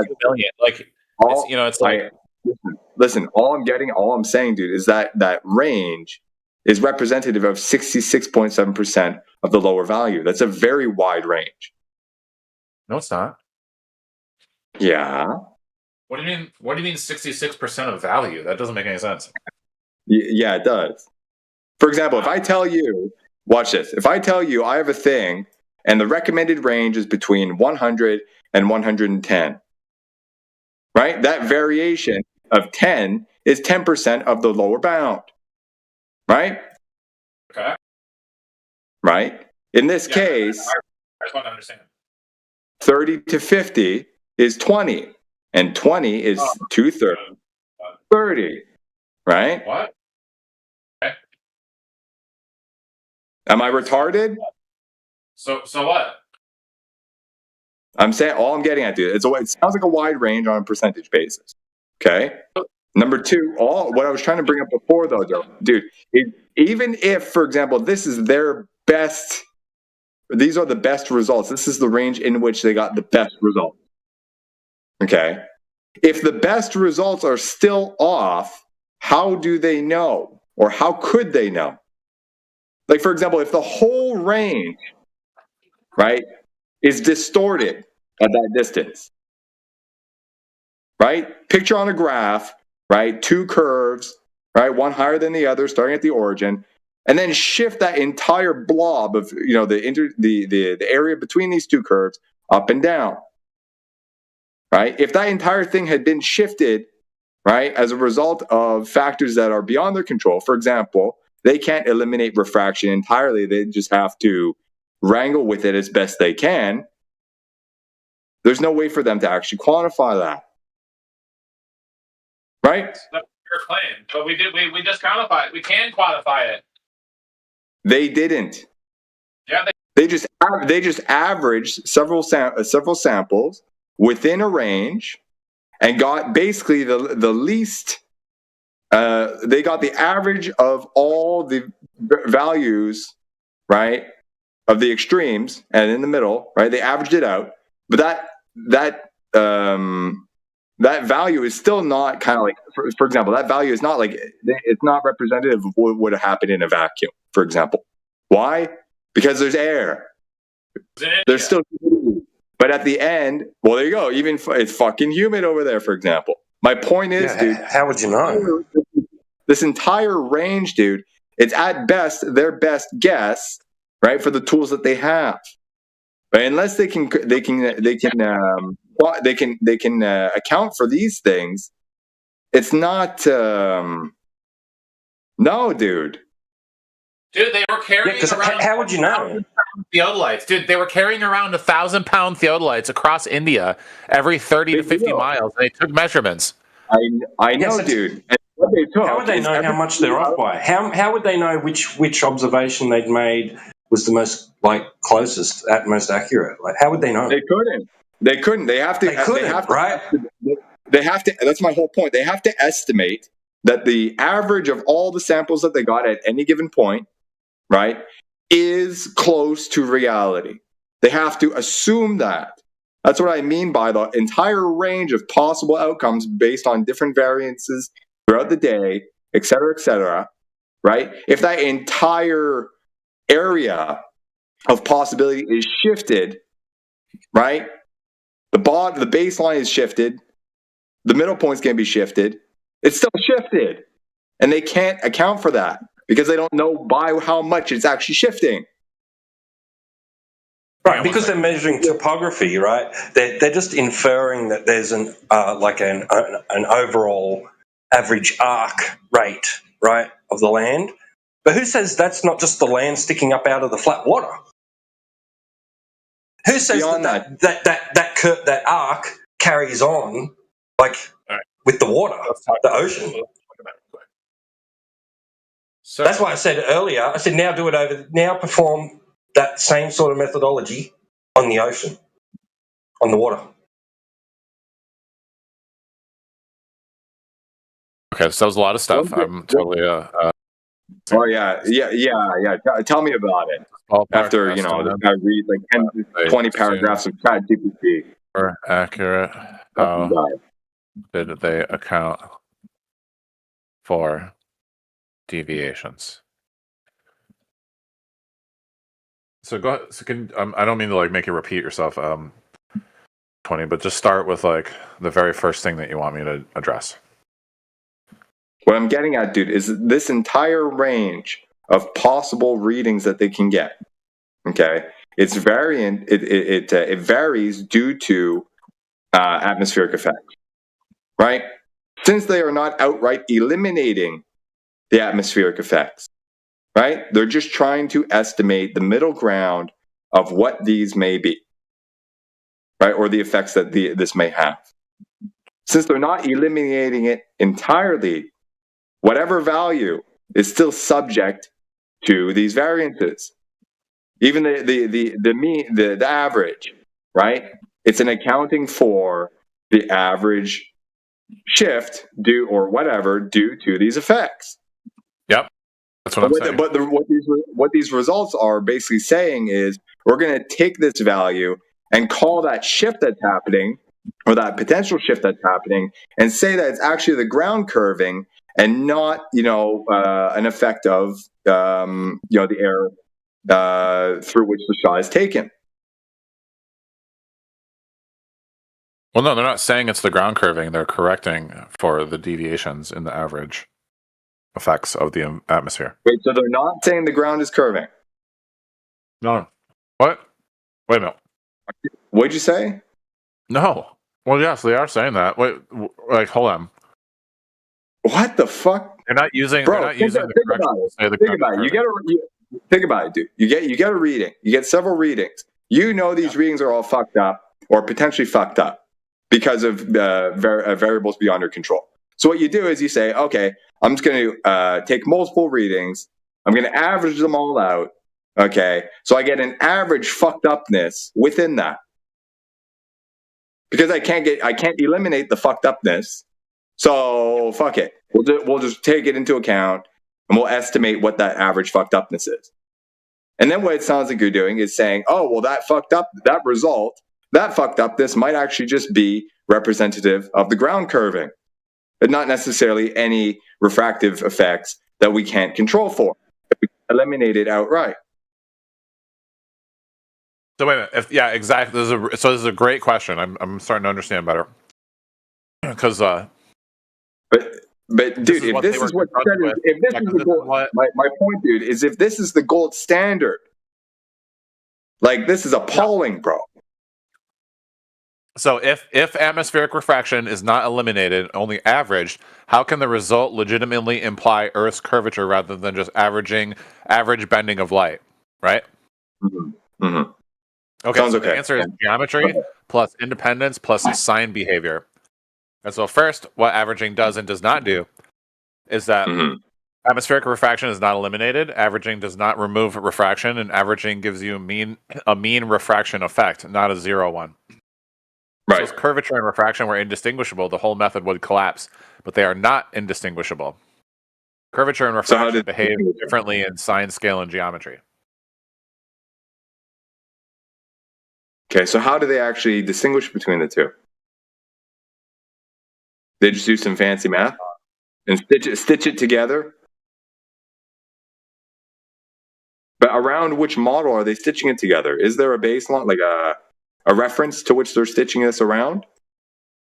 Or is the stitch yield the actual model itself? Refraction averages, the key insight is that refraction averages and curvature accumulates. So when you average many observations, random refraction fluctuations shrink, and systematic geometric curvature does not. This is the same logic as noise versus signal, jitter versus bias, and turbulence versus geometry. If curvature were just an atmospheric artifact, different days, different temperatures, different elevations, different terrains would give different curvatures, but they don't. The middle ground erasure does not fake curvature. It's an important concern. We don't want, by averaging, aren't we erasing the middle ground and just declaring a curve? Like we don't want to, we aren't doing that because the middle ground is symmetric while curvature is not. What averaging removes is high refraction in hot afternoons, low refraction in cool mornings, and opposing directional biases. What averaging cannot remove, a consistent residual that grows with distance.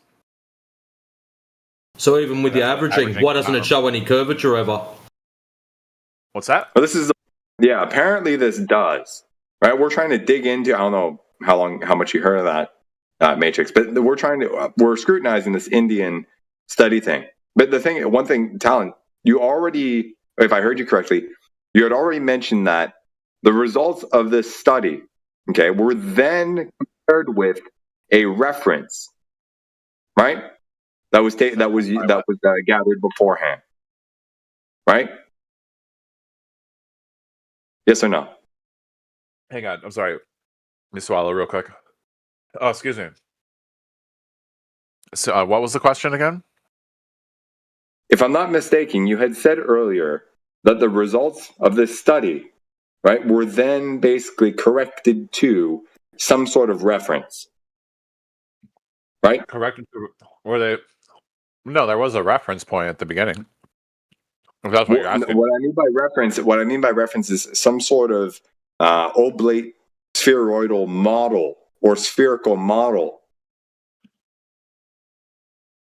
right? Because if they have all these results and they're all variable because everything's different and they got to correct it, they got to data fit it to something. What is that thing to which they are data fitting it to or correcting it to? Where does that come from? This is why I went down the rabbit hole initially. I guess I misunderstood until now that this was the derivation basically of the actual gold standard reference to which everything else is compared to, or to which everything else is compared. But now you're telling me there's another thing that came first, and then this study is corrected against that other thing. No, it's been confirmed. It was no, corrected to. You can weasel your way around it, but it was corrected to whatever this other thing was. He won't do it. What do you mean corrected? He just won't. What was the necessity for a reference material? If they are measuring directly, why did they have to reference it against something? Yeah, that's what the reference chain was for. Yeah, why? If you're measuring something directly, why do you have to reference a model? You're measuring it directly, mate.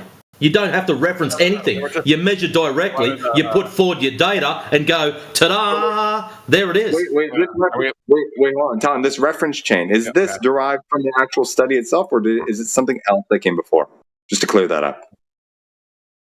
Hold on. Oh my gosh. Hold on. It's like so many different, I'm getting the double, I'm sorry, I don't mean to interrupt. It's okay. That was Matrix, right? Matrix, you jumping in? Or was that? I just want to clear that up, though. Just exactly. Either there's a thing, a reference, and then we go out and do this Indian, land survey thing, and then all the discrepancies, laid into that, we kind of fit it around this reference, and then basically gauge how off we were from this reference, and use that gauge to identify how accurate and how good the actual study was. Is that the case, or are you saying, use the term reference chain, is whatever that is that something that actually came from the actual Indian survey study itself, or is it something else that came first? That's all I wanted to clear up. Okay. And what's the main reference to which the GTS model is data fitted around? Does that sound like a good question? Okay, sure. That's because ChatGPT says that's the right framing of the question. The GTS was not just measuring triangles; it was fitting all measurements to a single physical reference, and everything else had to agree with it or be explained. Thank you. So the short and direct answer was the GTS was fundamentally data fitted to astronomical latitude observations along a meridian, and only secondarily expressed through a mathematical ellipsoid. Bingo! Thank you very much. So there was a precedent, right? And then stars were the reference, not a presupposed Earth model. The stars were the reference? Yeah, the stars. Are they not using the stars or the celestial bodies to form a model, a geographical model, around which they... there's a hierarchy of references from most important to least important. So the first one was astronomical latitude, was the primary anchor. Mm-hmm. The primary reference of the GTS was astronomical latitude measured from star transits using zenith sectors independent of triangulation, and that was tied directly to Earth's rotation axis, the plumb line of gravity, and the celestial sphere. This is the non-negotiable reference. Fantastic. So they already pre-assume. Gotcha. Thank you very much. You answered all my questions, sir. They do have a presumption of an existing spherical or elliptical or oblate spheroidal model derived from celestial observations and shit like that, presupposing that it spins, presupposing all this shit, and then data fit. Not presupposing. No. Remember the stars. They use the stars as the reference, not presupposing the Earth model. You just said shit about. You just said a bunch of shit about the Earth spinning and stuff. Is that not a ball model? Primary basically? reference of because you were asking for the reference of the Great Trig Survey. That's the astronomical latitude measured from star transits using zenith sectors, which are independent of triangulation, tied directly to Earth's rotation axis, gravity, and the celestial sphere. So you're already assuming it's a ball in the first place. That's all we need to know. The stars around us are like a perfect ball. Oh, there you go. That's my point. You presume it's a fucking ball first. Well, we use that reverse ball to figure out where we are on our ball. Thank you very much. So in the end, that's how we reference location. So in the end, this is not the gold standard. Okay, it's basically like the silver standard. Let's say it came after the first shit, to which this thing is comparing or is being compared. This is why they could. This is why they could detect deflection of the vertical. They could tell when geometry and gravity disagreed, and they did not assume the Earth was a sphere. No, all they've done is confirmed that the ground map that they made up of the stars matches the alignment to the stars, and everyone's gone, "Yay!" Well, yeah, exactly. Their position. Yeah, so no. They've assumed a ball, and they've matched all this to a ball model. It was the stars were the independent they were the independent controls, so that way we didn't have to use the. It's not independent controls; it's an assumption. They did not assume the Earth was a sphere because they were using the celestial sphere. They were using a different ball. And what do you think the Earth sphere is generated from? The Earth. Yeah. Oh my god! Thank you very much. They did assume the ball. If they were saying there was deflection of the vertical. Around this as hard as we can. It's not, dude. You gave us everything we asked for, and I appreciate it. Hold on, wait a minute. There's okay, I can take it away. The mathematical Earth will. I see. No, he's already said enough. I can sit back and listen to him babble now. There's a 3 and a 4. So number 3 is triangulation. How did they know there was deflection of the vertical again? Okay. The triangulation was used to transfer distance accurately over terrain, connect astronomical stations, and scale baselines across India. That's important because triangulation does not define curvature; it transmits distances. If triangulation disagreed with astronomy, triangulation was adjusted, not the stars, because the stars were the same. So the mathematical Earth model fitted after the fact. So they tried to use triangulation on a celestial sphere model, and then when it didn't work, they went, "Oh well, we're going to fudge it anyways because we want it to match the ball." No, they didn't even care if it was. They didn't care about matching a ball. They just wanted the accurate measurements. Well, it wasn't real accurate then because the ground is flat. Mathematical, the ellipsoid got fitted after the fact, so only after measuring. No, they based it off of the celestial sphere. That's what they've based it off of. You told us that already. So you're not going to dodge that now. They've based it off a sphere model, a model of the stars. So this is listen to what this says though. It says under George Everest, the data was best fitted by what became known as the Everest spheroid. It was a semi-major axis of 6.3 million miles, flattening of 1. It says flattening. You guys like that, right? 1 over 300.8. This ellipsoid was derived from the data, not imposed beforehand, and later refined as gravity anomalies were understood. So we figured out like where the ellipsoid was going. Wait, how did they know? How did they know there was deflection of the vertical? So because William Lance had figured out that the curvature varied with latitude. As you got closer to the equator, the curvature varied. How did they know there was deflection of the vertical? What did they do in the field that they went, oh shit, plumb line's curved or wonky? Vertical. All right, let's find out.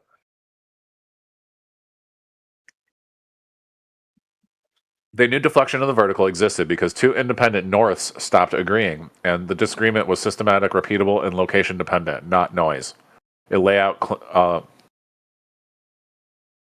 the layman's terms, please. They compared north defined by the stars, astronomical, with north defined by triangulated geometry, which is geodetic, and found small but consistent angular differences that varied with terrain. That sounds like comparison with a preconceived globe to me. Something only gravity acting on the plumb line can cause. This difference is deflection of the that difference is deflection. So that sounds like that's the ad hoc excuse thrown in. We've fucked up somewhere, so we've got to throw something on in to make it sound better. They had two verticals. They had the plumb line, and then they had the stars. So that was two verticals, and then they could. Oh, what? And they didn't match? Well, they did. Or if they didn't, they could figure out. They knew. They used it to. Yeah, they didn't match because they were trying to measure and assume a sphere, and then when they didn't realise that it wasn't a sphere and it was just out, they just went, "Oh, we'll just blame gravity." Let's see what let's jump to the answer. So they knew they knew there was deflection of the vertical because astronomical latitude defined by stars and the plumb line consistently disagreed with geodetic latitude defined by triangulation by small location dependent angles that correlated with terrain mass. Something only gravity induced tilting of the vertical can explain. If you want next, I can geodetic. Wait, I thought that they were forming that. I can walk you through a numerical example. I thought they were already forming. Talent. I thought they were forming that. Stop trying to overrun it. I thought they were forming that. I thought that they weren't relying on that yet. Your ChatGPT just read out that they didn't have that preconception. Now they have it? Yes. Okay. This is a dumpster fire. Okay, so these discoveries made it more obvious that the Earth was curving. It's because deflection of the vertical separates the signal, which is Earth's geometric curvature, from a high-order disturbance, which is local gravity. Once you can see and quantify the disturbance, the underlying curve stops being ambiguous and becomes more certain, not less. So curvature is a first-order effect. Deflection is second-order. Earth curvature affects measurements at the kilometer continental scale. Deflection of the vertical affects measurements at the local regional scale. They act at different magnitudes and spatial frequencies. That separation is crucial. What would happen if curvature were an artifact? If the observed curve were actually caused by atmosphere, instrument bias, or averaging tricks, then no further structured residual should exist. You would see random errors, inconsistent signs, no correlation with terrain or mass. But that's not what they saw. What they actually saw, and this is key, after it is what they saw. They did see errors in their triangles, Talon. Talon, just hold on. They did see errors in their triangles. That's why they had the fudge data. No, that's not what they saw. After accounting for curvature and spheroidal flattening, they found small, consistent leftovers that changed with location, pointed towards mountains, varied smoothly over geography, stayed stable over time. Those leftovers were deflection of the vertical. This means the main curve was already correct. The remaining error had a new physical cause. This strengthens the curvature result because it's like peeling layers. Like layer 1 is flat Earth. It fails badly. Its errors grow uncontrollably. Layer 2 is curved Earth, which is sphere. Errors shrink dramatically, still systematic residuals. Layer 3 would be the oblate spheroid. Errors shrink further, small regional mismatches were made. But then how did they know they had errors? Layer 4 of gravity deflection was residuals now make physical sense. Hey, Talon, hold up. Where did they get their errors from? How did they know they were having errors? They must be comparing to something. More. Compared to what? Each layer. Yeah, go back to the very first layer. Go back to the very first layer. They had errors there. What were they comparing to? To know that they had errors. So let me get this straight. They started off with a celestial sphere. They literally started with flat Earth, and it didn't work. They started with a celestial sphere, and you're telling me a celestial sphere, a spherical map. Hey, Talon, breathe, mate. You can do it. They've started off with a spherical model. They've tried to squash it onto a flat surface, and they don't understand why it doesn't work. Because the sphere. Because they're measuring the flat surface, and it didn't match the spherical sky. Was flat. Because they've got this preconceived idea of what they're supposed to have in the sky. It didn't match the ground. That's what's happened. No, it didn't match the stars. So your location. So based off of. So like if you were to start with layer 1 and you assumed that. So they didn't. So let me get this straight. Stop with your layers, Talon. I know you're excited and you think you've got some kind of epic gotcha, but you shot yourself down earlier just when I come in. No. Why do you think this is going to work? Because we're explaining why it does work. No, it doesn't work. We've already established that. Again, so like if you have a celestial sphere, a flat surface would not work. What didn't match the stars? We're just talking about a celestial, like if you took a surface if you took a flat surface. Yeah, forget the surface. How are you going to compare the ground to something that's up in the sky? By measuring it. So you've dropped the plumb line from a star, and it dangled down in a certain spot, so you knew exactly where you were. Because of the deflection of the vertical, right? We're talking about deflection of the vertical. Deflection of the vertical what? The Earth curve. Well, no, that is all the triangulations did show the deflection of the vertical. All of the triangulations of right. Yeah, it worked because that's why when you do the layers. So all of the triangulations showed a deflection of a vertical, thus proving an error in comparison to what? To what? What made them think that there should have been a star above them, or that the star was misplaced? What made them think that? But hold on, wait a minute. What are we asking again now? What are they comparing it with? What? Okay, you told us that they were wrong. There's a deflection there and it was incorrect. How did they know it was incorrect? They must be comparing it to data they already had. They didn't just go, oh shit, this is wrong. You don't just say something's wrong when it's the first time you've measured it because you don't know. They said it's wrong because they've had data previously to compare to. No. Okay, wait a minute. Let's try to get back on the same page here. I think we're just not on the same page. Okay. How did they know they were wrong? How did they know they were wrong? And what do you mean wrong about what? They had you said they had errors. Compared to what? How did they know they had errors? Okay, that's a good question. How did they know they had errors? Let's just ask them that real quick. Okay, so they knew they had errors because the measurement system was deliberately built so that errors could not hide. Errors showed themselves through redundancy, contradiction, and failure to close, long before anyone assumed a model was correct. So errors. So that's a whole lot of nothing you've just given us there. So errors reveal themselves when geometry argues with itself. Triangle closure, the first alarm bell. In a perfect world, the angles of a triangle doesn't even make any sense. Value. Yeah, because they're trying to place a observer-centric star model on top of a flat surface, and then they're wondering why it doesn't work. It's like when you do celestial navigation. You don't do trigonometry. You use a trigonometric function. Two different things. That's why it doesn't work.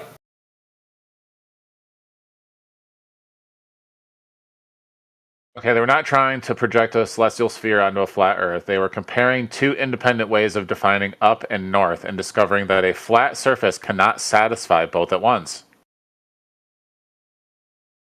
What failed was flat geometry, not the sky. They are doing two different measurements, neither of which assumes a flat Earth. Astronomical observations, sky-based, observe stars. Yeah, they're assuming a ball-tard.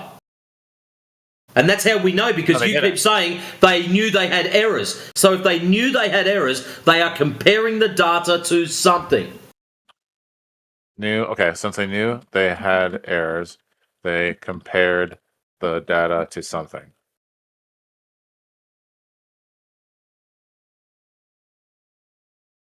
Wow.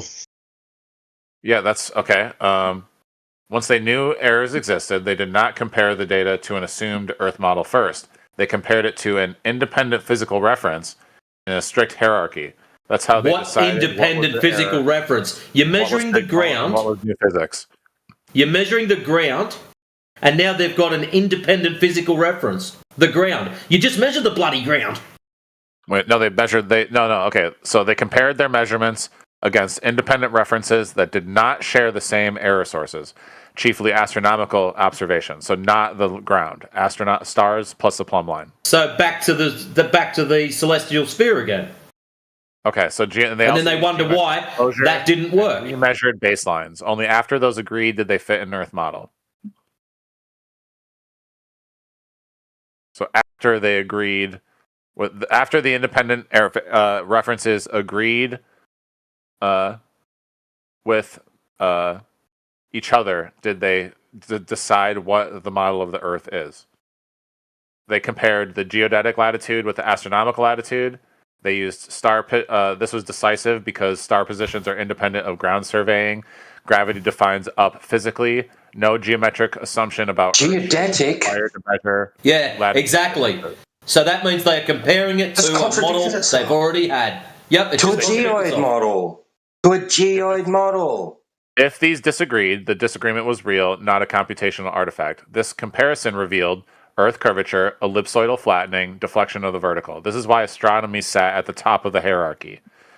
The number 2 was the internal comparison, geometry versus itself, which provided closure. What they compared was one path through triangles, another independent path to the same point. If the Earth were flat or curved incorrectly, loops would not close, misclosures would grow. What they saw was closures improved when curvature was included. Residuals shrank as the model improved. Closure doesn't tell you what the model is, it tells you when the model is wrong. The scale comparison of the baselines versus how do they know it wasn't the other way around? How far does this go? How do they know that their reference was the gold standard, right? And that they were getting it right? They know. Why even compare it to anything? Why not just make the measurements and say, that's the way it is? Wouldn't that be the more honest approach? What else other than just the measurements helped confirm the Earth model? Okay. This is the core epistemic question behind the GTS. How do you know you're right when you already know you have errors? The answer is they didn't trust any single measurement or model. They trusted convergence across independent references. They watched how errors behaved as the model improved. When everything began agreeing for the same model, and only that model, they knew they had it right. So this is what CW was talking about. If you want to go back, we can call back to CW. Agreeing with what? He was saying that the trigonometry alone doesn't tell you the Earth curve. That's what CW meant. Is that you had to take the trig survey was just a portion, was just a measurement of the surface, the geodetic surface, and then they compared that to the celestial sphere, and it matched up really nicely. So they were both curved. So that's how we know it's curved, because it like fits like a glove.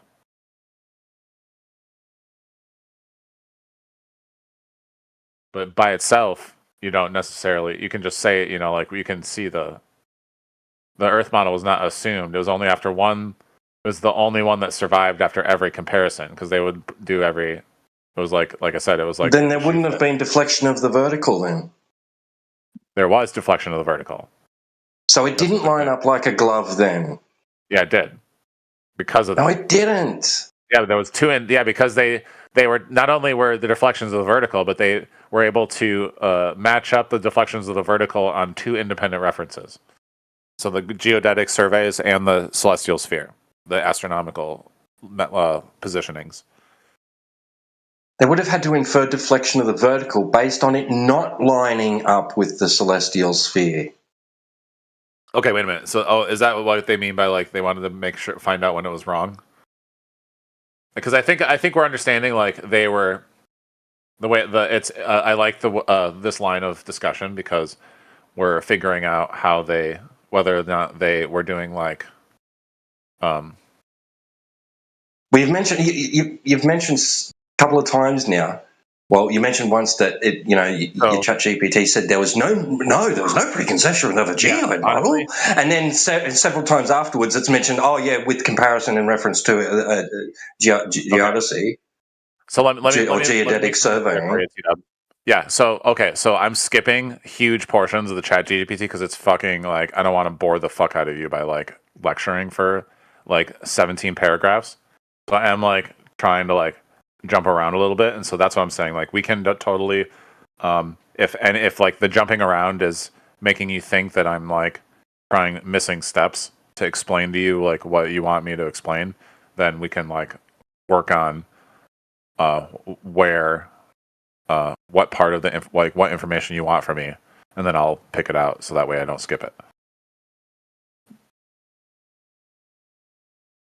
Because like you're talking, because like so like let's focus on that deflection of vertical. Like I'll ask ChatGPT to really make sure that we're on the same page. I want to. In fact, I'll like let me say that real quick. Okay, me and my handsome and romantic flat Earth brothers.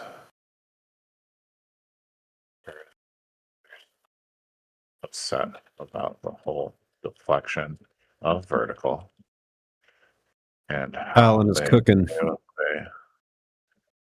How they use that. Make it a short, easy explanation. I can say quickly, easily.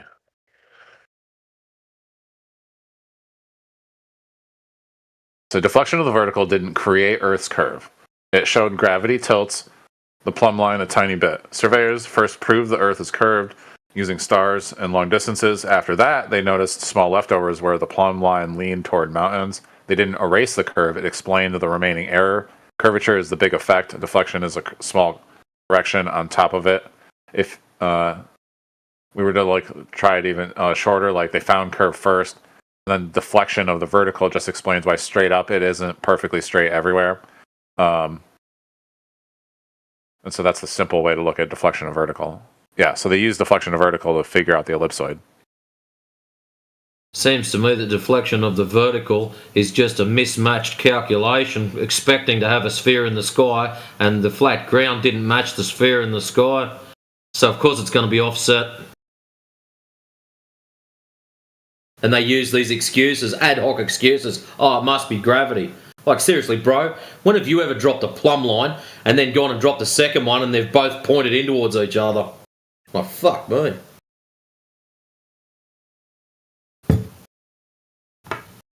So they're basing their plumb lines off the sky. So if they've messed up their calculations for the sky, but you can't guess what's going to happen to your plumb line base.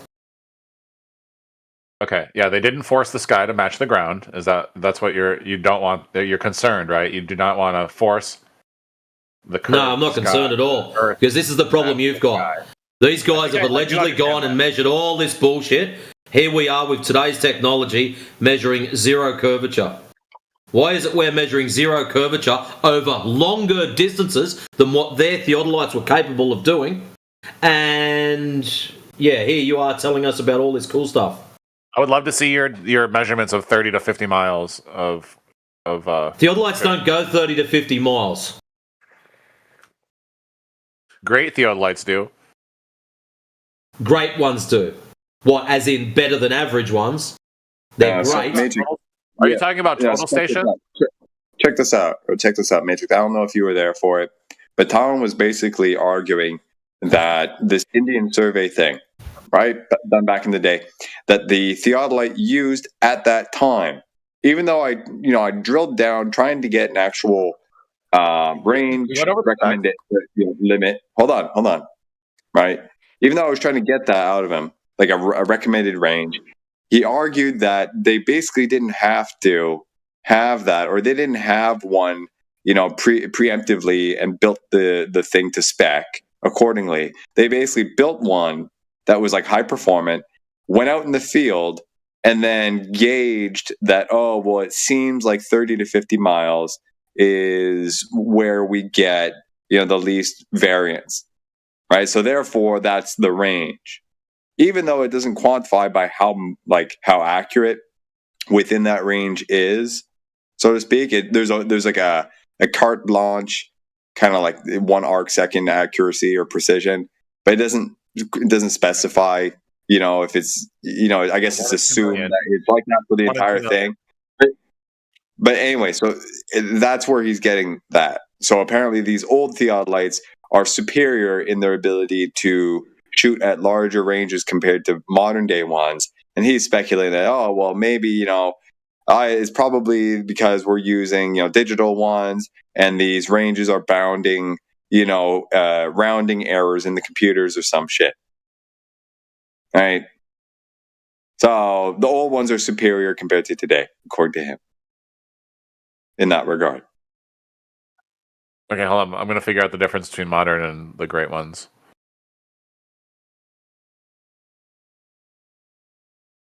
So the advantage shifted from mass and patience to electronics and models. So great theodolites were best at pure angle measurement for arc second precision achieved by huge rigid circles, multiple microscopes, reversals, and averaging, and excelled at very long sight lines, which was 30 to 100 miles, when signals were visible. Errors dominated by atmosphere, not the instrument. So the instrument was like exact, no matter between 30 to 100 miles. It was perfect. And once it had the signal was visible, it was fucking locked in. And then the only change was the atmosphere. So then they had to record. So the only the errors only occurred by the atmosphere. So the instrument itself was extremely precise from between 30 and 100 miles. And then the only time that there were errors were when the weather was different or the temperature and stuff, all that stuff. And so the only problem with your 30 to 100 miles, Talon, so the modern is if you jump. Hey, Talon, just breathe for a second. More oxygen. You'll be right. You'll survive. You jump on an Earth curve calculator, and we just punch in target distance 30 miles. That's a hidden target height of 487 feet.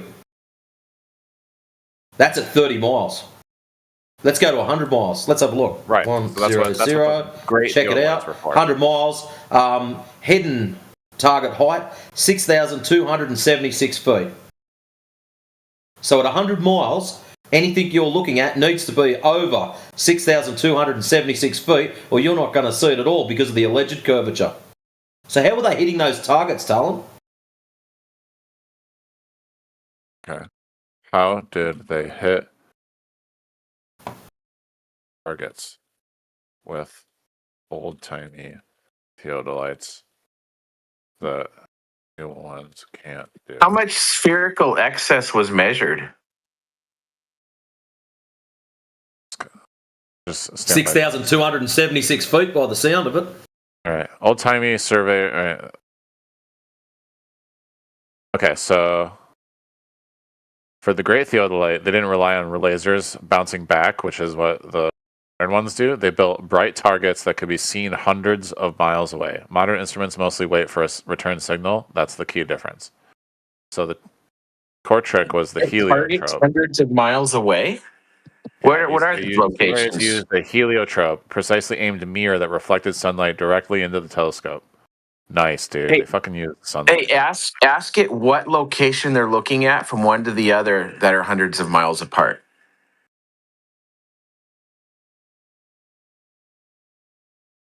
So and then ask it. Say that one more time. Oh, it said the locations. You just said that the locations were hundreds of miles apart.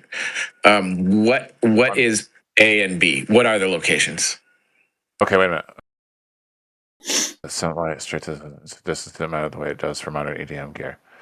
Okay, if you're just joining us, Travis, we are talking about great theodolites, which were built in the 1800s, and they were used to measure distances between 30 and 100 miles.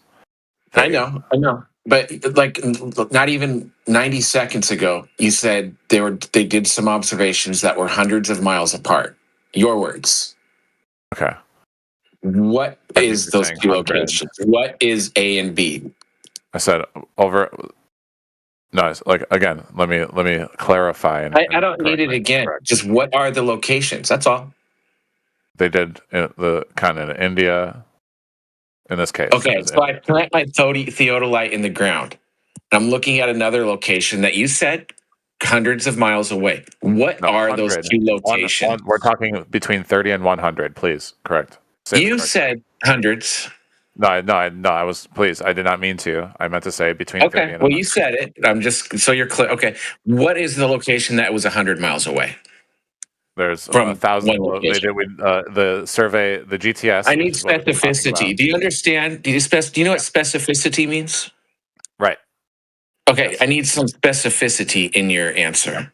So specifically, the entire continent of. That's not India. specific. Specifically, the So single. one location that is 100 miles from another. So they were in downtown Delhi, looking 100 miles away to something else. That's what I need. The two precise locations, not just, well, it's somewhere on the continent. That's not going to cut it. So they did principal triangulation from mountain to mountain. Name of mountains. I'm sorry, dude. It's like 2:20 in the morning, dude. You're asking me for a fucking 2 random mountains in India. I'm talking about the whole. You're making claims. Don't get upset when we ask for specificity. Yeah, but we're like having like, I'm sorry, this is like a kind of an advanced explanation of the Great Trig Survey, and so I appreciate your just say question. you don't have it. No big deal. Just say, yeah, I don't know what the location We're not is. even going. We're not going there. We're not going to like the specific. So you don't know the locations? We've already. I mean, like we're all like at a mutual. Everybody else is on a mutual. Hey, you don't know. No big deal, bro. Excuse me. Everybody knows what we mean when we say specific locations throughout the Trig survey. We went over it like in huge detail, Travis. Okay, please stop. Okay, well, tell me what they are. Okay, then share some of that huge detail with me. I want to go to Google Earth. I want to look at one location on point A, and then look at the other location that's 100 miles away at point B. No big deal. Just tell me. I got you. Thank you. Okay, just pick. It's the map. It's literally just the map of India on this Wikipedia page. You can look at every individual triangle. Just copy paste the Wikipedia page. That was positioned and documented throughout the survey. Just click on that wiki, and it will take you on the whole adventure. Post it up so we can click on it. Okay. I don't have. Post it in the side chat. I don't have the side chat. I don't have permission. I'm sorry. I can send it to you. We've done it lots of times. What's the name of it? Okay. I'll look it up. What's the name of it? I DM'd it to you. Was that T-Dub? I can never check. You guys both keep yourselves muted so well. Or is that Matrix or T-Dub? I can never remember. You guys sound the same. Is that T-Dub? Great try. No, they don't. No, we don't sound the same. No. Thank you, mate. You're right. T-Dub sounds like an old man. There you go, dude. Okay. Yeah, everybody get. Yeah. If anybody else, just message me and I'll send you the. Because you got to zoom in and yada yada. But we're in like 20.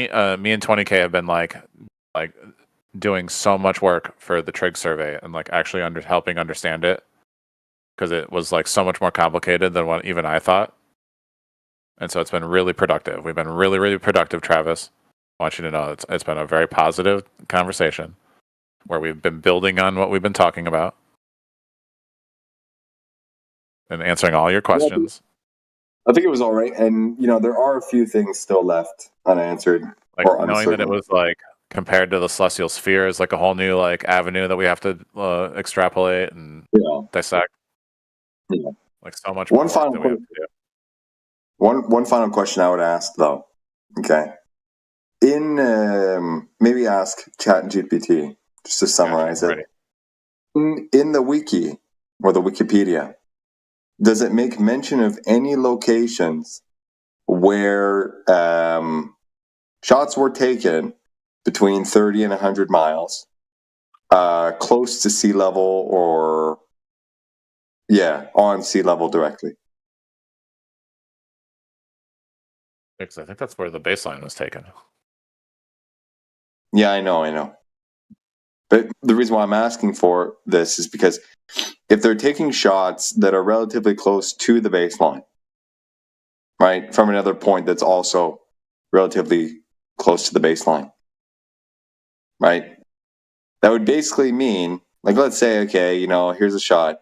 It's 50 feet off, sea level, and this other 50 feet off sea level or 55, whatever, the thing at the distance. Right. At 30 miles, Matrix, what was that value? That drop over distance value between 2 points at 30 miles? You said it before. 30 miles, sorry. Just switch pages here. 30 miles, hidden target height, 487 feet. 487 feet. Okay. So I would request what combinations of, for example, air pressure, temperature, humidity, et cetera, right, would actually yield an appropriate refractive index that's uniform throughout the entire trajectory, right, to yield such an observation at that distance, whereby the thing at the end, right, the object, trying to be observed, is lifted up to plus or minus a little bit eye level, because that would be absolutely necessary if they're actually taking these types of shots at that distance. And then from that, is that refractive index likely to the degree necessary for them to be taking these shots so repeatedly over the course of a few hours or a few days? Because if you think about it, consider this, right? They're going to take a shot, point A to point B. Point B is, let's say, 10 feet off sea level. They're at 5 feet off sea level. They see the thing, but technically it should be 460 or 450 feet below line of sight, right? But there's enough refraction, so to speak, to lift it up, right? That's an extreme. That I think would be up there, similar to the black swan, the necessary refractive index being like 0.989182 or something. Okay, something that even the calculator deems as extreme. Now, if they exist in reality, they're very sparing, right? Very rare. Now, in this observation, if these guys are taking shots several times a day, over several days, the likelihood of that index of refraction being consistent for that entire period of time, I'm curious what these variables must be. Right. Okay, exactly. I totally see what you're saying now. So yeah, that's why they had the great theodolite, was this because it didn't change from day to day, and that's why the errors only occurred day to day based on the atmosphere. And so every day that they so that's how they could that's how they were able to that's why I keep saying that we're exposing the errors, and we're deliberately creating the errors in the measurements through the atmosphere with the theodolite, because the theodolite is perfect, precise, and doesn't change. And you take those repeated measurements over each day to get the basic weather patterns, and that's where you calculate all the errors. That's not my we question. didn't have computers, so they had to do it over time. That's not my question, though. Okay. You obviously weren't listening, bro. Maybe some research, post hoc, all of particular that particular study, right? What would be the necessary conditions? Humidity, temperature, air pressure, all these all these different things, right? That contribute to, the variation in the path of light, right? What would be the necessary combinations of these things to yield, right, the necessary refractive index such that a beam of light at 30 miles or even 100 miles could reach an observer around the supposed curve? The heliotropes. Start with that. That's what okay, so yeah, necessary combination of the theodolite and the heliotrope. Do you remember what the heliotrope is? We didn't talk about that. No. Okay, okay, perfect. This is good because, again, we're blasting each other with heavy duty jargon, but that's totally cool. I'm absorbing just 20% of what you're saying. I'm still gonna get it the next time even more. And so so this is something that I'm even learned tonight with you, that we've learned together, is that in order for them to hit the shots the 30 to 50 mile distances, which is crazy even on modern theodolites to try to hit those marks, which is more difficult with a modern theodolites because you're shooting a laser to somebody with a mirror that is going to shoot the laser back to you and you're bouncing the laser back to yourself versus somebody with a they just hit heliotrope targets. with a huge mirror. Yeah, so it's what they did in the olden time with the great theodolite is they took a big ass mirror and then they just blasted the sunlight right at the great theodolite, and so they had the perfect. So they didn't have refraction back then. Solid, yeah. So how come Talon? Yeah, we get what it is. It's just what we call a mirror flash test. We do these over lakes to prove the lack of curvature. So he doesn't want to answer the question, guys. Why is it? Can you shorten? Why is it when we do laser tests and mirror flash tests, Globers come in here and go refraction, refraction, refraction, but yet all of a sudden when you tell us about these guys reflecting sunlight at these exceptionally large distances, there's no consideration of refraction. Why is that?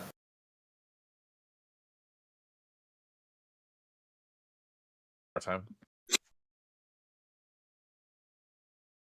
Not that I'm pro refraction, it actually makes my freaking skin crawl, but because everyone says it so often and half of them don't even know what it is or in relation to, but I just want to know why is it that anytime we, as in flat earthers, do any long distance anything, the word refraction gets come in with a bloody branding iron waved around, trying to stamp every second person with it.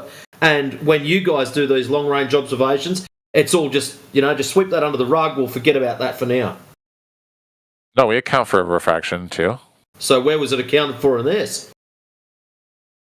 And the reason I'm questioning it is because hold on, Talon. The reason I'm questioning it is because over the Black Swan, what's that? 6 mile, 9 mile, and you're telling us these are 30 miles?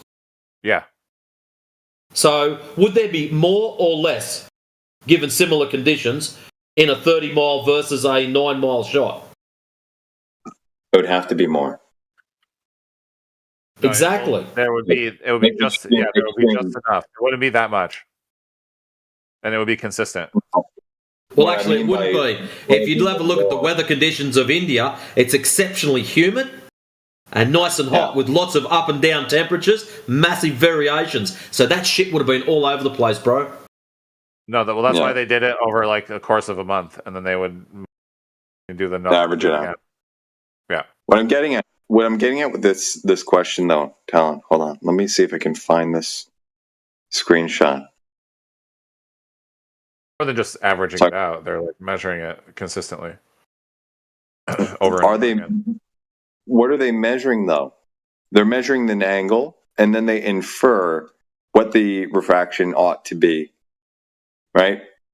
They average. They don't ought to be a refraction. Refraction is a certain amount.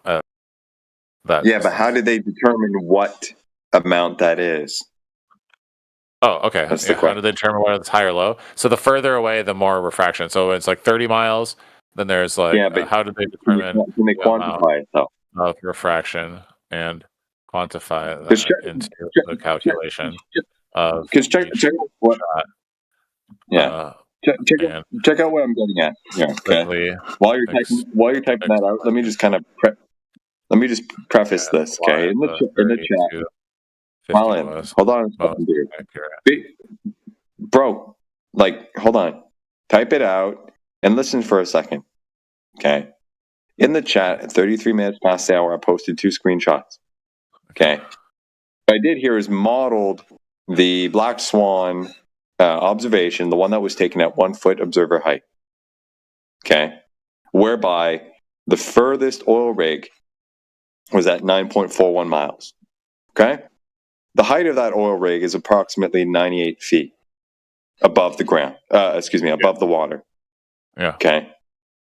In the second, I posted the images backwards, but in the second image, okay, assuming 0 refraction, it states that according to this calculation that about half of the entire oil rig should be hidden. In the observation that people have taken, someone took, we see the thing in full. And never mind the fact that we see the horizon beyond it. Okay, just for a moment. Okay. We see the thing in full. So I probed the calculator to give me a refractive index that would be required so that we actually see the thing full, i.e., that the oil rig would appear to be lifted by the same amount that it was hidden by, or just about, in the first instance where there is no refraction. And the value that we get is 0.989182. Now, standard refraction is, everyone's heard the 7/6R, right? That would basically be in this, if we were to plug that in here, that would be 0.17. Or how do we figure out the standard? How do we figure out? How do we know the standard refraction? I have no idea. I'm just telling you the standard refraction that everyone touts is 0.17. 7/6. Yeah, but how do you measure refraction? How do you determine refraction? Hang on, dude. I'm not going to argue for that. I'm just contrasting what we get here compared to standard refraction that are used in all sorts of different models. For all we know, that was the same refractive number or refraction index that was used in the Indian study when trying to gauge things. I don't know. I could be wrong on that. The point is, that's a standard. Okay? So to contrast I was going to tell you how we got the standard. How do we set? Let me finish. How we determine it. Hold on. Whatever. We can talk about that later, but that's noise for now. Okay. The point here is that in order to see the oil rig, as we do, there would be a necessary refraction index of 0.989182, almost 1, whereby 1 is basically, mathematically speaking, a infinite radius, i.e. a flat plane. Okay? So the further and further out you go, and you see objects that need to be lifted up, the closer and closer and closer you get to 1. Okay? So my point here is, okay, in this argument with the black swan, I probe the same question.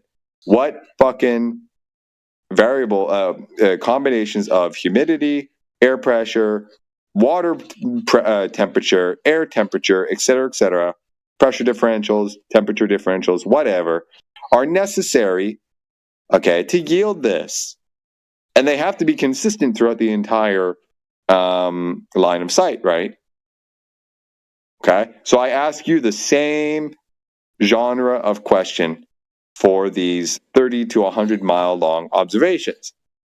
What are the necessary refractive indexes to get the guys to see what they see? And follow up to that is it even possible for these combinations to actually manifest in reality? Because they, according to this, would have to. But if we don't have any empirical evidence of them manifesting as such, then we can't rely on this modeling. You follow? So if you can procure, did you say that we want to know their refractive indexes? Okay. If you can procure this, then we can investigate further. Okay, so we're looking for refractive indexes. Correct? More precisely, empirically happen in reality. The refractive index. More precisely, the nominal values of all these variables that contribute to forming the refractive index. Nominal values that contribute to the refractive index.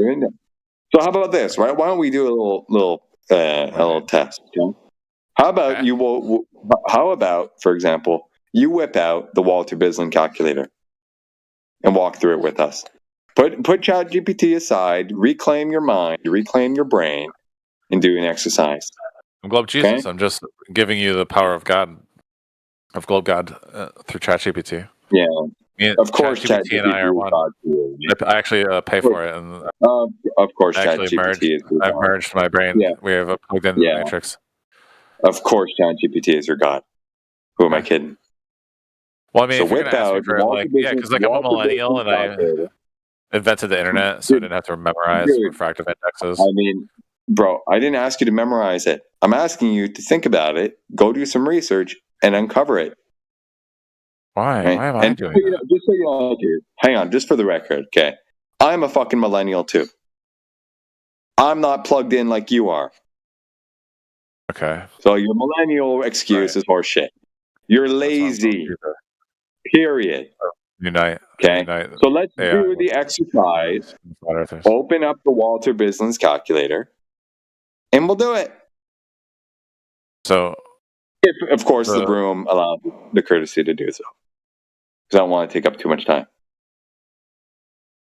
I mean, you were hit because the question just went on for too long. I don't mean any disrespect, but I really need like a square, straight question, and I'll answer it. Yeah. What are the nominal values of the necessary variables that contribute to a refractive index necessary to yield what the guys doing the survey in India saw? I.e., how the fuck did they get that necessary refractive index that would be necessary for them to see? Right there. How did they get the necessary refractive index? Can we just say that? Just put in the first one, dude. Or in other words, how about let's figure out what let's figure out what that refractive index must be. I'm sorry, it's a complicated question, dude, but this is a complicated issue, as you sort of already outlined before. Okay, there's a lot to it. There's so much to unpack. Yeah, so let's do this test or this, toying around with the calculator and figure out what the refraction must be for someone to see, say, something 10 feet tall out at 30 miles. Okay. Whip out the calculator and plug these in. Have you been taking shots all night, Tony? Have you Have been I taking what? a shot every time you say shot? I don't drink, sir. Okay. So anyway, we're still you've taken us way out into the field, and this is the final boss question, dude. The refractive index, which is, you said necessary twice in the last time you asked me a question. That's where we're at. Yeah, I'm sorry. So again, instead of, holding ChatGPT by the ball, go to the calculator, bro. Okay. The globe cut. If you don't want to do this test, you don't have to, but then we're going to have to stop here. So we got the nominal, we got the actual nominal physical values that numerically determine. He's not going to do it, right? He's not going to do it. Well, listen I said go to the calculator, bro. Go to the calculator. Okay, because then we can actually get a value. And then if you want to ask ChatGPT how we get this value specifically. Okay, wait a minute. Why are we doing, may I ask why we're doing the calculator? Because I can calculate it with ChatGPT. Are you sure? Because if you do that with ChatGPT, you're going to have to do it twice. Because the value that ChatGPT shits out, I'm going to want confirmation on. Earth calculator. You want to do it twice. Okay. I've got Bizlan's open if you want to run through it. Yeah. All right, let's do it. Okay, hang on. But hold on. Put that on ice for a second. Listen up. Okay, so what I've got selected is Globe plus FE. I haven't changed any settings or sliders or anything. So you're going to have to run through it. Are you on the advanced Earth curve calculator? Yes. No. Okay. So the tabs that I have open in the example at the bottom there, I don't know if you want to refer to it and see if you can replicate. Oh, right. The open tabs like that. Okay, so observer height. Can you share it? Yeah. All right. So check this out. Yeah, it's in the chat. Talon, could you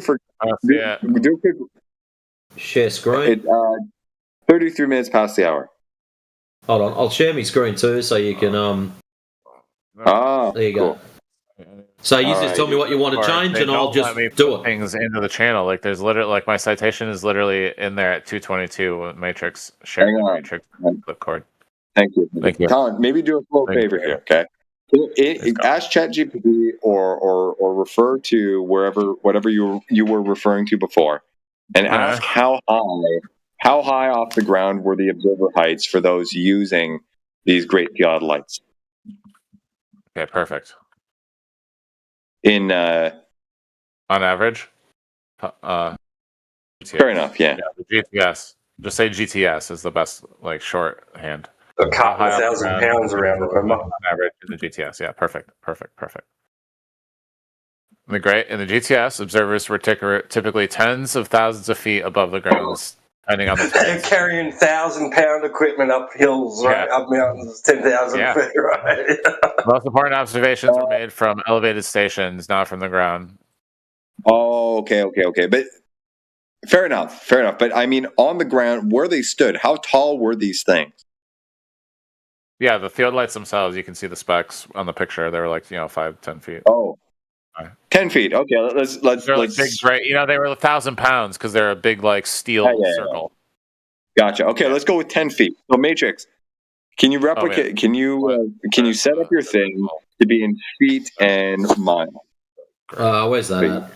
Units. I'm bringing up the dimensions. We will go feet, miles and feet, imperial. Okay, so we're in miles and feet now. So the observer height is in feet, miles, and target for target distance is miles. Okay, so observer height. What do you want? I think he said 10 feet, right? 10, done. 10 feet. Target distance. How far do you want to throw it? Let's lowball it. So it's 30 miles. 30, done.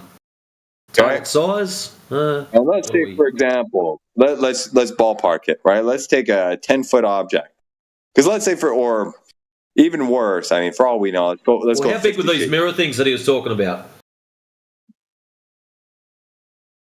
Yeah, Astro, whatever they was. What? Your mirrors that they were reflecting the light with. How big were those supposed to be? 10-foot eye, 20-foot eye?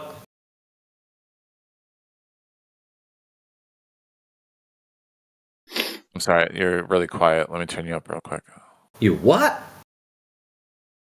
Matrix quiet? Let's go. Yeah, I think I got you probably just like. That's going to make 9 to 12-inch mirrors. They were like little handheld mirrors. Finally. Yeah, no. I see. Okay, go. So 1 foot. Done. Right. So they were 1 foot mirror. Were they 1 foot off the ground, or were they at the same height as the observer? Just you know what? Let's make them 10 foot. They're 10 foot up. All right, hang on. So we've got something. Okay. So all right, good. 10-foot object, 30 miles away from a 10-foot observer. Okay. Perfect. So the refraction is set to 0, right? Initially. Refraction 0, correct? Oh, it's 5 to 10 feet above the ground. 5 to 10 feet above the ground. Perfect. There we go. We put it at 10, so that's cool. Near sea level for the baseline. Perfect. So we'll be gracious and go highball it, right, to make it more likely to. Early triangulations were 20 to 80 feet. And even with these generous, settings, it's still going to be. Oh, here you go. Here, I got you. Listen. It's early. The early triangulations were height above local ground, 20 to 80 feet, with signal towers, church towers, or hills. Okay, here we go. And then principal triangulation was height above local ground, 50 to 200 feet. Hundreds, and then elevation above sea level ended up being hundreds to thousands of feet. And the objects that they were observing, were they also more or less at the same height? Hilltops, or does it ridges, say? Yeah. So hilltops, ridges, masonry, or timber towers. Yes. 50 to 200 feet high, 30 to 50 miles apart. Okay. The extreme long distance sightings, the 30 to 100 miles, were height above ground, 5 to 10 feet, but this was on hundreds to thousands of feet on cliff towers or mountains, with 1,000 to 8,000 feet elevation above sea level, like the Deccan Plateau or the Himalayan foothills. These were mountain to mountain or plateau to plateau shots. Gotcha. Okay, so let's lowball it. Yeah. Let's lowball it to start, because this is where it gets a little wonky. At these low ranges, according to this, and from what I can recall, I suspect that they should not be seen. Okay, then we can move up and see which ones actually fit, and which ones don't. Okay, so let's get a low ball observer height above sea level. So let's say 10 feet plus the elevation. So what would that be? 50 feet plus 10? It's for the most of them. We got. Hold on. Let me see. It's the Where's the principal, extreme, long, distant? No, we wanted. Principal triangulation. So 50 to 200 feet with 100. So either like you can pick like 1,000 feet or 100 feet of elevation above sea level, and then you do 50 to 200 feet above local ground. Above the local ground. 100 to 1,000 feet. So we could go 10 feet observer height, and then just go 50. 50 observer height. So height above Target local ground size. would be 50 to 200. But I think the observer height's also at that height matrix. Well, that's what you count. Like, That's the what observer I'm- is 50 feet. So start at 50, just for like minimum height above local ground for principal triangulation. We can do 50. We can do 50 plus 10 though. Let's do 50 plus 10 though, because the object. Yeah, exactly. Right, yeah, All right. exactly. Well, that's fine. So Yeah, 60 foot right, high. that's what you would do, because you could do 210 feet, like so anything like that. Anything above. Okay, so That target would distance probably be 30 miles, target size. Very good. Yes, that's the height of the object. Right? Okay, so now that's the heliotrope. So they would use a mirror to fire the light at the theodolite. That's So the they're trying to elevation of the target you're hitting. How big was the mirror? Yeah. Talon, we're listening. The elevation of the target that was getting hit. Oh, same thing. It would be like Same between. height. It would be like the What, 50 to 60 200 plus 60. the 30 to 50 miles distance. And 30 then miles. the elevation would be either, because they had to be visible to each other. So it had to be within those parameters as far as like point to point between 30 to 50 mile points. They would be between 50 to 200. I mean, technically, the way we could put it is it would be 50 to 1,000 feet in elevation to sea level. Because like what we're talking about is the elevation plus the observer. So it's like a mountain, a tower on a mountain is 500 feet of mountain, 50 feet of tower. That's 550 feet. Whatever the fuck. Just let's make the height from sea level one number for simplification purposes. And then you just need the distance to That's great. I just want the numbers to put in, mate. I don't care about what you want to do. Just give me the direct numbers. Right. Well, that's what I'm saying. That's the numbers. Yeah. The one number for height from So sea 60 level. feet. I'm good with that.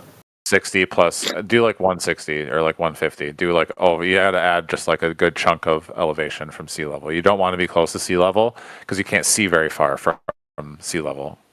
So you want to be up at least like 100 feet for a nice easy shot to 30 to 50 miles.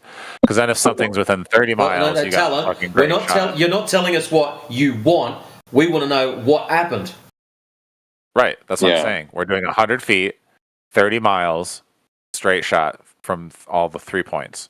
One's 50 miles, one's 50 miles, one's 30 miles.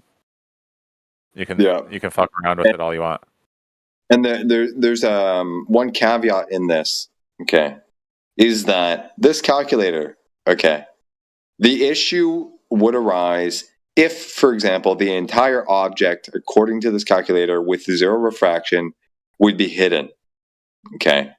For them to see it, all we need is to have a necessary refraction index such that it's lifted by enough so that it's visible.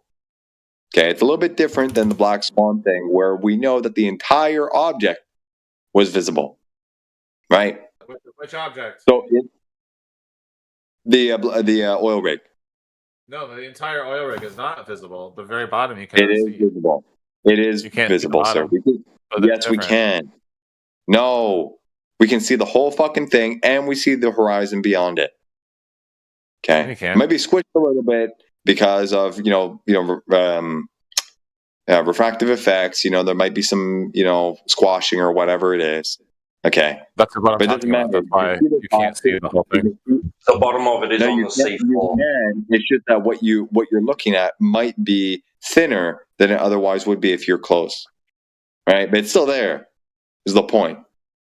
Anyway, okay, that's neither here nor there. I just want to contrast the two attempts. First one being that ideal, And in this case, we don't know if they saw the entire mountain for example, right? So all we can do, we can get a minimum and a maximum. Okay.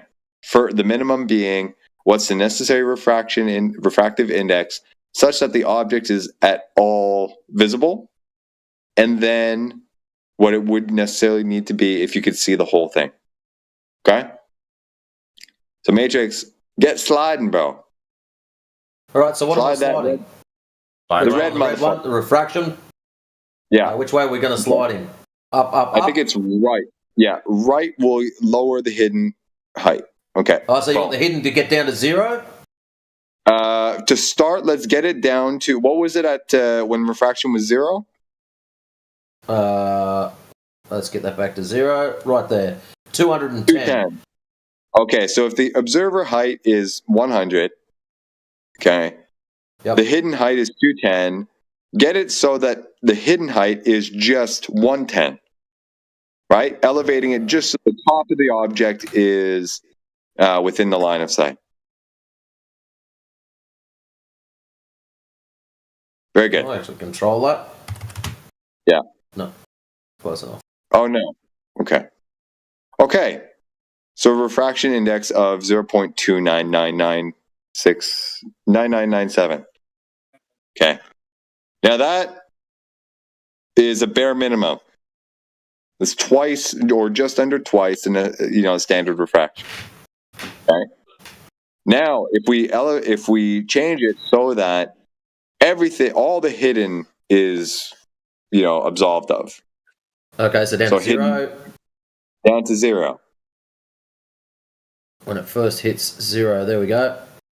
0.8343, whatever. Okay? Well, we're doing so a wide range.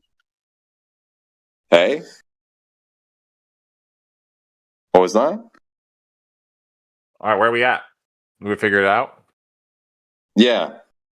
So we lowballed it and highballed it, and we calculate that there would need to be a refractive index of anywhere between 0.3 and 0.83 for this type of scenario. All right, cool.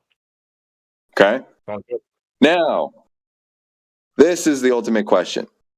What nominal values of all the contributing variables creating this refraction index would be necessary to create it? So you can ask ChatGPT over these distances at these elevation heights, etc., etc. Okay, what would be the necessary temperature, air temperature, water temperature, humidity, air pressure, etc., necessary, and what combinations thereof could yield this refraction index of 0.3 and 0.8 something, or anywhere in between?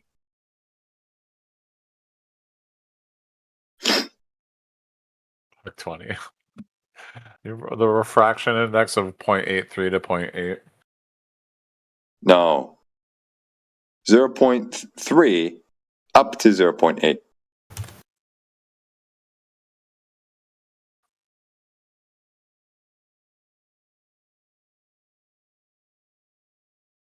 I see Matrix is going to have some fun with this thing. Oh my god, we're having so much fun. I'm actually getting tired though. We're running out of time. But that's okay. So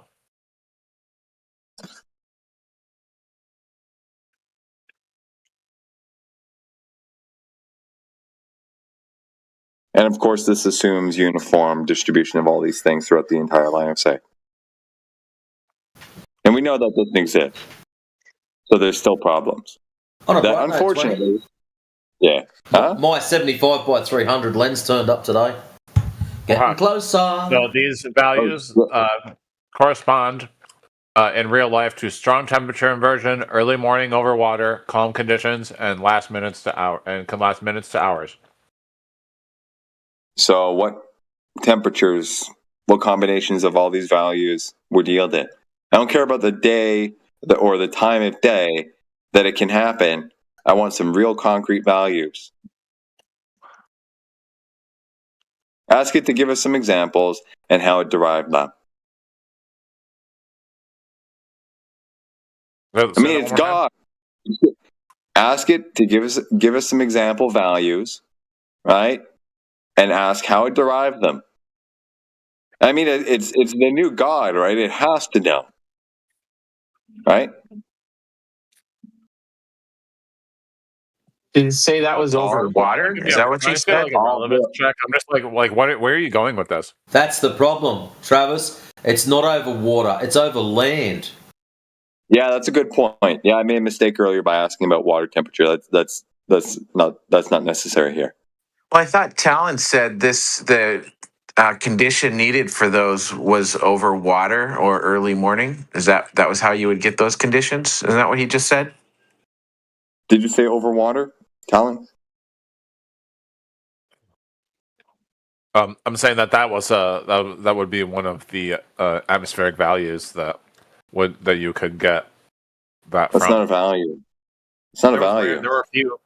Like, well, no, it was just when they did. They didn't do it very often, but when they did, they had to account for it. Do it over water. Okay. Yeah. They didn't do it very often. Okay. But the majority of it was done over land. So for argument's sake, we can just do land shit. So make it easier for the question that you can probe GPT with. The question, man, you keep going like your question has just been like an hour long. It's long, dude, because it's complicated. It shouldn't take an hour for you to ask your question. Like, it should be clean and quick. I took 10 seconds to phrase the question. The build up to get some kind of like prerequisites to the question, that took time. Why? Because you don't have this material on hand, and here we are helping you get it. So you can figure this out. You haven't explained why any of this matters. You haven't explained what we need this for. Oh, refraction doesn't matter now? Oh, wow. Is that what you think, Talon? That refraction no longer matters? And how we actually quantify the necessary refraction to get the results that we see? And comparing them and contrasting them right there. Like, with reality and the models? Because here's the reality, right? If you think you can just whip out the magic word refraction and solve all the problems, right, arisen in these arguments, right? Refraction is a problem. Without quantifying it, you're out of your absolute fucking mind. Well, I mean, because it by telling do you know what quantifying means? What does it mean? Give me a fucking value, a number, motherfucker. Not a context in which maybe this number can arise, all vaguely, like you did. Give me the fucking numbers. I asked you this question. I queried you for this. At least 10 fucking times, bitch. 10 fucking okay, so negative 4.7 times 10 to the negative 8 per meter. And then for K to the 0.08 is 1.26 times 10 to the negative 7 per meter. Compared to real atmospheric values, normal measured atmosphere, which is typical near surface gradient of dN over dH equal to negative 2.0 to negative 3.0 times 10 to the negative 8 per meter. And then that corresponds to K, which equals 0.13 minus 0.020 times 1/7. And so K, what K, 0.3, so you've gone from negative refraction to positive refraction. Yeah, dude, we have the K. Hold on. Yeah, so in reality, at 0.3, it's strong but occasionally possible temperature inversion. And then at 0.5, it's rare, unstable, and localized. And then at 0.8, it's an extreme mirage level refraction gradient. Thank you very much. Thank you. So what combinations of temperature, pressure, humidity can yield this effect, assuming it is all uniform throughout the entire line of sight, please, for the third time? It's local, it's temporary, and it's by the ground. You're not going to answer it, dude. You're not going to answer it, are you? Answer? Well, what do you mean? I just did. No, Talon, you did not. Keep this in mind. You're pulling this off ChatGPT. Talon, you don't have to be a weasel. You're reading this directly off ChatGPT. At the end of the day, you can just throw your hat in and say, fuck it, I don't believe that, the computer's wrong. But what's the issue? I'm answering his questions. No, you're not. You're being a weasel. Why don't you want to answer the question?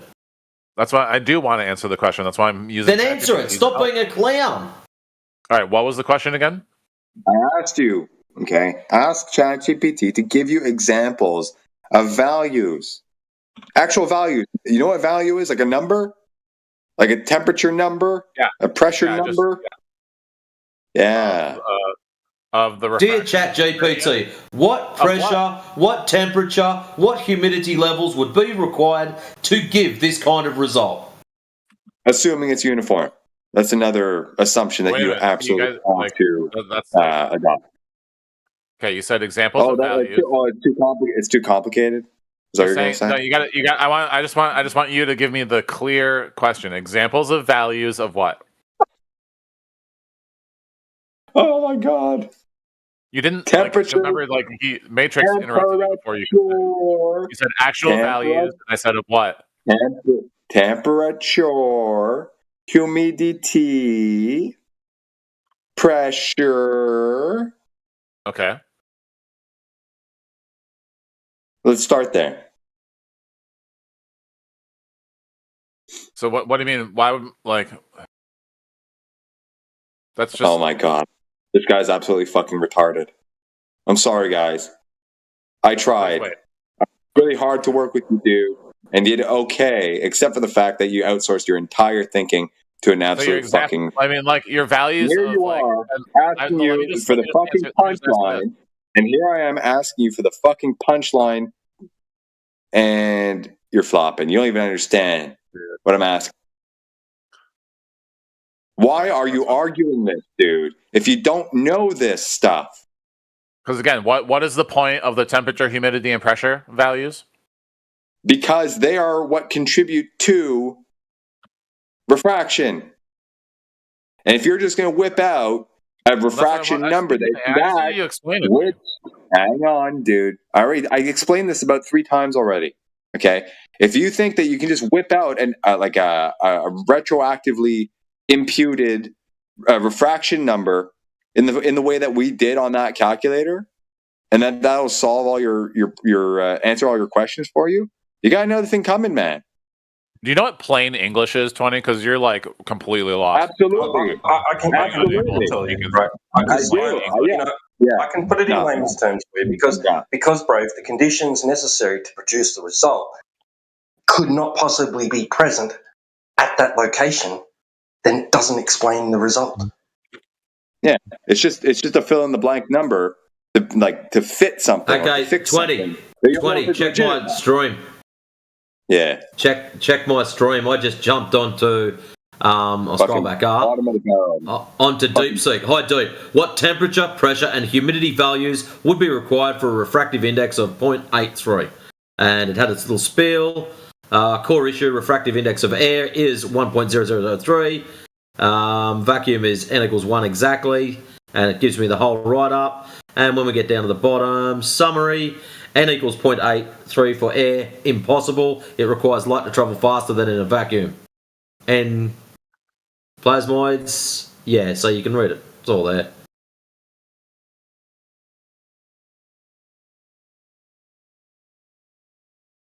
So parameter set. Conditions were impossible? Is that what you said?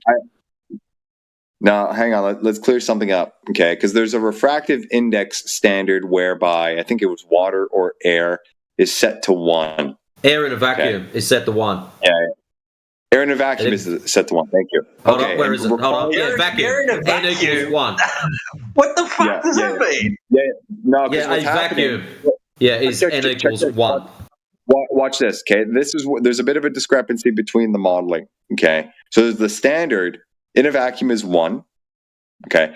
In that calculator that we were just working with, okay? Recall that I pointed out that the standard 7/6R equals basically in that calculator 0.1667, okay? It's because it truncates out the whole value, and it's just leaving the decimal. It truncates. Right? So what does truncate mean? Can you tell us what truncate means, please? It removes or cuts off Come on. Okay. So what I mean is, in this scenario, the standard refraction would equal 1.16667, as opposed to in the calculator 0.1667, because they do some fancy modeling, dividing by these values and all this shit. It's a bit different. So ask DeepSeek Matrix to adapt its interpretation of these values to align more with the modeling that is done by Walter Bisson. Yeah, adapt this interpretation of these refractive indexes to adhere to the modeling done by Walter Bislin.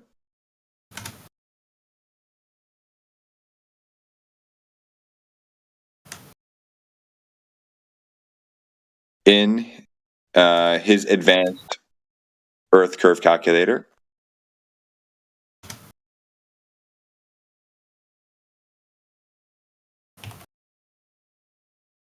Whereby.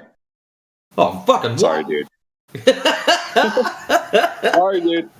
Just to clarify, whereby.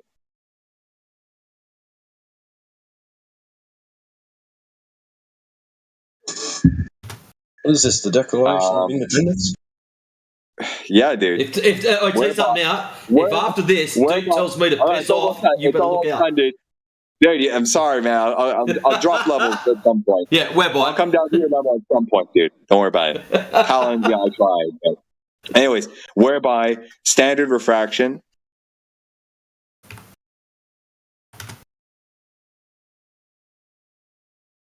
or atmospheric refraction, whatever, is denoted by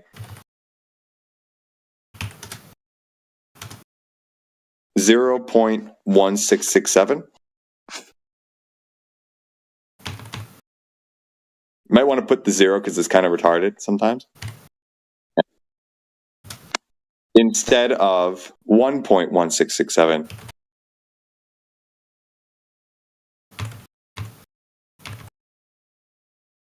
That should be good. All right, let's go through all this. Clean a few of these up. God damn. Yeah, that'll do me. All this work. Now it'll have a little think, because I've got it in deep thinking mode, which I think is pretty cool. Yeah. That's what I should have done last night, T-Dub. I should have put it on and showed you the deep thinking mode whilst it was creating songs. Were you here for last night? T-Dub, we'll talk about songs, creating songs. And I did one in real time, and we did it about Ice JJ, about how he's a compulsive liar, and we just threw a whole heap of random things at it. And it made some really cool songs for us. That's funny. Wait, DeepSeek makes audio? It does the the lyrics. Lyrics only, yeah. Doesn't doesn't do tunes. But so then I grabbed all the words, dumped them into Sunos, and it created the tunes for us. Okay. So yeah, piece of piss, man. That's funny. I should do a live one day so everyone can see how simple it is. I'll just let you guys pick whatever random shit you like, and we'll put it in there. Hey, Deep, this is what we're after a song about, and we'll just give it a list of words that we want to use, and just let it break it down from there. Holy shit, it's still going.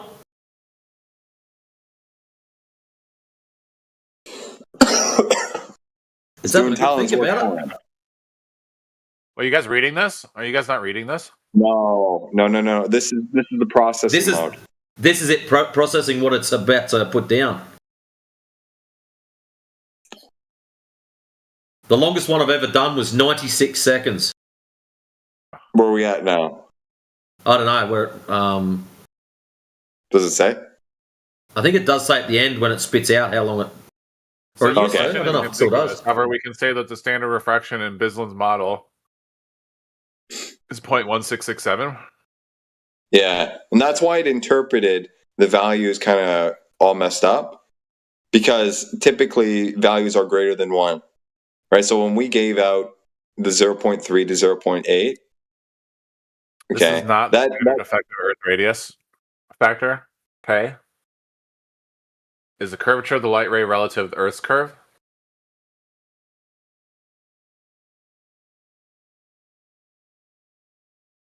Temperature, pressure, humidity. I can tell you now, I ain't reading all this That's shit the out whole there. point. Is that the environmental errors are what? That was the deliberate. That's why the theodolites were deliberately pushed. We know that the effects are happening. Okay. Didn't us. There you go. Bottom line for Water Business Advanced Earth curve calculator. Standard refraction equals you can ask it to. You can ask it to say, put like, please summarize in 100 words or something. In case if you get something just stupid long. What does that mean? And it screwed up the bottom line too, because it only gave us the necessary ones for standard refraction. It skipped over the initial query. Oh no! Oh, right, that's all in there. yeah. So ask it. So okay, hold on. There's a whole section here. Yeah. So while the business refraction model explained, and he's calculated Bissell uses refraction coefficient defined differently than the standard K factor. His standard refraction value of 1667 represents something specific. Yeah. What does it represent? It's a normalized refraction, so to speak. Okay, so whereby refraction coefficient. Yeah. This is not the standard effective Earth radius factor K. Instead, it's related to the curvature of the light ray relative to Earth's curvature. Okay. Exactly. Yeah. So his refractive index is a light ray that's already refracted. Yeah. So he bounds. His thing is bounded between -1 and 1, whereby at 1 it's a flat plane, and at -1, I guess I don't know. It's like a fucking like vertical drop or something like that.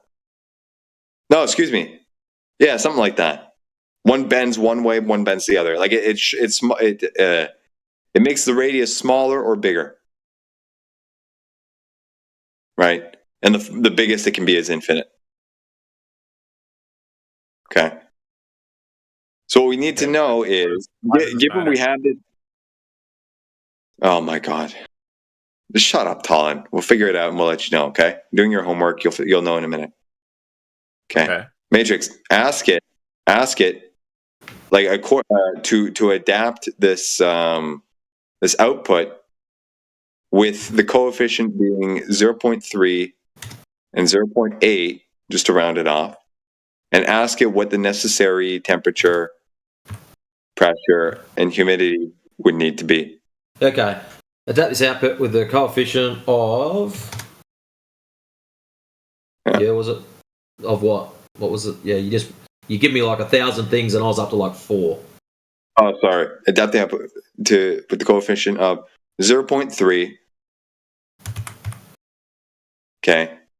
And another and 0.8. 0.3 and another 0.8. Okay. And what would I think we forgot to mention that we're seeing objects at these distances, eh? Do you mean between 0.3 and 0.8? Well, at first I thought we would get 2 outputs.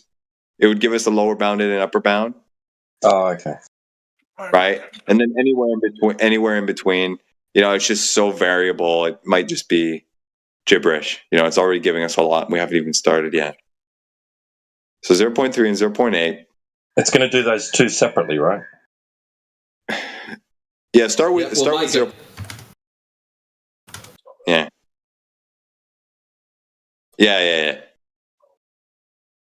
And make mention of the fact that we're seeing an object at an observer height of whatever it was.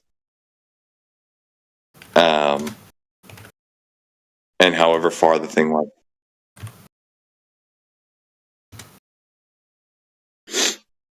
Damn, you type 100 foot. What? Slow, fuck. You type slow, fuck. Fuck off, man. I'm a boilie. What do you think I'm going to type with? A 14-pound sledgehammer? I know. It's got stubby fingers. They're good for opening bottles. But Just bite the tops off of him from an hurry. Okay. Viewing an object. What was it? 100? I think it was 30. Let's start with 30 miles. That was the lower bound, right? Yep. And how high was it? 100. Do you have the calculator still? Which one did I have the calculator on? Did you close the tab? No. I'll just have to move that. 100 foot. All right. Okay. 30 mile and 100 feet high. And what was the observer height? 100 foot. And what's the object height? 100 foot. Oh, they're both at the same height? Okay. Yep. Okay. Let's see what it gives, man. Launch. Why does it do that? Yeah, there we go. I've asked this question, not to a ChatGPT, but to anyone who argues this shit. And they can't come up with it. Because you would think there's like a table with all sorts of permutations of different values that, provide, provide these things. What? I'm going to turn my sprinkler off while that's doing its thing. I'll be back in a minute. What do they provide? What I'm saying is, you would think, right, that either there would be like a data table, right, with some pre-computed values, or even some sort of formula to calculate these values that would be necessary to see certain things at certain distances, right? These values would create or would generate the necessary K factor in this case to see these things. The values would calculate the values. No. Well, yeah, but different values, temperature, humidity, air pressure, would calculate the refractive index or the K value. Okay. For what? That's what I'm saying, but I haven't heard, no one's ever brought that forth. They just bring the K value with that sliding scale thing, but no one ever tells us where that came from or how it could actually be something representative of reality.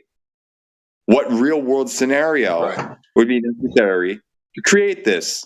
They do it the other way around. They say that the conditions that would be necessary must have existed.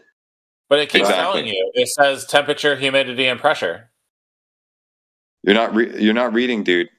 First of all, this is not done yet. Okay, give it a second. What it was giving you before, I'm asking you this now, but what I'm saying is there ought to have been a different way of calculating this shit before ChatGPT came around to summarize it for us, right? Like what? Oh my god, this guy's fucking dumb. I don't know. However, they did it in the 1800s.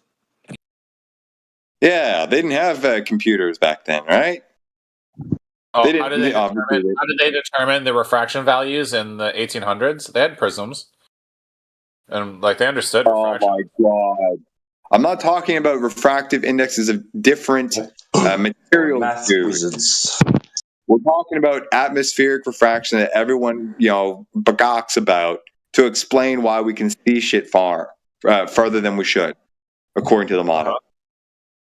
That's what I'm talking about. That's an environmental deviation from what we're seeing. Oh my god! All right, that's what it is. Stupid things did Talon say? He's using like synonyms to make it sound like what I'm saying is wrong, but what his is correct when they're synonymous. Like, bro, get off your fucking high horse, man. How about that? The reason he's on his high horse is he's realised that with us going through this, we're chopping him down. I just want to know. I just want to know why you're insistent. Why we're doing this? Because watch this, dude. Because you come in here, or people like you come in here, say, "Oh, all you need is a refraction value of X, and you can see this observation." Okay, according to your model. How was that X derived? Okay. And all they can say is, according to the calculator, we just slide the thing and we see what we see, that mimics what we saw in reality. We see it on the calculator. And therefore, this X on the calculator is what must have been what's out there. That's post hoc. That's a post hoc rescue device, basically. Exactly. And because there's too many variables to even consider a calculation, that's why the slider become the normal on Walter Bislin's refraction indicator. Walter Bislin's 7/6R was terrestrial based. It never had any values. Therefore, they reversed engineered it to create your K value by sliding your tool.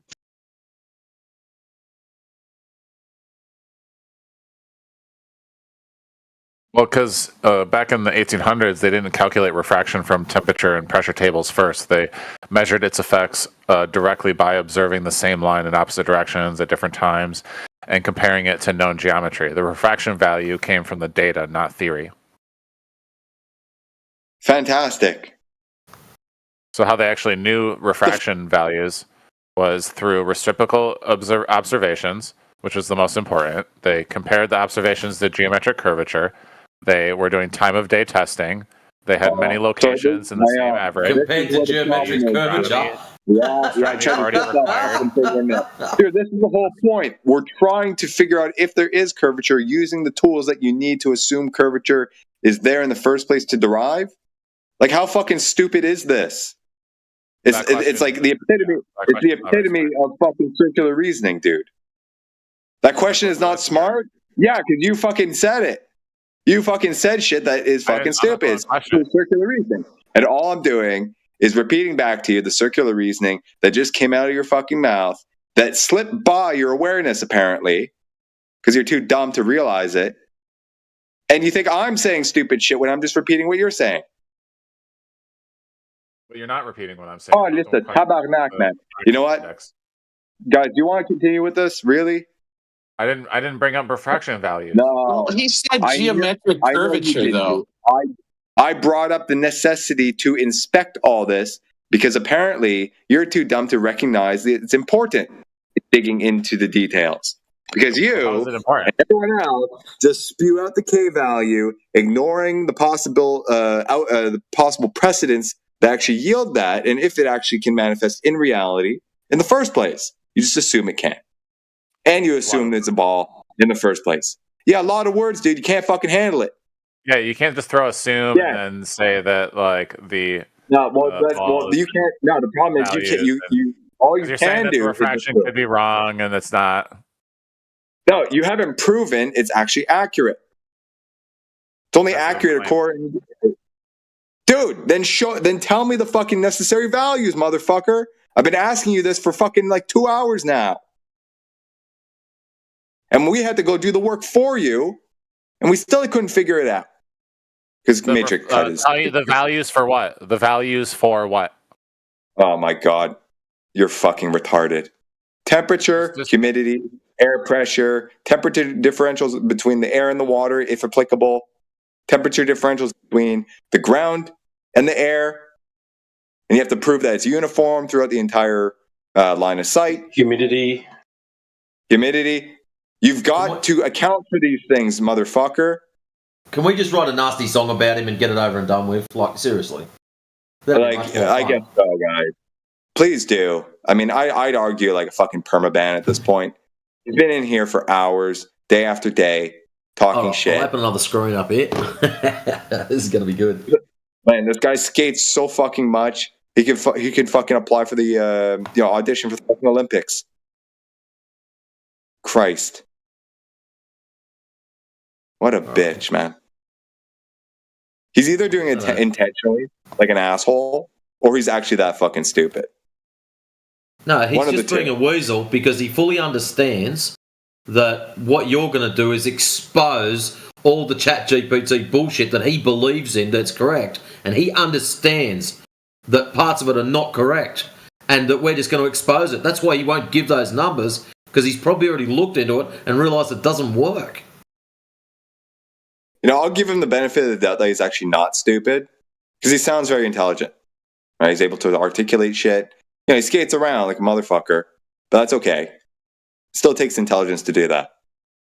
So he's just a piece of shit for fucking skating around. I don't know what's worse. At least in one case, it's not your fault. In this case, it is your fault because you're choosing to be a dick. So piss off, man. I'm done. Well, the fact that he mentioned they understood and measured the geometric curvature for the refraction back then, that's just a lie.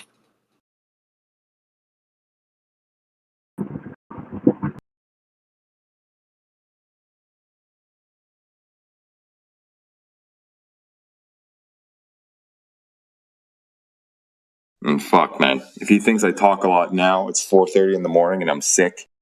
Just wait till I'm fucking better and awake. Christ.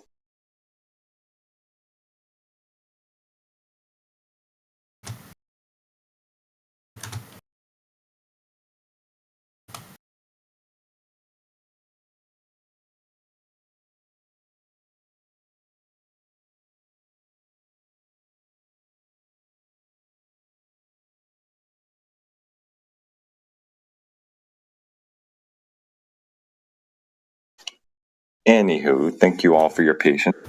And floor.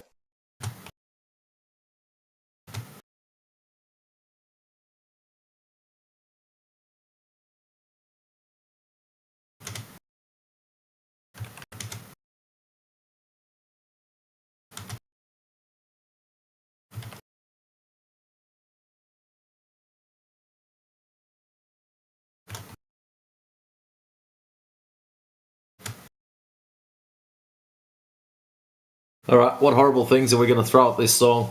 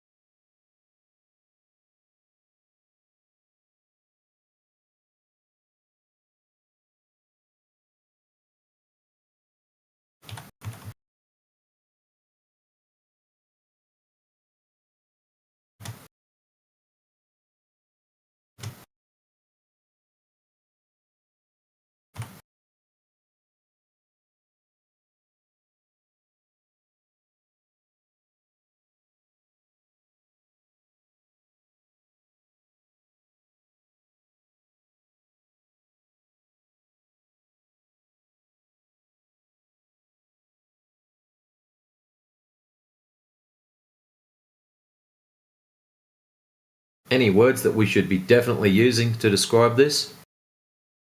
Sophistry.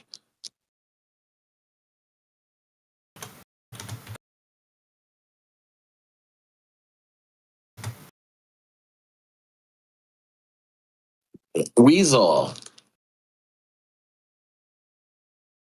Sophistry, it's over there. A sneaky snake.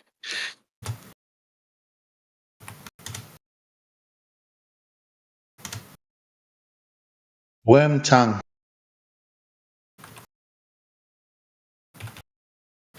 Oop.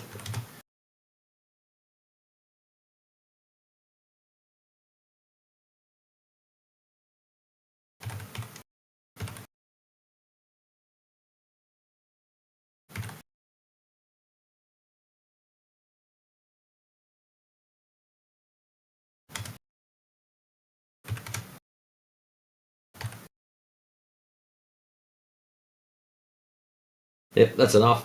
Sophistry, weasel, worm tongue, snake, sneaky, Teflon coated. What style would you like?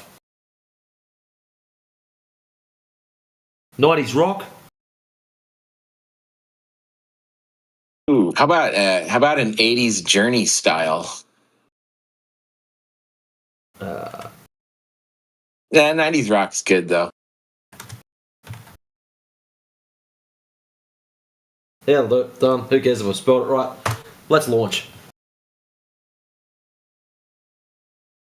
That would be known as 80s wuss rock.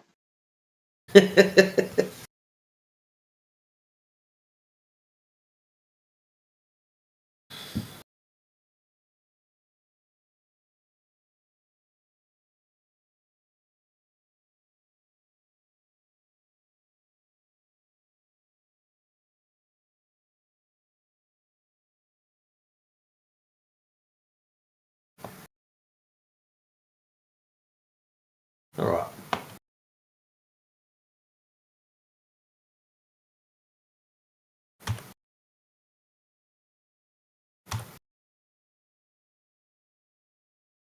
So I don't know if it'll do it all properly, but I'm just going to dump it and see what we get. So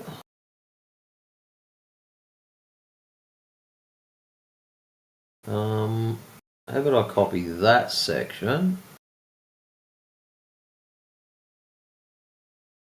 Control C, and we'll dump that into there. Didn't give us a song name? No, sometimes it does. And advanced options, we'll have a male singer, or we would prefer a female for Talon. Yeah, go female. Yeah, female voice. Look at his mom calling him out for being such a dick. Ah, yes. Alright then, I think that's all we need.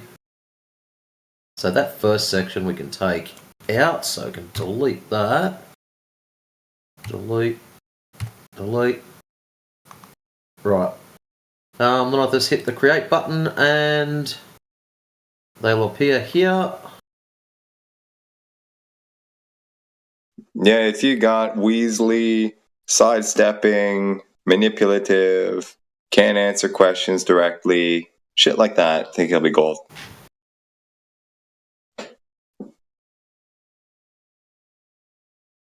So it's creating at the moment. The only downside is I've got to listen to it first before I can upload it for you. Which is a pain. Did you get did you already generate the lyrics? Yeah, I already generated them. If you okay. Oh, is it not showing? Oh, you're streaming it. Hold on, I missed that. So, whilst that's loading, what do we got? Verse 1. In a cloud of cheap cologne and borrowed light came Talon X strutting through the night with a Teflon-coated silver tongue so slick he'd sell you desert sand and call it brick. Better than the rest. He'd always sneer while truth just seemed to disappear. You'd ask him straight, where were you last Tuesday night? He'd slide right past it like a snake in fading light. Oh, this is going to be interesting. Anyways, if I click that one.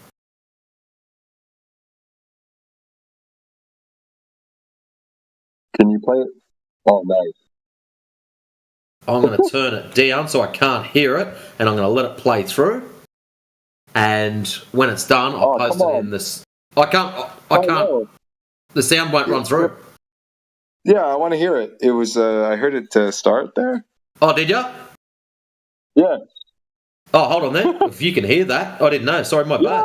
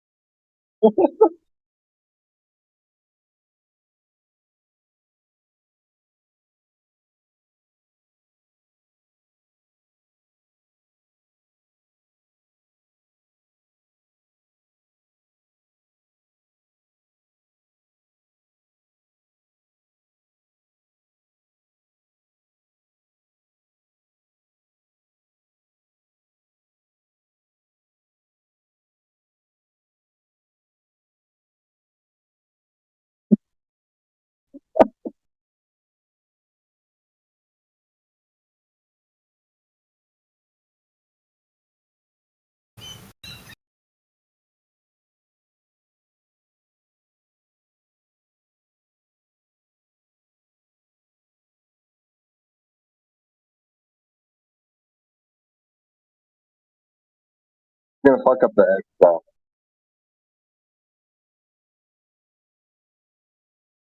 That's bad.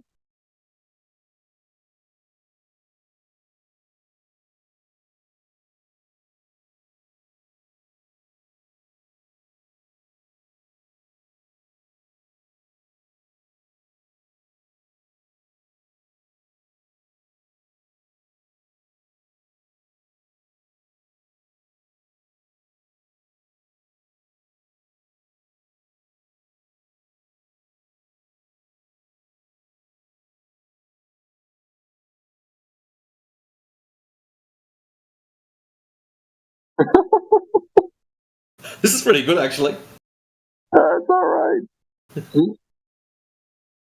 Stop pronouncing the name right, though.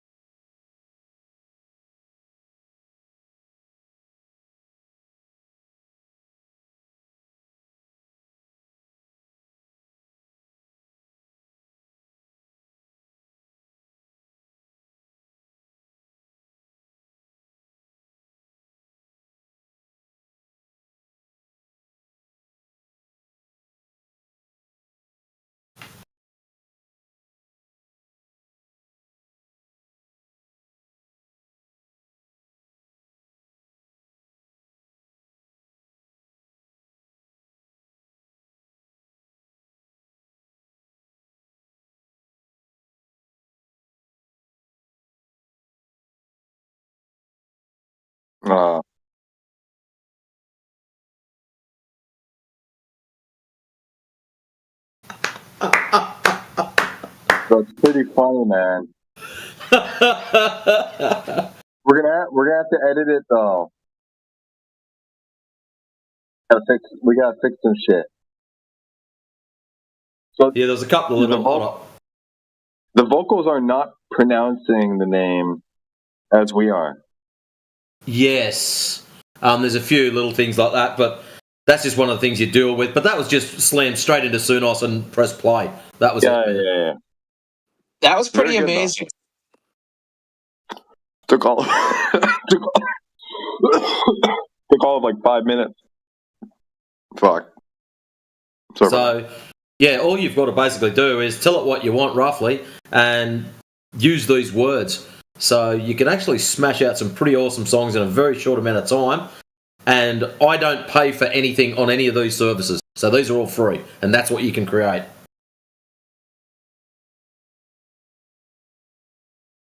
Not bad. Actually, I better just click on something and Hey Talon, did you like your song? Smash out some pretty awesome songs in a short amount of time. And I don't pay for anything on any of these services. So these are all free. And that's what you can create. Yeah, Talon. Not bad. Actually, I better just click on something and Hey Talon, did you like your song? Smash out some pretty awesome songs in a short amount of time. And He's looking back on the YouTube stream. Yeah. He's probably gone to sleep. Mother. Yeah, you can get. Yeah, I don't want to just. No. But, anyways, that was our entertainment for the night. And he changed his name. Your mom singing my name. That's funny. So he was at least there to hear that part.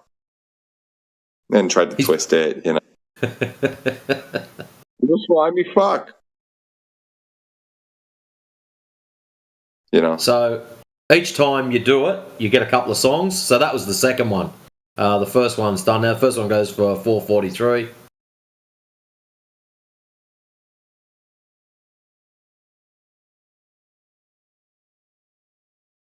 They're actually pretty long. Most of the songs seem to go for like about 2.5, somewhere around there.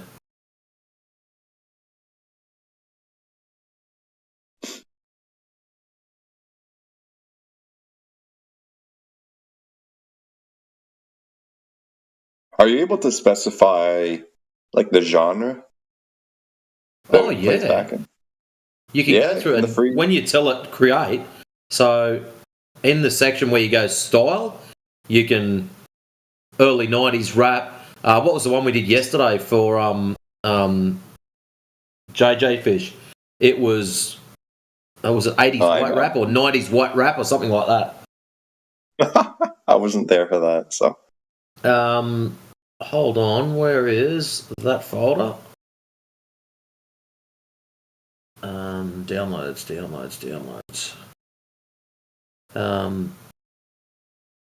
Yeah. Here's one. I just want to point one thing out. One thing that was just revealed there. Inside chat. Okay. One thing that was just revealed not 5 minutes ago is that indeed our YouTube stream is not clipping him out. Heard that? Remember earlier? Were you there for that or? No. He came in. One of the first things he was saying was, "Oh, you guys, you know, there was an argument that I was in here, you know, yesterday with or whatever, and something about like you guys didn't like it, and you went into the YouTube live stream and clipped out the section where I mopped the floor, you know, et cetera, et cetera." And we're like, "Bitch, you can't do that." No, it's recorded wholly, unless there's some kind of incident, and that whole episode gets wiped, like all it was 11 and a half hours, gets nuked. That's the only way it gets done. Oh, there you go. Unless someone deliberately makes small clips and posts them on their own channel or show or whatever they're doing out of those 11-hour videos. They don't get edited like that. No. He's just an idiot. Grasping at straws, you know. And that's to the best of my knowledge. If Helio wants to pop in here and say any different, I'm more than welcome to be cut down on that. But no, I'm pretty certain they don't edit the whole things. They just record them, paste them straight onto or just record direct onto YouTube. Yeah, we're not NASA. We can go retroactively edit live video. You know. Was it NASA or SpaceX? What was it?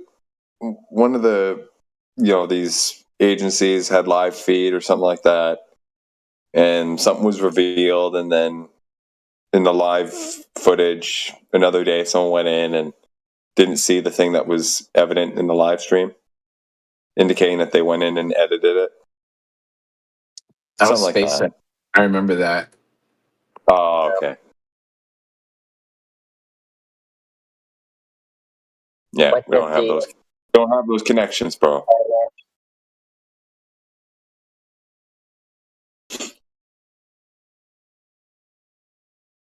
So yeah, 20. If you want to have a laugh, inside chat where it's got beats kicking with a classic, slightly something or other. That was the was it 90s white rap for Ice JJ because he was in here burning menace. So I thought, yeah, we got to do this. Okay, It's funny.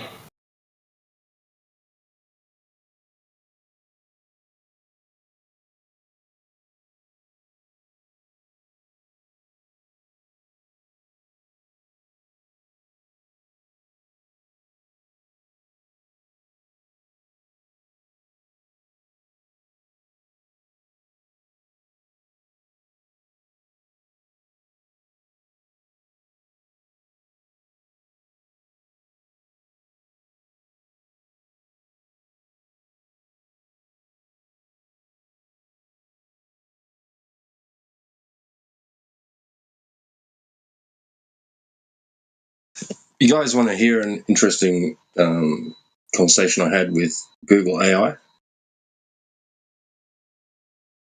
Yes. Do tell. Yeah, yes. Sure. All right. So I had a bit of a chat with it, and then I asked it, surveyors of the Trigonometric Survey of India knew their measurements required correction because they didn't match combinations of celestial, astronomical, and geoid or ellipsoid modeling biases. True or false? It said, this statement is true. Surveyors of the Great Trigonometrical Survey of India, or GTS, most notably under Sir George Everest, discovered significant inconsistencies that led to the first major scientific understanding of the deflection of the vertical and the mass anomalies of the Earth. The surveyors realized their measurements were inconsistent because they were comparing two different reference systems, celestial astronomical, latitude and longitude determined by observing stars with instruments like a zenith sector aligned to the local plumb line, and a geoid ellipsoid. Geodetic coordinates derived from the ground-based triangulation networks calculated on a reference surface, the Everest spheroid, right? As the survey approached the Himalayas, Everest found a massive discrepancy of about 5.23 arcseconds between the astronomical and geodetic measurements of the distance between Kalyanpur and Kalyana. I don't know if I'm pronouncing this right. The cause: the mass of the Himalayas pulled the plumb bob away from the geometric vertical. The inconsistency: the predicted position of stars based on the ellipsoid model did not match the observed positions based on the local geode plumb line. Impact on geodesy: this realization forced the surveyors to apply corrections for the deflection of the vertical. These inconsistencies directly led to the development of the theory of isostasy.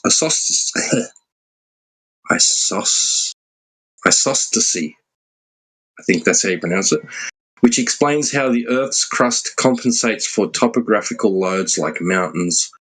Modern geodesy still uses this fundamental principle, identifying inconsistencies between star positions and geoid models, to refine global gravity models. I said to it after that, what if the measurements were correct and their biases were wrong? And it replied, this gets really interesting because it actually gets into a bit of the history of it and some details of what they did. This scenario is actually what transpired historically. During the GTS of India in the 1850s, the measurements were found to be highly precise, yet they revealed inconsistencies because the underlying scientific models, the biases, were incomplete. If the ground measurements are correct but do not match the celestial geoid predictions, it means the theoretical model of the Earth's interior or shape is wrong. This realization in India led to two revolutionary scientific breakthroughs. The Pratt versus Airy discovery, right? These guys are well known for other shit, right? Like Airy, we're all familiar with Airy. When Archdeacon John Henry Pratt calculated the expected gravitational pull of the Himalayas in 1855, he found it should have deflected the plumb line by 15.885 arcseconds. However, the actual inconsistency observed by George Everest's survey was only 5.236 arcseconds. The model bias. Scientists previously assumed the Earth's crust was a uniform solid shell of equal density. The corrected reality. The massive discrepancy between Pratt's bias, his prediction, and the survey's correct measurement, in quote, proved that the mountains were not just sitting on top of the crust, they were compensated for by lower density material beneath them. So this is the birth of isostasy. The fact that the measurements were correct while the gravitational models were wrong, biased, in brackets, forced the creation of the theory of isostasy. Pratt's hypothesis suggested that the density of the Earth's crust varies horizontally. Mountains are less dense than plains. Airy's hypothesis suggested that the crust has roots of varying thickness. Mountains have deep roots of like crust floating in a denser mantle like icebergs in water. Now, I know this is like globe story time, but It's kind of important where it leads up to. The GTS used the Everest spheroid 1830 as its reference ellipsoid. Okay, the GTS, get this, right? The GTS, this is the Great Trigonometric Survey of India. Right? Isn't that a shitty word? Which was led by Everest, right? Used the Everest spheroid as its reference ellipsoid. While it was the most accurate model for India at the time, it was a local fit. Modern geodesy has shown that such models have a geometric bias because they are not centered on the Earth's actual center of mass. The summary, the surveyors' realization that their precise measurements didn't match the predicted celestial coordinates didn't mean they had failed. It meant they had discovered that the geoid model was biased by failing to account for the Earth's internal density distribution. This transformed geodesy from a mapping exercise into a branch of geophysics. And I said to it, so Everest already had his spheroid model handy before surveying? It says, no, George Everest did not have his finalized spheroid model handy when he began his leadership of the survey. Instead, the Everest spheroid of 1830 was a result of his efforts to correct the inconsistent measurements he encountered during the survey. His work followed a specific iterative process. Initial challenges when Everest took over the Great Trigonometrical Survey in 1823, he inherited data from his predecessor, William Lambton, that used a different, less accurate model of the Earth's shape. All right, so discovery of discrepancies. As Everest extended the Great Arc northward, he realized that the astronomical observations based on the plumb line were increasingly inconsistent with the geodetic triangulation, which is ground distances. This was primarily due to the gravitational pull of the Himalayas deflecting the plumb line. This is their conclusion, right? The arc measuring solution. To fix these inconsistencies, Everest used an arc measuring method. He measured sections of meridional arcs through triangulation and then compared them to astronomical latitudes found on a preliminary reference spheroid. Deriving the 1830 model, he systematically adjusted the parameters of his preliminary model to minimize the differences between the geodetic and astronomical data. The finalized parameters we now call the Everest spheroid were derived from these specific measurements, specifically the arcs from Pune to Kalimpur in India and Greenwich to Formentera in Europe. Why the predicted coordinates failed. The inconsistency you first mentioned was the catalyst. Everest realized that stars were not appearing where his models predicted they should be because the Earth's mass was not uniform.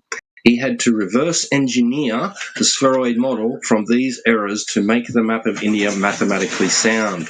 Even after his 1830 model was established, it required further refinement by his successors to account for the then unknown phenomenon of isostasy.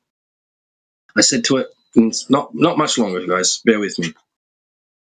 Then how could they use it as a reference if it hadn't been developed yet? And how can it be a reference to itself? That seems very circular in reasoning. It says the process you are describing is not circular but rather iterative. Geodesists of the 19th century used a method of successive approximations to refine their models.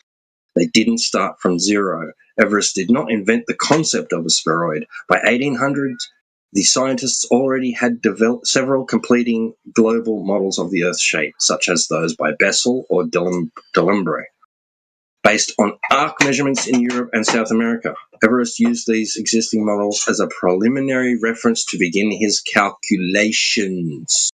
The method, the residual analysis. The survey was not referencing itself in a circular way. It was measuring the difference, residual, between the two independent data sets. This is what he kept, Talon kept on mentioning independent data, right? Data set A, triangulation, measured ground distances using physical chains and angles. This tells you the distance on the physical surface. Data set B, astronomical, measured the distance between stars to find the change in latitude. This tells you how much you have moved along the Earth's curve. If the preliminary spheroid model was perfect, dataset A and dataset B would match exactly. Because they didn't, Everest knew the model was biased. and how the Everest spheroid was born. Instead of just accepting the error, Everest used the inconsistencies to mathematically fit a new shape to the Indian subcontinent. He took the ground measurements, he adjusted the curvature, which is the spheroid parameters, until the predicted astronomical positions matched his observed ground distances as closely as possible. The result of this best fit calculation was named the Everest spheroid of 1830. And why it felt circular but wasn't. It feels circular because he used a spheroid to measure India. He used a spheroid to measure India and then used those measurements to define the spheroid. However, the circularity is broken by the independent astronomical observations. The stars acted as an external fixed reference. By forcing the math of the spheroid to align with the stars and the ground measurements simultaneously, he created a model that was no longer an assumption, but a derived physical constant for that region. Now, I went on to ask it about, well, I didn't ask it, I told it celestial sphere is a conceptual sphere, not an actual sphere. Why are you imposing that conceptual sphere under the ground? And it went on and on. I'll just read this last thing regarding that. It says, realizing the geoid, right? The celestial sphere allowed surveyors to see the deflection of the vertical. The angle between the math, ellipsoid in brackets, said the stars should be and where the gravity, the plumb line, actually pointed. This difference is what eventually allowed George Everest and his successors to map the geoid, the true gravitational shape of the Earth. So basically, this GTS, this survey of India, gave rise to modern geodesy and what they considered to be measuring gravitational anomalies due to the Earth's disproportionate distribution of mass.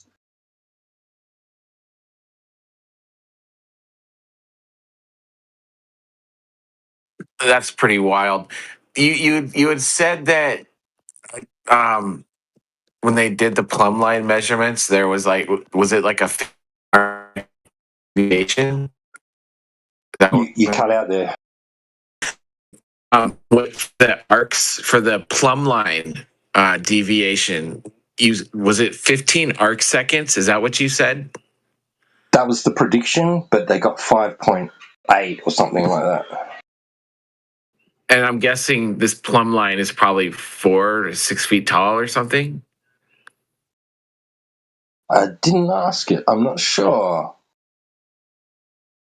I'm trying to figure out the size of that deviation, how large that angle is. I think it's going to be like 0.000 something of an inch.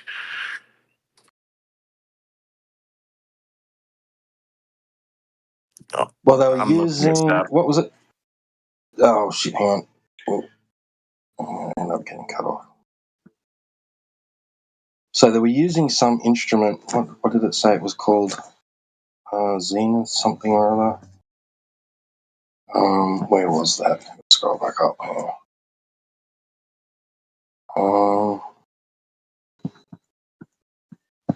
To the first question I read out. All right, yeah. A zenith sector. Latitude and longitude determined by observing stars with instruments like a zenith sector aligned to the local plumb line. I know it doesn't specify. I didn't ask it about specifics on the length or the height of the plumb line or anything like that.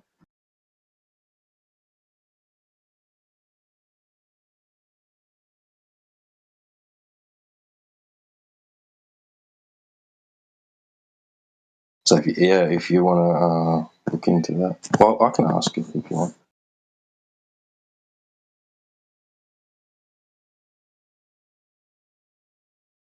Well, it's 1/1000th of an inch for a 6-foot plumb line. That's how much deviation this gravity will have caused, apparently. That's some heck of accuracy for back then, right? How they doing that shit? Yeah, that's what I'm gonna try to figure out, like exactly what tool was measuring at 1,000th of an inch. I mean, I don't know. Like, I gotta compare that to a human hair. Let's see.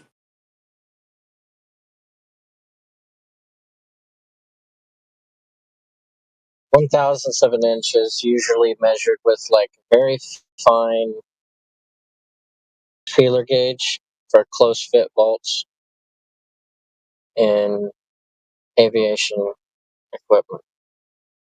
So like the gap between a Teflon bearing and a bolt for the rotor head of a helicopter would need like 2,000ths of an inch gap minimum, and they're measuring less than that. And if you get the bolt just misaligned just a little bit, you're gonna nick it, and you're gonna not be able to send the bolt all the way through. It's a pain in the ass. That's fucking small.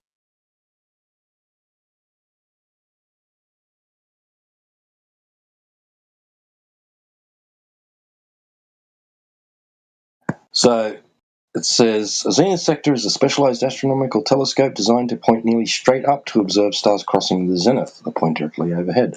It was a critical tool for 19th century geodesists like George Everest to determine precise astronomical latitude. Alignment with gravity. The instrument is precisely leveled using spirit levels or a plumb line to ensure it aligns with the local direction of gravity. The geo is vertical. Observing zenith stars. Surveyors observed zenith stars whose declination is nearly equal to the station's latitude as they pass directly overhead. Measuring small angles. Rather than measuring large angles from the horizon, which are prone to atmospheric refraction errors, the zenith sector only measures the tiny angular distance between the star and the absolute vertical. Calculating latitude. By adding or subtracting this measured zenith distance from the star's known declination, which is its coordinate on the conceptual celestial sphere, the surveyor calculates the station's astronomic latitude. Goes on, blah, blah, blah, blah, blah. In the Great Trigonometrical Survey of India, George Everest used a 5-foot zenith sector made by Jesse Ramsden and later models by Troughton and Sims to resolve these discrepancies. These massive instruments, often weighing over half a ton, were transported across the subcontinent to anchor the survey's ground measurements to the celestial reference frame.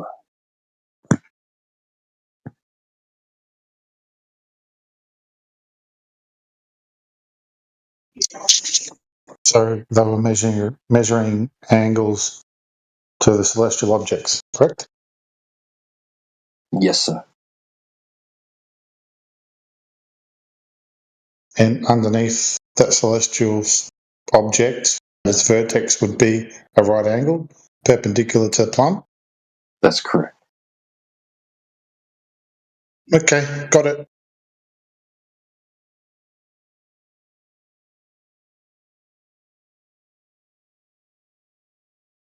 And this was apparently a massive undertaking.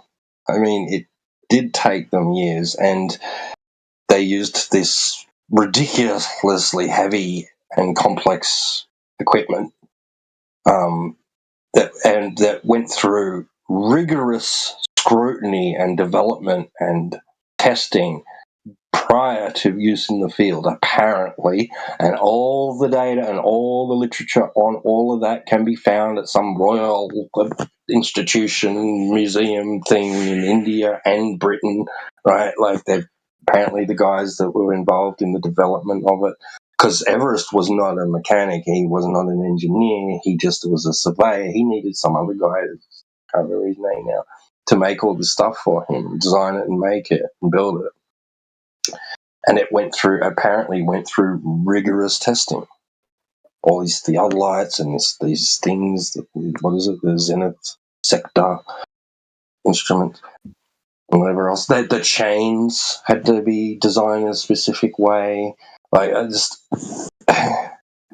then he needed crews. He needed laborers and people that were just going to be happy to stand around all day holding a fucking mirror and shit on the top of a mountain. And, this was crazy shit. that they did. Like, why? Just to turn around and say, oh, that's gravity and that's a geoid and blah, blah, blah, blah. Or he was just a con man sucking off the government purse. That's possible, and wanted to sightsee India, you know.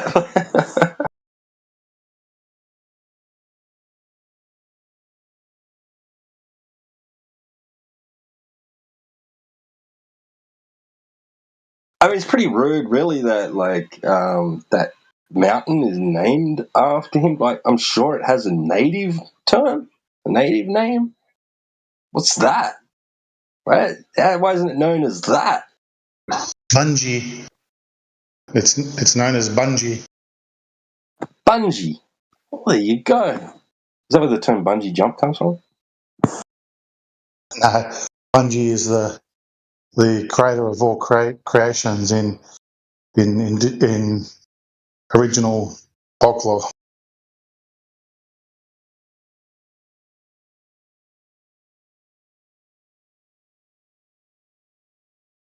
So it says they built hundreds of masonry brick towers for this, hundreds that were typically 50 to 75 feet tall.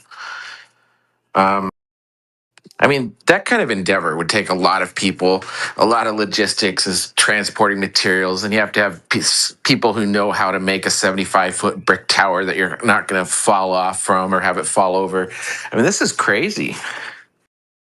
I told you, man. Like, it's huge, this project.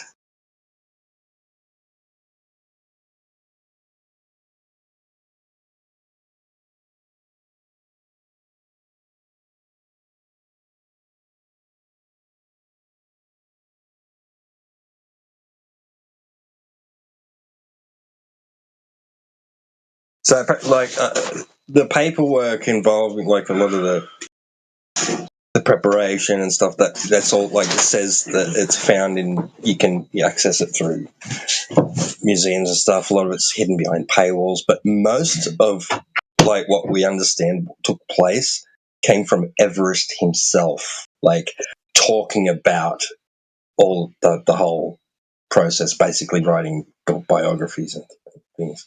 Like, so the peer review was sort of like shuffled away into some storage unit, right?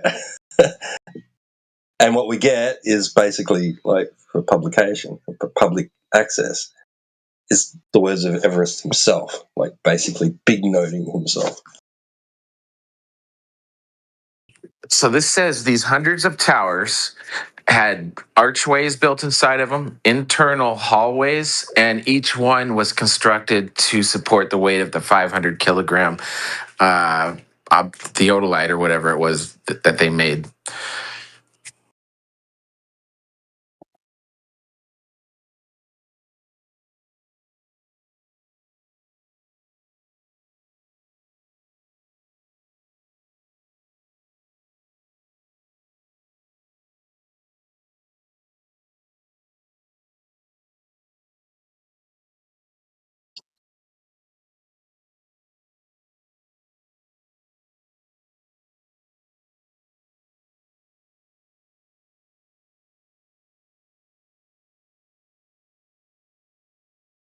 Yeah, it's a far cry from, like, did you see that movie that was, like, in recent years? It was about the surveyor that went to South America and discovered some lost city or something. You remember that? Had the guy from Lost City of Viking Z. in it. Yeah, right. Like, that was just him and some guy, right? Like, that was their task, to survey South America or something, right? Or sections of it. And it was just two guys. Guy with a theodolite and guy that held a fucking flag or something, right? Like, and this, though, like, that's a far cry from that sort of shit.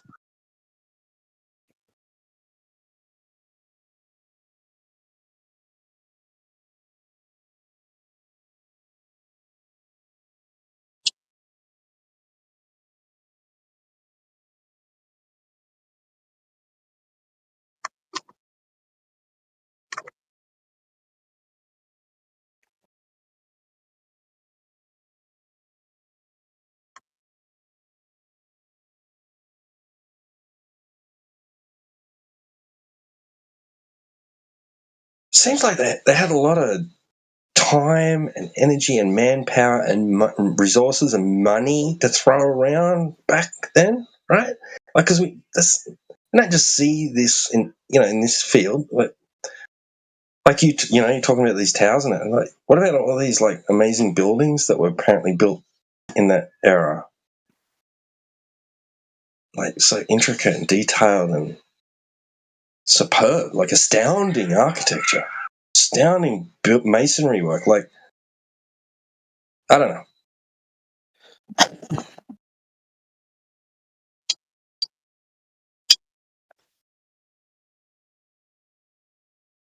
I guess that's what happens when you don't have iPads and TV.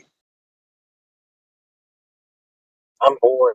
Well, let's build something. Right. Well, let's make doorways that are giant. We'll make the future think there were giants.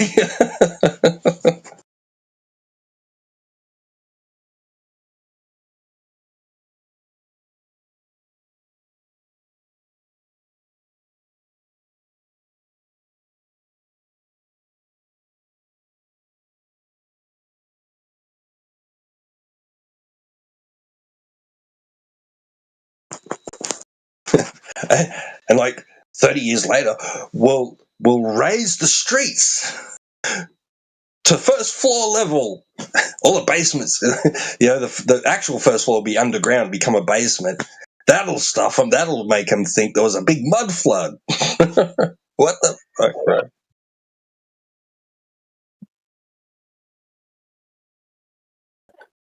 Yeah, some of the excuses I hear for that stuff, that dirt had just accumulated on the street over a century, so they decided to build buildings on top of that dirt and build a new road on the dirt that accumulated on the old road. It's like, what the fuck? This is ridiculous.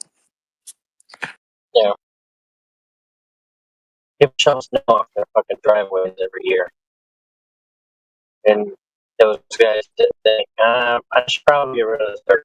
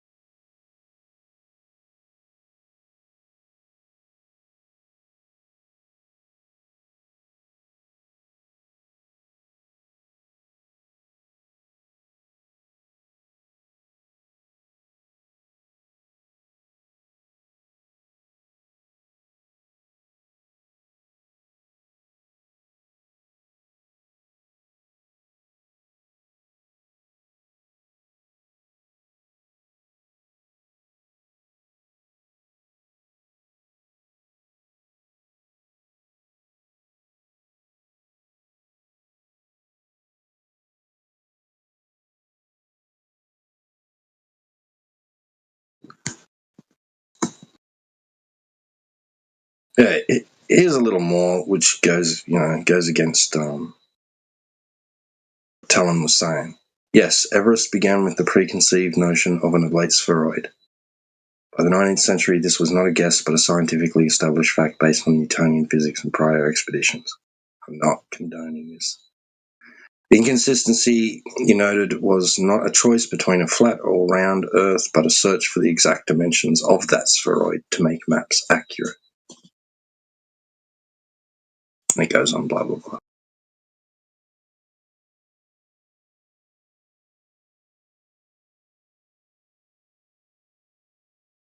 Oh, I'll just read this quickly. It says, the pre-existing models. Everest did not start from scratch. He used established mathematical models developed by predecessors such as Delambre or Bessel. These provided a preliminary reference spheroid. There you go.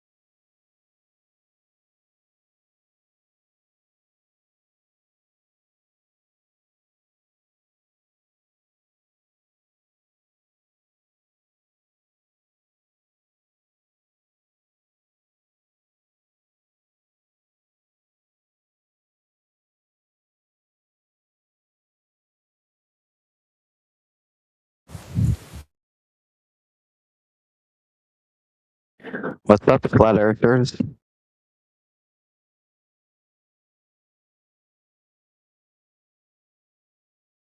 Yo, Are you a flat earther? everybody's a flat earther. Okay. Why is the Earth flat then, huh? Because it is. But it isn't though. Really? Yes, really it isn't. What do you think? So if it's not flat, what is it? A sphere. Okay, no worries. How did you prove that? That's science. Science. Science deals with cause and effect relationships of phenomena observed in nature. It's got nothing to do with geometry. How come when we see a ship on the horizon, how come it disappears? Hang on. How come if we zoom in, we can't see it? Hang on. Let's just whistle past the old science thing. Okay. Let's just stop there for a minute. So it's got nothing to do with science. Do you agree or disagree? It has to do with science, yeah. Science is to deal with the cause and effect relationships of phenomena observed in nature. It's got nothing to do with geometric shapes. Geometric shapes are to do with mathematics, geometry. It's a little bit of a category segregation. Yeah, but there's still like what's the word? I forget the word. Geo something. Like when I'm talking about stuff like angles and stuff. Yeah, that's geometry. That's not science. Geometry. There's still the geometry of the Earth's surface, right? Okay, that's good. So let's start with an angle. What's an angle? Like what? Like what side it's going? Like where it's pointing. What's the definition of an angle? Search up. Space or amount of turn between two lines. Two lines. Yeah. Okay. Are those lines bent or are they straight? Straight. Okay. Well, there's your first problem, isn't it? Yeah, wait. Let me check something. Yeah, but a circle can be counted as an angle. It's just one big angle. No. An angle is two straight lines meeting at a vertex. That's what the definition is.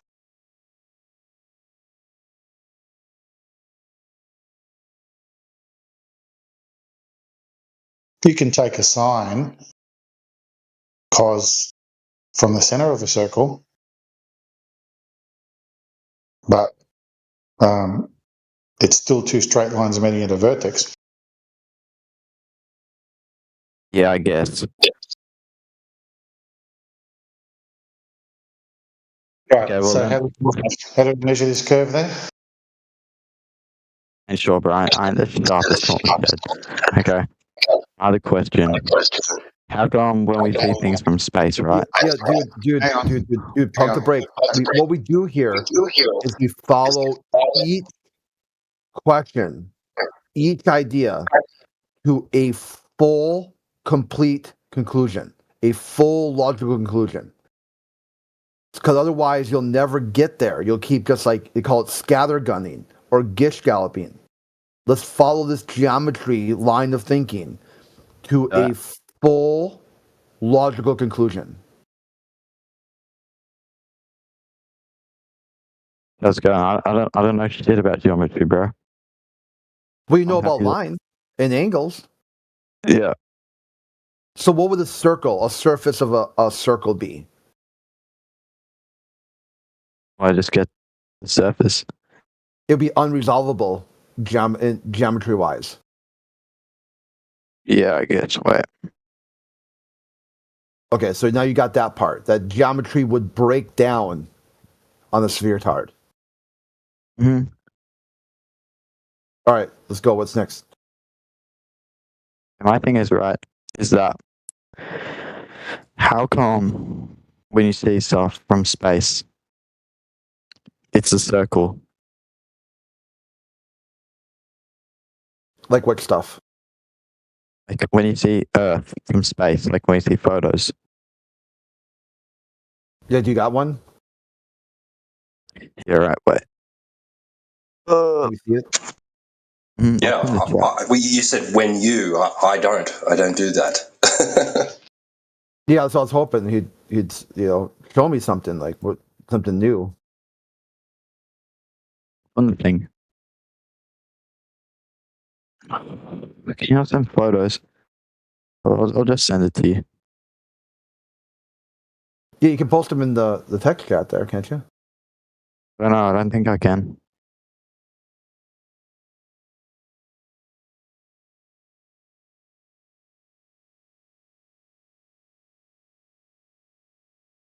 I sent them to you.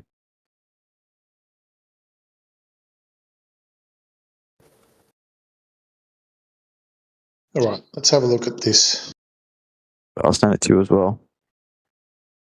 Yeah, I'm not seeing it on my end. Was it? Oh, okay, I think I got it. Okay, so it's Blue Marble 2.0, and yeah, dude, this is embarrassing. I mean, were you just born yesterday or what? Yeah, it did Blue Marble 1.0, and then obviously this one's CGI. That's not a real photo. That's an artist rendition. You know, it's the artist rendition. Well, who took it? Where does that photo come from? I know the top one. NASA. The top one was December 1972. The second one, I've never seen this before.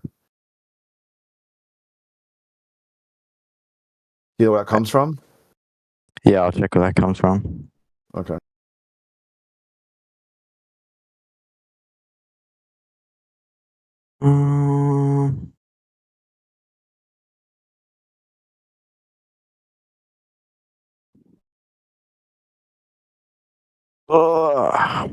Doesn't reference the thing on it. I'll look for another one. That's more proper thing. No, let's go from the top one here. What's wrong with this 1972? Oh, what, the first one? Yeah. Oh, that's a NASA one. Yeah, so what would be on the other side? The other side of the world? Yeah, which would be what? How much stuff we talking about? Well, if Africa's there, then So Africa would be a whole side of the Earth, and behind would be all of Europe, the Atlantic Ocean, all of Asia, the Pacific Ocean. That's hold on. from Let's one just go side. through one step at a time. But that's from the bottom side. That's like looking up onto it.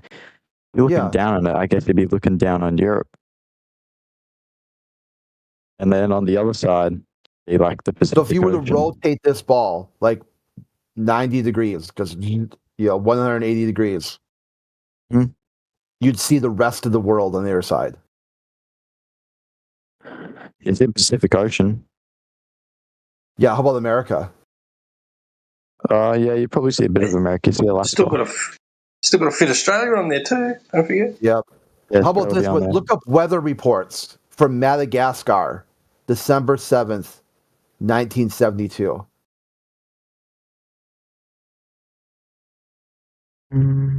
They report clear skies. 1972? Yep. Clear skies that day. This shows cloud cover. Now, the excuse that NASA gives is that there's clouds from space that you can't see from the ground. After they tried to bully Madagascar into changing their weather reports. And the government said, no, those reports are accurate, correct. So why are you asking us now, some 50 years later, to change our weather reports? Damn. Yeah, but that isn't all of Madagascar. That's like only the top No, tip. the northern part. The southern part of Madagascar was virtually undeveloped at that time. The northern part had a lot of major, still to this day, bigger cities and whatnot, huge population centers.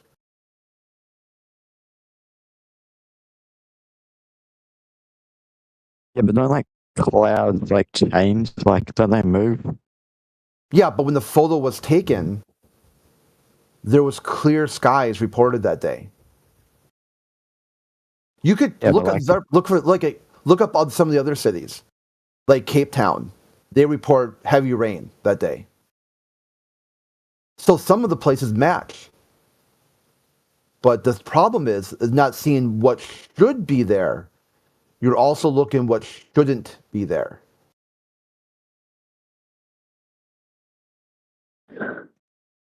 Yeah, I mean, that's a good point. But I mean, like, you can wake up in the morning and it's all fucking cloudy, right? And then in the evening, it'll be clear sky. So, I don't know. I feel like, I mean, it's a good point that you're making, but weather changes. The whole thing with weather. Weather's always changing. Weather isn't staying the same.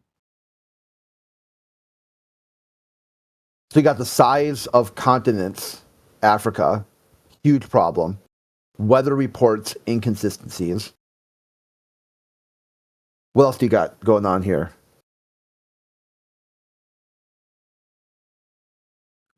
I don't know what else is going on here. I'm just looking at the Earth, bro. Yeah, so another thing they had, another huge problem was they had said that this photo was not changed at all. This is exactly what the astronaut saw. Then when people said, well, sure, let's test that. Let's test even something that simple. Did they lie about that? It turns out that from the angle they supposedly said they were going to the moon, it would have been flipped upside down. But then they said, oh yeah, we did flip it. But that was simply because to give like an up-down perspective. Then you say, well, is there an up-down perspective in space? And they're like, well, no. So why'd you flip it? Oh, to give an up-down perspective. Okay, is there an up-down perspective in space? Well, no. And you also said you didn't do anything to the photo at all. That's a clear snapshot of what the astronaut saw. Mm. So it's like back-to-back continuous problems of a photo that they can't answer to. They really can't answer to any of these things. Just some simple questions. And it gets even better than that because they start talking about an overview effect and God Bless America. Like, it gets weirder the deeper you dig into it. This is just surface level, like what's wrong with that photo. Just surface level stuff. Mm.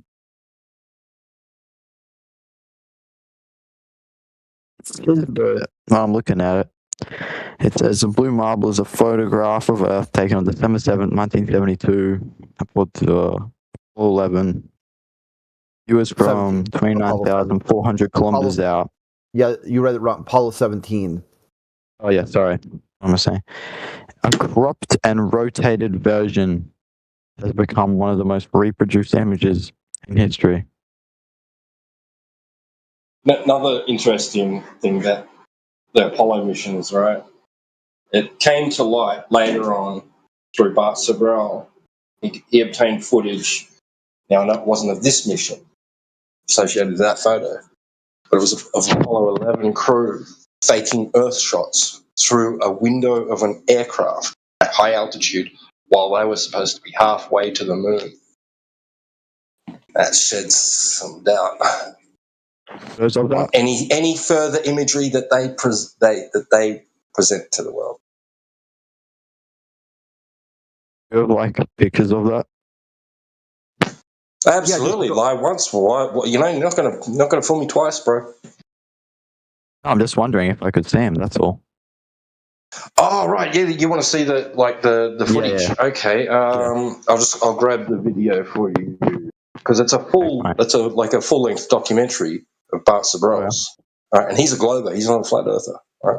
This is him scrutinising the the veracity of the moon missions, the Apollo missions.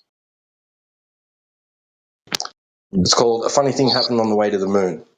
I'll grab it and I'll post it for you. Yeah, there's no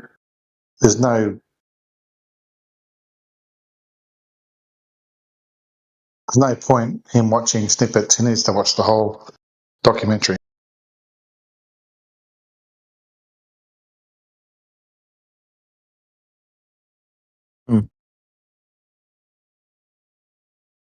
It's weird.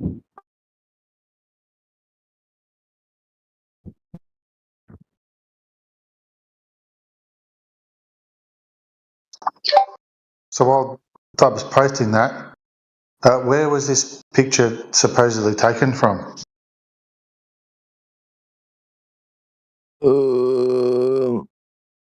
Space. What is space? Just like the area in Earth. Well, not in Earth, but like space is just everything that isn't. Well, there's still mass in space, isn't there? But I'll search up what.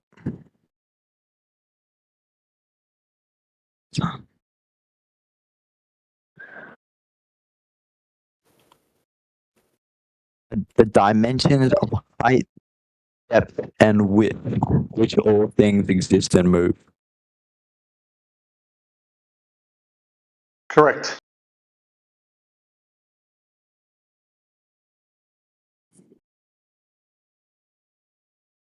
Alright, let me see what this is.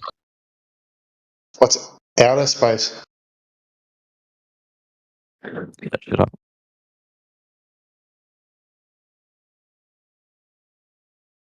Physical universe beyond Earth's atmosphere.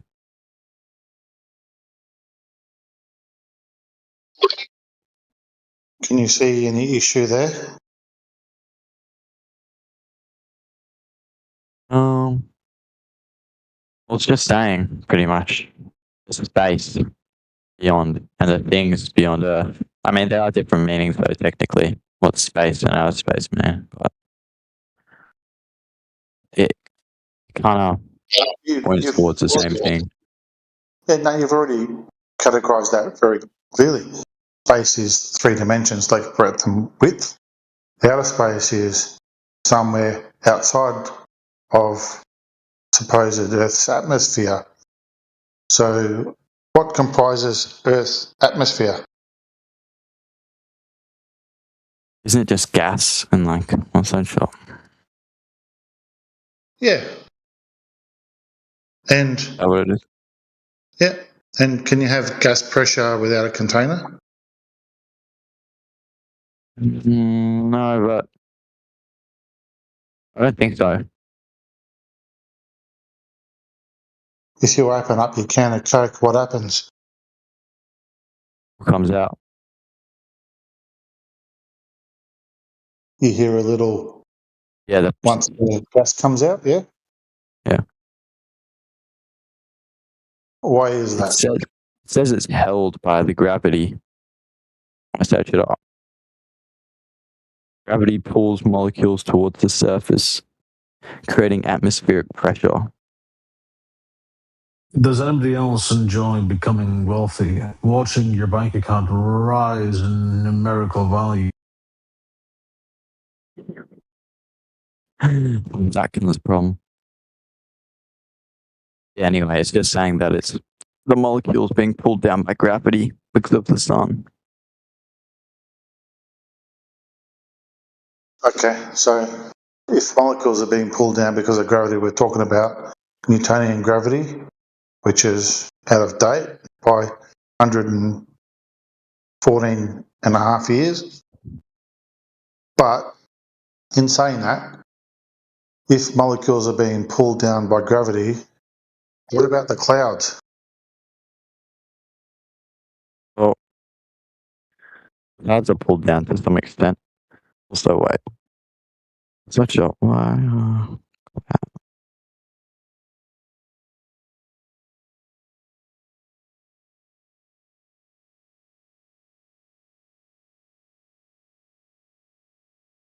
There's got to be some moist, natural law that moisture. allows clouds to form in defiance of so-called gravity. Yeah, well, I searched up why do clouds go down. It said that it's because it's water. Because like the atmosphere and all that, that's gas. Clouds is moisture.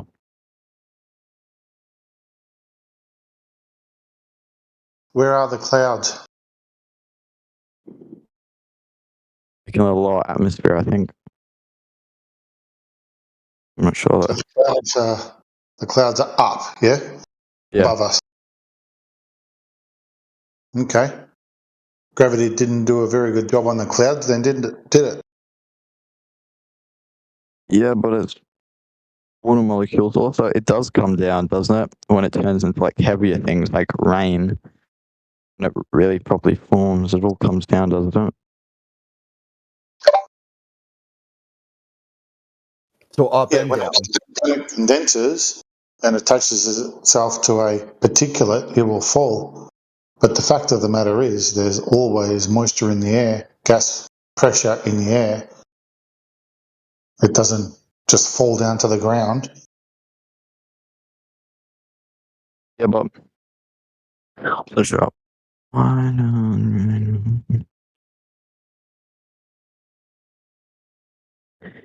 Sun heats water, which makes water evaporate into vapor. And then it condenses around dust particles, clouds and stuff. Yeah, and then it condenses, it'll drop water.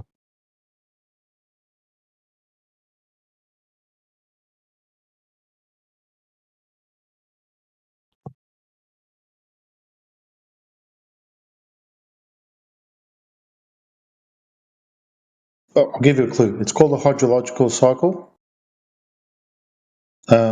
Just like the hydrogen and carbon cycles and all the other cycles, they all start at or around about sea level. And they disperse upwards and outwards and in all directions in defiance of so-called gravity. Well, it is water vapor. So if that was the case, what's holding that pressure from escaping into outer space? Well, it says that water vapor, which is like stem moisture in the air, is lighter and less dense than dry air gas.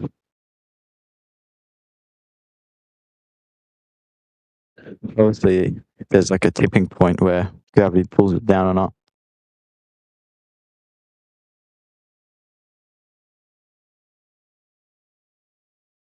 A larger mass attracts a smaller mass. That's what Newtonian gravity is said to do, but we don't see that with gas pressure. We don't see that with water vapor. We don't see that with particulates in the sky that attract water vapor for them to fall. In fact, where gravity should be the strongest at or around about sea level, we see the most activity of gas pressure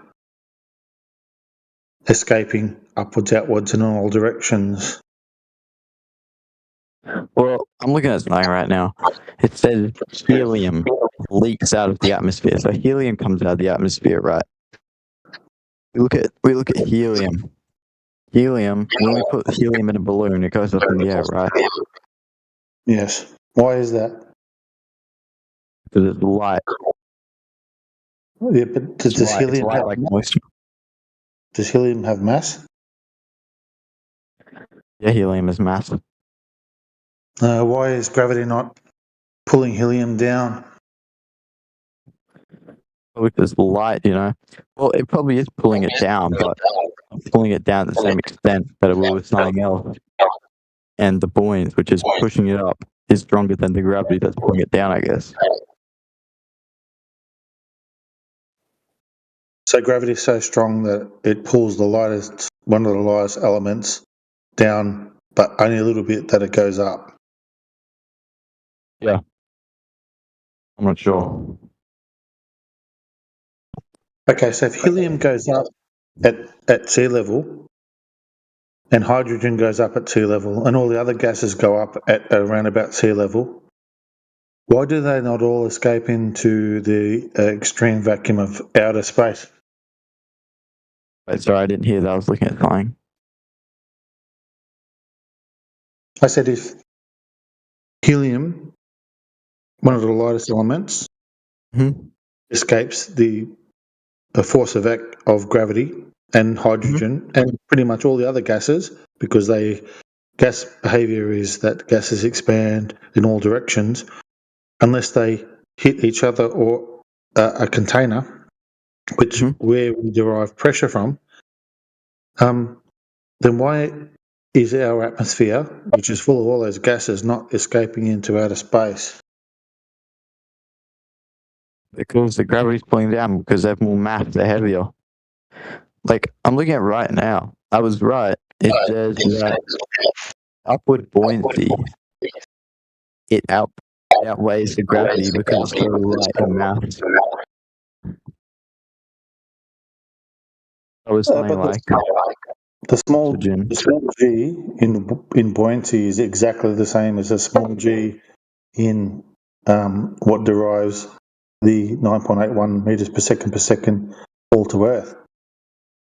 So how could it be stronger than the fall to Earth if it's pushing something up? Search it up. If you're using AI, at some point in time, I'm not using AI. It's going to come to a contradiction in which you're not going to be able to go past. I'll give you this example. So if we have a vacuum, right?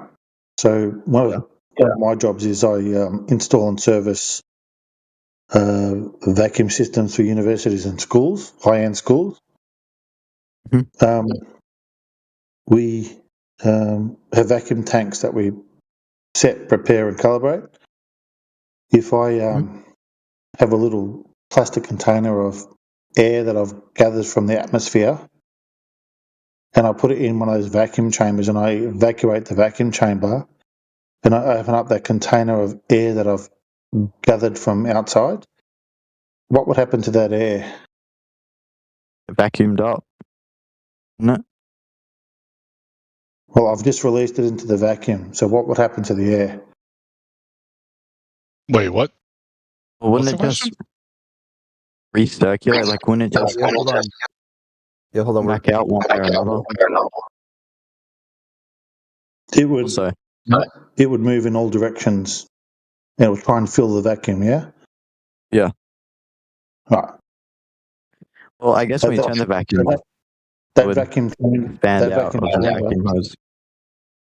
Yeah, so those vacuum chambers are sitting at around about sea level most of the time. Why isn't gravity having an effect on that gas pressure once I release it into the vacuum? I guess the pressure is stronger than gravity. Well, it's like, think about it this way, the thing with the helium balloon, not trying to get off. No, stop. Go back. The pressure is greater than gravity? Is that what you said? Well, I guess because it's like, okay, it's the same idea. If I have a rope hanging from my porch, for example, from my roof, and I'm pulling myself up my roof, how come gravity isn't pulling me down? Well, it is. What? Yeah, but my strength, well, with the strength I'm pulling myself up with, other gases have that same strength, but from their buoyancy, because they're so low in mass, they go up the same way. It's like a boat floats on water, right? Because it's buoyant. Why isn't it going down?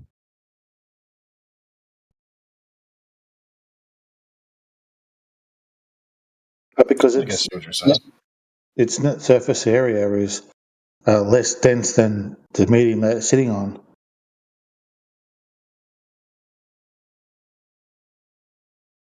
Okay, so helium is less dense than the thing is below and the things that are surrounding it, so it goes up.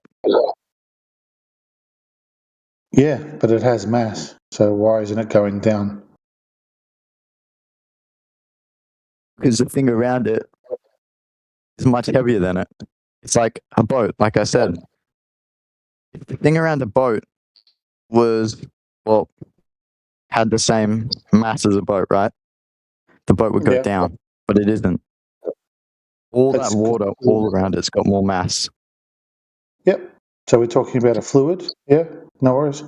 So what is helium sitting in? Well, it's sitting in all the other gases, I guess. Is it sitting in a fluid or is it sitting in other gases? Other gases. But it's the same idea, though. It's like, because your thing is gravity pulls everything down. No, that's not my thing. That's your thing. Yeah, but your thing is that there's no atmosphere, right? My thing is that once we have pressure, there needs to be an antecedent consequence of a container. If there's no container, then that pressure would escape in all directions, just what gas law dictates. Sorry, my headset keeps cutting out. Let me try to fix it.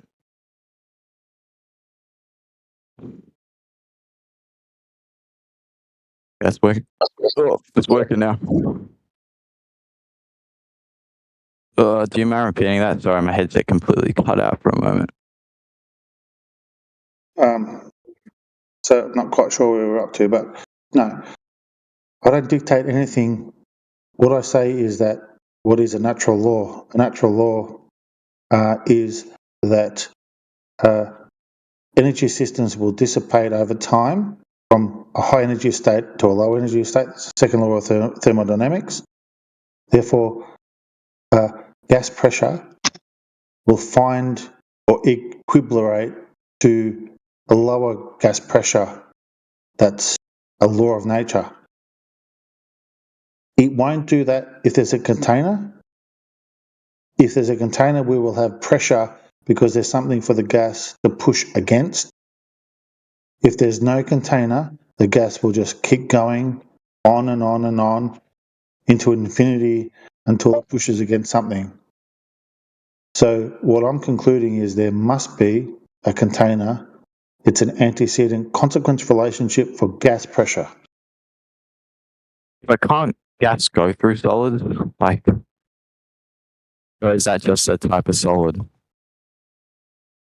No, well, it depends which solid you're talking about. I mean, if it's a solid, it's a solid in which the fibrous content is less than the microns of the gas, then the gas will push against it. But if it's a solid, like say, for example, a balloon, there will still be enough surface area for the gas to press against. But eventually, the gas will find its way through them because some of the microns of gas will be smaller than the microns of the particular product that's been used to make the balloon or whatever product. Porous. It'd be a porous solid. Whenever you have pressure, the pressures are only as stable as the quality of the object that the pressure's in.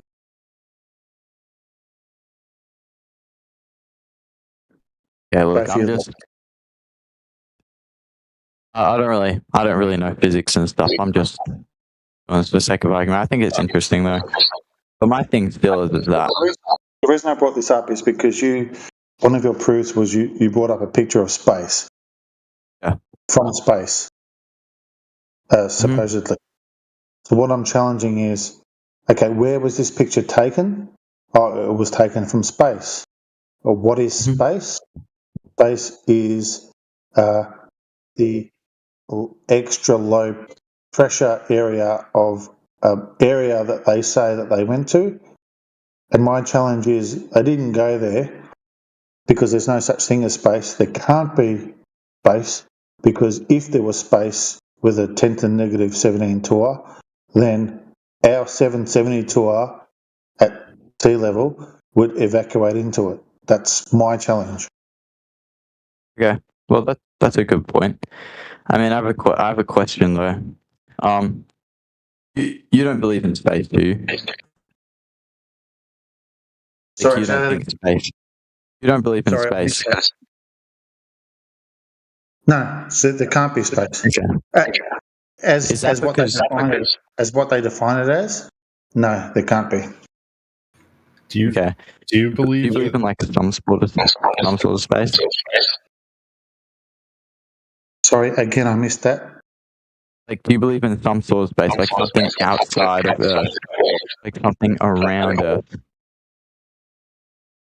Yeah, well, there must be a container for us to have gas pressure that we breathe. So that's an antecedent consequence. That's a matter of fact. What it is, I don't know. Where it is, I don't know. But it's got to be there.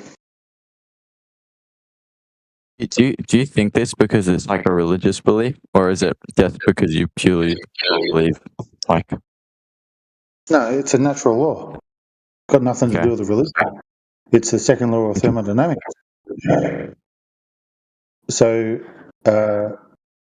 high energy systems will always move to a low energy system. That's a matter of law of nature. So for us to say that there's something out there that defies that means that there's got to be proof that a law can be defied, which we can't prove that. No one can prove that. So it's just hearsay. I mean, like I said before, I'm just doing this for the sake of argument. Quite frankly, to me, I don't care if the Earth's flat or not. But like, why did you like stop believing that the Earth is flat? Like, did you just one day wake up and like, oh, I guess the Earth is flat? Or have you like always thought? Yeah, dude. Like, hold on there. Like, if you don't care, then why do you care if you don't care? Because what we've gotten into now is a logical break with reality. I do care, but for me, it's like. So you do care. I think it's just an interesting thing. I do care, but in my like looking on it, it's not going to be the thing that keeps me awake at night. It's just the thing that's like, if the Earth is flat around, it's fine. It's whatever, you know. I'm just going to keep living my life. That's how I see it. I don't see it as like something where it like doesn't matter at all, but like it just won't affect my way of thinking, like how I live about my life. You know what I'm saying? Like I still think it's interesting. Don't get me wrong, but it's like I'm not going to spend my time thinking about it. You know. Well, real question: if the Earth were flat, that would not change your idea of the universe at all? It would change it, but it's not something I really focus on. Like, okay, but I mean, I'm not sharpest on the shed. Well, I mean, if the Earth were the only place that existed, and it was the center of the universe that was obviously created by a creator, that wouldn't change your opinion on anything? Well, that's the globe. They tell you that the Earth, all of creation, is just chaos, except for the Earth is superpositioned. It gets you to the God of the Bible, as described by the Catholic Church in the 1400s. You guys Christian? I feel like the flat Earth ideology lends itself a lot more to the creation. Oh no, not at all. There's simply not a secular version of a heliocentric model. There's many different secular versions that cross, pagan, all the ancient world religions. Pagans aren't secular. They all have some kind of version of a flat stationary Earth, where the Catholic Church is the only one who came up with this heliocentric model designed by God. Catholic Church through the Big Bang. The heliocentric model? Yeah, they did. Copernicus. What? Yeah, Copernicus was the very first person who even suggested something other than geocentric. They'll tell you. Just go to any Catholic church and say, "Hey, why should I be a Catholic?" The first words of the priest's mouth will be all about space lore. They got the biggest space telescope. They've got the highest number of astronauts. They developed the Big Bang. All the shit, all of it. They'll just spew out there how great they are at modern science, how they revolutionized humanity and brought humanity out of the Dark Ages. It's disgusting, really, at some point. Like, dude, at some point, which one is it? Is it your religion or is it science? And they'll tell you it's both. Okay, I have a question for that then. Because I don't know if you agree with the other guy I was just talking to, but he said that he does know. Well, he doesn't. Not that he doesn't know what space is, but he doesn't really believe in space as we talk about it, right? Outer space, yeah. Space is easy to understand. Outer space, space outside of space, that becomes almost like a biblical claim, which is what was written in Copernicus's book, The Heavenly Bodies. He described anything outside of Earth as heaven, contained within the firmament. So curious, what do you think? Oh, wait, can I just quickly say something? Yeah, I'm sorry. It's just what do you think the sun is in? Like when you see stars and the sun, where do you think that's coming from? If there is no space, outer space. That space doesn't exist. There's no outer space. Then bro. what's the Space area doesn't between exist, us bro. and the sun? The moon was put there by the government. Yeah, and birds aren't real. Yeah, they're just drones. Nobody says that, man. Just because you can't conceive of the things in the sky Shut being the fuck something up, other you than round earther. You're just a because you round can't earther, buddy. control Go your outside. Do you see a brain, fucking curve? No, you don't. So I'm You see going to have to mute you so I can finish what I was saying. Just because you can't conceive of the sky being anything other than what you've been told doesn't mean we don't think those things are real. Yeah, what do you think the sun We is? just don't think that what you've been told it is real, right? So we all see the sky. We all see lights up there. We have no idea how that light's produced. We have no idea what sort of medium is up there. We don't know what those things are, their distance, their size, their composition, whether they even have any of that, or if it's just some sort of light phenomenon produced through some other means. Nobody freaking knows, including you and the so-called experts. They don't know. They say they know. Do you guys but they don't. have do you have any thoughts on what it might be then? Because I'm curious what the significance is of it would be for the people in here. If the Earth isn't what we've been told, right? Regardless of what it might actually be, what conclusively would be the significance of that? Other than I think somebody lied, you know? I don't think there would be a massive significance, quite frankly. I think people would be bewildered by it, but I think to the way we live, it wouldn't change anything, would it? It would just be a change of perspective. But it wouldn't actually change how we live, which is really all that matters. I think if the Earth provably was on a flat plane and had a firmament over it, that absolutely would change people's perspective on what they believe.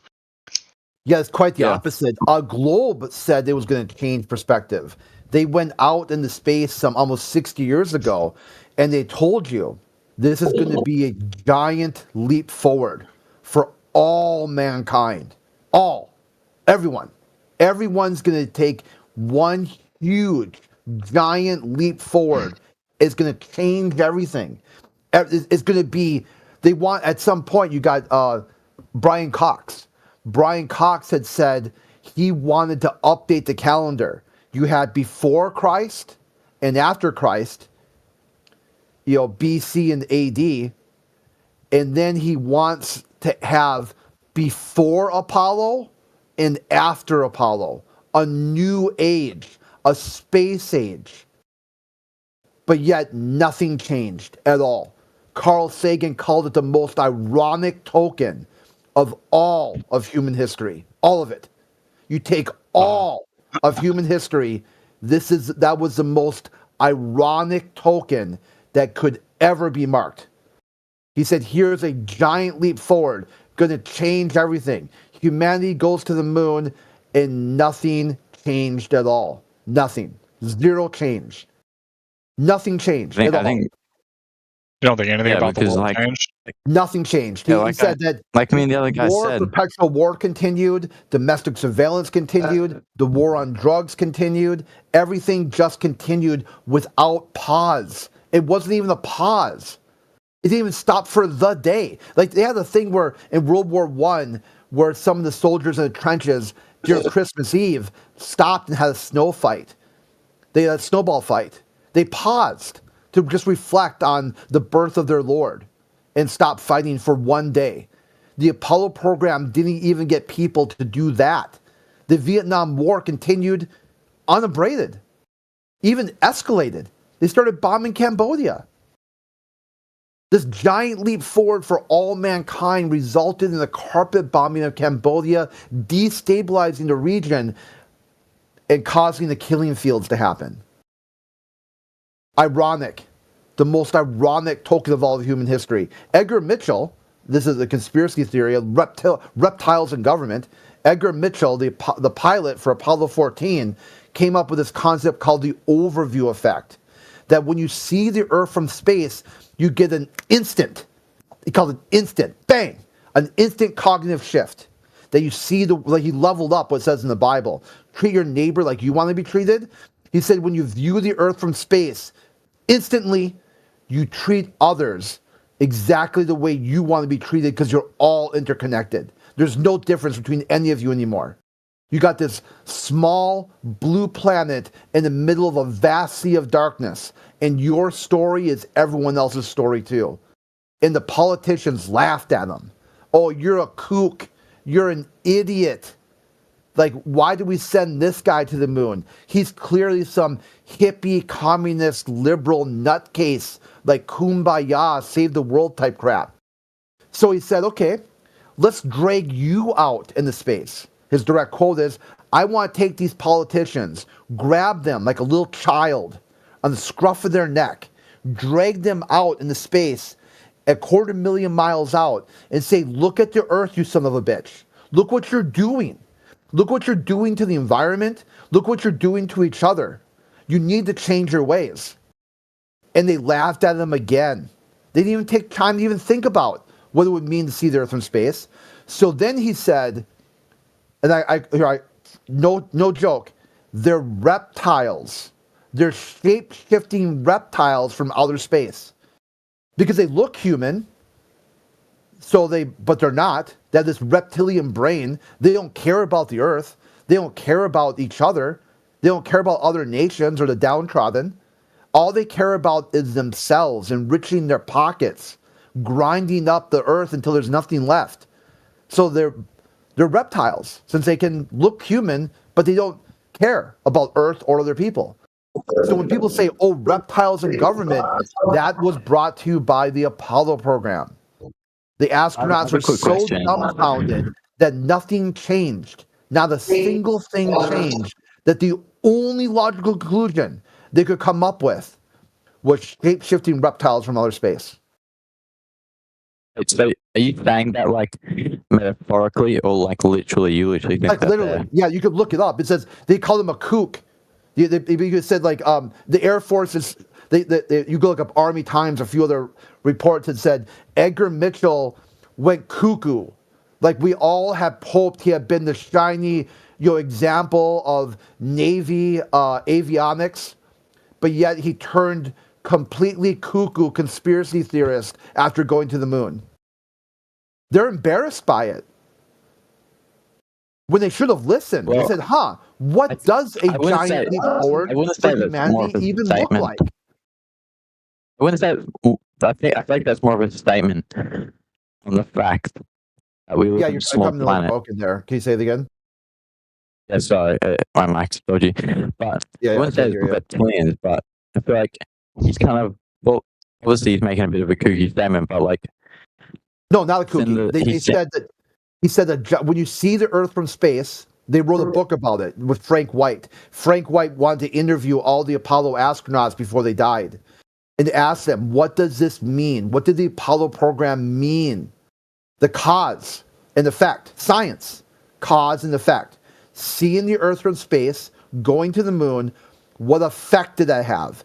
They coined the term the overview effect. So not only did the other astronauts side with Edgar Mitchell, they decided to write a book about it and use Frank White as their author, their spokesperson. So they doubled down. And at some point, they were so pissed about it that you had the first guy, Neil Armstrong, talking about peeling the layers of the onion to get to the truth. Why did the Apollo program fail? Why did this giant leap forward not happen? He goes into complete isolation. You never see the guy again. Becomes a hermit. Becomes a shut-in. Just an absolute agoraphobic, nutcase, old cat lady, and no one sees him for the better part of like 3 decades. He finally comes out of hiding, and he gives this really coded speech about your generation's going to have to fight the fight we lost. You're going to have to make these politicians and make these people change, because they're not going to. They're never going to change. It doesn't matter how many photographs from space. It doesn't matter what you show them, how you try to convince them. They are deranged, psychopathic, crackhead freaks who are going to grind humanity to an extinction level event.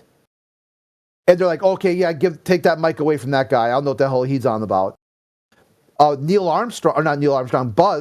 Buzz becomes a straight up booze hound, ends up becoming a used car salesman, and then finally gives a speech. Well, when they ask, well, what should have happened after the Apollo program? He's like, well, we should have. It should have been a change in everything. We should have done something with it. It should have continued into a space age rather than an information age. So it's like we really didn't go there at all. It's like it never happened. Yeah, and he complains about how much he got paid for it. He didn't. Yeah, he didn't get paid. Yeah, he goes, I got paid so little for risking my life, and nothing happened at all. It's like, why don't you just tell me that nothing was going to happen? Like, why risk my life for nothing at all? And still to this day, you ask people, like you go around, I've done an experiment, a social experiment, where I've seen people like beefing over a car spot, like a parking spot, or somebody upset that they missed a sale, like a 30% off their bananas, and just show them, hey, what do you think when you look at this photo? Does it really matter that you lost like 3 cents on the dollar? Does it really matter if you just park like 10 feet away over there? When you look at this photo from space, what do you get from this? Does it put it in perspective at all? And they just give you the fluoride stare. No clue what I'm even talking about. So you ask, why do people stop thinking the Earth is a globe? Because it's not worth believing in. This simply doesn't have anything to go on. There's nothing there. It's just a vacuous idea. Okay, the Earth's a globe. Now what? Nothing. Really? That's it? So we live in the heliocentric model with endless possibility and wonder and nothing. Yeah, nothing at all. See, after the Apollo program, you had some people who were affected by the overview effect. You had nuclear disarmament. You had Earth Day. People wanted to clean up the environment. But even then, by the early 80s, all those movements were gone. They're like, well, nothing's going to work. I mean, if anything, nuclear weapons have proliferated, not disarmed. Like you had the EPA was founded to clean up Superfund sites. There was like 17 of them. Now there's like 3,000 Superfund sites. People just straight up given up. It's like hopeless. It really is hopeless. And the Artemis program won't fix it either. I think that's more of a who can think the door. I don't think that's really like going with the goal of like trying to make humanity better. I think that's more of a thing saying, oh, at the moon and all that shit.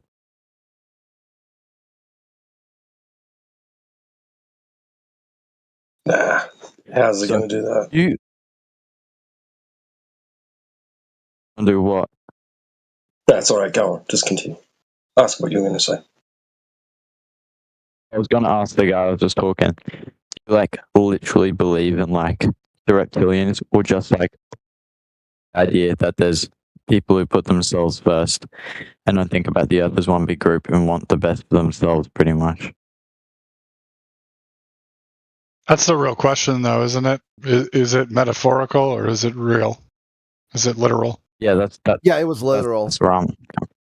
Yeah, you could look it up. You could look up what he said.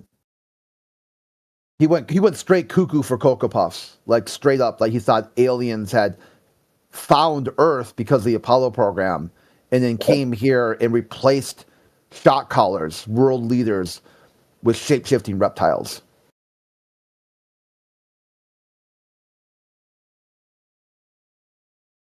Yeah, I mean, you can look up the Wikipedia of Edgar Mitchell. He very much I'll look believes him up that right now.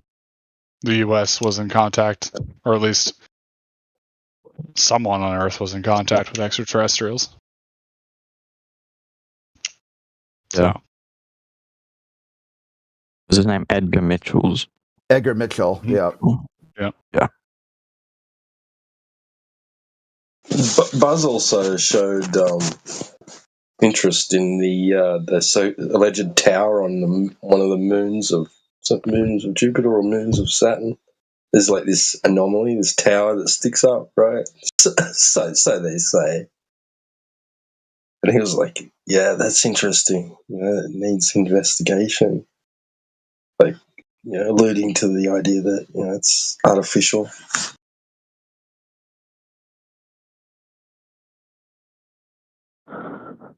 First thing that comes up is Mitchell said in an interview with the Daily Mirror that extraterrestrials had been keeping us from going to war with Russia and help create peace on Earth. He also said White Sands was a testing ground for atomic weapons. That's what extraterrestrials were interested in.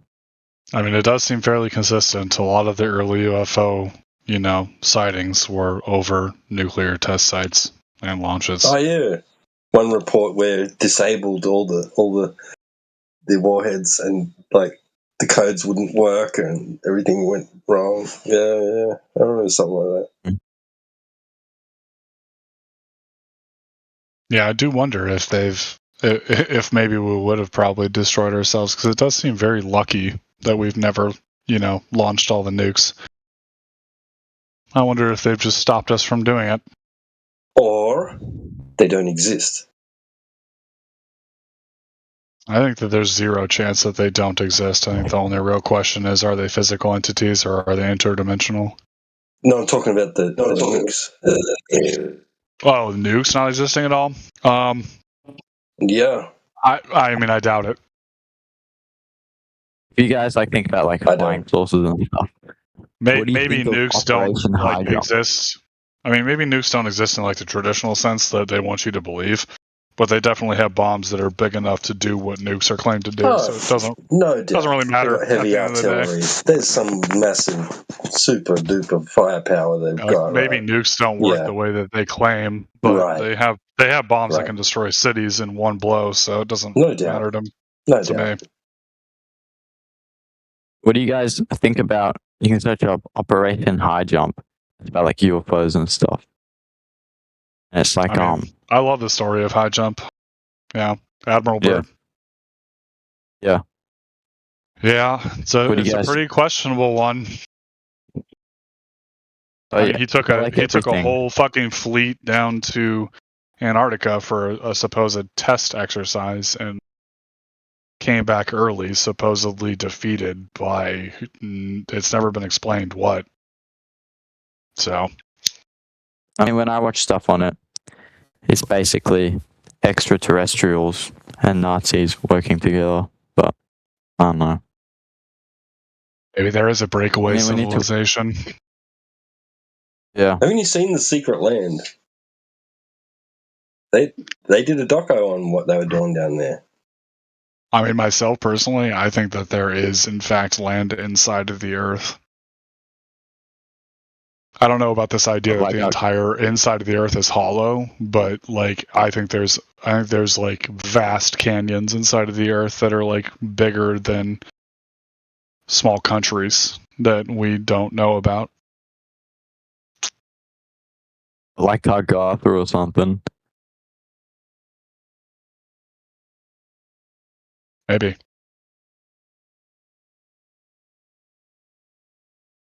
Yeah, a whole other plane of existence. The only thing I know for sure is that we're certainly not given the whole truth about what's going on in this world. Yeah. And What it do you seems guys think like about like Israel and stuff, like the Jews? there are some people that do know the actual truth, and they're keeping it to themselves because it gives them power. Oh, we can't talk about that sort of stuff. We're live on YouTube. There's very strict community guidelines stuff. So they make great food. How's that? Who do? Jews. They're the only country on the planet that's allowed to be an ethno state, as far as I know. So, Has anyone got a copy of the Iron Republic? the Iron Republic. That's not something I'm familiar with. What is that? It's a fictional story about lands beyond Antarctica and the interactions of us people with them. And it was a series of journals written in a nature book around about the turn of the century.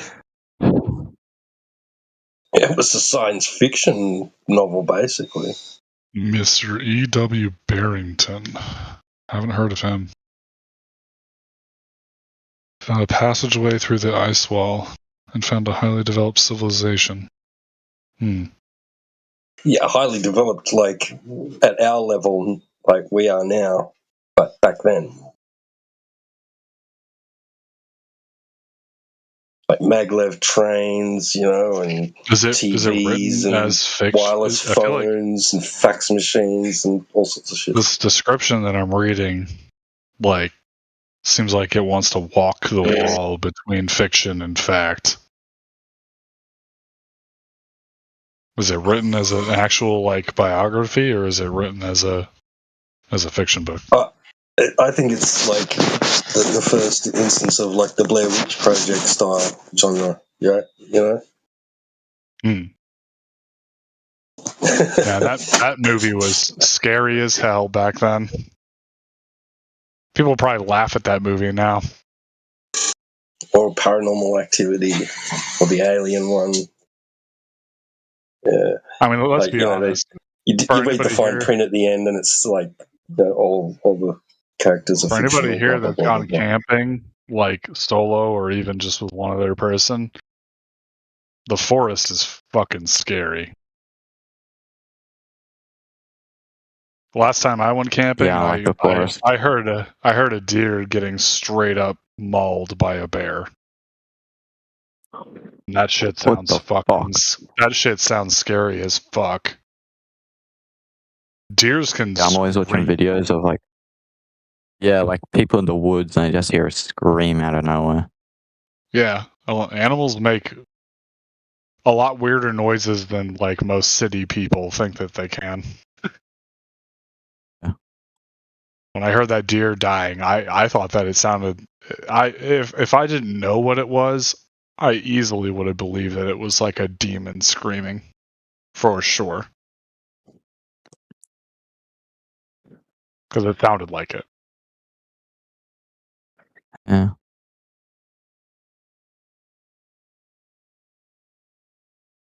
I don't know. Humans are so fragile. Like when I'm in the forest camping, I realize that like we're just meat. We're just meat for other predators, really. We just happen to be smarter than them. We're good at building little rectangles that protect us. Anyway. What do you guys think about like raw meat and stuff? Because a lot of people online like to talk about how being fed and stuff make us weaker. We're not eating the stuff that we should be eating. That should make us stronger, like raw meat and raw foods and stuff. What do you guys think about that? I don't know about straight up eating raw meat. Like, I think that like obviously carries a lot of risks, but I think it's undeniable that like all the processed foods that we're being fed are complete bullshit. Like you should really only be eating Yeah, you should only be eating like fresh meats and fresh like vegetables and fruits. Like that's really what we're built to eat. I was drinking some like energy drink, like a chocolate milk kind of thing. It's like an up and go, not up and goers. Anyway, fucking drinking that. Looking at the Those like ingredients. pre-made things. Yeah. Yeah. It's like kind of like little cans, and I was like, fucking seed oil and that. Like that's like Yeah. basically like a chocolate smoothie Yeah. thing. Like what the fuck is that doing in there, bro? Yeah, no, That is I not drink supposed to be in there. those like protein drinks that Costco sells. I drank those for a Oh, yeah. while for a little extra protein.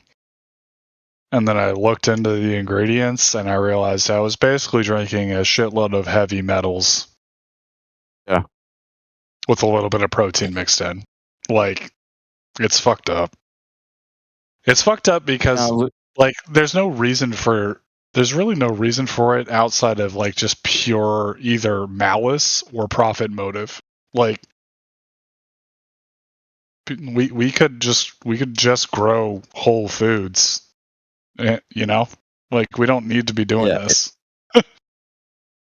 Yeah, it's like when you look at like things of low testosterone levels throughout the years, like it's so much higher. The only times it's been low is like maybe the last 20, 30 years.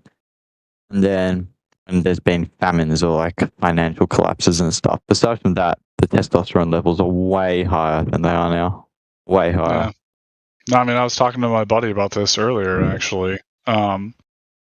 It's hard to discern whether this is like just stupidity or like greed, or if it's purposeful malice. I think it's Because purposeful. well, then that's the problem. Though, then what's the end goal? Like, what is the end goal of weakening the entire human species? Well, they want people not to be cognitive. They don't want people to question what's going on around them. They want them to work in the machine. If you're not part of the machine, then they just reject you from society. Well, and this is why I think this is why people fall into the idea that perhaps the controllers of the world are reptilians, because they seem to be understand purely that. I wouldn't- anti-human.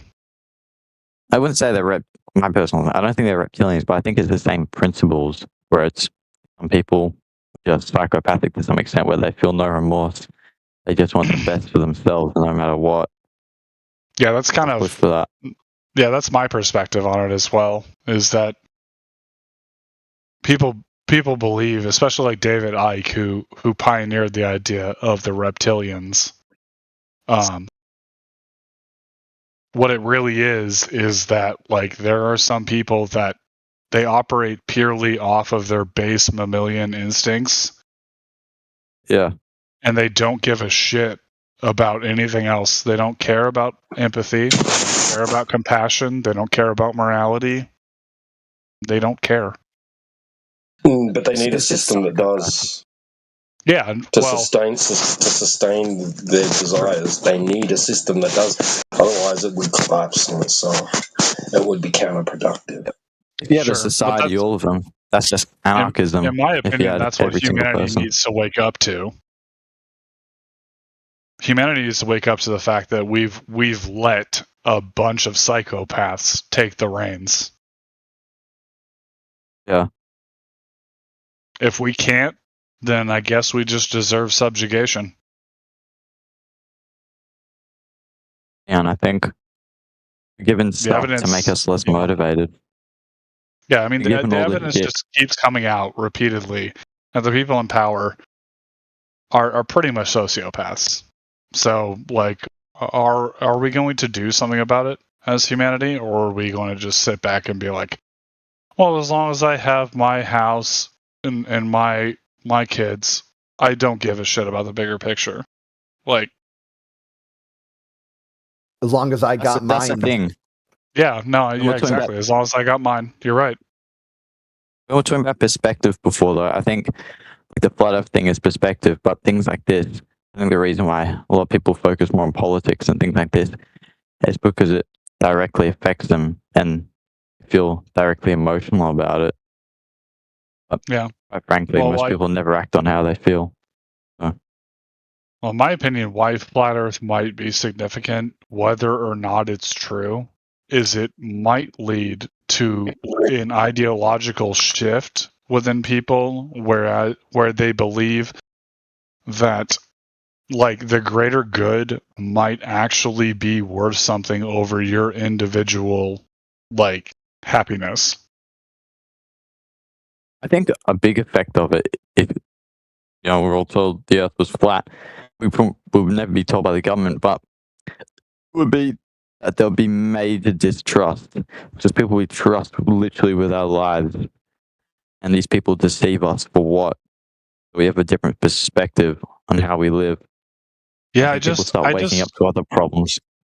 Yeah, I mean, sort of, but like after the COVID thing, I honestly don't.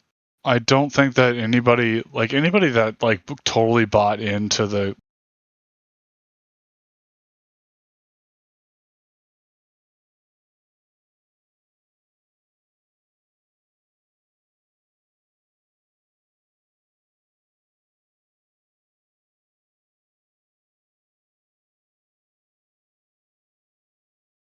"24/7 Flat Earth Discord, the best place on earth to talk about Earth."